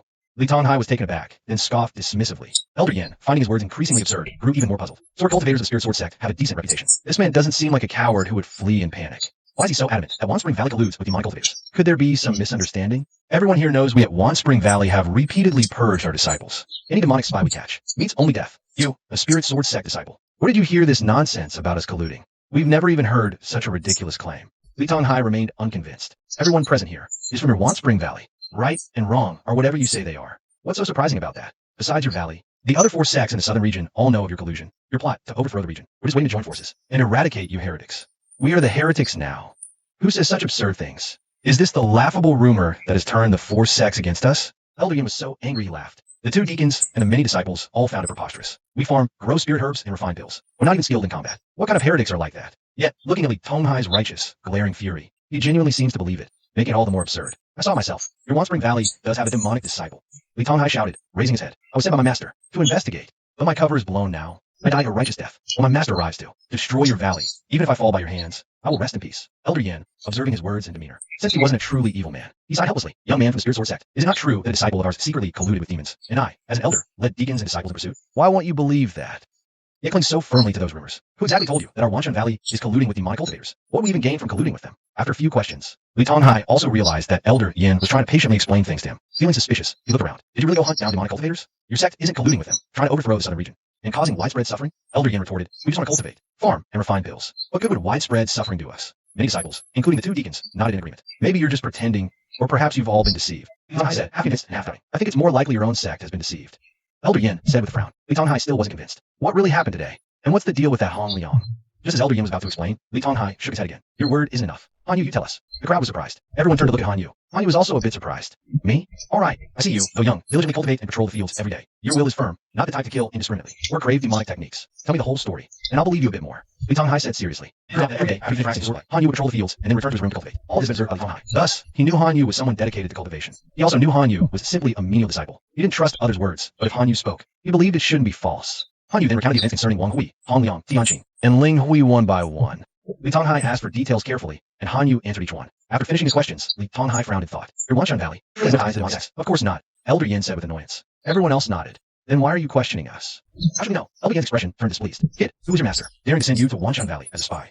Are you afraid we'll kill you? A mere Chi condensation 8th layer disciple. Li Tonghai, showing respect, crossed his arms over his chest, holding a sword. My master is Yi Guxing. What? Elder Yan's face instantly turned pale. He hurriedly withdrew his black vine staff, fearing he might accidentally kill this Li Tonghai. You are Yi Guxing's disciple. Yes, Li Tonghai responded, head held high. A hint of pride was evident. Does your master also intend to attack Wanshan Valley? Elder Yin asked, his voice trembling. If Wanshan Valley were truly demonic, my master would naturally not let it go. My master's hatred for the demonic blood sect runs deep. A sworn enmity known to all. Elder Yin became urgent. Our Wanshan Valley truly is not colluding with demonic cultivators. This is all just a misunderstanding. I feel like my words might not carry enough weight. Elder Yin quickly added, come, I'll take you to see the sect leader and the supreme elder, to clarify right and wrong. You must tell your master then. Wanshan Valley is truly a righteous sect, never involved in any evil or demonic affairs. After speaking, he actually reached out and grabbed Li Tonghai's arm. Together, they rode the magic artifact, heading straight for the sect's main peak. Deacon Lu watched as the usually stern Elder Yin was actually so wary of that Ling Jian sect's Yi Guxing. He was also quite surprised. Afterwards, he and another deacon handled the aftermath at the spirit field, led the inner and outer sect disciples away, leaving only Jiita. Hua Chi and Hanyu still standing there. You worked hard today. Junior brother Han, Hua Chi said to Hanyu, I'll note your contribution. Go and rest. By the way, are you going to the Dharma Transmission Pavilion tomorrow? I'll call Zhongyu for you. If Zhongyu is busy, I don't mind taking you there myself. Hanyu agreed. Then please tell senior brother Zhongyu for me. If she's too busy to get away, I'll wait until after the servant disciple competition to exchange the spell. Jiita, Hua Chi, and the other 4 servant disciples left separately. They also took Ling Hui's body away. Hanyu stood where he was, looking at Li Tonghai's collapsed stone house. That was originally Sun Kang's residence. Look at Tianqin and Ling Hui's stone house. That was originally Lu Lan's residence. Look away, Xiao's stone house. That was originally Old House Li's residence. Now, there's no one left in any of the houses. His neighbors have changed again so quickly. Feeling just for a moment, Hanyu returned to his house, calmed his mind, and began tallying today's gains. The House of Illusion secret learned hastily and began to practice. There are still many mysteries not yet tried, merely using it for disguise and concealment. Already help Hanyu evade detection from Foundation establishment cultivators. Besides that, there's a bottle of gathering cheat pills, 10 minor sect merits. Hanyu's minor sect merits thus accumulated to 15. Of course, for Hanyu, the biggest gain was actually not exposing his own trump cards. You don't have to leave one Changgu in a hurry to get a peaceful repair. Chapter 65, Cultivation and Learning. Night fell. There was silence in the Ling Tian. The moonlight was clear in the Ling Tian. It was also sprinkled on the stone house and poured into the house along the window. Hanyu sat cross-legged on the stone bed, at this time of deep night and quiet, quietly reflecting on the priorities of cultivation. The verdant green chi refined technique is the main practice for chi refinement. Naturally, it's cultivated daily to reach the limit of spiritual energy growth. The blood forging art rapidly boosts combat capabilities. Life-saving skills are also improved through daily practice. The House of Illusion secret art involves the key to Hanyu not being seen through. It must be mastered more thoroughly. Once the techniques of disguise and transformation are fully learned, coming and going from 10,000 Spring Valley will be much easier. Besides, the Beast Heart Communion obtained yesterday from the Spirit Beast Sect can also be secretly retrieved for cultivation to strengthen the bond with his own crow. Originally, Hanyu only intended to practice a little, without cultivating the communion sigil lines. Now, with 1,000 illusions secret art for concealment, the communion sigil lines can also be cultivated. It just depends on whether Hanyu needs it, and if there's time to practice another skill. Then there's the sect reward given by Elder Yen. 10 gathering bills and 10 minor merits. Tomorrow, Hanyu will go to the transmission pavilion to exchange for spells. Must carefully consider what to exchange with a total of 15 minor merits. Originally thought of exchanging for wind blade technique with 5 minor merits. Now there are many more choices available. Turning these matters over in his mind. After setting priorities, Hanyu takes out a lustrous white gathering chi pill. Sean Orley zooms it and activates the verdant green chi refined technique. He wants to personally compare the gathering chi pill and mystic heart fruit in cultivation to better plan cultivation resources in the future. The gathering chi pill's medicinal power gradually dissolves. Hanyu circulates spiritual energy, converting the medicinal power into spiritual energy. Finally returning to the Dantian to sprout. The sprout of the third layer of chi refinement sways slightly. When this sprout produces its first complete leaf, that'll be when Hanyu reaches the 4th layer of chi refinement. After several circulations, Hanyu slowly stops. Probably estimating the medicinal power of the gathering chi pill in his heart. Slightly pleased, perhaps because it's the first time taking the gathering chi pill. After refining the medicinal power today, the remaining power remains concentrated. Surprisingly, it can still be cultivated for over 3 days, meaning each gathering chi pill purely for cultivation to increase spiritual energy is enough for over 4 days of cultivation, greatly exceeding the medicinal power the mystic heart fruit can provide Hanyu as a pill for mid to late stage chi refinement. Although wasteful to use now, its effects are indeed fast. The reason it has the mystic heart fruit so much is partly because Hanyu has taken the mystic heart fruit too many times, causing reduced efficacy. But if compared externally, the mystic heart fruit's value still surpasses the gathering chi pill. It just has a calming and mind-focusing effect. This is different from pills that simply increase cultivation through practice. He opened his eyes, ending today's cultivation. The large and small crows had already landed quietly in front of his bed, waiting for him. Possessing spiritual intelligence, they knew to hide and stay silent. At night, the crows didn't barge in noisily. They were always very restrained. After seeing them, Hanyu smiled. Tomorrow I'll choose a spell. I also need to see what cultivation techniques are available. On the surface, I need to move around. Otherwise, once I become an outer sect disciple and interact with more and more powerful disciples, you won't be able to find me anywhere. The crows softly cawed, nodding repeatedly. They naturally couldn't bear to be apart from Han for long. A moment later, the crows spread their wings and flew away. Hanyu couldn't help but think of Old Manly again. What about the matter with Hong Liang and Wang Hui today? How did things turn out over at the market district? As a menial disciple, he had no way of finding out. Where did Hong Liang get that blood cultivation technique from? He also couldn't risk raising suspicion by asking around. Because of Hong Liang, the market district would probably be searched and investigated again. Old Manly sells flower cakes over at the market. I wonder if he'll be exposed. The next morning, a cheerful voice came from outside Hanyu's stone hut. Junior brother Han. Junior brother Han. Hanyu got up and opened the door. He saw Zhongyu with a crimson waistband. Her white spirit hound wasn't with her this time. Junior brother Han, you want me to take you to the transmission pavilion to exchange for techniques? I heard from senior brother Hua Chi, so I came over today.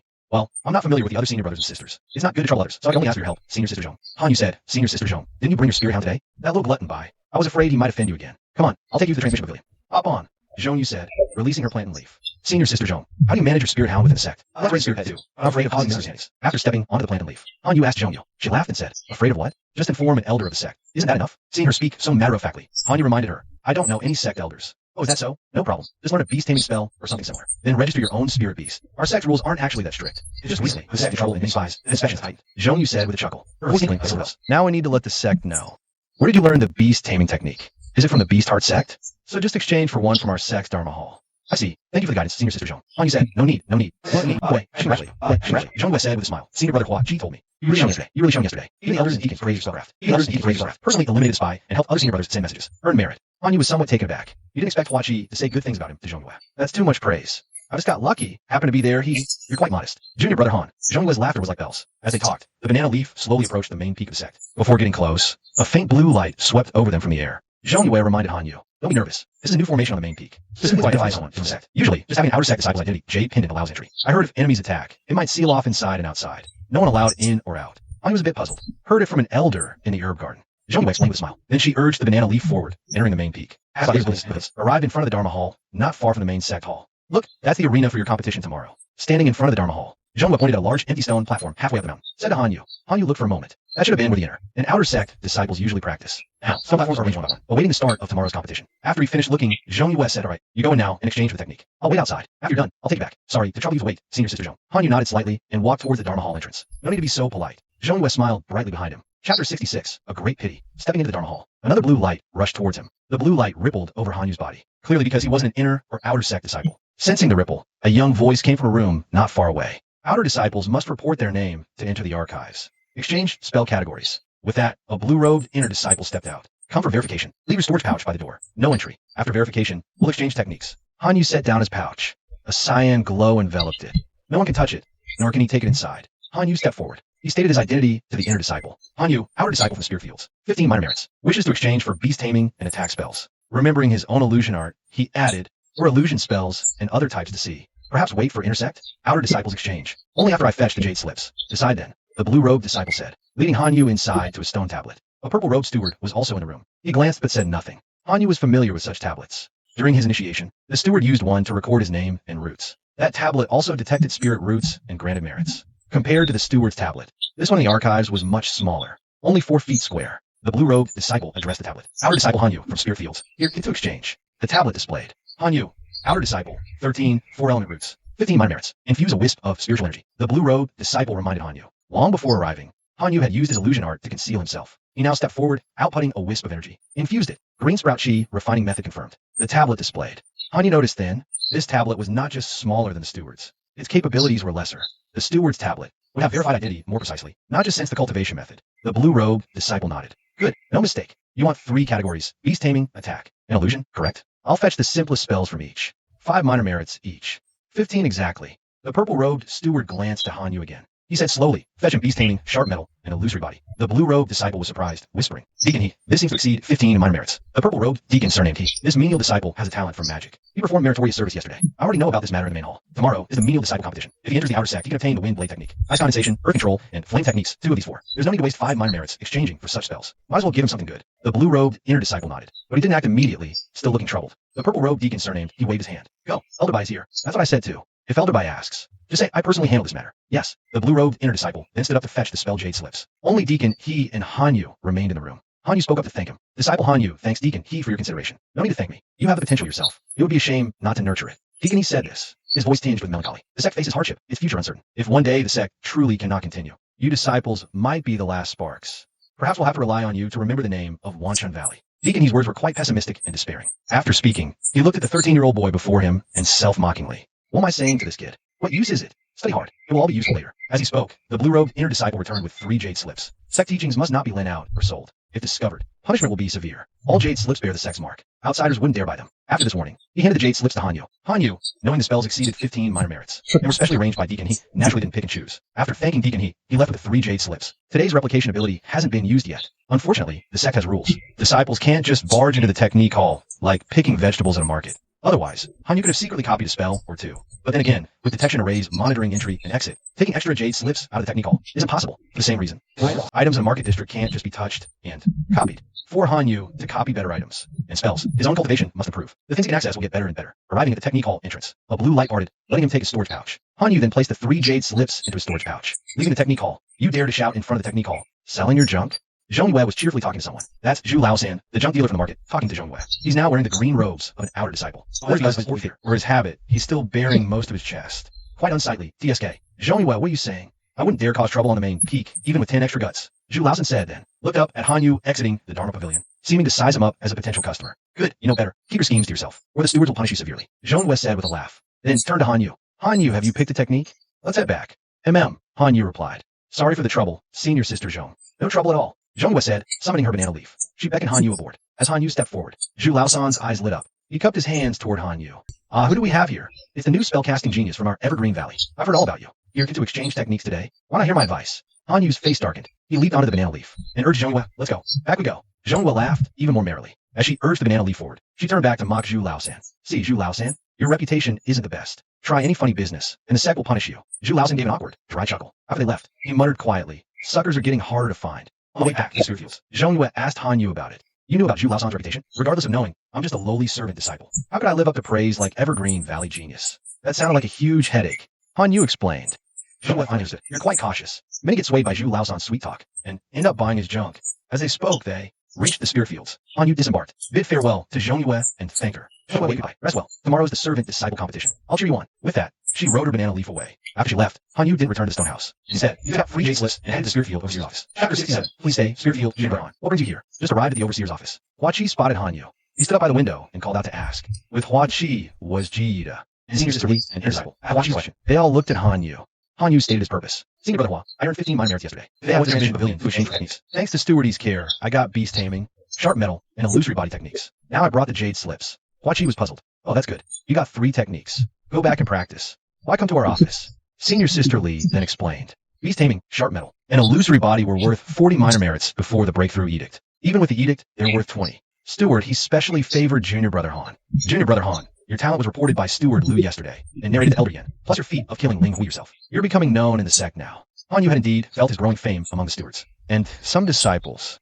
Hearing senior sister Li emphasize it again, he thought, so I'm famous already? The disciples of Wansong Valley really aren't good at combat. So much so that a mere servant disciple killing someone to fight shocked quite a few people. Junior brother Han, you mean to tell us your techniques aren't obtained illicitly, but from the transmission pavilion. So when you practice, we shouldn't suspect you as a spy, right? After her explanation, senior sister asked Han Yu. Han Yu nodded. What senior sisterly said is exactly what I thought. Sharp metal and illusory body are fine, but I worry beast taming might be mistaken for a spirit beast sect technique. Though the transmission pavilion said I could practice it freely. To avoid misunderstandings, I'm telling you, senior brother and senior sister beforehand. If you find it inappropriate, I'll practice it later. Senior sisterly gave him a satisfied look. Good. Telling us in advance saves us a lot of trouble. If you hadn't, and we saw you raising a spirit beast someday, we'd have to arrest and interrogate you. She asked Han Yu, have you decided what spirit beast to raise? Han Yu nodded. Yes, I have. It's also a wish I've had for some time. When I entered Wanshan Valley as a disciple, I brought a crow named Wu Yao with me. Steward Fong and senior brother Jin Qi from the duty office at that time, and Steward Wang Hui all witnessed it with their own eyes. Later, I got busy with cultivation and released the crow into the mountains, letting it fend for itself. I want to find that crow again and make it my tame beast. Senior sisterly wondered, the ordinary crow you brought? Whether it's a spirit beast or not, I don't know either. I only know it's larger than the average crow. Han Yu replied, if you're cultivating beast taming arts, your first choice should be a spirit beast. Senior sisterly suggested, if it's just an ordinary crow, slightly stronger than others, there's no need to waste the beast taming arts on it. Our sect's beast taming arts differ from the spirit beast sects. You can only tame and nurture one spirit beast. Junior brother Han, don't waste this precious opportunity. Han Yu lowered his head and said, Senior sisterly, I chose beast taming arts specifically for this crow. If not for it, I wouldn't even consider beast taming. Hearing this, senior sisterly stopped persuading him. Since this is your wish, I won't say more. She pondered for a moment and added, Wang Hui and Hong Yong both have incidents one after another. I'm now in charge of the spirit fields. After the outer disciple competition tomorrow, when you become an outer disciple, you can choose to stay at the main peak, or tell the steward. You want to return to spirit fields, help me manage the outer disciples. Han Yu was somewhat surprised. I can choose to return to spirit fields. Just make a request then, and say you've already discussed it with me. Senior sisterly said, the main peak is hectic right now. There are many promoter and outer disciples, but no external missions, making it noisy and crowded. Even the red crown cranes have mostly flown away from the noise. The banana trees look listless too. It's really not a place for quiet cultivation. Han Yu also didn't want to live at the main peak. To avoid meeting elders and feeling constantly anxious, he able to return to spirit fields, and having settled the crow matter with Senior Sister Li was naturally the best outcome. Senior Sister Li, if I truly become an outer disciple, I'll choose to return to the spirit fields. Hearing Han Yu say this, a faint smile appeared on Senior Sister Li's usually cool face. She nodded. Ji Yida and Hua Qi also showed friendly smiles. If nothing unexpected happens, after tomorrow, Han Yu will become an outer disciple, and they'll be colleagues at the spirit fields. This is quite different from the previous miscellaneous disciples. Naturally, it's not the same as Senior Sister Li. After Ji Yida and Hua Qi finished speaking, Han Yu felt greatly reassured in his heart. Not only was the matter of the crow settled, but even pleasant after becoming an outer disciple decided, after tomorrow, he could cultivate with peace of mind again. Even if the Valley of 10,000 Springs couldn't hold out for long, Han Yu leaving from the spirit field would be the most free and convenient. Speaking of which, Elder Yin hastily grabbed Li Tonghai from the Spirit Sword sect yesterday. Now, the outcome is still unknown. Is he gushing from the Spirit Sword sect really that terrifying? Even the usually stern and unsmiling Elder Yin lost his composure. After returning to the stone house, he first cultivated the green sprout chi refining art method, refined the remaining medicinal power of gathering chi bills. After raising his spiritual breath to the day's cultivation limit, he then practiced the blood refining art. After that, he studied the Thousand Illusions secret art for a while. Gaining a little more understanding, he then carefully learned the beast taming art, sharp metal art, the illusory art. Of these 3 arts, he spent an hour initially learning the sharp metal art. When used, it did show some power. If attached to a weapon, its sharpness would greatly increase, able to cut through iron like mud. Without a weapon, the sharp metal art could also form a standalone attack. Even as a beginner, it was no less than the wind blade art. If proficient, coupled with Han Yu's metal spiritual root, simply activating the sharp metal art might surpass the wind blade art in power. This indeed seems a notch above the wind blade art and flame art. No wonder it's not a technique that can be exchanged with 5 minor merits. Looking at the beast taming art, Han Yu compared it to the beast heart spirit link of the spirit beast sect to see the difference. Without cultivating the beast heart spirit link pact, it's just about being in tune with the spirit beast heart. Then the beast taming art is relatively acceptable. Compared to cultivating the beast spirit pact and controlling multiple spirit beasts, the beast taming art falls far short. For now, Han Yu can just cultivate the beast taming art when there's a need in the future. He can come back to practice that spirit beast sect technique. Spending an hour, he also preliminarily learned the beast taming art. With the big and small crows not here, Han Yu couldn't verify it. He then picked up the illusory body art to learn. Upon learning it, Han Yu was immediately astonished. The Thousand Illusions secret art and the illusory body art had a wondrous reaction. The Thousand Illusions secret art itself contains transformation methods. A machine using an illusory body to evade pursuit. Escaping alive. Han Yu only grasped the general idea for now. After all, he just obtained it and hadn't had time to study it. But as soon as this illusory body art was in hand, on his first practice, Hanyu directly created 2 illusionary clones. And this was an ability not mentioned in the illusory body art from the Transmission Pavilion. The dates list in the Spiritual Pavilion record that the illusionary body technique, even when mastered, merely creates an illusion. Its purpose is to deceive foes. With sufficient practice and skill, it can make it hard for enemies to distinguish the real from the fake. Hanyu, a novice, has already conjured 2 illusionary clones, and they're quite detailed and clear, not mere blurry shadows. Chapter 68, Taming the Beast. The crow watched the 2 figures resembling him. Hanyu finally fully understood why Tianqing and Ling Hui had been urging him to exchange for illusionary techniques. Turns out the 1,000 Illusions secret art is so effective in this aspect. The level of illusion is much more refined than simple cultivation of the illusionary body technique. Moreover, it starts with conjuring 2 figures right from the beginning. If cultivated further, the number might even increase. By then, enemies would struggle to tell truth from illusion, giving Hanyu an extra layer of flexibility to advance or retreat. Thinking this, Hanyu's expression turned a bit odd. Previously, Tianqing had persuaded him to exchange for illusion spells. Using this very reasoning, it allows seizing opportunities to attack or to escape. Now, having learned both the 1,000 Illusions secret art and the illusionary body technique, Hanyu had truly realized Tianqing's advice. If Tianqing had escaped the value of 10,000 frames or learned this, one wonders if he'd feel pleased. After all, Hanyu was quite receptive to advice. Time spent cultivating passed, especially quickly. The 3 newly acquired spells were learned. When Hanyu came back to his senses, the sky was already pitch black. He did not use his daily replication ability today. Instead, he began to accumulate it. If used daily, it could replicate items like mystic heart fruits or blood essence jade slips. If left and used for a period, it could accumulate to replicate more complex and precious items. As cultivation base improves, his daily replication capacity also increases. If used for several days, the accumulated replication power grows even greater. For now, there's nothing particularly worth replicating. The residual medicinal power of the chi gathering pills is enough for Hanyu's current needs. So, he'll accumulate his replication ability for future use. The night deepened. A large and a small crow, wings spread, flew in and landed by the window. Hanyu reached out and stroked the large crow. Caw. The large crow cawed softly, squinting its eyes contentedly. Hanyu then stroked the small crow. The small crow also chirped happily in a low voice. After a chirp, it stole a glance at the large crow. Seeing the large crow staring at it, the small crow quickly closed its beak and hid aside, not daring to completely fashion along with the large crow. Today, I learned the beast taming art. From now on, your appearance will be much more convenient. Which too will become my tame beast. As Hanyu finished speaking, Big Raven and Little Raven both lean in to peek. Clearly both willing. Then Big Raven gives Little a warning glance. Little Raven whimpers softly, helplessly shrinking back, yielding the chance to Big Raven. Hanyu wasn't surprised by this. The pecking order between the 2 ravens is clear. First come, first served is still understood. Moreover, Big Raven leads the flock. It's right to use beast taming first. So he raises his hand, channeling spiritual energy into Big Raven's body, activating beast taming. Big Raven trembles slightly. The Liu clan's innate spiritual energy instinctively wants to resist, but holds back. Moments later, Hanyu lets go. Unlike blood refining nurturing spirit, after beast taming succeeds, Hanyu and Big Raven share connection. Their minds link much more strongly. Nurturing spirit just feeds blood energy. Essence blood ultimately just makes mundane beasts fiercer. Not necessarily turning them into spirit beasts. More often, they become vicious beasts loyal to their master. Now, beast taming is successful. Within a mile, even if Hanyu can't see Big Raven, even if it hides, Hanyu can clearly sense its presence and direction. Within 20 jam, their minds connect for swift communication. No problem. This means Big Raven can now coordinate with Hanyu, attacking enemies in perfect sync without a word, greatly boosting power. And this isn't even beast taming's limit. As Hanyu's strength grows, his range to sense Big Raven's direction, and their mind link distance will keep increasing. Besides, after using beast taming, it basically eliminates the chance of spirit beast betrayal. Any disloyal thought the master quickly senses, and can punish or even kill it. This beast taming is a solid gain for Hanyu. Though a bit inferior to Beast Heart Spirit Pact, it's more than enough now. With beast taming complete, Hanyu looks at Big Raven again, clearly sensing its loyalty, care, even childlike devotion. He can't help but smile. Both Raven's loyalty and obedience, Hanyu actually knew even before beast taming. Now, he just feels it more clearly. Smoothing Big Raven's feathers, feeling his own spiritual energy, and blood energy in perfect harmony with it. Hanyu feels an even deeper bond. This way, in just a couple of days, Big Raven can openly appear by Hanyu's side. Early the next morning, as dawn broke, Ji-Ida and Hua Chi urged all participants of the outer disciple competition to move out. The number of people was too large. Transporting them one by one would be too troublesome. Everyone walked out along the valley mouth of the spirit fields. They passed through a valley beyond the medicine garden and the alchemy area, then a hill, and finally passed by several tall banana trees. Finally, they arrived at the foot of the second main peak. All the disciples passed through the cyan glow of the main peak's formation, and arrived at the competition arena on the mountainside, right in front of it. Soon, a bustling crowd of 1,000 to 2,000 outer disciples gathered. Most were here to participate in the competition. A small portion came to watch and cheer. Apart from them were the purple-robed deacons overseeing the event. There were also some inner and outer disciples present. As Hanyu and the outer disciples from the spirit fields had just settled in their spots, he saw Zhongyu waving at him from a slightly higher position opposite. She really came to cheer for him. Looking in other directions, he saw the thick-browed, big-eyed Sun Kong with a simple smile, and a short-statured Lu Lan standing on tiptoe, waving. Hanyu smiled and nodded in response to both of them. Besides them, Hanyu also saw Zhu Laosan, chest-bared, weaving through the crowd. Like a fat loach, he squeezed wherever space. As the competition arrived, a robed deacon soared in the air and announced the start of the outer disciple competition for promotion to outer sect. Inner disciples stood in front of each arena. Outer disciples began checking the list, calling out names. Initially, Hanyu's name hadn't been called yet. Hanyu just watched from below the arena as the outer disciples competed and fought. The combat skills of the Wan Shan Valley disciples were indeed quite poor. Most of the time, both sides would cast the wind control spell at each other, trying to push their opponent off the arena. Many outer disciples would both cast spells until they had no spiritual power left, and then just stand in the arena glaring at each other. In such cases, of course, neither side was qualified to continue in the competition. They were directly chased off by the deacons or the arena guards. Only after an hour had passed did Hanyu finally hear his name called out in front of an arena. Outer disciple from the spirit fields, Hanyu. Outer disciple from the medicine garden, on the way. Chapter 69, the decision. As Hanyu stepped onto the arena, Zhongyu, Sun Kong, and Luan all looked towards Hanyu's arena and got up to walk over. Zhu Laosan, weaving through the crowd, also turned to look. He said to the outer disciple he was talking to in front of him, "See that, junior brother? A formidable one just stepped onto that arena. If you don't buy my stuff now, Once you encounter this Hanyu, you'll be knocked off the platform instantly, and any chance of entering the outer sect will be gone. The menial disciple seemed a bit skeptical. Really? Of course it's true. Would I lie to you? Zhu Laosen patted his hairy chest. Let me tell you, becoming an outer sect disciple isn't just about stubbornly working hard. You also need to be flexible. Take this bracelet I'm giving you. It has 2 uses left. If you convert it to a defensive talisman, you will earn at least a few spirit stones, right? That's 2 full chances to turn defeat into victory. I'm telling you, there's 3 spirit stones. The menial disciple was starting to feel tempted. After hesitating, he said, let me think about it. Let me think about it. The term Hanyu was heard by disciples and deacons inside and outside. Was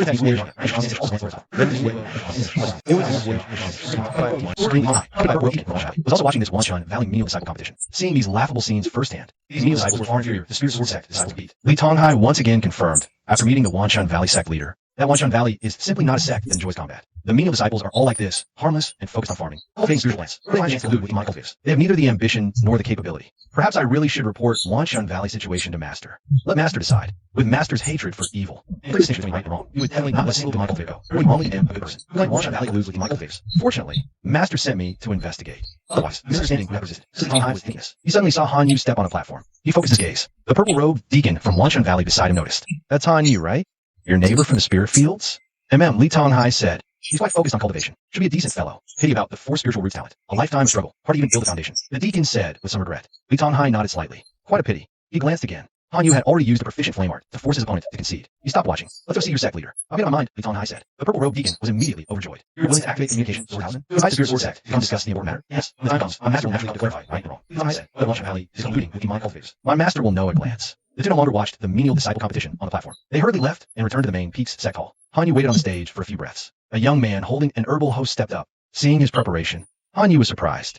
Hanyu from the spirit fields. The inner disciple overseeing the stage confirmed their identities. Fong Dawei from the herb garden was there. All right, the match can begin. As the inner disciple announced, Fong Dawei, the herb garden's menial disciple, hurried forward. He swung the hoe, charging at Hanyu. Before he reached him, Hanyu raised a finger. A stream of fire surged forth. Fong Dawei was startled.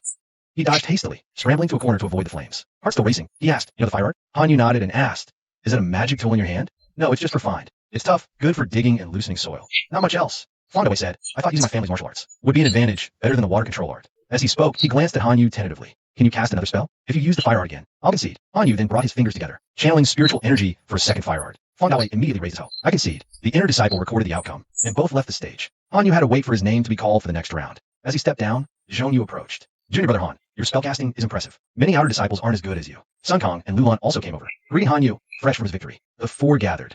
Zhongyu and Sun Kong. Lulan were both a bit surprised. But Zhongyu, cheerful and fond of laughter, pulled out a small pouch. Moonlight grass juice toasted sunflower seeds. Have some. She invited Hanyu, Sun Kong, and Lulan to snack on seeds. They chatted. The seeds were slightly bitter, but left a cool sensation, with a lingering fragrance, making for a long aftertaste. Sun Kong, Lulan, and Zhongyu introduced themselves, chatting while cracking seeds, gradually becoming acquainted. Hanyu quietly cracked a few seeds nearby. He saw Fong Dawei from a match waving his hoe in greeting. Hanyu raised his hand and nodded back. Fong Dawei smiled, then turned and left. That guy with the hoe earlier. Wasn't that a bit unfair? If everyone uses magic tools for defense, couldn't anyone get into the outer sect just by attacking? Lulan felt indignant for Hanyu. Zhongyu laughed, saying if they could get protective artifacts, or offensive ones, they'd have long since obtained cultivation resources, and reach Chi refining level 3, instead of waiting until now to compete with these servant disciples for spots. Today's servant disciple competition is all under Chi refining level 3. You will have artifacts to use. Lulan, having practiced their spells well, nodded in understanding. It's true, those with spirit rice and spirit stones cultivate wouldn't still be outside the outer sect. As they spoke, Zhongyu had suddenly spotted Zhu Lao San in the crowd. Dozens of servant disciples surrounded him, listening to his animated speech. They nodded in agreement from time to time. Zhongyu immediately frowned. Junior brother Han, you really need to be careful. See that Zhu Lao San? He's a guy who picks up scraps behind senior disciples.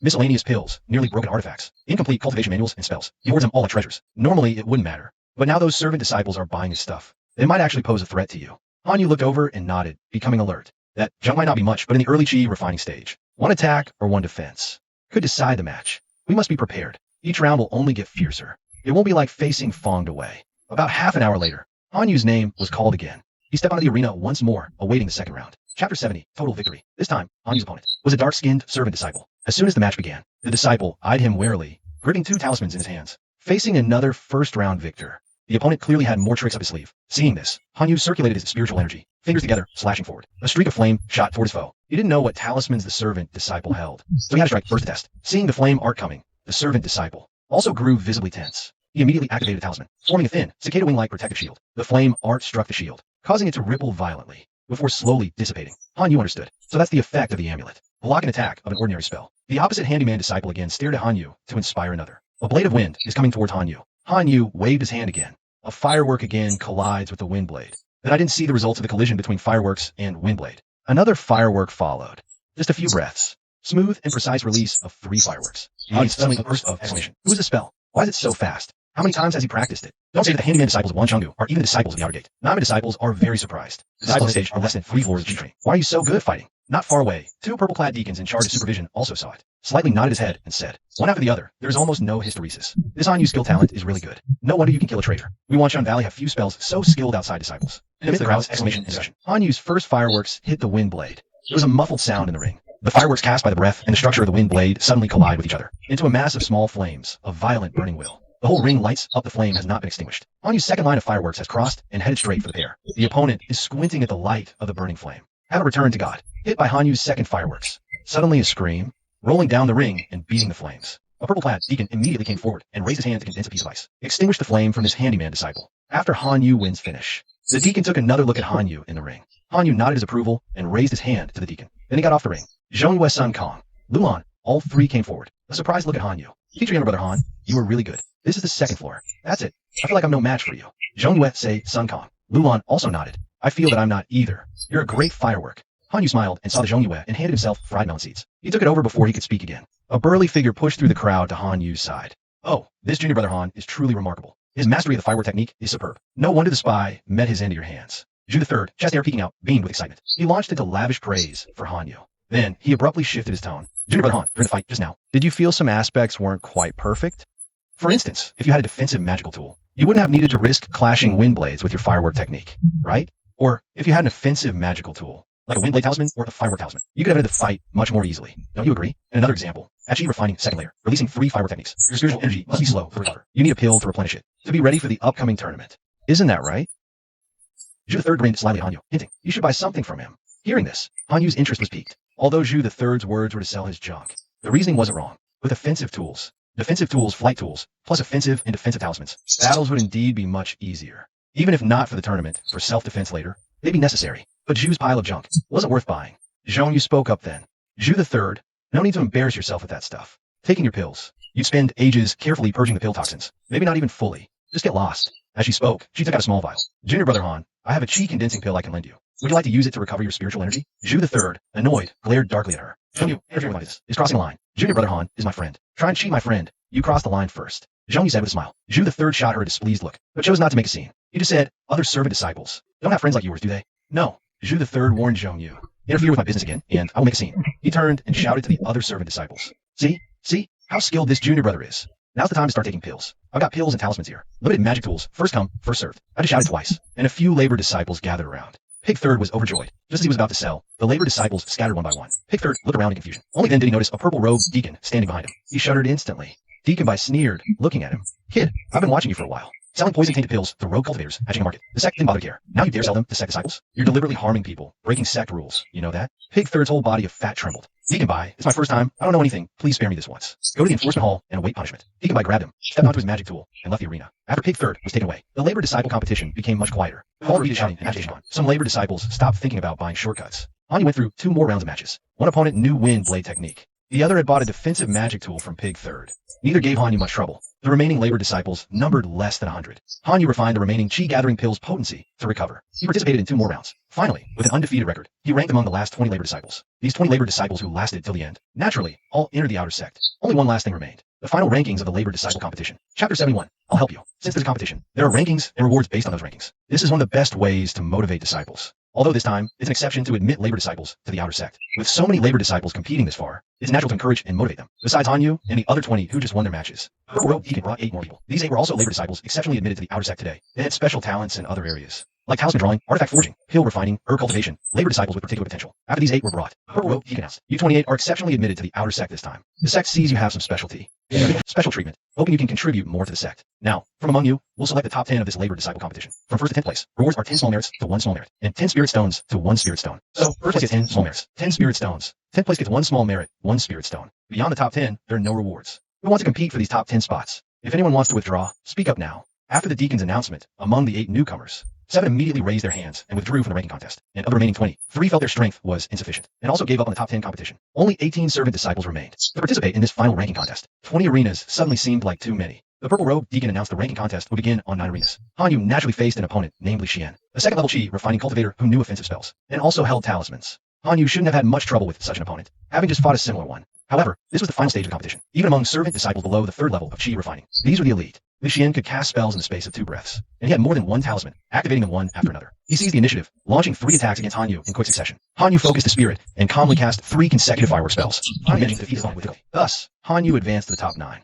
Before Hanyu could even leave the arena to rest, another round of competition began. This time, his opponent was named Wang Tong, even more outrageous than the last. It was completely unexpected for a servant disciple. He directly wielded a flawless, sharp sword artifact. It was unclear if it was given by an elder, or if he had saved up to buy it himself. At the second level of Qi refining, he couldn't fully unleash the artifact's power. Wang Tong simply held it, channeled some spiritual energy, and swung the sharp sword artifact, slicing through Hanyu's firework spells. Seeing this, Hanyu couldn't help but fix his gaze on that sword artifact. Having talismans, or artifacts beforehand indeed, gave one an advantage in battle. It's a pity it's too big to replicate in public. Otherwise, combining yesterday's accumulated replication ability with today's and used one, he might have been able to replicate this sword artifact. Right now, the most important thing is to see if he can defeat his opponent as best he can. To achieve a higher ranking, Hanyu pondered for a moment. He channeled his spiritual energy and first cast wind control himself. Then, he directed a wind control spell at Wang Tong. Seeing the wind control spell incoming, Wang Tong hastily infused spiritual energy, swinging sharp sword artifact. Hanyu didn't stop, relying on wind control's low consumption and his own speed, casting successive spells straight at Wang Tong. At first, Wang Tong didn't take it seriously. Gradually, this turned grave. After several swings of his sword artifact to break the wind control spells, seeing Hanyu still had strength to spare, while his own spiritual energy dwindled, he grew anxious. After swinging another wind control spell, Wang Tong gritted his teeth, channeling his remaining spiritual energy into the sword artifact. The artifact immediately emitted a faint white glow. Wang Tong raised the sword artifact and charged at Hanyu. For Qi condensation level 2 cultivator to force such an offensive artifact, this was about the limit.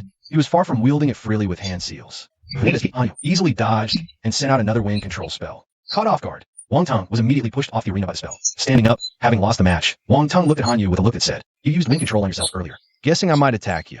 Hanyu nodded. Getting off the arena, Wang Tong's spiritual energy was low, could withstand a drawn-out fight. This was the plan Hanyu had thought of. Using wind control on himself beforehand also meant he was ready to flee if the sword artifact proved too much. "You're really something with nothing in your hands. Unlike me, who brought my father's artifact, yet still couldn't beat you," Wang Tong said with admiration. He then walked to the other side, talking to a blue-robed intersect disciple who looked middle-aged. They looked somewhat alike. It was probably his father. Zhongyu, Sun Kong, and Lu Lan had also arrived by now. Hanyu sit and meditate immediately to recover his spiritual energy for the next, tougher opponent. You have no talismans, no other artifacts, spirit beasts, pills, or anything, so you can only rely on your own spells to compete. Anyway, you've already made it into the outer sect and are now in the top 5. Even if you lose, it's worth it. Hanyu nodded, refining the Qi gathering pill's potency, restoring his spiritual energy to its peak once more. The other rankings were still being contested. Zhongyu said to him excitedly. Just now you replied. I took a closer look. Junior Han, you're already locked in the top 4. One more win, and you're in the top 2. Sun Kong, Lu Lan, both looked excited too. Junior Han, you might even win the entire outer disciple competition. Hanyu shook his head slightly. Sect is in trouble. Repeatedly making exceptions for group outer disciples. Maybe refine level 2 first. It's really not that praiseworthy.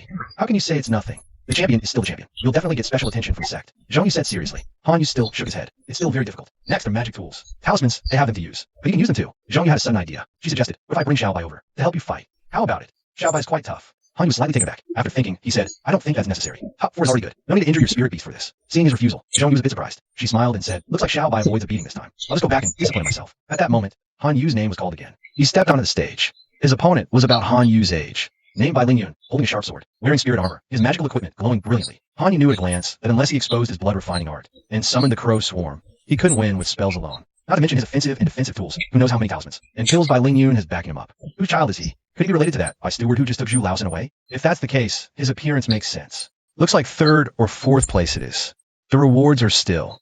Just as Hanyu was about to give up, a sword with internalized spiritual light whooshed through the air, descending from the sky and embedding itself upright in the stage. The sword's hum echoed. Winning unfairly? I'll help you. Chapter 72. Unexpected Joy. Whose flying sword? Hanyu on stage, his opponent by Lingyun, and the many spectator disciples below all turned to look. On the viewing stand nearby, Li Tonghai was pointing with a sword finger, forming a sword seal, smiling towards Hanyu. It was actually him speaking. Hanyu was astonished. This Wanshan Valley outer disciple competition, and Li Tonghai, a spy from the Spirit Sword Sect, dares to show up so brazenly, even offering to help me? Looking at Li Tonghai's calm, relaxed demeanor beside him were Elder Yin and another elder he hadn't seen before. They all wore smiles, laughing. They watched as Li Tonghai seemed quite comfortable in Wanshan Valley. Wanshan Valley placed no restrictions on it all. Brother Han, Li Tonghai said with a laugh, raising his voice. Everyone else has a magic weapon, yet you have nothing. Wouldn't that be an unfair victory for them? This flying sword of mine is forged from refined gold. Personally, so matter. It has always been used to like innocent monsters, to right wrongs. Today, I'll lend it to you, Brother Han. Go and have a proper fight with him. Hanyu, you're at the 8th level of Qi refining. No need to call me Brother Han, since you've already called me that before. Why bother changing it now? Li Tonghai laughed, Brother Han. Enough talk. Just use my sword. Seeing Li Tonghai's straightforwardness, and that the 2 Wanshan Valley elders beside him showed no displeasure, Hanyu reached out to grasp the flying sword embedded in the arena. The moment his hand closed around it, Hanyu made a judgment. 2 days' worth of replication power was insufficient to copy the sword. 3 days' worth of accumulated replication power would be needed to replicate it. Replicating items like mystic fruits or essence blood had never been this difficult before. It seemed that directly replicating such refined artifacts consumed a significant amount of replication power. If it wasn't truly necessary, and just for cultivation improvement, replicating mystic art fruits, essence blood, spirit blood vines, or pills would be more suitable. Meanwhile, Hanyu grasped the flying sword, lifted it gently from the arena, and pulled it out effortlessly. Spiritual light flickered and pulsed. On the other side of the arena, by Lingyun, seeing his potential defeat, couldn't help but speak up. Are we starting to fight now? Isn't giving him a weapon against the rules? Elder Bai, who had come with Elder Yen, smiled beside Li Tonghai and said, "All right, Ling Yun, come down." Bai Ling Yun immediately looked aggrieved. "Great-grandfather, I haven't lost yet. Come down when I tell you to. With all those magic weapons on you, it truly is an unfair victory." Elder Bai said, "Making it to the top 4 is already good enough." Bai Ling Yun took a deep breath, angrily removed his armor, threw down his sharp sword and other magic weapons, and took off his necklace and bracelets, tossing them to the ground. Is this acceptable now? Seeing him stubbornly refuse to use magic weapons, Han Yu also re-embedded Li Tonghai's flying sword back into the arena. Below the arena, the purple-robed deacon looked at Elder Bai, who smiled. If he's willing to give it a try, then let him try. The purple-robed deacon nodded, and announced the start of the match. Han Yu immediately raised his hand and cast a wind control spell, directly pushing Bai Ling Yun towards the edge of the arena. Bai Ling Yun cried out in surprise, "Wait, I'm not ready yet." Han Yu acted as if he didn't hear, casting another wind control spell, pushing him directly off the arena. The purple-robed deacon leaped up, catching Bai Ling Yun. Bai Ling Yun stood on the ground, glaring at Han Yu on the arena, who was clearly the same age. His mouth quivered, eyes reddening as if about to cry. Finally, he sniffed hard. He shouted, "You win this time?" After yelling, he ran off without looking back. As he ran, he quickly wiped his eyes. "Bai Ling Yun, your things," the purple-robed deacon reminded. Seeing Bai Ling Yun had already run far away, he had to step forward to collect a pile of magical tools and return them to Elder Bai. Elder Bai smiled and took them. This child's spiritual roots are poor, and he's spoiled at home. His temperament needs tempering. Han Yu watched the scene, also sighing inwardly. Bai Ling Yun was about the same age as him. This set of magical tools was probably harder to deal with than an ordinary chi refining 6th layer. Before Han Yu could leave the arena, Han Yu and Meng Bao will determine the first and second place of this competition. As he spoke, he signaled for a menial disciple with bloodstains on him, leading a beast with unusually long tusks, to come onto the arena. The two faced each other before the start was announced. Han Yu drew the flying sword given by Li Tonghai. This opponent was different from the others, with blood on him. Han Yu had to be fully prepared. Meng Bao frowned, looking at the flying sword in Han Yu's hand, then at the beast beside him, and raised his hand. "I can see. His sword is too sharp. I fear he'll injure my long-toothed tiger." The deacon was surprised. "You concede?" Meng Bao nodded. Han Yu asked him, "I won't use the sword. You don't use your long-toothed tiger. How about a match?" "Then I'm even less your match," Meng Bao said helplessly. "I'm only good at raising spirit beasts. The first place this time is yours. I'll take second." Hearing this, Han Yu said no more. He originally thought he'd stop at 4th place. He didn't expect Li Tonghai's intervention. He actually got a chance to rely on the advantage of magical tools to win 1st place. Carrying the long sword, he walked off the arena. At the viewing stand, he returned it with both hands to Li Tonghai. "Thanks for the help. I didn't intend to win first. It was truly unexpected. Brother Han, no need for courtesy." Li Tonghai said with a laugh, sheathing the flying sword behind his back. "In my view, these chi refining 2nd layer menial disciples are indeed far from being a match, each relying on external force to overpower someone like you with no backing. Since I saw it, naturally I had to lend a hand. There's nothing more for me here. Brother Han, perhaps we'll meet again." After speaking, he nodded slightly to Elder Yen and Elder Bai beside him. The three soared into the air, riding magical tools away from the main peak of the Evergreen Valley Sect. Han Yu looked down their backs. "I saw them leave the main peak and then cross the Wanshan Valley to protect the mountains. It's like 3 black dots stopping high in the sky. Then a dazzling cold light flashed like glaze reflecting light. The light flashed by and disappeared towards Fawn. Elder Yen and Elder Bai. Li Tonghai's 3 black spots stopped there quietly. "What are you waiting for? Brother Han is better than first." Zhong Yue cheers from behind. Han Yu turned his head. See Zhong Yue and Sun Kong. Lulan came laughing. "Congratulations to him. Many handyman disciples have also seen it, or admire, or envy, or surprise, even the deacon. There are also many disciples from the inner who've seen it. I noticed that I was a disciple of the handyman on the 2nd floor. It's nothing." Han Yu had just finished saying that the white deacon in purple came over. You can't put it that way. After all, it is also a formal ratio of Zoman. You can get the first is your skill. Come on, I'll show you 28 to the deacon's room. Change the clothes of the disciple of the outer gate. You pay and register the reward. Han Yu followed. Follow the white deacon with 25 others. Bai Ling Yun cried and ran away. There is still a disciple who is not yet returned by Meng Bao's long-toothed tiger. Out on Fong Walk, only 26 of the 28 went to the deacon's room together. Li Xian, who was once defeated by Han Yu on the road, Wang Teng, and Meng Bao all said hello to Han Yu. Praise Han Yu. Get big than the first really great no hatred of each other. Han Yu is neither arrogant nor polite to respond twice. "We don't know each other anymore." When they arrived at the deacon's room, they changed the disciple from the outer gate, saying Yi, you pay, with a slightly rough identity as a disciple of the outer gate. From wind, blade, ice, condensing soil, control fireworks among 4 doors. Each selects 2 outer disciples to deserve. The spell Han Yu picked the wind blade. After all, he has no native spiritual roots. There is no need to learn soil control. Top 10 small skills. From a stone tablet to Han Yu's outer disciple Yu Pei. It is not to be handed over to others for statistical reporting. 10 Lingshur were also given to him. Then the deacon's room began to arrange the going of their disciples from the outer gate. Han Yu opens for questioning. "May I ask, Deacon, if I can go back to Lingtian? Sister Li from Lingtian has already told me. Let me become an outer sect disciple and go to the spirit field to help her." Chapter 73. Exchange for the chance to go to the spirit field. Not staying at the main peak's duty office, the steward asked Han Yu. "Yes," Han Yu said. "I wonder if the steward can arrange it." Arranging it is naturally not difficult. After all, everyone wants to stay on the main peak as much as possible now. There aren't many disciple residences on the main peak, and they've already started sharing with 2 or 3 people. The steward said, "If you're willing, we want to assign you a house on the main peak. We'll arrange for you to go directly to the spirit field, which saves some trouble." "But are you sure you want to go to the spirit field?" "Sure," Han Yu replied. "All right, then go." The steward tapped the large stone tablet in the duty office, infusing mana to change Han Yu's status. "Now you're one of the managing outer sect disciples at the spirit field. You can go directly back to the spirit field." Han Yu then asked the steward, "I still have some spirit stones. Can minor merits be exchanged for items within the sect?" The steward nodded. "You can exchange them with me. It turns out the sect doesn't allow spirit stones to buy items within the sect. Only major merits and minor merits to be exchanged for items. Spirit stones need to be used at Chingham Market to buy things. Now, the situation is special. Spirit stones can indeed buy items within the sect, but the price is a bit higher than at Chingham Market. What do you want to exchange? Do it in front of all these people?" Han Yu hesitated. Although he now had 10 minor merits, 20 spirit stones, and 50 caddies of spirit rice, and really wanted to exchange for some things, doing it in public would be too inappropriate. Seeing he was cautious, the steward didn't mind. "You can also come to exchange when no one is around, or I can have a disciple first introduce you, and you can decide later. Please arrange for a disciple." "Steward, I'll see how to exchange." Hearing Han Yu's choice, The steward nodded slightly and spoke towards the side room of the duty office. Fawn. Lu Yun, he called. No response. He frowned slightly. The steward called Lu Yun again. Still no response. Sheng Yan, Lu steward, a disciple in his early 20s, wearing inner Sect blue robes, a fair-skinned young man, came out of the side room. He bowed slightly. Where has that scoundrel Lu Yun gone? Did an elder one send him to serve in the duty office to correct his flaws? Lu steward asked impatiently. How come he disappeared again in just a short while? I don't know, Sheng Yan replied. Then his mouth twitched slightly.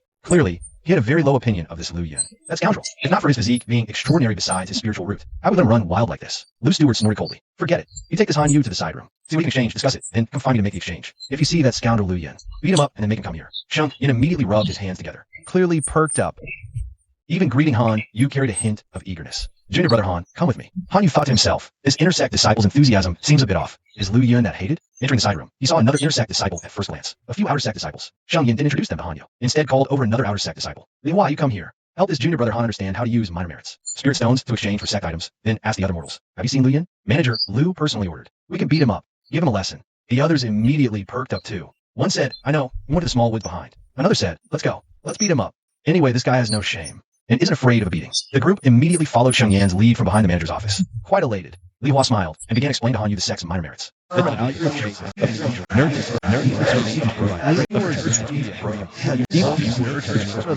Hua said, logically, he should focus on cultivation, repay the Sect, but instead he's always missing, doing some low-life things. Not to mention, even our manager is quite fed up with his lack of ambition. A chance to beat him up and vent feels good. Anyway, he recovers fast, thick-skinned, not afraid of beating. While talking, Sheng Yan and the other disciples from the manager's office brought Lu Yun. Lu Yun was a bit bruised and battered, clumsily kissing his lower guard, muttering, what's the big deal? I just took it.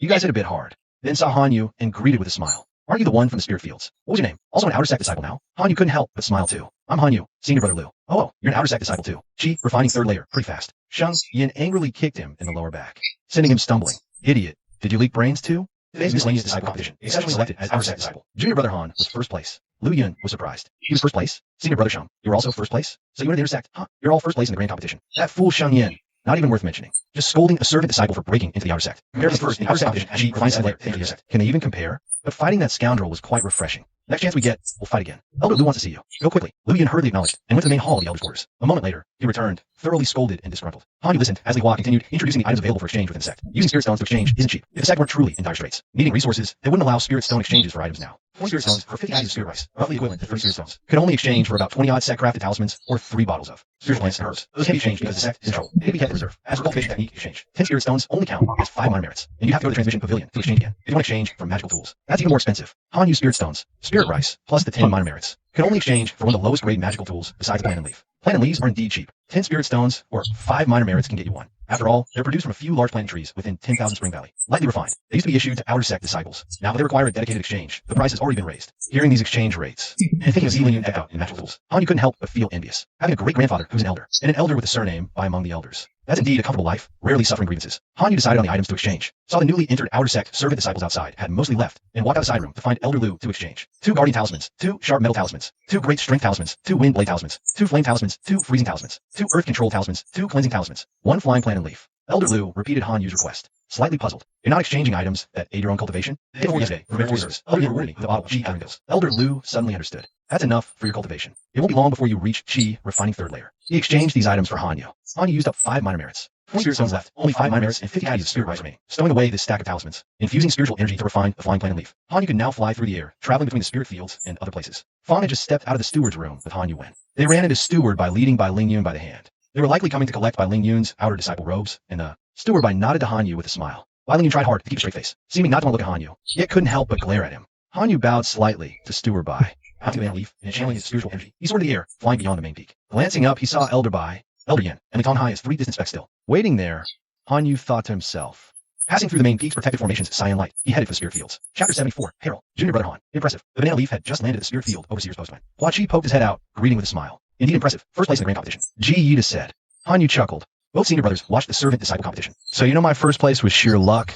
A close call. Besides, a competition among servant disciples below, Chi refining third level hardly counts. No need for modesty. Excessive humility becomes self-deprecation. Senior sisterly stepped out. Her appreciative gaze fell on Han Yu. All your spiritual root is born. Your talent for spells is rare among us Wanshan Valley disciples. Then she said to Han Yu, Junior Brother Han, pack up your belongings and bring them here.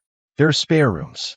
Senior sister Lee, I've been tending the spirit field for a while. Should it be assigned to another servant disciple or wait until after harvest? Han Yu inquired. Since it's your own field and you're here now, you might as well harvest it. Senior sister said, after finished. Han Yu agreed, gathered his things, and moved to a room at the overseer's post, somewhat apart from Senior Sister Lee, Hua Chi, and Ji Ida. He then told Senior Sister Lee, "I'm going to the woods to look for my crow. See if I can find it and use beast taming." Senior Sister Lee reminded him, "As an outer disciple, you have much more freedom. No need to report such things to me specifically. But you must be careful. The Sect's management has become much stricter lately. If you encounter a patrol, you must submit to inspection. Do not resist to avoid misunderstandings. Also, it's getting late. Return before dark." Hanyu acknowledged and remembered. He rode the banana leaf, circling the spirit fields area, and since the large crow, in a dense forest not far into the valley, summoned the great crow, Hanyu brought it back to the spirit field, showed it to Senior Sister Lee Wachi. Ji Ida and the others took a glance. All three were somewhat surprised. This crow carries spiritual energy. It's a spirit bird, Junior Brother Han. You have good luck. Even the crow you brought into the sect is a spirit bird. You'll have a helper from now on. Hanyu's original intention was for them to see the great crow, so that in the future, he could reasonably have the crow stay by his side to help. After achieving his goal, he had the great crow fly away again. Junior Brother Han, aren't you keeping the crow with you? Anyway, you know where it is, and you've already used the beast taming art. It'll be much easier to find later. If you kept it by your side, raising it all day would also consume a lot. Hanyu gave a reason. This choice has its pros and cons. The good part is you don't have to expend your resources and cultivation time. The bad part is if you're not careful and someone else or another spirit kills your crow, you might not notice in time. If you have energy beyond cultivation, it's better to keep your spirit beast with you as much as possible. Yes, Senior Sister Lee, I understand. After the great crow spread his wings and flew away, the sky gradually darkened. Hanyu quietly cultivated in his own room. The refining spirit art must wait until the foundation establishment stage to refine the spiritual roots anew. The Qinghe refining heart method and the blood refining skill were practiced daily without fail. The Thousand Illusions secret art and the illusion body art still needed much practice, hoping to play a greater role. The beast taming art and sharp gold art were not yet proficient. The beast heart spirit link, wind blade art, and ice condensation art had not been learned. The blood drop nurturing spirit art, flame art, wind riding art, and water control art were all relatively proficient. The bloodthirst art, since learning it, had not been used. Into today's cultivation,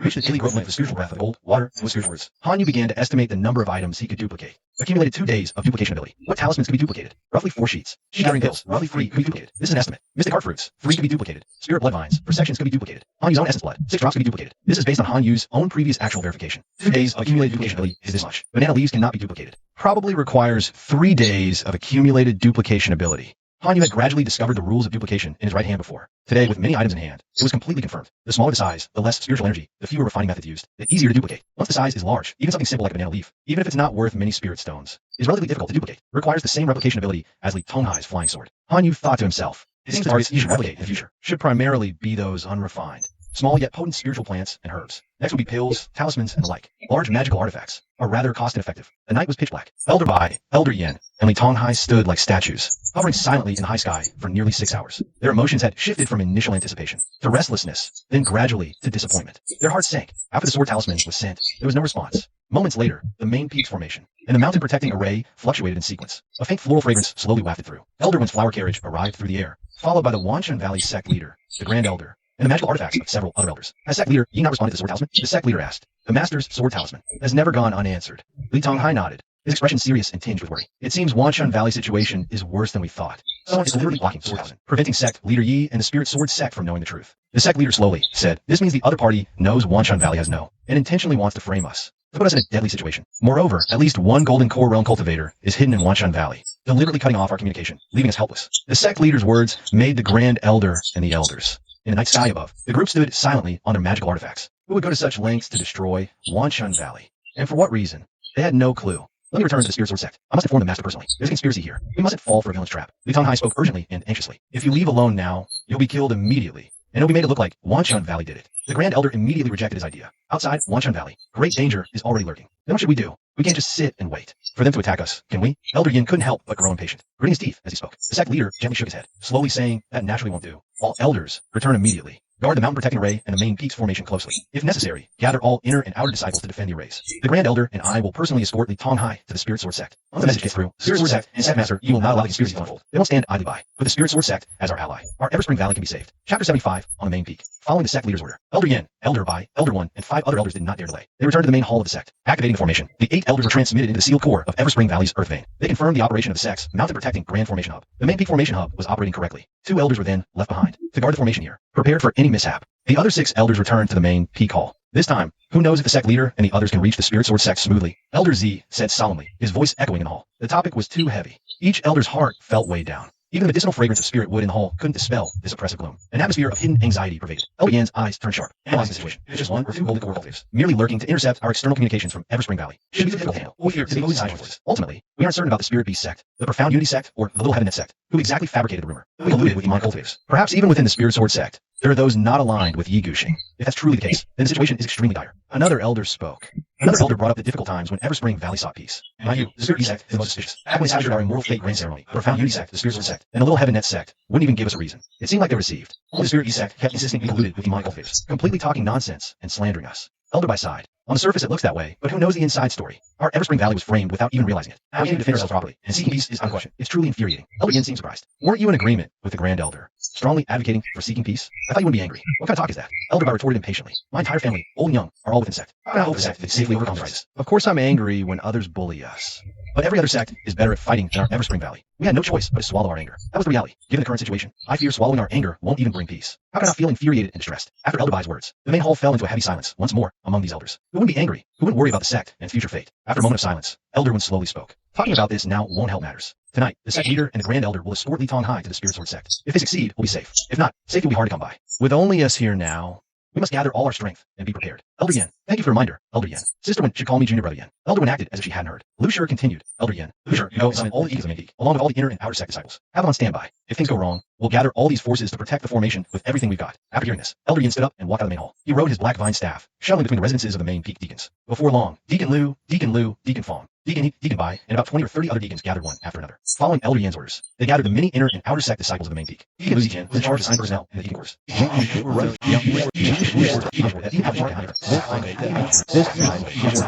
The spirit fields, herb gardens, talisman workshop, and ancestral tombs, along with the troll team, totaling 10 inner Sect disciples, and 29 outer Sect disciples, are also outside the main peak. Should we also call them back to the main peak? Elder Yin pondered for a moment. You handle this. Go quickly and return quickly. Deacon Lu nodded. He released his magical instrument, about the sword in the sky from the main peak. He reached the cyan light of the main peak formation. The formation did not open as it usually did, allowing Deacon Lu to pass through. Deacon Lu, surprised, ended back. Elder Yin, it seems I can't get out. Elder Yin wasn't surprised. This is because the formation has activated a higher level of protection, strictly guarding against anyone entering or leaving. The situation isn't that critical yet. I'll go back and discuss with the other elders. We should be able to lower the formation's protection for now. If you go out, call me out, and the others back to the main peak. Deacon Lu acknowledged the order. And just at that moment, Elder Yin suddenly seemed to sense something, looking into the deep night. At the distant horizon, there was a faint light like an oil lamp. Then it transformed into a cyan radiance, suddenly bursting brightly. It's the everlasting spring. There really is an ambush. Elder Yan's face changed in horror. The Sect leader and the others are fighting desperately. He then shouted loudly. All deacons and disciples, both inner and outer Sect, assemble outside the main hall immediately. No one leaves. At Elder Yan's command, the deacons hasten to gather the disciples. The main peak of the Eternal Spring Valley Sect erupts in commotion. Under the deacons scolding, the inner and outer disciples quickly fall silent again. Over 200 inner disciples, including Jinshi and Shang Yin, gather one by one, standing behind the giant cauldron outside the main hall. More than 1,600 outer disciples are directed by the deacons to stand behind the inner disciples. Among these outer disciples are not only the original Qi refining 4th and 5th layers, but also Sun Kang, Lu Lan,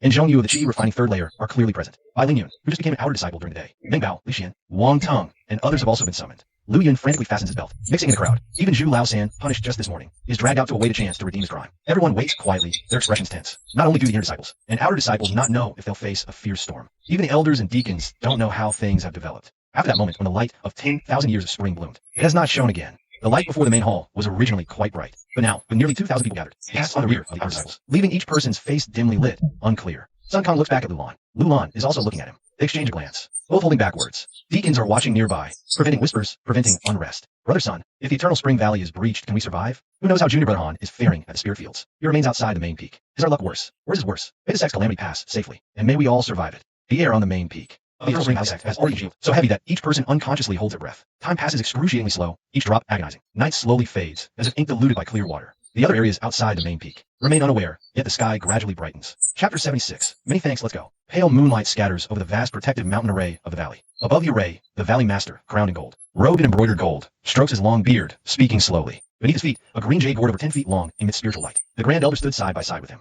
Li Tong Hai was right behind them. As the 8 elders of Wanshan Valley returned to the Sect, it was time for them to set off as well. This journey was bound to be turbulent. The Grand Elder said slowly, turbulent or not, we must go. Sect and Sect are the only potential allies we can hope to secure. As he spoke, the Sect Master enveloped Li Tong in a silent surge of magic power, shielding him from the wind shear. At the Golden Core realm, the speed was too great. The resulting wind shear could injure even a Qi refining cultivator. Without protection, Li Tong Hai wouldn't even be able to stand steady and would simply fall from the magical instrument. Then, the Sect Master activated the green jade gourd. It streaked across the night sky at incredible speed, heading straight outwards. 2 breaths later, they were already 100 feet away from Wanshan Valley's mountain protecting formation. The anticipated interception never came. Yet, the Sect Master and Grand Elder's expressions did not relax. Since this had happened, There must be a reason for it. The sword talisman Li Tonghai sent couldn't have failed without cause. Someone must have interfered. Would the opposing side just let them leave Wanchun Valley? Especially after intercepting the sword talisman. It was even more impossible after another dozen or so breaths. The Green Jade Gourd was already 1,000 li beyond Wanchun Valley. Suddenly, sword light approached from ahead. A middle-aged man stood upon a flying sword, his brows slightly raised. He sent a joyful mental transmission upon seeing the Green Jade Gourd. Is that Sect Master Chi of Wanchun Valley before me? I am Ku Yuan of the Spirit Sword Sect, sent by Senior Brother Yi, to inquire at Wanchun Valley about the whereabouts of disciple Li Tonghai. Today we suddenly received an incomplete sword talisman from Li Tonghai. The message was unclear. It seems my senior brother's disciple is in grave danger. Sect Master Chi of Wanchun Valley did not stop the Green Jade Gourd. Instead, he directly replied with a mental transmission. This is not the place to talk. Let us return to the Spirit Sword Sect together to see Sect Master Yi. After speaking, he pushed the Green Jade Gourd to move even faster, showing no intention of stopping to wait for this Spirit Sword Sect's Ku Yuan.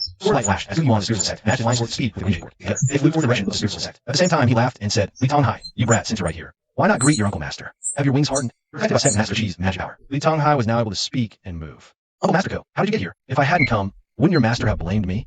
Ku Yuan laughed heartily. Your sword talisman was incomplete. So your master sent a sword talisman to the Zhou dynasty, which is closer to Wanchun Valley. Poor me, your Uncle Master was just drinking and enjoying myself with walk away. Yet I had to leave my lovely companion behind to come find my disappointing junior apprentice nephew. TSK. So fine wine and beauty is the night we wasted. Seeing his reasonable words, it's just like his usual temperament. Li Tonghai's doubts gradually eased, and he smiled. Uncle Master, you're still so casual and free-spirited. If my master knew, he'd surely punish you again. Huh.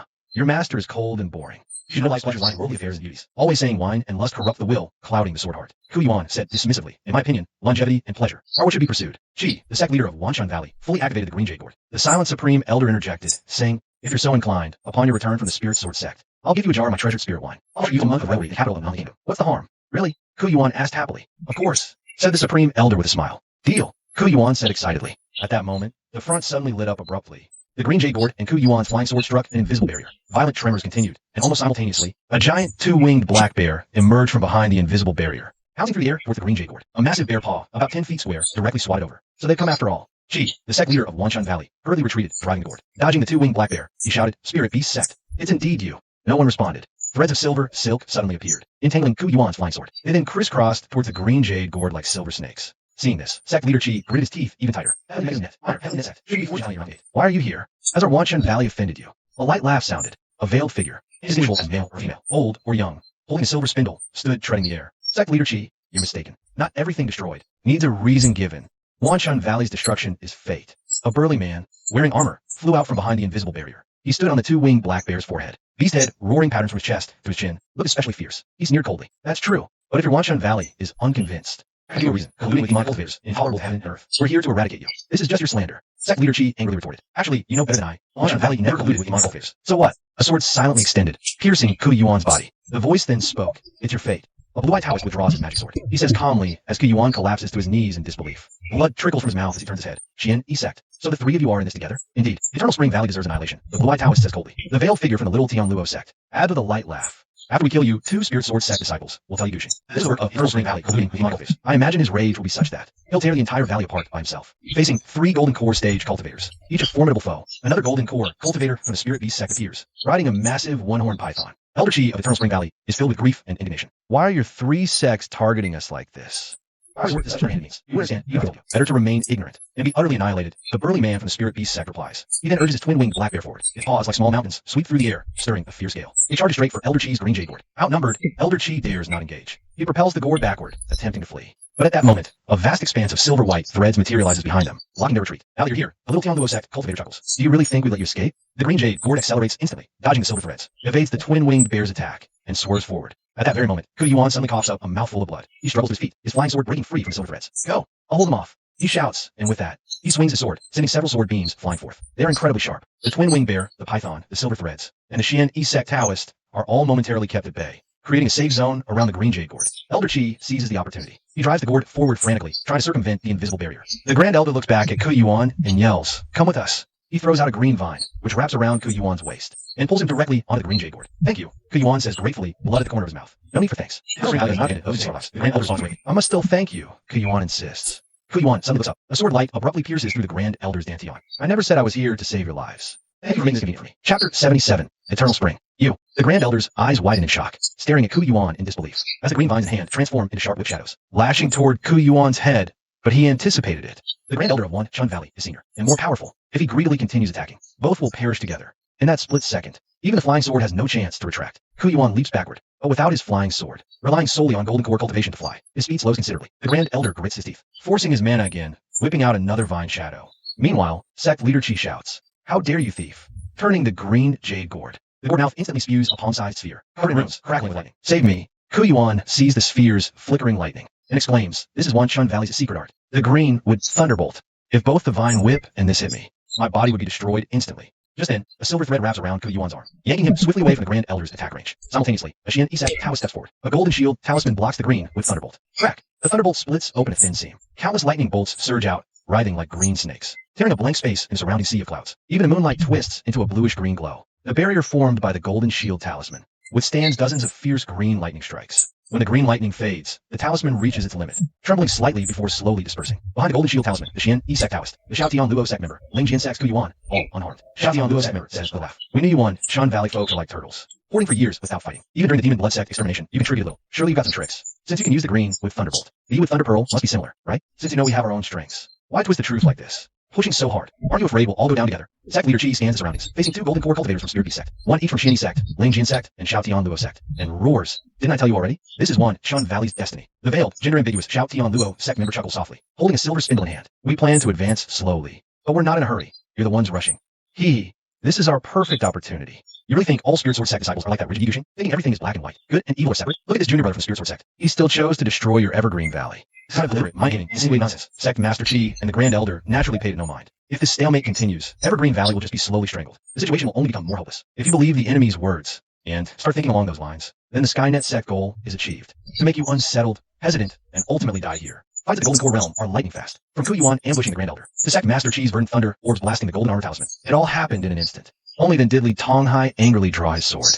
"Uncle, what are you doing? You know Evergreen Valley didn't collude with demonic cultivators, yet you still framed them with this charge and ambushed them? Aren't you afraid of your sword heart?" Kuyuan sneered. "Sword heart? Sword heart again? Screw your sword heart. All I love is drinking, beautiful women, and enjoying life. I refuse to be like that obsessive fool, Yigushing, whose always life and death are trivial, only for a clear sword heart. What the Spirit Sword Sect needs are allies, a better life, not treating sword heart as some supreme treasure all day. Sword heart, sword heart. I've heard enough, and I'm sick of you fools, lunatics. Our ways differ. We cannot work together." Li Tonghai's gaze grew contemptuous. "Your will is impure. You could have left the Spirit Sword Sect, joined another. Then any future conflicts, we'd settle by our own skills. But you chose this path of wrecking the Spirit Sword Sect. My master will surely execute you." Kuyuan instinctively shrank back, as if a sword light spanning the southern sky truly swept towards him, needing him to dodge. Afraid of what? The robust man from the Spirit Beast Sect laughed. "With our 4 sects united, we can destroy Evergreen Valley. And Yigushin too. The 5 sects of the Southern Domain have always minded their own affairs, never interfering." The Grand Elder pulled the sword, impaling his body, took out 2 pills, and swallowed them. Coldly stated, "Back then, we united to destroy the demonic blood sect because it caused immense harm. That was for righteousness. For self-preservation. Our Evergreen Valley focuses solely on cultivation, growing spirit herbs, or finding pills. Why should we be targeted like this?" Sect Master Chi's voice transmitted mentally. "Grand Elder, are you alright? Dantian's pierced, Golden Core's fine. Mana flows hindered, can't fight long." The Grand Elder responded. "We break out immediately. I still have dozens of verdant thunder orbs left. We still have a fighting chance. I'll cover the rear." The Grand Elder gives a deep, meaningful look. Responding to that would mean no time to hesitate. This whole bag of bones can take on a few. That's a few less. Better than all of us staying here and the sect being wiped out. The Grand Elder's final words. Take Li Tonghai to find Yigushing. In the entire Southern Domain, only he has the power, the heart of that sword. Wasn't raised for nothing. Their mental exchange happens in an instant. The green jade gourd then shoots out 10 green with thunder pellets straight at the invisible barrier ahead. Hundreds of azure lightning bolts crisscross and roar. For a moment, the invisible barrier trembles violently. Then, the green jade gourd erupts with brilliant spiritual light. It charges forward with reckless abandon, crashing into it. A grating Zila sound rings out. The invisible barrier finally shatters. In an instant, 5 golden core cultivators, 3 front, 2 behind, surround it, blocking the gourd's path forward and back. You used 10 green with thunder pellets and so much spiritual power to force your way through our preset obstacles. Sect leader Chi, how much strength do you have left to protect yourself? The person from the small heavenly net sect says with a light laugh. "I suppose this was also within your expectations," the Grand Elder asks. "Naturally, this person from the small heavenly net sect words are cut short." Sect leader Chi and the Grand Elder shout in unison. The green jade gourd transforms into an extremely dazzling meteor. Pushing its speed to the limit, it flies straight ahead. 2 golden cores from the Spirit Beast Sect, and 3 from a profound 1 sect's Taoist priests hastily intercept. The small heavenly net sect's silvery white threads also instantly shoot forward, and at that very moment, the Grand Elder crashes into the midst of the 3 of them. A golden core spews forth from the Pantheon. Suspended in the air, faint cracks appear within the azure glow. The burly man and the profound 1 sect Taoist are both utterly shocked. Halting their momentum, they frantically retreat. The old man is going to detonate his golden core. The other Spirit Beast Sect golden core is focusing fully on controlling the horn python. Seeing this, he's also stunned for a moment, slowed by just an instant. Completely swallowing him and the horn python within. A hoarse, aged voice echoes, lingering 10,000 years of eternal spring. After a long while, the sky-piercing azure light finally begins to slowly dissipate. The Grand Elder, at the very core of the golden core detonation, and the Spirit Beast Sect golden core cultivator riding the horn python are completely reduced to ashes. Not a trace of their bodies remains. The Spirit Beast Sect's burly man's 2-winged black bear has blood-dripping palms. The profound 1 sect Taoist robes are torn, heart still pounding. The small heavenly net sect golden core cultivator's veil falls, revealing a thin, pale face. He and Kuyuan, even though they were farther away, still had to defend with all their might against the golden core detonation's aftershocks, their faces also showing. I never expected the turtle-like Wanshun Valley to have such a death-defying ferocity. The man from Tian Luo Sect said, "My junior brother is dead." Roared the burly man from Spirit Beast Sect. "That old geezer from Wanshun Valley actually killed my junior brother, a young golden core cultivator." "What's the use of saying this now?" said the Taoist from Xiani Sect. when we decided to join forces to wipe out Wanshan Valley. We should have been prepared. This is just one golden core. Next is their sect leader, and the Wood Thunder Pearl that can threaten even golden cores. We might lose 2 or 3 more golden cores. From mere Wanshan Valley. The cost is too high. The burly man from Spirit Beast Sect gritted his teeth. Losing 2 or 3 more golden cores might leave one of our 3 sects without a golden core. If that's the case, it would have been better to stick to our original plan and slowly grind this turtle-like sect to death. Man proposes, heaven disposes, the man from Tianluo Sect said. Who knew a turtle could have such a fierce bite? Our client gave us a 30-year deadline. No one is to remain on Wanshan Valley's ley lines. With such a rich reward, we can't back out. This is fate. Seeing the 3 sects discussing, as if excluding him, Ku Yuan spoke up. If we add Yi Guxing into the mix, I'm afraid more than 2 or 3 golden cores will die. With Yi Guxing, it's indeed more dangerous. Why not attack Wanshan Valley now, while they have no golden core? But the mountain protecting array linked to the ley lines can't be broken in a day. We can't attack too fiercely and risk destroying the ley lines. What do we do when Yi Guxing, the Chi guy, or even the entire Spirit Sword sect arrives? What then? The urgent task is to go to the Spirit Sword sect together and summon all our golden core cultivators. Either kill that Chi guy in advance, or try our best to persuade Yi Guxing. If all else fails, we'll have to rely on you to deal with Yi Guxing. Ku Yuan, Spirit Beast Sect, Xian E Sect, Tianluo Sect, they discussed back and forth. Finally, they all looked at Ku Yuan. Ku Yuan was stunned.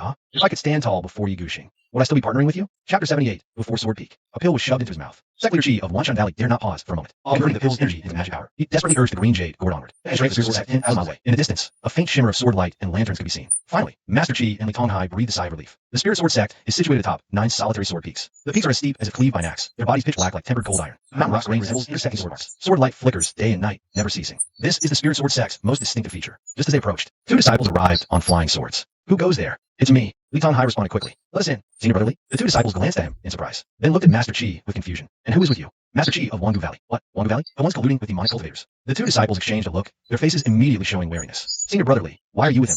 Don't you know the sect leader despises demonic cultivators most? It's a misunderstanding. I was ordered by my master to investigate this matter. My investigation confirms Wangu Valley did not collude with demonic cultivators. I must take him to see my master to explain the situation. Li Tonghai hurriedly explained. The 2 Spirit Sword Sect disciples looked at each other. The matter was too serious. They couldn't fully trust him. Please wait outside, Senior Brother Li. We will report to the sect immediately. Report to my master quickly. If you encounter my senior brothers or sisters, ask them to come as well. Li Tonghai carefully instructed. One Spirit Sword Sect disciple hurried off. Unable to contain himself, Li Tonghai shouted after him, hurry. Before long, the disciple hadn't returned, but 4 figures swiftly approached from the sky. On a 2-winged black bear was a robust beast taming sect cultivator, Ku Yuan, side by side with a slender sky net sect cultivator standing on a silver white spindle, and a mystic unity sect Taoist standing on a flying sword. As soon as the 4 arrived, Ku Yuan was the first to twist the truth. More angrily, Shi Wanfa of Wangu Valley, colluding with demonic cultivators is enough. How dare you wish our Spirit Sword Sect disciples? You deserve to die. With that furious roar, he pointed his fingers together, sword energy erupting, aimed directly at Li Tonghai. The beast taming sect and mystic unity sect cultivators also simultaneously attacked Li Tonghai. If we kill him, Shi Wanfa will have no defense. And even Yi Guxing will find it hard to verify. They understood this logic. Master Chi, of course, also knew it, as the only credible witness who could convince Yi Guxing. If Li Tonghai died, would Yi Guxing believe him, or believe Ku Yuan and the other sects? The answer was obvious. Without hesitation, he enveloped Li Tonghai with his own golden core power, protecting him firmly. He activated the green jade gourd, placing it before them. From the gourd's mouth spewed 10 verdant with thunder pellets. Amidst the chaotic dance of lightning, they countered attacks Ku Yuan and the other 2. At the same moment, Master Chi suddenly looked dazed for an instant. He looked aside and exclaimed with pleasant surprise. Sect leader Yi is here. The slender Skynet sect man's voice turned sinister and soft, knowing his full power ambush had already taken effect. Veins bulged on his gaunt palm. He could barely control the silver spindle. When Sect leader Chi regained his senses, only an instant had passed. A silver thread had already pierced his chest. The pale, bloodless Tianluo sect cultivator held it. Exerting all his strength, his eyes fierce. Chi, this is fate. Accept it. Nonsense. How can my sect be harmed by you? Sect leader Chi, enduring pain and blocked mana, roared. A golden sword flew from his storage pouch. He grit his teeth and slashed at the silver thread, while trying to take a pill. For golden core cultivators wouldn't give him the chance. The Greenwood Thunder Pearl ceased, Ku Yuanxian and others. 3 strong beast taming sect golden cores attacked from the front, covering both Li Tonghai and sect leader Chi. The Tianluo sect cultivator poured immense power, tugging the silver thread. Instantly, flesh flew from sect leader Chi's chest, leaving a fist-size hole. His golden sword cut the silver thread. He finally swallowed the pill, but 3 golden core attacks landed solidly. Is Wanshan Valley doomed? Must I die here? Desperate, he forced his sluggish mana, trying to block with the green jade gourd, to shield himself and Li Tonghai, but too late. Then, a sword light shot from Sword Peak, blindingly bright, illuminating the world. Who dares harm my disciple? A cold voice rang. Senior brother, it's Wanshan Valley's Chi Wanfa, trying to kill your disciple, Li Tonghai. Ku Yuan shouted. Li Tonghai tried to speak, but Ku Yuan and the others formed a barrier, silencing him.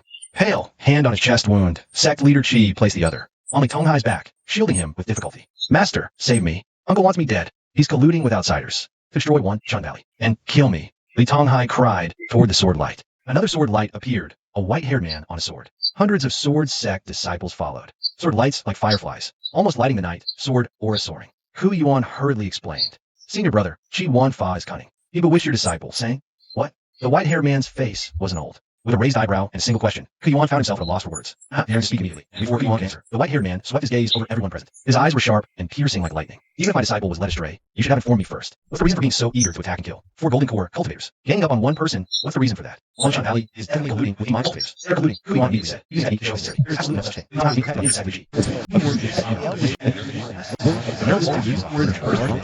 Deliberately framed Wanshan Valley for colluding with my sect or destroy Wanshan Valley. Is that so? Yigushing narrowed his eyes, sweeping over the injured man, still protecting Li Tonghai. This indeed doesn't seem like the act of a bad person, but my cultivators are cunning and sinister. Who knows if this might be a scheme? Back when the demonic blood sect was eradicated, weren't there exactly these kinds of seemingly innocent, pitiful people who deceived their way through, only to cause tragedy again? When it involves demonic cultivators, we must be extremely cautious. Repeatedly questioning, Sect Leader Chi said, Sect Master Yi, this matter is absolutely true. Wanshan Valley absolutely did not collude with my sect or demonic cultivators. Then who is colluding with the demonic cultivators? Yigushing asked again. Sect Leader Chi was immediately stumped by the question. Helplessly, he said, I don't know this either. Perhaps it's those 3 sects who are related to the demonic cultivators. The thief Ryan stop thief. Or perhaps no one is colluding with demonic cultivators at all. They just want to destroy our Wan Chun Valley. So they framed us. Kuyuan of the Spirit Bee sect, Shani sect, and Xiao Tian Luo sect, the 4 of them shouted, it is Wan Chun Valley colluding with demonic cultivators. Yigushing slightly frowned. How can one-sided words serve as proof? Sect Master Yi, you don't know. The burly cultivator from the Spirit Beast sect immediately cried out. From last year to this year, demonic cultivators have been appearing frequently at Wan Chun Valley's Jing Market. Among the miscellaneous duty disciples, many have been harmed. Ask any rogue cultivator and you'll know. Finding witnesses is not difficult at all. If Wan Chun Valley is colluding with demonic cultivators, why do demonic cultivators all go to Wan Chun Valley? It's clear Wan Chun Valley is a demonic cultivator nest, plotting something evil. Our sect captures demonic cultivators to stop them from harming people. Is that our fault too? Sect Leader Chi angrily asked. For many years, demonic cultivators have only targeted Wan Chun Valley. Sect Master Yi, this man is cunning with words. Please quickly execute this traitor. If Sect Master Yi is unwilling to act, letting us do it is the same. The burly Spirit Beast sect cultivator said, then shouted at Sect Leader Chi again. Not only are there demonic cultivators in your Wan Spring Valley, we even captured one.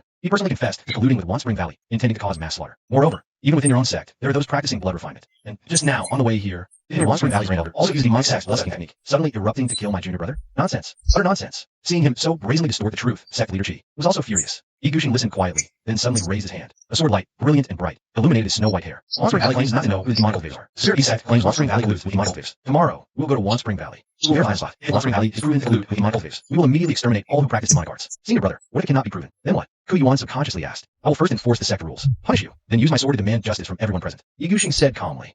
Chapter 79. The sword light is cold. This seems inappropriate. As soon as Yigushing is speaking, Spirit sect or Founding sect. Will AnimeNexus, 3 golden core cultivators also go. If we really do this, wouldn't Wan Spring Valley just be cleansed? And get off scot-free? Even if someone in Wan Spring Valley truly practices demonic blood arts, and we kill all those practitioners, Wan Spring Valley would still occupy the earth vein. Their goals still wouldn't be achieved. Kuyuan added. It is indeed inappropriate, senior brother. Why do you want to punish me? Li Tonghai then said, Master, I still have something to say. The sword talisman I sent. Master, did you receive it? Kuyuan said you received the sword talisman, but it was incomplete. That's why Master sent him the sword talisman, dispatching into Wan Spring Valley to find me. On the way, he colluded with the Spirit Beast sect and the other 2 sects to ambush Wan Spring Valley's Grand Elder. The Grand Elder to self-detonate his old core. Nonsense. Clearly, you were bewitched by Wan Spring Valley. Kuyuan was about speaking, but Yigushing's hand had already grasped the hilt of a black sword. Senior brother, Yigushing said coldly, now I understand. No wonder your sword heart is clouded. No wonder your sword resonance is impure, and carries a trace of my sword resonance. I actually thought you wanted to reform. Learn sword for me, because I was left from intercepting the sword talisman between my disciple and me. Senior brother, spare me this once. I was just momentarily confused. Kuyuan actually offered no further rebuttal. He directly knelt in midair before Yigushing, trembling as he begged for mercy. Yigushing turned his back and said slowly, after all these years, you still haven't improved. Back then, when I brought you into the sect, before the trial sword steel, I asked about your sword heart. You said you were oppressed by the landlord. Grow up and learn skills to sleep with the landlord's daughter, to eat the delicious food of the landlord's house. I later asked you if you had any complaints. If there is revenge, why don't you want to kill the landlord first? I knew when you couldn't answer. You look wild, but you're a bully. The mind is not in line with the heart of the sword, but the truth in this world is. If you don't fit the heart of the sword, you should practice fast. My disciple Si Ling Jin also has. Wu Lingyan also has accomplishments, which may not be high, but his mind is good after all. And though you're not in the heart of the sword, it's always hard to correct. But Ling Jin is superior. Only talking about cultivation is really fast. Can also be built into a golden Dan. Behind him, Kohara's fist slowly clenched. Bite your teeth, Jin Dan realm. Sword Chi slowly condenses the heart of the sword. It's the heart of the sword again. I'll let you know my prowess. Master Li Tonghai couldn't help but remind. Kuyuan He alone Star raised his hand lightly and still turned his back on Kuyuan. If he does, I'll give him a high look. Tell him that he doesn't understand his unworthy sword spirit. It's as obvious as murder when I see through it. There's no chance. I've had enough of you. A loud roar, full of swords, went straight to Yi Lone Star. In the end is the spirit of the sword, although there's no flying sword this time. Sword still pervades dozens of zhongs. Li Tonghai and other disciples with low accomplishments only feel with their eyes like bunches. Faintly painful Spirit Beast Clan, Shuani Shao Tian Luo Zong, and 3 Jin Den monks watch closely together. Prepare to shoot. If Kuyuan has a chance to win, they rush to kill Yigushing and Chi Wanfa. Leader Chi tighter than them zhong. Sword repair attack really sharp. The all-out blow of Kohara without a flying sword. He's afraid to use a lot of Aoki Lei Wanfang can offset. If you use the flying sword to get ready, it will be even more terrible. Yi Lone Star, don't make any mistakes because of this. Just under the sight of everyone. Yi Lone Star hanging long hair, slightly fluttering. The light of the sword flapped its wings like a shock. From the black sword, it slanted down and up. The air in the moment of radiant mystery is like a hot knife cutting snow. It's light and natural. Feng Ruwei peerless cut off all the sword spirit of Kuyuan. Kuyuan screamed and flew backwards. Between the chest and abdomen has been a long sword wound bleeding. Two elders of the Spirit Sword Sect immediately stepped forward with their bow swords. One left, and one right caught him and wouldn't let him escape. Yi Gushing said, "Your sword is lost, and your heart is filthy. Why stay? Don't kill me." Ku Yuan listened to his voice, suddenly opened his eyes wide, and cried out in horror to give you a sword. Yi Gushing asked again, and Ki Yuan immediately shook his head. He just shouted loudly, "Brother, don't kill me. You shouldn't have colluded with outsiders. You harmed my disciple." Seeing that Ki Yuan didn't even have the courage to fight again, Yi Gushing's eyes flickered slightly, then he raised his black sword. A sword of light shot into Ki Yuan's mud-pill palace between his eyebrows. Ki Yuan immediately fell silent. His eyes turned dim, and a golden core slowly floated out from his purple mansion. Yi Gushing raised his hand, wrapping the golden core with sword energy. He watched quietly, ultimately not shattering it directly. Sent it to the sword washing pool. His skills came from the Spirit Sword Sect, and shall ultimately return to it. The Spirit Sword Sect elder stepped forward, cupped Ki Yuan's golden core, and slowly retreated. Though he said nothing, his hands couldn't help but tremble. Golden core cultivator Ki Yuan, just like that was dead. Not to mention the Spirit Beast Sect, Profound One Sect, and the Little Heavenly Sect 3 were all horrified. Sect leader Chi also felt his scalp go numb. He knew Yi Gushing was strong, but he never imagined he would be this powerful. Killing Ki Yuan, a golden core realm cultivator, was as simple as slaughtering a chicken. To what level had this man nurtured his sword heart? And what level had his cultivation reached? At this moment, Yi Gushing turned his gaze to the three from the Spirit Beast Sect. He said coldly, "You instigated my junior brother, and pursue my disciple. What do you have to say for yourselves? If you three sects had merely united to attack Evergreen Valley, I might not have been so severe. At most, I would have advised you, if you care to involve the demon sect, and drag my Spirit Sword Sect into your scheme. Such malicious intent cannot be lightly forgiven." The round-hilted black sword swept out, a sword light, like a crescent moon, slashed towards the Profound One Sect Taoist. The Taoist figure stiffened slightly, and was cleaved in two by the sword light. It turned out to be a puppet. "I'll come to seek advice again in 50 years. The puppet uttered this voice, then split in two and fell silent. 100 miles away, beside a green pine tree on a mountain, the real Profound One Sect Taoist stumbled violently, grabbed a tree trunk to barely stand steady, his eyes filled with terror. What a powerful sword! Not bothering to contact the other two, he quietly and swiftly distanced himself. Yi Gushing narrowed his eyes slightly. The sword light flashed again, slashing towards the Little Heavenly Net Sect's Gaunt Cultivator. The Gaunt Cultivator instantly wrapped himself in silvery white threads. After the sword light cut through the silvery threads, only a broken silvery white spindle remained. The Gaunt Cultivator had vanished without a trace. Evergreen Valley clings to life. How many more years can it last? Heaven's will is to destroy you. The spindle's lingering sound echoed. So the Little Heavenly Net Sect Cultivator was also prepared, leaving a substitute item, his true body having fled to who knows where. Yi Gushing then looked at the Spirit Beast Sect Cultivator. Had already escaped 100 li away on the twin-winged black bear. The round-hilted black sword instantly transformed into a shooting star, slicing through the air with a piercing sonic boom. A few breaths later, the black sword returned, stained with blood. "Sect Master Yi, did you kill him?" Sect leader Chi cautiously inquired. Yi Gushing slightly frowned. One should be dead. Not sure if it was him or the bear. Hearing this, Sect leader Chi was somewhat disappointed. Under the Beast Heart Spirit link of the Spirit Beast Sect, it's likely the Spirit Beast died before the Master. But thinking Yi Gushing had already helped, the situation was much better than before, lifting his spirits. "Thank you, Sect Master Yi, for your aid. Evergreen Valley finally has a chance. No need for such gratitude. They bewitched our Spirit Sword Sect disciples, intending to harm my disciple. They should have expected to face my sword."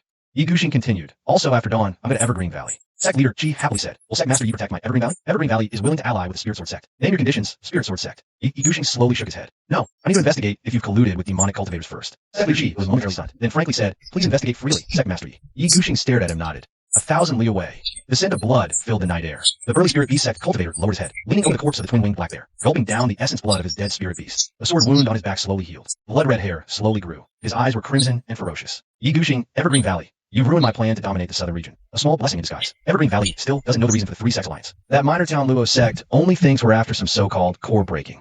That guy from the Profound Unity Sect boasts about fighting Yi Gushing in 50 years, just to offer Evergreen Valley's earth veins within 30. To get the chance to break the core and form infant. Become the first innocent soul in the southern region within 50 years. He thinks too highly of himself. That fortune teller from minor Tian Luo sect, always talking about destiny, definitely has other schemes. No matter what they plan, the situation is still salvageable. As long as I boost my strength first, anything is possible. Then my Spirit Beast Sect might rule the southern region. Become a regional overlord, suddenly calling that sword light spanning 100 li, which still managed to wound him." The burly cultivator shuddered slightly. That stubborn, hard to deal with swordsman seems the blood refining art needs more disciples to practice it. Chapter 80, Sacred Blood. Morning sun shone on the spirit fields. Stalks green spirit rice stood tall, their thin leaves unfurling with vibrant life. The early rising servants started to stroll around the spirit field. To check the growth of his own spirit field, Hanyu walked out of the room where the managing disciples lived, habitually heading towards his own spirit field. On the way, some menial disciples saw him in his green robe, wearing a jade pendant. They approached and bowed, their eyes filled with eagerness. "Admiration, Brother Han."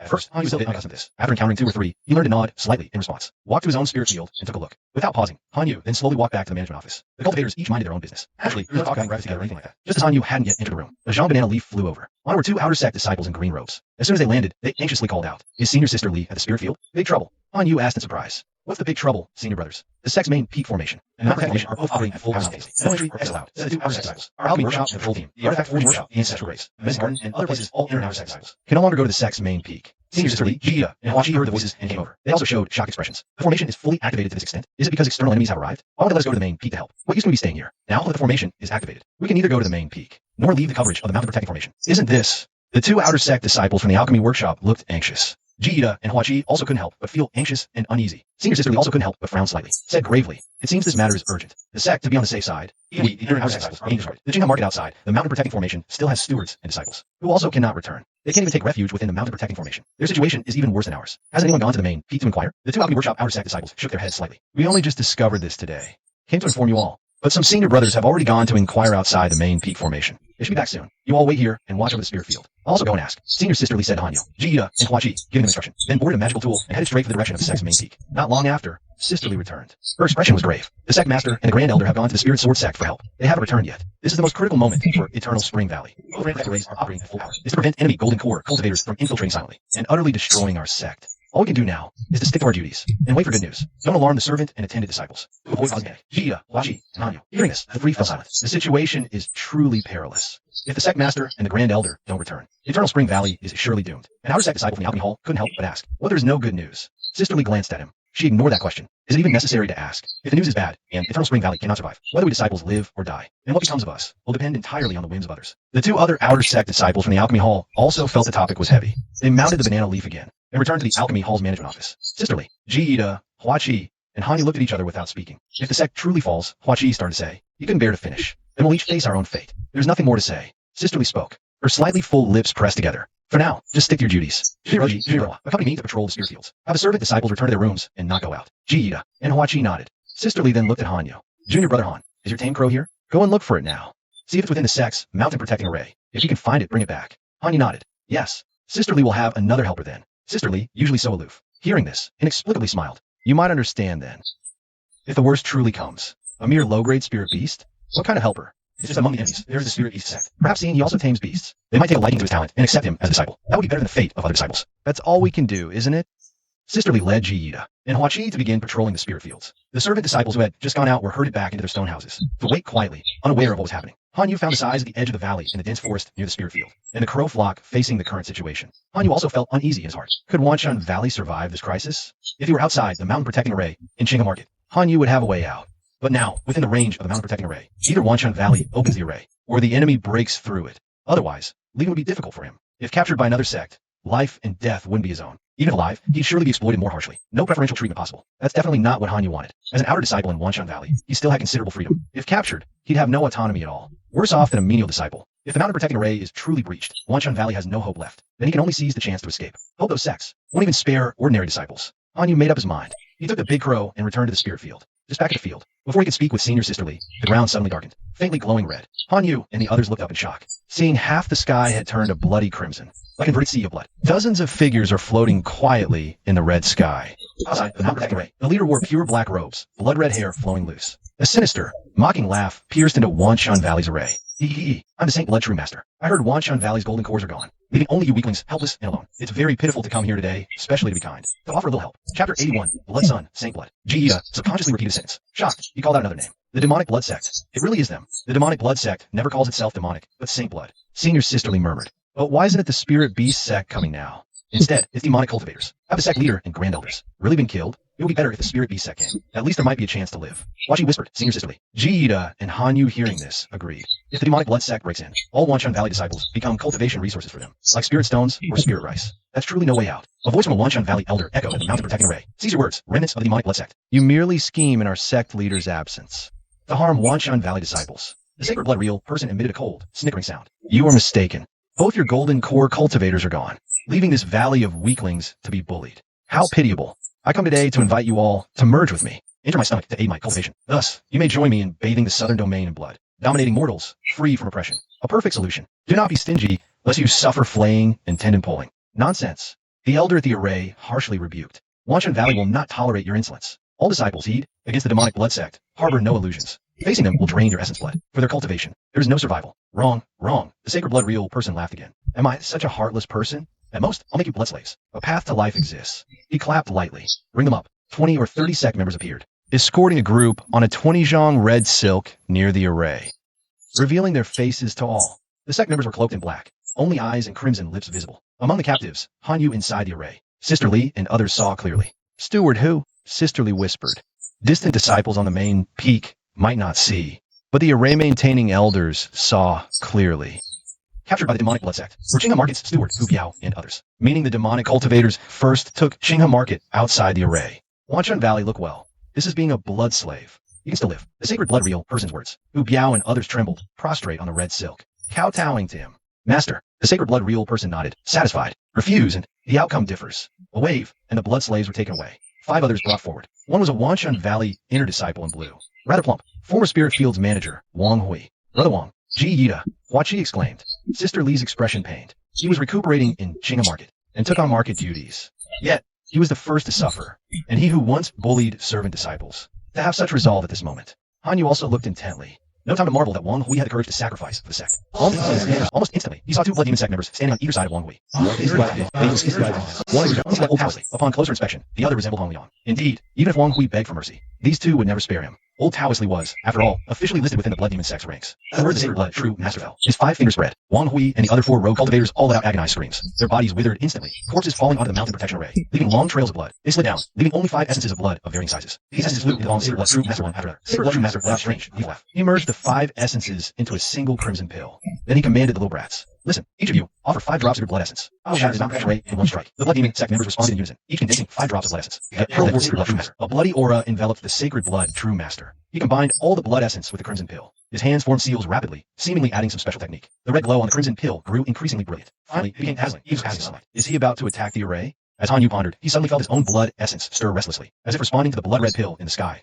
bright as the sun. What kind of attack is this? Remotely agitating those who practice the blood-refining art? Han Yu's mind raced. He immediately suppressed the slight restlessness in his blood essence, completely unaffected. His blood essence was pure and unparalleled, impossible for outsiders to control. At the same moment, 2 figures burst out from the stone house in the spirit field. Their eyes blood-red, roaring blood. I need blood. What? More cultivators practicing the blood refining art. Hua Chi exclaimed in shock. The more that makes sessions, the more must not be breached. The greater the anxiety, the more openings it gives the demonic cultivators. As Sister Li spoke, her eyes filled with worry as she glanced toward the main peak. Originally, the mountain protection array was strong enough, but if chaos erupts at the main peak now. While speaking, Han Yu, Sister Li, Ji Yida, and Hua Chi, all 4 simultaneously unleashed their spells, killed the 2 red-eyed, frenzied acolyte disciples on the spot. Suddenly, a red light flashed over the main peak of the sect. It was indeed because that pill triggered those cultivating the blood refining art. Chaos erupted. Immediately outside the mountain protection array, Saint Blood True person laughed wildly. In a flash, he threw the pill, red as a bloody sun. The pill traced a bright crimson arc. It didn't land on the mountain protection array. Instead, it struck the towering, verdant world tree at the mountain gate. A tremendous roar echoed. A silent yet palpable roar of fury suddenly erupted from the giant tree. Then a massive, invisible ripple slowly gathered strength, slowly surging outward, colliding with everything around it. Panic shouts immediately rose from the mountain protection array. Ancestral tree, please breath. This is the enemy attacking you. Do not disturb the mountain protection array, giving the enemy an opening. Too late. Saint Blood True person laughed maniacally, transforming into a bloody light. He followed the ripple from the world tree,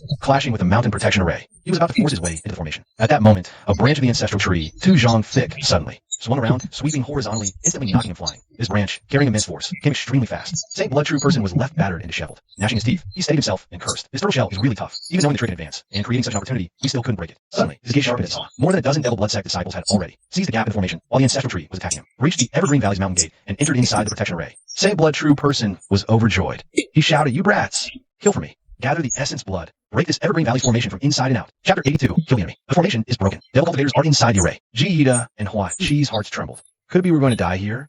Han Yu looked up at the still intact mountain protection array overhead. Reminded them, they plan to attack from within and without. That Saint Blood True person hasn't entered yet. Only his underlings have. Only then did Ji Yida and Hua Chi snap out of it. Senior Sister Li also forced herself to rally, right? Only a few underlings have gotten in. We just need to, before she could finish. A blood-red figure, standing atop a flying skull, had already arrived nearby, carrying an overwhelmingly thick scent of blood. It sneered and charged at the 4. Found you. Senior Sister Li, Ji Yida, Hua Chi, and the 3rd were all greatly startled. They hurriedly employed their own methods. Senior Sister Li unleashed her shuttle-shaped magic weapon. Ji Yida and Hua Chi both, as if by agreement, used a wind. 3 attacks shoot towards the crimson figure at once. The crimson figure cunningly twists its body aside. It circles weirdly, causing the 3 attacks to miss. Before Sister Li's shell-shaped artifact can turn back, it waves its hand, releasing a cloud of dark red blood mist. The mist looks suspicious. Sister Li, Ji Yida, Hua Chi, and Han Yu quickly retreat together. The crimson figure cackles weirdly. Several blood droplets mix into the blood mist. They shoot out, their trajectory unseen. By the time they emerge from the mist, the distance is already very short. Sister Li and Hua Chi dodge awkwardly. Ji Yida and Han Yu are instantly pierced through. Ji Yida's shoulder blade is shattered. He cries out in pain and turns to flee. Han Yu is pierced through the chest. He staggers slightly, turning into a phantom and dissipating.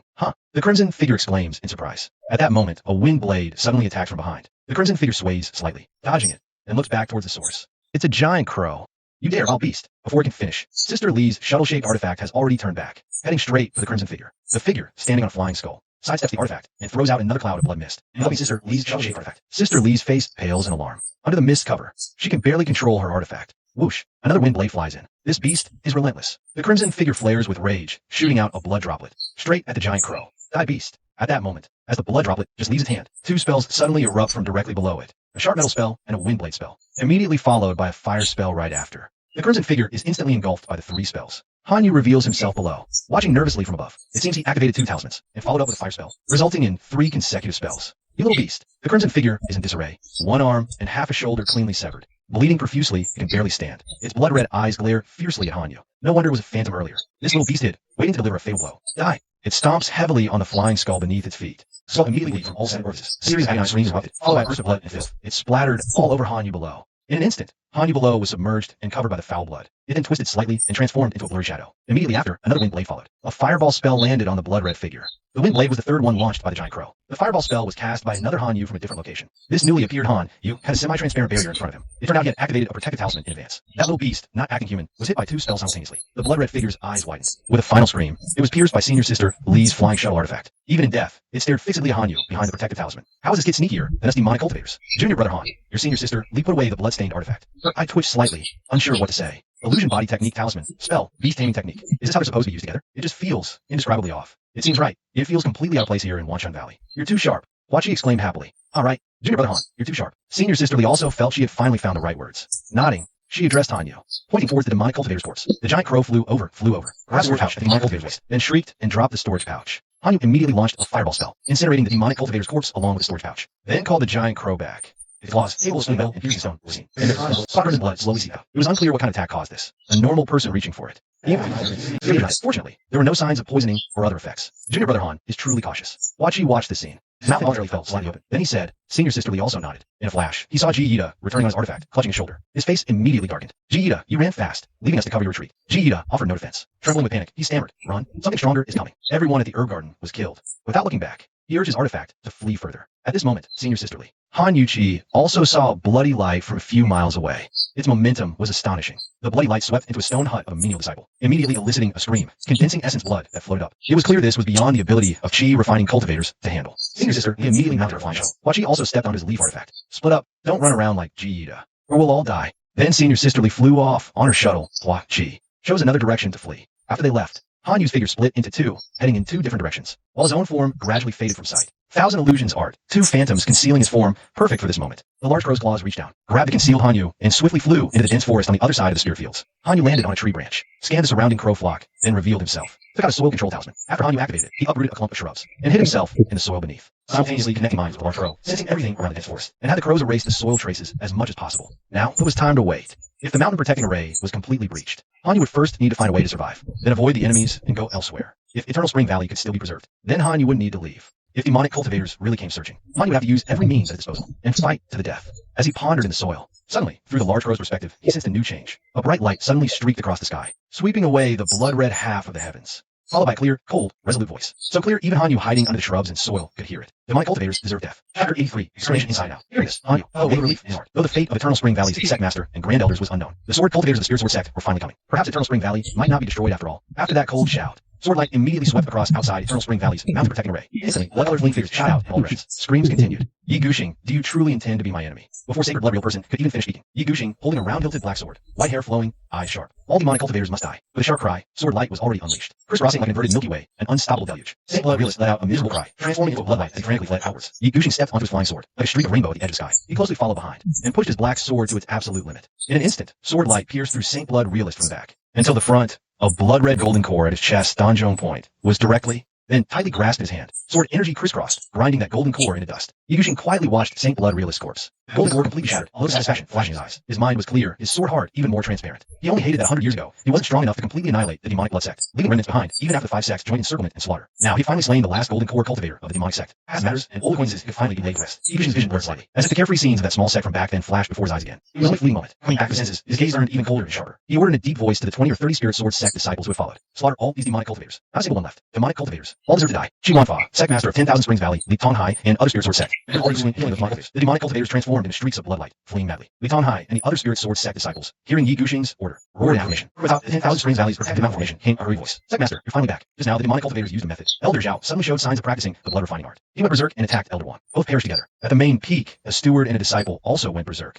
All were killed. The main peak is now safe and sound. The demonic cultivators also attacked the ancestral tree at the mountain gate, enraging it, thus disturbing the protective mountain formation. 15 demonic cultivators entered within the protective mountain formation. They are currently slaughtering our 10,000 Springs Valley's mean disciples and inner/outer sect. Shi Wanfa was greatly shocked upon hearing this. 15 demonic cultivators actually infiltrated? Are there any Golden Core realm cultivators? No, the highest art foundation establishment realm. The elder's voice came from the protective mountain formation. Only then did Shi Wanfa feel relieved. He ordered the protective mountain formation's entrance opened. I'm going to kill the demonic cultivators. Elder Yen, Elder Bai, Elder One, you three lead 20 stewards and follow me in a kill. Yes, Sect Master. An entrance opened in the protective mountain formation. Shi Wanfa immediately rode his green jade gourd side. The main peak formation also opened an exit. Elder Bai, Elder Yen, and Elder One led 20 stewards, riding their magic tools, flying. The two sides joined together, swiftly beginning to clear out all within the protective mountain formation. Not long after, had exterminated 12 demonic cultivators, and rescued many mean disciples and inner/outer sect disciples. Sect Master, Grand Elder, his visible self. Elder Bai, seeing the demonic cultivators inside and outside the formation were already eliminated. The situation no longer so urgent, softly asked, self-detonating the Golden Core. He pairs together with the Golden Core cultivator from Spirit Beast Sect. Shi Wanfa's face showed sorrow as he said in a low voice. Elder Bai, Elder Yin, and Elder One, though they had anticipated this, could not help but feel grief in their hearts. The Grand Elder always spoke of overcoming hardness with softness, of seeking peace with outsiders to protect Evergreen Valley. Yet when it came to a real fight, his nature was so fierce. He truly served the sect with utter devotion until his last breath. As for the Grand Elder's matter, we'll discuss it later. Right now, there are still 3 demonic cultivators inside the mountain protecting array. We must find and kill them, then invite the guests from Spirit Sword Sect in. Suppressing his sorrow, Shi Wanfa said there should be 2 left. The steward spoke up. Inner disciple Li Yunxia reported. Her disciples of the spirit fields killed 1 demonic cultivator. About Shi refining level 9. Shi Wanfa and the 3 elders were surprised. Such combat power at the spirit fields. Later, in outer foundation establishment demonic cultivator. 1 outer disciple, Ji Ida, died. Hua Qi and Han Yu fled separately. The current status is unknown. Shi Wanfa nodded. Then find the remaining 2 demonic cultivators quickly. The group responded, riding their magic tools to the spirit fields, alchemy rooms, artifact forging areas, herb gardens, searching carefully everywhere. Everywhere they looked, many servant disciples were dead or injured. It seems safe now. Evergreen Valley's calamity should be over. Han Yu under the bushes. In the soil, learned through the big crow that demonic cultivators outside were being eliminated, and came to this conclusion, whether Old Li could escape safely. Han Yu also did not know. He rather wished it wasn't Old Li escorting Wang Hui today. Old Li didn't follow Saint Blood Real Person to attack Evergreen Valley. If he had, in today's situation, he would have found it truly difficult to escape, just as he was about to get up from under the bushes. The big crow suddenly communicated to Han Yu through their mental link. There's someone. Han Yu immediately prepared himself. Not long after, a demonic cultivator, panting, hid in the woods, standing under the tree canopy, cursing softly and incessantly, cultivating and hiding all these years, suddenly summoned to attack Evergreen Valley. I finally fought my way in, and he gets killed outside the mountain protecting array. What am I supposed to do now? Is there no way out? His eyes shifted, seeing a mass of crows on the branches watching. Each ring with spiritual energy. The demonic cultivator was instantly light. These Evergreen Valley folks are useless in combat, but they really have some good stuff at home. These spirit birds are perfect for me to replenish my blood essence. Replenish myself. After saying this, his blood energy surged, transforming into a blood mist, enveloping the surrounding crows. The crows all flapped their wings and flew towards him. Looks like it's trying to grab him with its claws. But once it flies into the blood mist, it wobbles and loses its agility. The demon cultivator is delighted, thinking the foolish bird has flown into the trap. Excellent. He reaches out to grab the crow in the mist. He tries to extract its essence to replenish his own. At that moment, 4 wind blades fly in from 3 different directions. They slash toward the demon cultivator. The demon cultivator exclaims in surprise. He quickly transforms into a blood shadow, twisting and dodging in an instant. He hides behind a bush under a tree on the other side. So the feathered beast knows magic now. Even better. That means its essence will be even richer. As he speaks, he suddenly senses something and turns around, stunned. 30 or 40 blood droplets are floating right behind him. They're within arm's reach. Before he can react, they pour down on him all at once, piercing through his body. He's reduced to a bloody pulp. Chapter 84, Departing in Haste. A crow descends from a branch. It picks up the demon cultivator's storage pouch. 2 more wind blades slice open the corpse again. After confirming the storage pouch is safe and the cultivator is dead, Han Yu emerges from the soil beneath the bushes. He first casts a fire spell to burn the corpse. As the flames rise, a sudden, sharp scream rings out. Han Yu's eyebrows twitch slightly. The demonic cultivator's life techniques are formidable. If I hadn't burned him with fire just now, given more essence, he might have revived. After burning the demon cultivator's body, Han Yu has the crows swap the storage pouch around. Only after double checking does he finally take it. Inside the storage pouch are 2 dark red jade slips. They contain the blood refining art, blood droplet, bloodthirsty art, and blood mist art. And the blood escape art. That means the blood mist art and blood escape art are activated using one's own essence. Not too disgusting. Han Yu can learn them, though mostly useless most of the time. They could be lifesavers in a pinch. Several empty jars stained with blood, probably used to store essence, now all used up. Besides these, there's spirit stones, gold, jewels, and several sets of clothes. And identity documents. Liu Liujia Village, Dawa Township, Black River County. Wang Youfu, Kaisher Street, Black River County. Black Mountain Market entry permit, non-replaceable if lost. The first 2 identities are disguised as this demon cultivator used in a place called Black River County. One is a villager, one is a town resident. The last one is actually an entry permit for another market, Black Mountain Market. It bears spiritual energy and a special pattern. Han Yu doesn't know where this Black Mountain Market is. Probably not nearby. This demonic cultivator was summoned by the Holy Blood Realist from afar. But the Holy Blood Realist was killed first, so he got no benefits at all. No wonder he's cursing so much. He angrily handed the storage bag to the crows for safekeeping. Moments later, Han Yu had the big crow fly up to check the surroundings. He saw Evergreen Valley stewards searching for demonic cultivators in the sky not far away, and they were gradually searching towards this area. Han Yu released the banana leaf from the storage bag,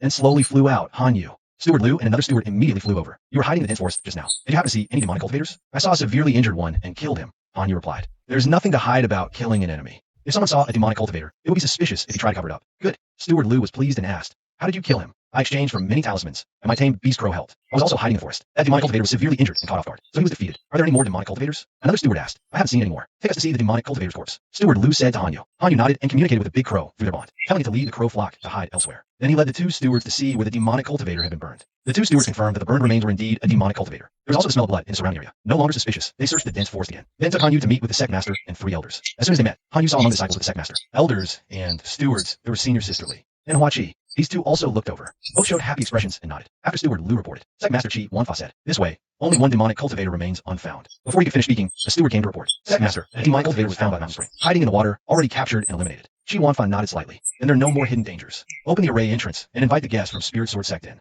Have some outer sect disciples come out from the main peak. Check everywhere and assess exactly how much damage was done. Following Chi Wanfa's order, the Evergreen Valley Array opened. Sect master, elders, and stewards welcomed Yi Guxing's group from Spirit Sword Sect inside. They headed toward the main peak. Senior sister Li, Huachi, and Hanyu gathered together and went to the spirit fields to assess the damage. Senior brother Ji was killed. He brought on himself, scared out his wits by the demonic cultivator, running around like a headless fly. He encountered another demonic cultivator and was killed. Senior sister Li said this without a hint of nostalgia. After all, she wasn't familiar with Ji-Ida. Ji-Ida fled the battlefield first. Then he ran around in a panic, which naturally didn't leave a good impression. Huachi and Ji-Ida had been companions in the spirit field for years. She felt a bit sad. They usually got along quite well. Never mind. Let's not talk about him anymore. Han Jr. brother. You're truly clever and sharp, eliminating another demonic cultivator. Han looked helpless. He said, I've used up all the talismans I just redeemed. It was really enough to kill the demonic cultivator. Really hard to kill. Yeah, demonic cultivators are really tough to kill. Our disciples of Wanshan Valley are no match for them. Huachi agreed. Surviving is good enough. Senior sister Li said, the talismans are gone, but you can buy more later. If you lose your life, that's it. Don't feel bad about it. Han Jr. brother. This time, you personally killed the demonic cultivator. The sect will definitely reward you. Hanyu nodded.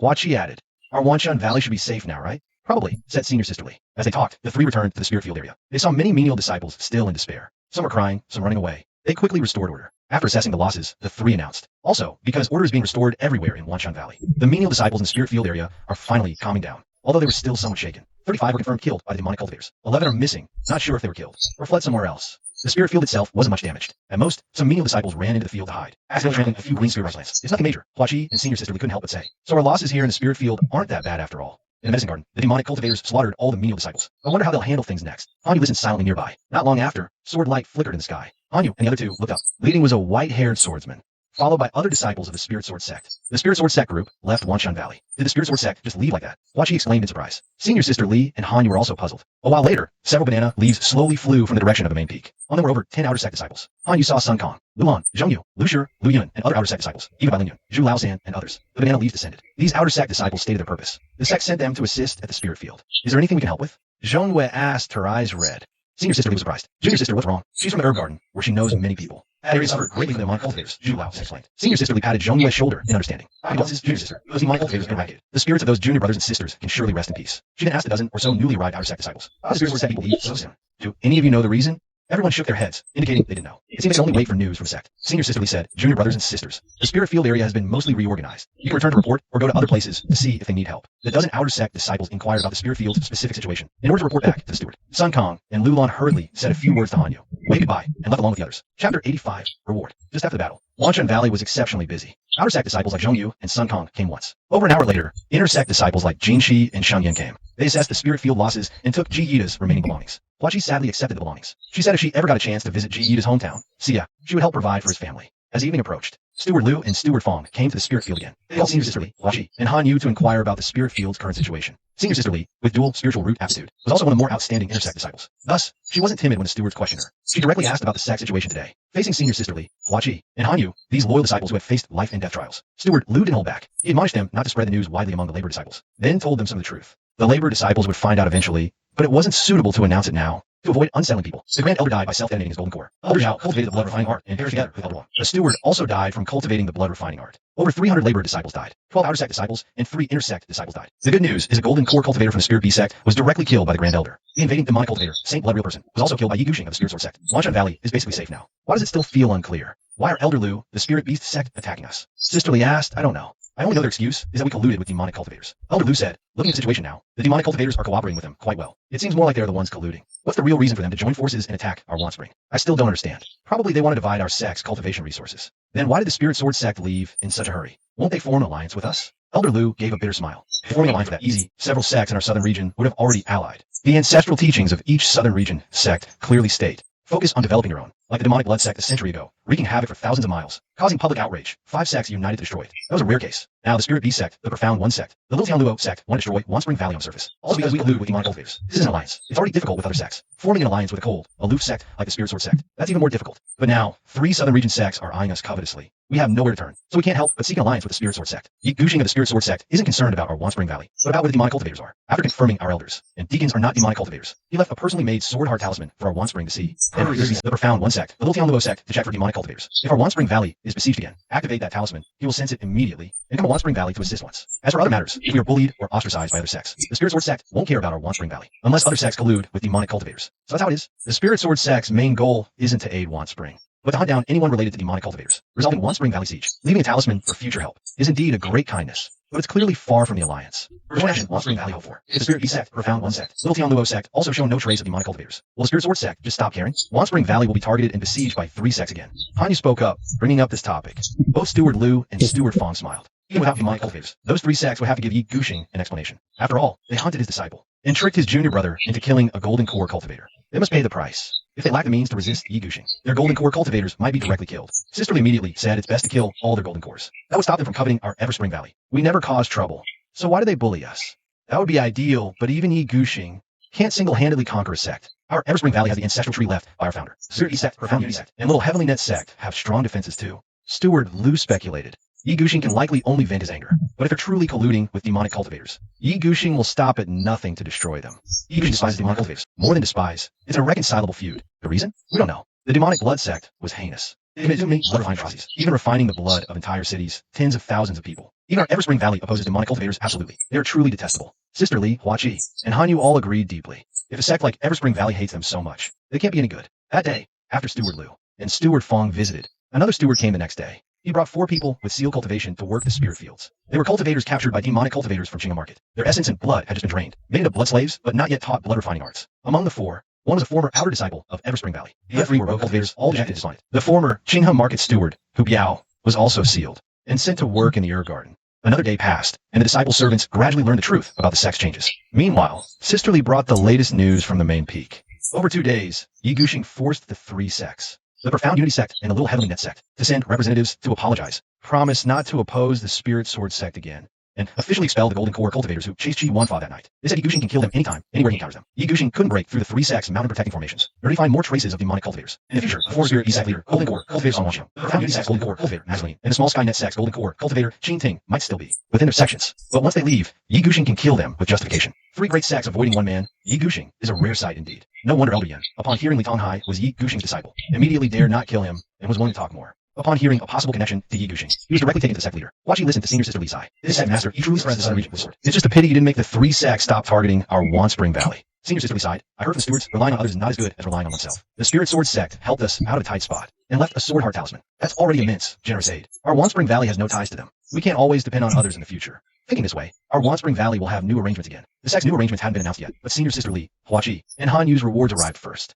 For jointly killing a demonic cultivator, each received 10 minor merits, 1 cultivation session in transmission pavilion, and a bottle of gathering chi pills. Hanyu, for killing a demonic cultivator alone, received 1 major merit, 1 cultivation session in transmission pavilion, and the choice of any 1 usable pill or magical tool within the chi refining realm. Chapter 86, Forbidden Cultivation. This demonic cultivator attack. Hanyu gained 1 major merit, 10 minor merits, 2 transmission pavilion cultivation opportunities, a bottle of gathering chi pills, and 1 chance to choose a pill or magical tool. His cultivation resources suddenly became abundant again. Hanyu wasn't in a hurry to go to the transmission pavilion to choose a technique, but Wan Spring Valley's safety secured for now. The Thousand Illusions art, sharp metal art, and beast taming art in his hands were enough to keep him busy for a while. More techniques, biting off more than he could chew. Better to save it for later. Exchanging the major and minor merits and transmission chances for what's more needed. For Hanyu, the most important thing now was actually increasing his cultivation speed. His original gathering chi pills weren't used up, and now another bottle. Hanyu was confident he could break through to chi refining 4th layer within a few months. Then he could report to the sect as breaking through to chi refining 3rd layer. After all, with ample pills and many sect rewards, breaking through a bit faster is reasonable. But if it could be even faster, that'd be good. After transforming his 4 spiritual roots into 3, the daily spiritual energy absorption limit increased significantly. But in Hanyu's eyes, it still felt somewhat slow. You can always be with the menial disciples. The disciples of the outer gate compare the speed of cultivation. When the enemy calls, he will not see how long he has been practicing. He wants to prove his confidence as soon as possible. Get rid of the situation of being weaker than others as soon as possible. Hanyu flies to the main peak of Zoneman by Banana Leaf. Ask Deacon Liu on duty at the Deacon's room, which is the best medicine to improve the cultivation during the gas refining period. You want to prove his confidence as soon as possible. If you can really improve your accomplishments quickly, then even if you don't change the multiplier, also want to exchange pills first. Deacon Liu killed Hanyu with his own hands. The outer disciple of the magic repair has a good impression. Therefore, I especially thought about it carefully. If it is generally, Xing gathering Chi Dan is better than gathering Chi Dan. Gathering Chi Dan is better than condensing Chi Dan. This is all Dan medicine. Hanyu is a little disappointed. If it's just Xing gathering Chi Dan, he can achieve the same thing by taking Xin Xinhua and Chi gathering Dan. and the effect of cultivation and promotion is still the same. Absorb Reiki medicine every day. The upper limit of spiritual breath is still the same. The pills he asked for were extra than the daily limit.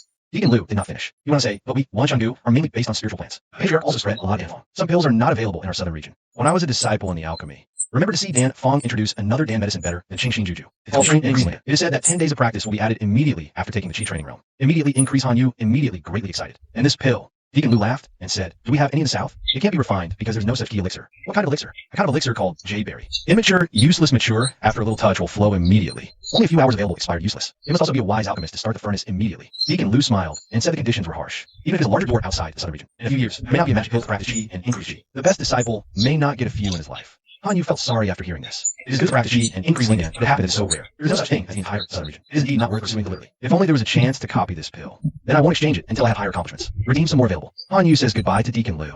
Leave the deacon's room, just leave the deacon's room. I saw Zhu's third brother smiling and talking to Bai Lingyun. Heard something mysterious about fate or something.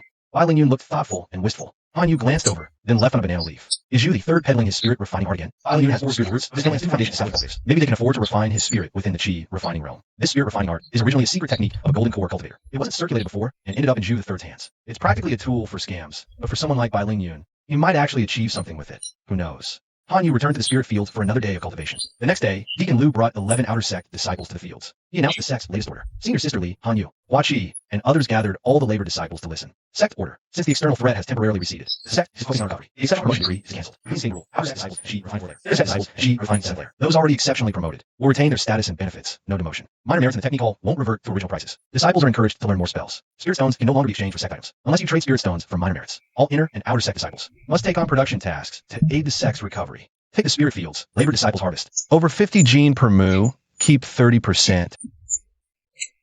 Earn 3 minor merits. Under 30 gene, no merit all surrendered. Inner/outer sect disciples manage 10 move spirit fields. At harvest, earn 10 minor merits. Keep 50% of the yield. The labor disciples looked somewhat pleased, easing the fear from days ago when the sect was breached. Their lives hanging by a thread. Though inner/outer sect disciples have much better terms. That's only to be expected.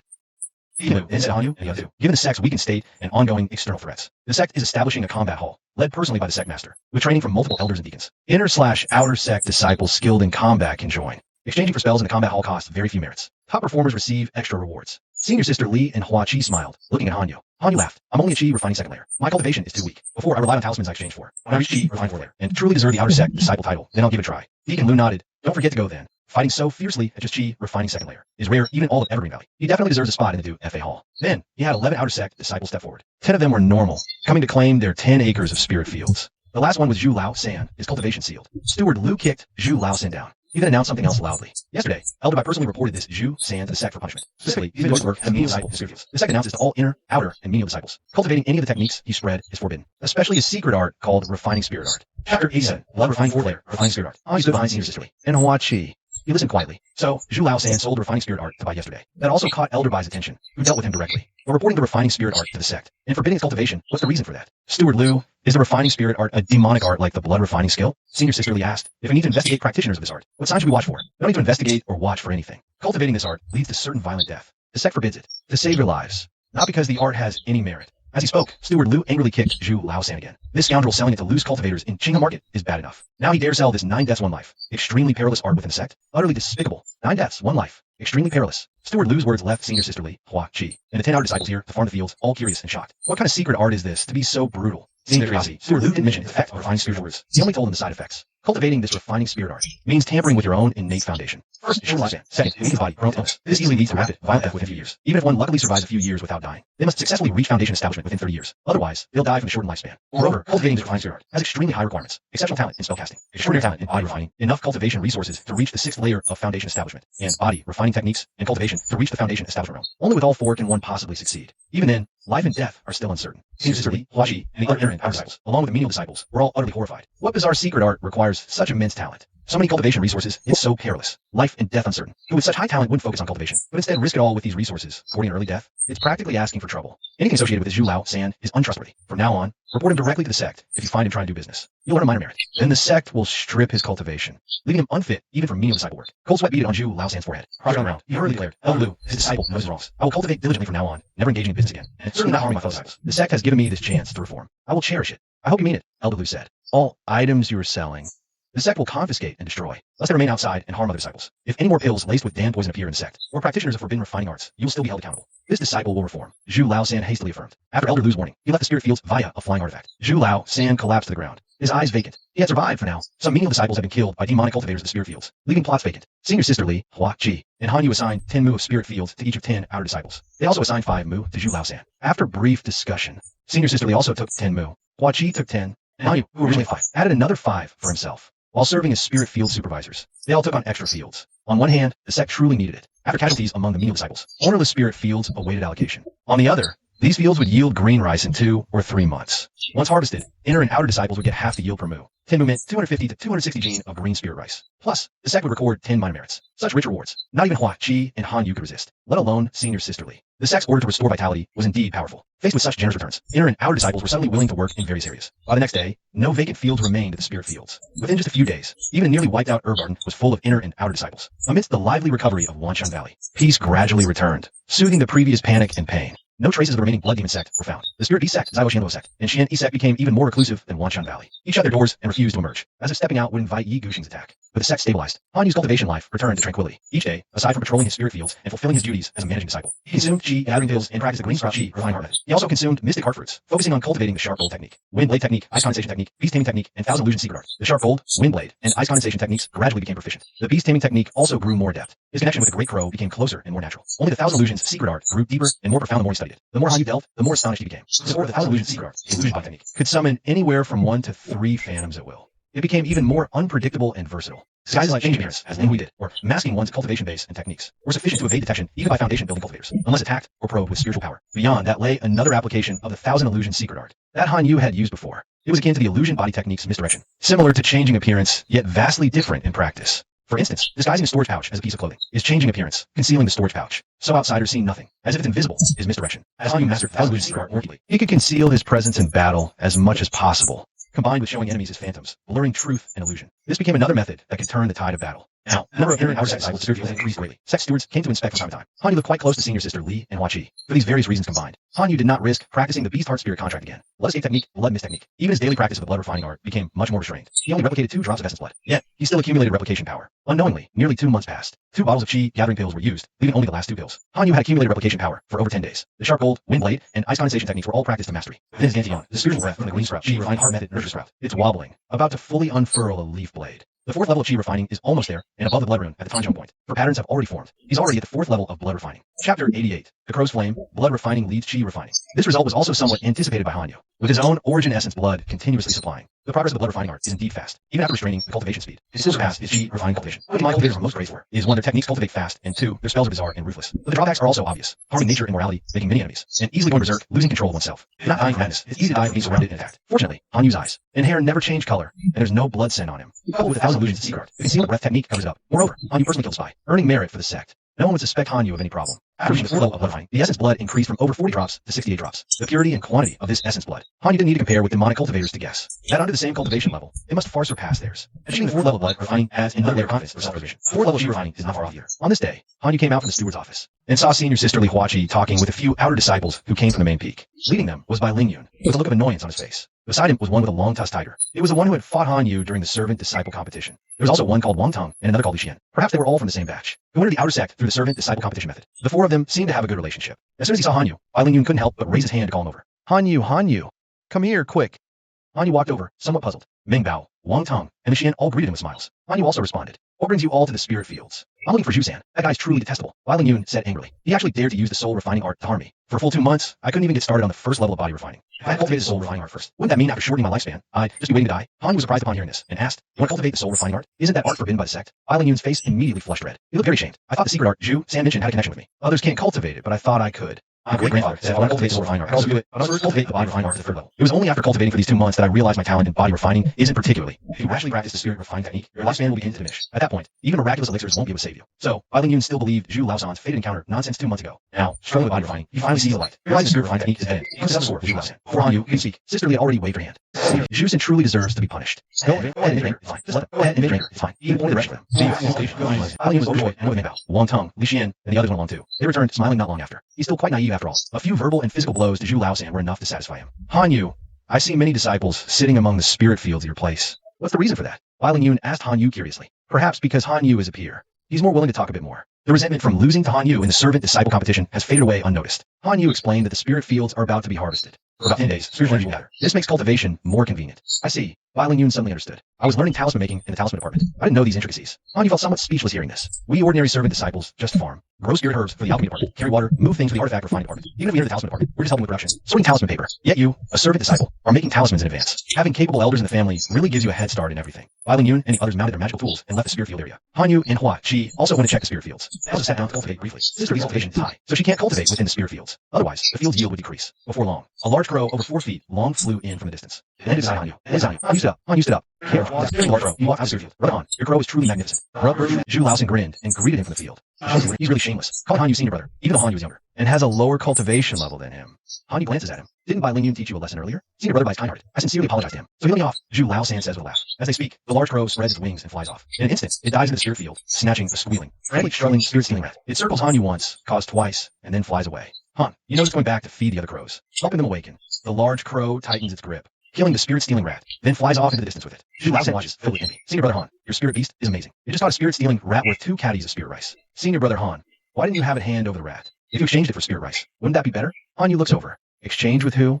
With you? Zhu Laosan immediately acts disgusted. He couldn't raise his hands. No, I wouldn't dare. Absolutely wouldn't dare. After saying this, he hurriedly leaves, not daring to say another word, because Han Yu's beast taming is open and above board, and the large crow, as a spirit beast, needs no concealment. By the end of the day, from the spirit fields, it had caught a full 7 spirit-stealing rats, taking them back to the dense forest. The outer disciple servants can't handle rats, so they're extremely grateful to Han Yu. Some outer disciples, however, specifically tell Han Yu not to let his crow catch the spirit-stealing rats in their fields. They can find a way to deal with them themselves. Senior sister Li and Hua Chi also find it interesting, saying Han Yu's crow is truly intelligent. Catching so many spirit-stealing rats now must be for storing food. That night, the large crow brings 3 new crows capable of releasing wind blades, imbued with spiritual energy. Han Yu uses nurturing spirit technique, binding them with his essence blood. This brings the total number of crows in the flock capable of releasing wind blades. Another day passes. 3 more crows gain spiritual energy, becoming low-level spirit beasts. 2 can release wind blade technique, while the other releases not wind blade, but flame technique, which surprises Han Yu a bit. He had thought all his crows would definitely be wind type in the future. A few days later, Han Yu's crows gained 2 more wind blade casters, bringing the total to 13 crows capable of casting spells. The green sprout spirit rice in the fields is finally ready for harvest again. Chapter 89. Millennial Sunken Woodheart. One by one, outer disciples and servant disciples, faces beaming with joy, harvest the green sprout spirit rice. Hua Chi and Han Yu record the harvest and the minor merits. The sect intends to encourage reproduction. Miscellaneous disciples cultivate 5 acres of spirit fields. They only need a yield of over 50 gene of spirit rice per acre to keep 30% of the harvest. 5 minor merits. Inner and outer sect disciples cultivating 10 acres of spirit fields can keep half the spirit rice, 10 minor merits. That means, as long as you sincerely cultivate the spirit fields, miscellaneous disciples can generally obtain over 75 gene of green sprout spirit rice. This is clearly a good cultivation resource. Green sprout spirit rice is harvested every 6 or 7 months. Based on this harvest, miscellaneous disciples could eat spirit rice balls daily. Inner and outer sect disciples could even eat spirit rice twice a day. Moreover, the minor merits required for sect teachings are now half of before. The difficulty of learning spells is greatly reduced. It's like this as a spiritual department, and it's similar in other departments. Cultivation progress of disciples in the 10,000 Spring Valley will inevitably greatly boost the entire sect's recovery and strength. For the miscellaneous disciples at the spirit fields department, there's another hidden benefit. That is senior sister Li and that supervisor Wang Hui, who fawns on superiors and bullies subordinates. Her main concern is still her own cultivation speed. She has always been fair in her duties at the spirit fields department. Han Yu and Hua Chi, after senior sister Li and the other 2 registered the other disciples, they also harvested their own 10 acres of spirit fields. After registering the harvest and merits, they sent the green sprout spirit rice and merits to the steward's office. Han Yu thus obtained 260 gene of spirit rice from cultivating the fields, 10 minor merits. Besides, guarding the spirit field for less than half a year. Originally, she recorded 7 minor merits and 4 G condense spells, converted to 10 minor merits. Thus, Han Yu's total merits became 1 major merit. 35 minor merits. Senior sister Li and Hua Chi, after changing revisions. Han Yu specifically went to the teaching pavilion to inquire about jade spirit berries. And she had spirit language. Only exists neither 10,000 Spring Valley nor the southern region have them. So he had to give up for now. 1 major merit, 35 minor merits. Over 10 days of accumulated replication ability. Although Han Yu could exchange skills to see elvish, it was still necessary to exchange for some more useful items to make his cultivation path smoother. Talisman skills and spirit medicine for the G conversation realm. Han Yu already had some understanding of no need to exchange for more. A magic tool could be exchanged for 1, but he always felt it wasn't the optimal method. As for formations, even small ones, that's not something dozens of minor merit disciples can hope for, and it's too conspicuous in Wanshan Valley. Han Yu isn't suitable for exchanging at all. Should I ask about foundation establishment realm stuff? Wait until I get back to copy it. Han Yu had a thought, immediately felt his vision broaden. Went to ask Steward Liu in the steward's room. Can I see foundation establishment realm exchange items to broaden my horizons? Steward Liu didn't mind. Casually listed a few items for Han Yu, all things he could barely exchange with 15 minor merits. Foundation establishment blaze talisman, 1 sheet. 15 minor merits. Foundation establishment Gungjin talisman, 1 sheet. 30 minor merits. Foundation establishment spirit nurturing fruit, 1. Han Yu asked Steward Liu. Steward Liu, can Chi refining realm cultivators consume this spirit nurturing fruit? Foundation establishment realm cultivators only use it for alchemy. Direct consumption is the worst choice. And for Chi refining realm cultivators, the spirit nurturing fruit's medicinal power is too fierce. Harming the meridians and spiritual energy is going too far. Steward Liu said. After hearing this, Han Yu abandoned the idea of exchanging the spirit nurturing fruit, was hesitating, unsure what to exchange. Sheng Yin brought Liu Han into the steward's room, saw Han Yu and gave a slight nod. waited for Steward Lu's judgment. Seeing Lu Hun causing trouble again, Steward Lu first looked angry, then helplessly waved his hand. This troublemaker go. After Sheng Yin took Lu Hun to the side room, Steward Lu said to Han Yu, I see you have both major and minor merits. Have elixirs, and your cultivation is diligent. The first thing you asked me was how to quickly increase spiritual energy. Only then artifacts and such. I can give you a suggestion. Please advise, Steward Lu. Han Yu quickly said, if considering spiritual root cultivation talent, your current spiritual energy increase with gathering chi pills has reached the limit, can't add more. Steward Lu said, smiling. But according to our Wanshan Valley's cultivation method, haven't reached the limit yet. Among your 4 spiritual roots, you have wood attribute spiritual root. Han Yu replied, this disciple indeed has a wood attribute spiritual root. Steward Lu nodded with satisfaction. Having a wood attribute spiritual root, cultivating the Sect's Qinghe Qi refining heart. That's it. Exchange a piece of dry hardwood that fell from the ancestral tree at Wanshan Valley's mountain gate. Hold this 1,000-year sunken wood heart to cultivate. Can let you, within 3 months daily, beyond cultivation limit, increase some spiritual energy. This is the Sect's cultivation method. Wood attribute spiritual root, the ancestral tree's special benefit. All 3 are indispensable. This is a blessing left by our founder for future generations. Back when our founder came from foreign lands, he, a single with spirit root talent, founded Evergreen Valley. He placed the spirit tree before the mountain gate and passed down 3 methods to his disciples. Foundation building, golden core. Wait, I'm getting off track. He himself realized he was rambling. Returning to the point, he asked Han Yu, well, what do you think? Do you wish to exchange for a Millennium Hardwood core? Han Yu replied immediately, I do. I'm just not sure if my contribution points are sufficient. A major merit is exactly enough for 1 piece. A major merit can be exchanged for things minor merits cannot. That is its true value. Seeing Han Yu's willingness, Elder Lu smiled. He was pleased. This disciple was truly determined on the cultivation path. Ambitious and driven, despite his innate inferior spirit root. Giving him to the Millennium Heartwood core felt right. A beam of light shot from the large stone tablet in the duty hall, deducting 1 major merit from the crude jade pendant at Han Yu's waist. Then, Elder Lu retrieved a 7-foot-long square jade box from the treasury. Opening it, spiritual energy wafted out. A thin layer of spiritual liquid. Dozens of thin, ring-shaped slices of brownish-green jade lay quietly. Elder Lu took out a palm-sized jade box, lined it with spiritual liquid, placed 1 jade ring slice inside, and handed it to Han Yu. Use cultivation within 3 months. After 3 months, you can take this Millennium Heartwood core to the Artifact Forging Hall. They can forge it into a magical tool for you. It's excellent material. Han Yu solemnly accepted the jade box. After thanking Elder Lu, he finally left the duty hall. He had considered using his remaining 35 minor merits to exchange for foundation building level 9,000 and metallic 1,000 and fire for a disciple ostensibly at Chi refining level 2. Such choices would seem too strange. He dismissed the idea, storing the jade box in his storage pouch. Han Yu did not return directly to the spirit fields. Instead, he rode his banana leaf to the Ur Garden. When the demonic cultivators attacked, the Ur Garden suffered the most damage. Thus, the sect assigned many outer disciples to work there. Sun Kong and Lu Lan were among them. Han Yu happened to have some free time today, so he dropped by to see them. Chapter 90. Chi refining level 4. At the Ur Garden, Han Yu met Sun Kong. He also saw Lu Lan and Zhong Yu. After greetings, Sun Kong asked Han Yu about his life at the spirit fields and his cultivation progress. Han Yu spoke of taking gathering chi pills and training diligently. Not far from the 3rd level of chi refining, Sun Kong and the others were genuinely happy for him. Brother Han has been diligent since joining. With the recent Sect events, his contributions have accelerated his progress, nearly catching up to us. Zhong Yu smiled, saying she had moved past the sadness of the medicine garden disciples' deaths. Han Yu stood in the medicine garden, watching a disciple pass by with a hoe. He couldn't help but recall the servant-disciple competition. That servant-disciple Fong with the hoe. The Delway medicine garden was wiped out by demonic cultivators. He likely didn't survive. Han Yu felt a warning. Without self-preservation skills, tragedies like Fong Dewey's could happen anytime. On the path of cultivation and immortality, protecting your own life is paramount. Wanshan Valley barely survived the crisis with Spirit Sword Sect's help. The Spirit Beast Sect profound 1 gate, and Little Tian Luo Sect might not give up on Wanshan Valley. Danger could strike again at any moment. After bidding farewell to Sun Kong, Lu Lan, and Zhong Yu, Han Yu returned to the spirit fields. Sitting in his hut, he opened the jade box. He took out the Millennium Sunken Heartwood from the spirit liquid. Holding it, he activated the green Sprout Chi refining art. Almost instantly, he felt his wood attribute spiritual roots stir faintly. The sprout formed by spiritual breath in his Dantian gained extra vitality. Initially puzzled by this, Han Yu gradually understood. Beyond innate talent, there's compatibility with cultivation techniques. Holding the Millennium Sunken Heartwood from the ancestral tree. Practicing the green Sprout Chi refining art left by the founder. Plus, his wood attribute root. This was perfect compatibility. His spiritual breath increase reached a new peak. After 2 full cycles, Han Yu confirmed the Heartwood's effect. On top of his triple spiritual root daily limit, it added about 10%. A small gain daily, but massive over time. He stopped cultivating to try something new. Could he replicate the Millennium Sunken Heartwood? Gripping the jade-like ring fragment, he willed it, and his accumulated replication power drained. It consumed 12 days' worth in an instant. An identical Heartwood fragment appeared in his other hand. Through careful testing, Han Yu now understood his replication rules.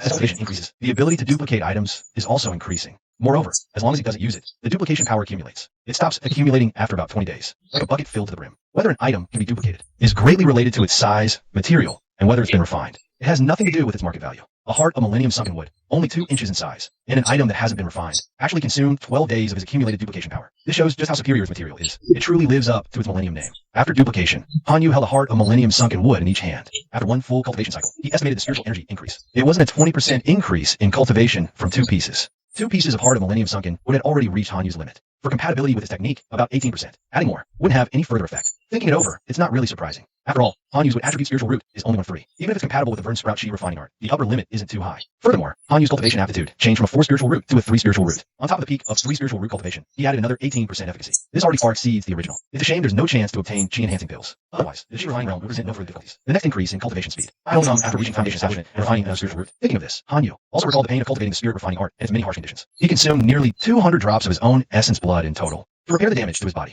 If converted to the blood devil sex cultivation, it would be equivalent to devouring 20 to 30. Even someone like Bai Lingyun, a cultivator descendant lacking no resources, couldn't cultivate it. It seems the spirit refining art is destined not to spread. After contemplation, Hanyu spent 2 days of duplication power to duplicate a similar jade box. He placed the second heart of Millennium Sunken wood inside it. Then, he stored both jade boxes in a storage pouch. From that day on, Hanyu practiced the Verdant Sprout Chi refining art daily, always holding 2 pieces of heart of Millennium Sunken wood. Unknowingly, over 10 days passed. On this day, while circulating his energy, vitality stirred within his dantian. A leaf on the sprout fully unfurled. Spiritual energy surged past, instantly reaching a new level. His whole body felt refreshed. Chi refining layer 4 achieved. He had officially stepped into the mid-stage of Chi refining. Not only did his spiritual energy increase by several tens of %, his body also grew stronger. His lifespan was extended as well. Fortunately, Hanyu used the blood refining art to repair the physical depletion caused by the spirit refining art. Otherwise, the increased lifespan wouldn't even cover the losses. After breaking through to Chi refining layer 4, Hanyu specifically duplicated 1 more heart of Millennium Sunken wood for future use. 2 days later, Sisterly received Chingha's spirit rice from the duty hall and passed through the Sect gate. Hanyu and Hua Chi worked together to distribute it to the laborers at the spirit fields. And together in our Sect disciples cultivated spirit fields. Where is Zhu-san? Come get your spirit rice seeds. When only a few were left, Hua Chi called out twice. No one answered. Surprised, he wondered, where is Zhu-san? An outer Sect disciple spoke up. Brother Hua,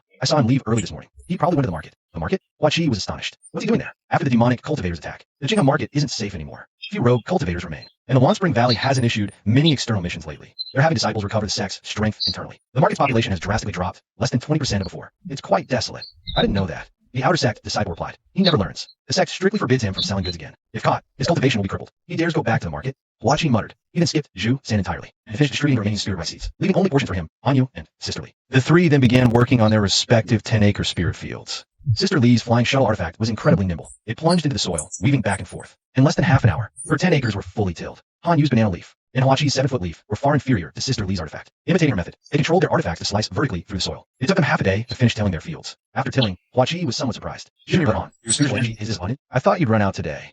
Hanyu smiled. I just got lucky. I broke through to Chi refining level 3 yesterday. Why is Chi refining level 3? Hua Chi was surprised again. Junior brother Han, already at level 3? Before Hanyu could explain, Hua Chi figured out himself. Right, the Sect rewarded you with 2 bottles of Chi gathering pills, and you trade for a piece of Millennium Sunken hardwood. With those cultivation resources piled up, it'd be strange if your progress was slow. Having finished sowing, Sisterly returned carrying water with a storage bag. She rode her flying shuttle over and smiled to Hanyu. Well done, Junior brother Han. Don't slack off in your cultivation. Keep striving. Yes, Sisterly. Hanyu said, I also wish you early success in foundation building. Sisterly pursed her slightly thick lips. She smiled faintly. Foundation building success isn't that simple. Even reaching the 9th level of Chi refining, I'll need another year or 2. From the 9th level of Chi refining to foundation establishment, wasting 10 to 20 years is common. Some even fail at foundation establishment, never able to enter it in their lifetime. Hua Chi smiled and said, Sisterly, with your dual spiritual roots, such top-tier cultivation, you're sure to succeed without a hitch. Sisterly shook her head slightly. Above dual spiritual roots, there are single spiritual roots. And above single spiritual roots, there are other cultivation spiritual bodies. Beyond spiritual roots, there are special physiques, advantageous in combat and cultivation, with exceptional recovery abilities. These are also natural talents. Or my dual spiritual roots compared to that. It's just that our southern domain is far less developed than other major domains. The disciples here are of ordinary aptitude. That's why my dual spiritual roots are considered genius. Naturally, Hua Chi and Hanyu were not as well traveled as she was. Hearing this, they were both very surprised. So, single and dual spiritual roots aren't the ultimate cultivation talents? Sisterly frowned at this point and gave an example. Take Lu Yun, for instance. Although his actions are often deplorable, he does possess a special physique that allows him to recover extremely quickly. Many deacons and other disciples find him disagreeable. Besides spiritual root cultivation aptitude, he indeed has a unique talent others can't match. As she spoke, she looked at Hanyu with a slight smile. Another example is Junior Brother Han, who is particularly skilled in spell cultivation and exceptionally formidable in combat. Although it's uncertain if he has a special physique, he ultimately far surpasses his peers in spells and combat, leaving them in the dust. Hanyu was astonished. I even count as one. At Chi refining level 2, without elder support, you managed to win a major competition. Naturally, you far surpass your peers. It's just that your cultivation is still low now. So it's not clear. Perhaps in the future, it will be confirmed you also have a natural. After Sisterly finished, Hua Chi also said Hanyu's future was certainly promising. Hanyu took note of Sister Lee's words. After a few polite words, he and Hua Chi began sowing spiritual seeds in spirit fields. They worked until afternoon, as the sky gradually darkened, using magical tools to fly, and with cultivators' bodies already far surpassing ordinary people. They finally finished sowing their 10 acres of spirit fields. Sister Lee had already watered the fields. Hanyu and Hua Chi would have to wait until tomorrow to water theirs. This made Hua Chi can help, but joke with Hanyu. Higher cultivation is great. Even farming is much faster. Hanyu also smiled. If cultivation were just for faster farming, that would be too dull. At that moment, the big crow came cawing. Hanyu extended his arm for it to perch, and they returned to the steward's office with Hua Chi. Isn't that Zhu-san? Not far out. Hua Chi suddenly stopped. He pointed at old man Zhu's figure few fields away. Hanyu nodded. It's him. Right. Call him over for thorough questioning. The Sect forbids him from selling any more goods. They sealed his cultivation, forcing him to focus on farming and cultivation. Leave the market. Hua Chi called out, stopping Zhu Lao-san. Come here. Why aren't you at the spirit field today? Zhu Lao-san hurried forward, a flattering smile on his face. Reporting to senior brother Hua, my spirit field recently yielded 75 pounds of green sprout spirit rice. I went to the green sprout market today to trade for some food and drink to enjoy. Really? Not selling any harmful goods on the side? Hua Chi scrutinized Zhu Lao-san, pressing coldly. No, No, Zhu Lao San assured him repeatedly. I wouldn't dare disobey the sex orders. Hua Qi looked him over again. You said you wanted to buy food and drink. Where is it? Zhu Lao San looked awkward. Senior Brother Hua, my cultivation is sealed. My storage pouch was also confiscated. I only took a few caddies of spirit rice to trade with the mortals in the market's reed mat area. For some mortal food and drink. It's enough to satisfy my cravings. You spent the whole day at the market for this. You ate and drank for an entire day? Hua Qi pressed further. Zhu Lao San's smile grew even more awkward. He seemed at a loss for words. Why can't you say it? Then I'll have to report you to the sect for punishment. Hua Qi barked. Zhu Lao San looked around nervously. He lowered his voice. Senior Brother Hua, Senior Brother Han. This matter involves a personal secret of mine. Please, I beg you, face. Don't make it public. Seeing him try to move closer to speak, Hua Qi took a step back. Stay where you are and speak. I can't hear you. Han Yu remained expressionless. A sharp gold talisman had already appeared in his hand. Large from one shoulder, his pupils dark gold, fixed his gaze on Zhu Lao San. A wind blade was ready to be unleashed at any moment. After his heels endured, Eternal Spring Valley, top to bottom, had greatly heightened his vigilance against spies and demonic cultivators. They were no longer as slow to react as before. Zhu Lao San's smile turned bitter. Senior Brother Hua, Senior Brother Han, you shouldn't suspect me of all people. My cultivation is sealed. I can't do anything. Just say what you have to say. No need to come closer. Han Yu, gripping the sharp gold talisman, said sternly. Zhu Lao San then whispered. It really is my personal secret. Speaking would invite ridicule. You both know, senior brothers. I'm a refined stage 3. My cultivation sealed by sect. Condemned to farm the spirit fields with no end in sight. I no longer pursue immortality in this life. I thought, why not enjoy life early? I'll marry and have children, so my descendants can cultivate immortality. At least that's a step ahead of ordinary mortals. Besides, the sect is facing difficulties and will surely be short-handed. It'll be much easier for my descendants to join the sect. I've been out all day today. Choosing my wives. Hua Qi and Han Yu were surprised, never expecting Zhu Lao San to stay for such a reason. Wives? You're looking for 2 women? Have you found them yet? Zhu Lao San chuckled, holding up a hand. At least 2, ideally 5. I've only found 1 today. I'll look for more later. Hua Qi frowned. Where's the proof? Where's the woman? Do you plan to bring all 5 women back to the spirit fields? Zhu Lao San quickly took a contract from his robe, handing to Hua Qi. See, I bought this one. Her father sold her to me. The woman I bought is only for bearing children. I won't bring her to the spirit fields. Rest assured, brothers. Hua Qi glanced at the contract, shaking his head dismissively. He handed it back. I'll report this to Senior Sisterly. She'll investigate in the market. If there's any falsehood, you're dead. Yes. Of course. I never hide anything. Zhu Lao San bowed hastily. When Han Yu and Hua Qi returned to the management office, Hua Qi reported Zhu Lao San's situation to Senior Sisterly. Senior Sisterly also disapproved of Zhu Lao San's choice. If one gives up immortality so easily, pinning hopes on descendants, their resolve is lacking. Better not cultivate from the start. After speaking, she pondered. Junior brothers, do you think Zhu San's words are true? Han Yu replied, we only have his word. We can't take it as fact. To be safe, we should take him to the market to verify everything. Right? We can't afford spies causing trouble again. Any suspicion must be thoroughly investigated. No ambiguity. Senior Sister Li remained vigilant. It's getting late today. We'll take Zhu San to the market tomorrow to check. She ordered, Junior Brother Han, come with me tomorrow. Junior Brother Hua, guard the spirit fields, and water Han's spirit field for him. Hua Qi was stunned, then smiled.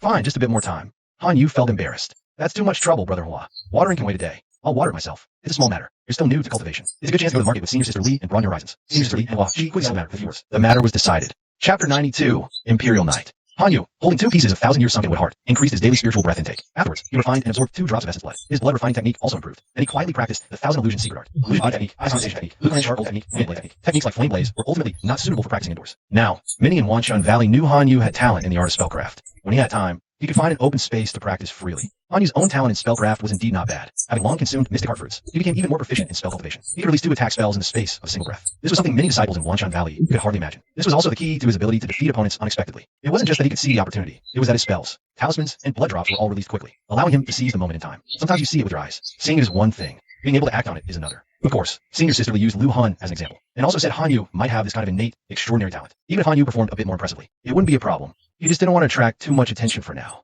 Early the next morning, Senior Sisterly called Han Yu. Han Yu was responsible for calling out Zhu III. They took the banana leaf to the market. Zhu III stood on the banana leaf. With a troubled expression, Senior Sisterly, Senior Brother Han, I haven't received my spirit seeds yet. After my cultivation was sealed, I had to farm 5 acres of spirit fields by sheer labor. I can't afford to delay for too long. Han Yu didn't answer. He just stood behind him, holding a sharp gold talisman in his hand. Senior Sisterly also ignored Zhu III. She activated her flying shuttle artifact and flew side by side with Han Yu's banana leaf. Arriving at the entrance of Qinghe Market, before they even landed, they saw a crowd. Under 2 large pagoda trees at the market entrance, pointing and whispering at 5 kneeling people. At the front was a woman in brocade robes, her face pale, her hair disheveled, adorned with a golden hairpin. Her fine robes worn intact. Please have mercy, Mortal Masters of Wanshan Valley. Save our southernly kingdom from this calamity. After speaking, she heavily kowtowed, her forehead striking the ground. Her pleas continued. Beside this woman, a child of 7 or 8, wearing a 4-clawed dragon robe, eyes red, also cried out, please have mercy, immortal masters of Wanshan Valley. After crying out, he leaned against the woman, sobbing quietly. Behind a mother and son, a white-haired, elderly minister. 2 burly guards also pleaded loudly, please have mercy, immortal masters of Wanshan Valley. Senior Sister Li and Han Yu descended slowly with old third Jew. The woman with the cloud-like hair and golden hairpin suddenly seemed to see hope. She hurriedly knelt and crawled forward. Immortal master, this humble one is consort you of the Nanli kingdom. Now, the Holy King has murdered His Majesty, usurped the throne, and is hunting down His Majesty's bloodline, the 5th prince. Our lives hang by a thread. We beg the immortal masters of Wanshan Valley, in consideration of our Nanli court's many years of service, to show mercy, eliminate the traitor, and restore justice to our royal family. As she spoke, she kowtowed repeatedly to Senior Sister Li with loud thuds. After a few times, blood was already visible on her forehead. Senior Sister Li frowned slightly. She turned and asked the 2 outer sect disciples guarding the market entrance, what's going on here? The 2 outer disciples didn't recognize Senior Sister Li, but her blue robes marked her as an inner sect disciple. They quickly explained in low voices. Senior Sister, this person is consort you of the Jiang royal family of Nanli, bringing the 5th prince to the Jiang clan to seek help from our Wanshan Valley. A rebellion has occurred in Nanli. Prime Minister Wei Gang has killed the Jiang Emperor, Empress, and Crown Prince. According to Consort Yu, only these 5 escaped. She kneels here begging for several hours daily. For 2 days now. What has the sect said? Senior sister asked. No one knows. 80% replied. The sect already sent a deacon to speak yesterday. When that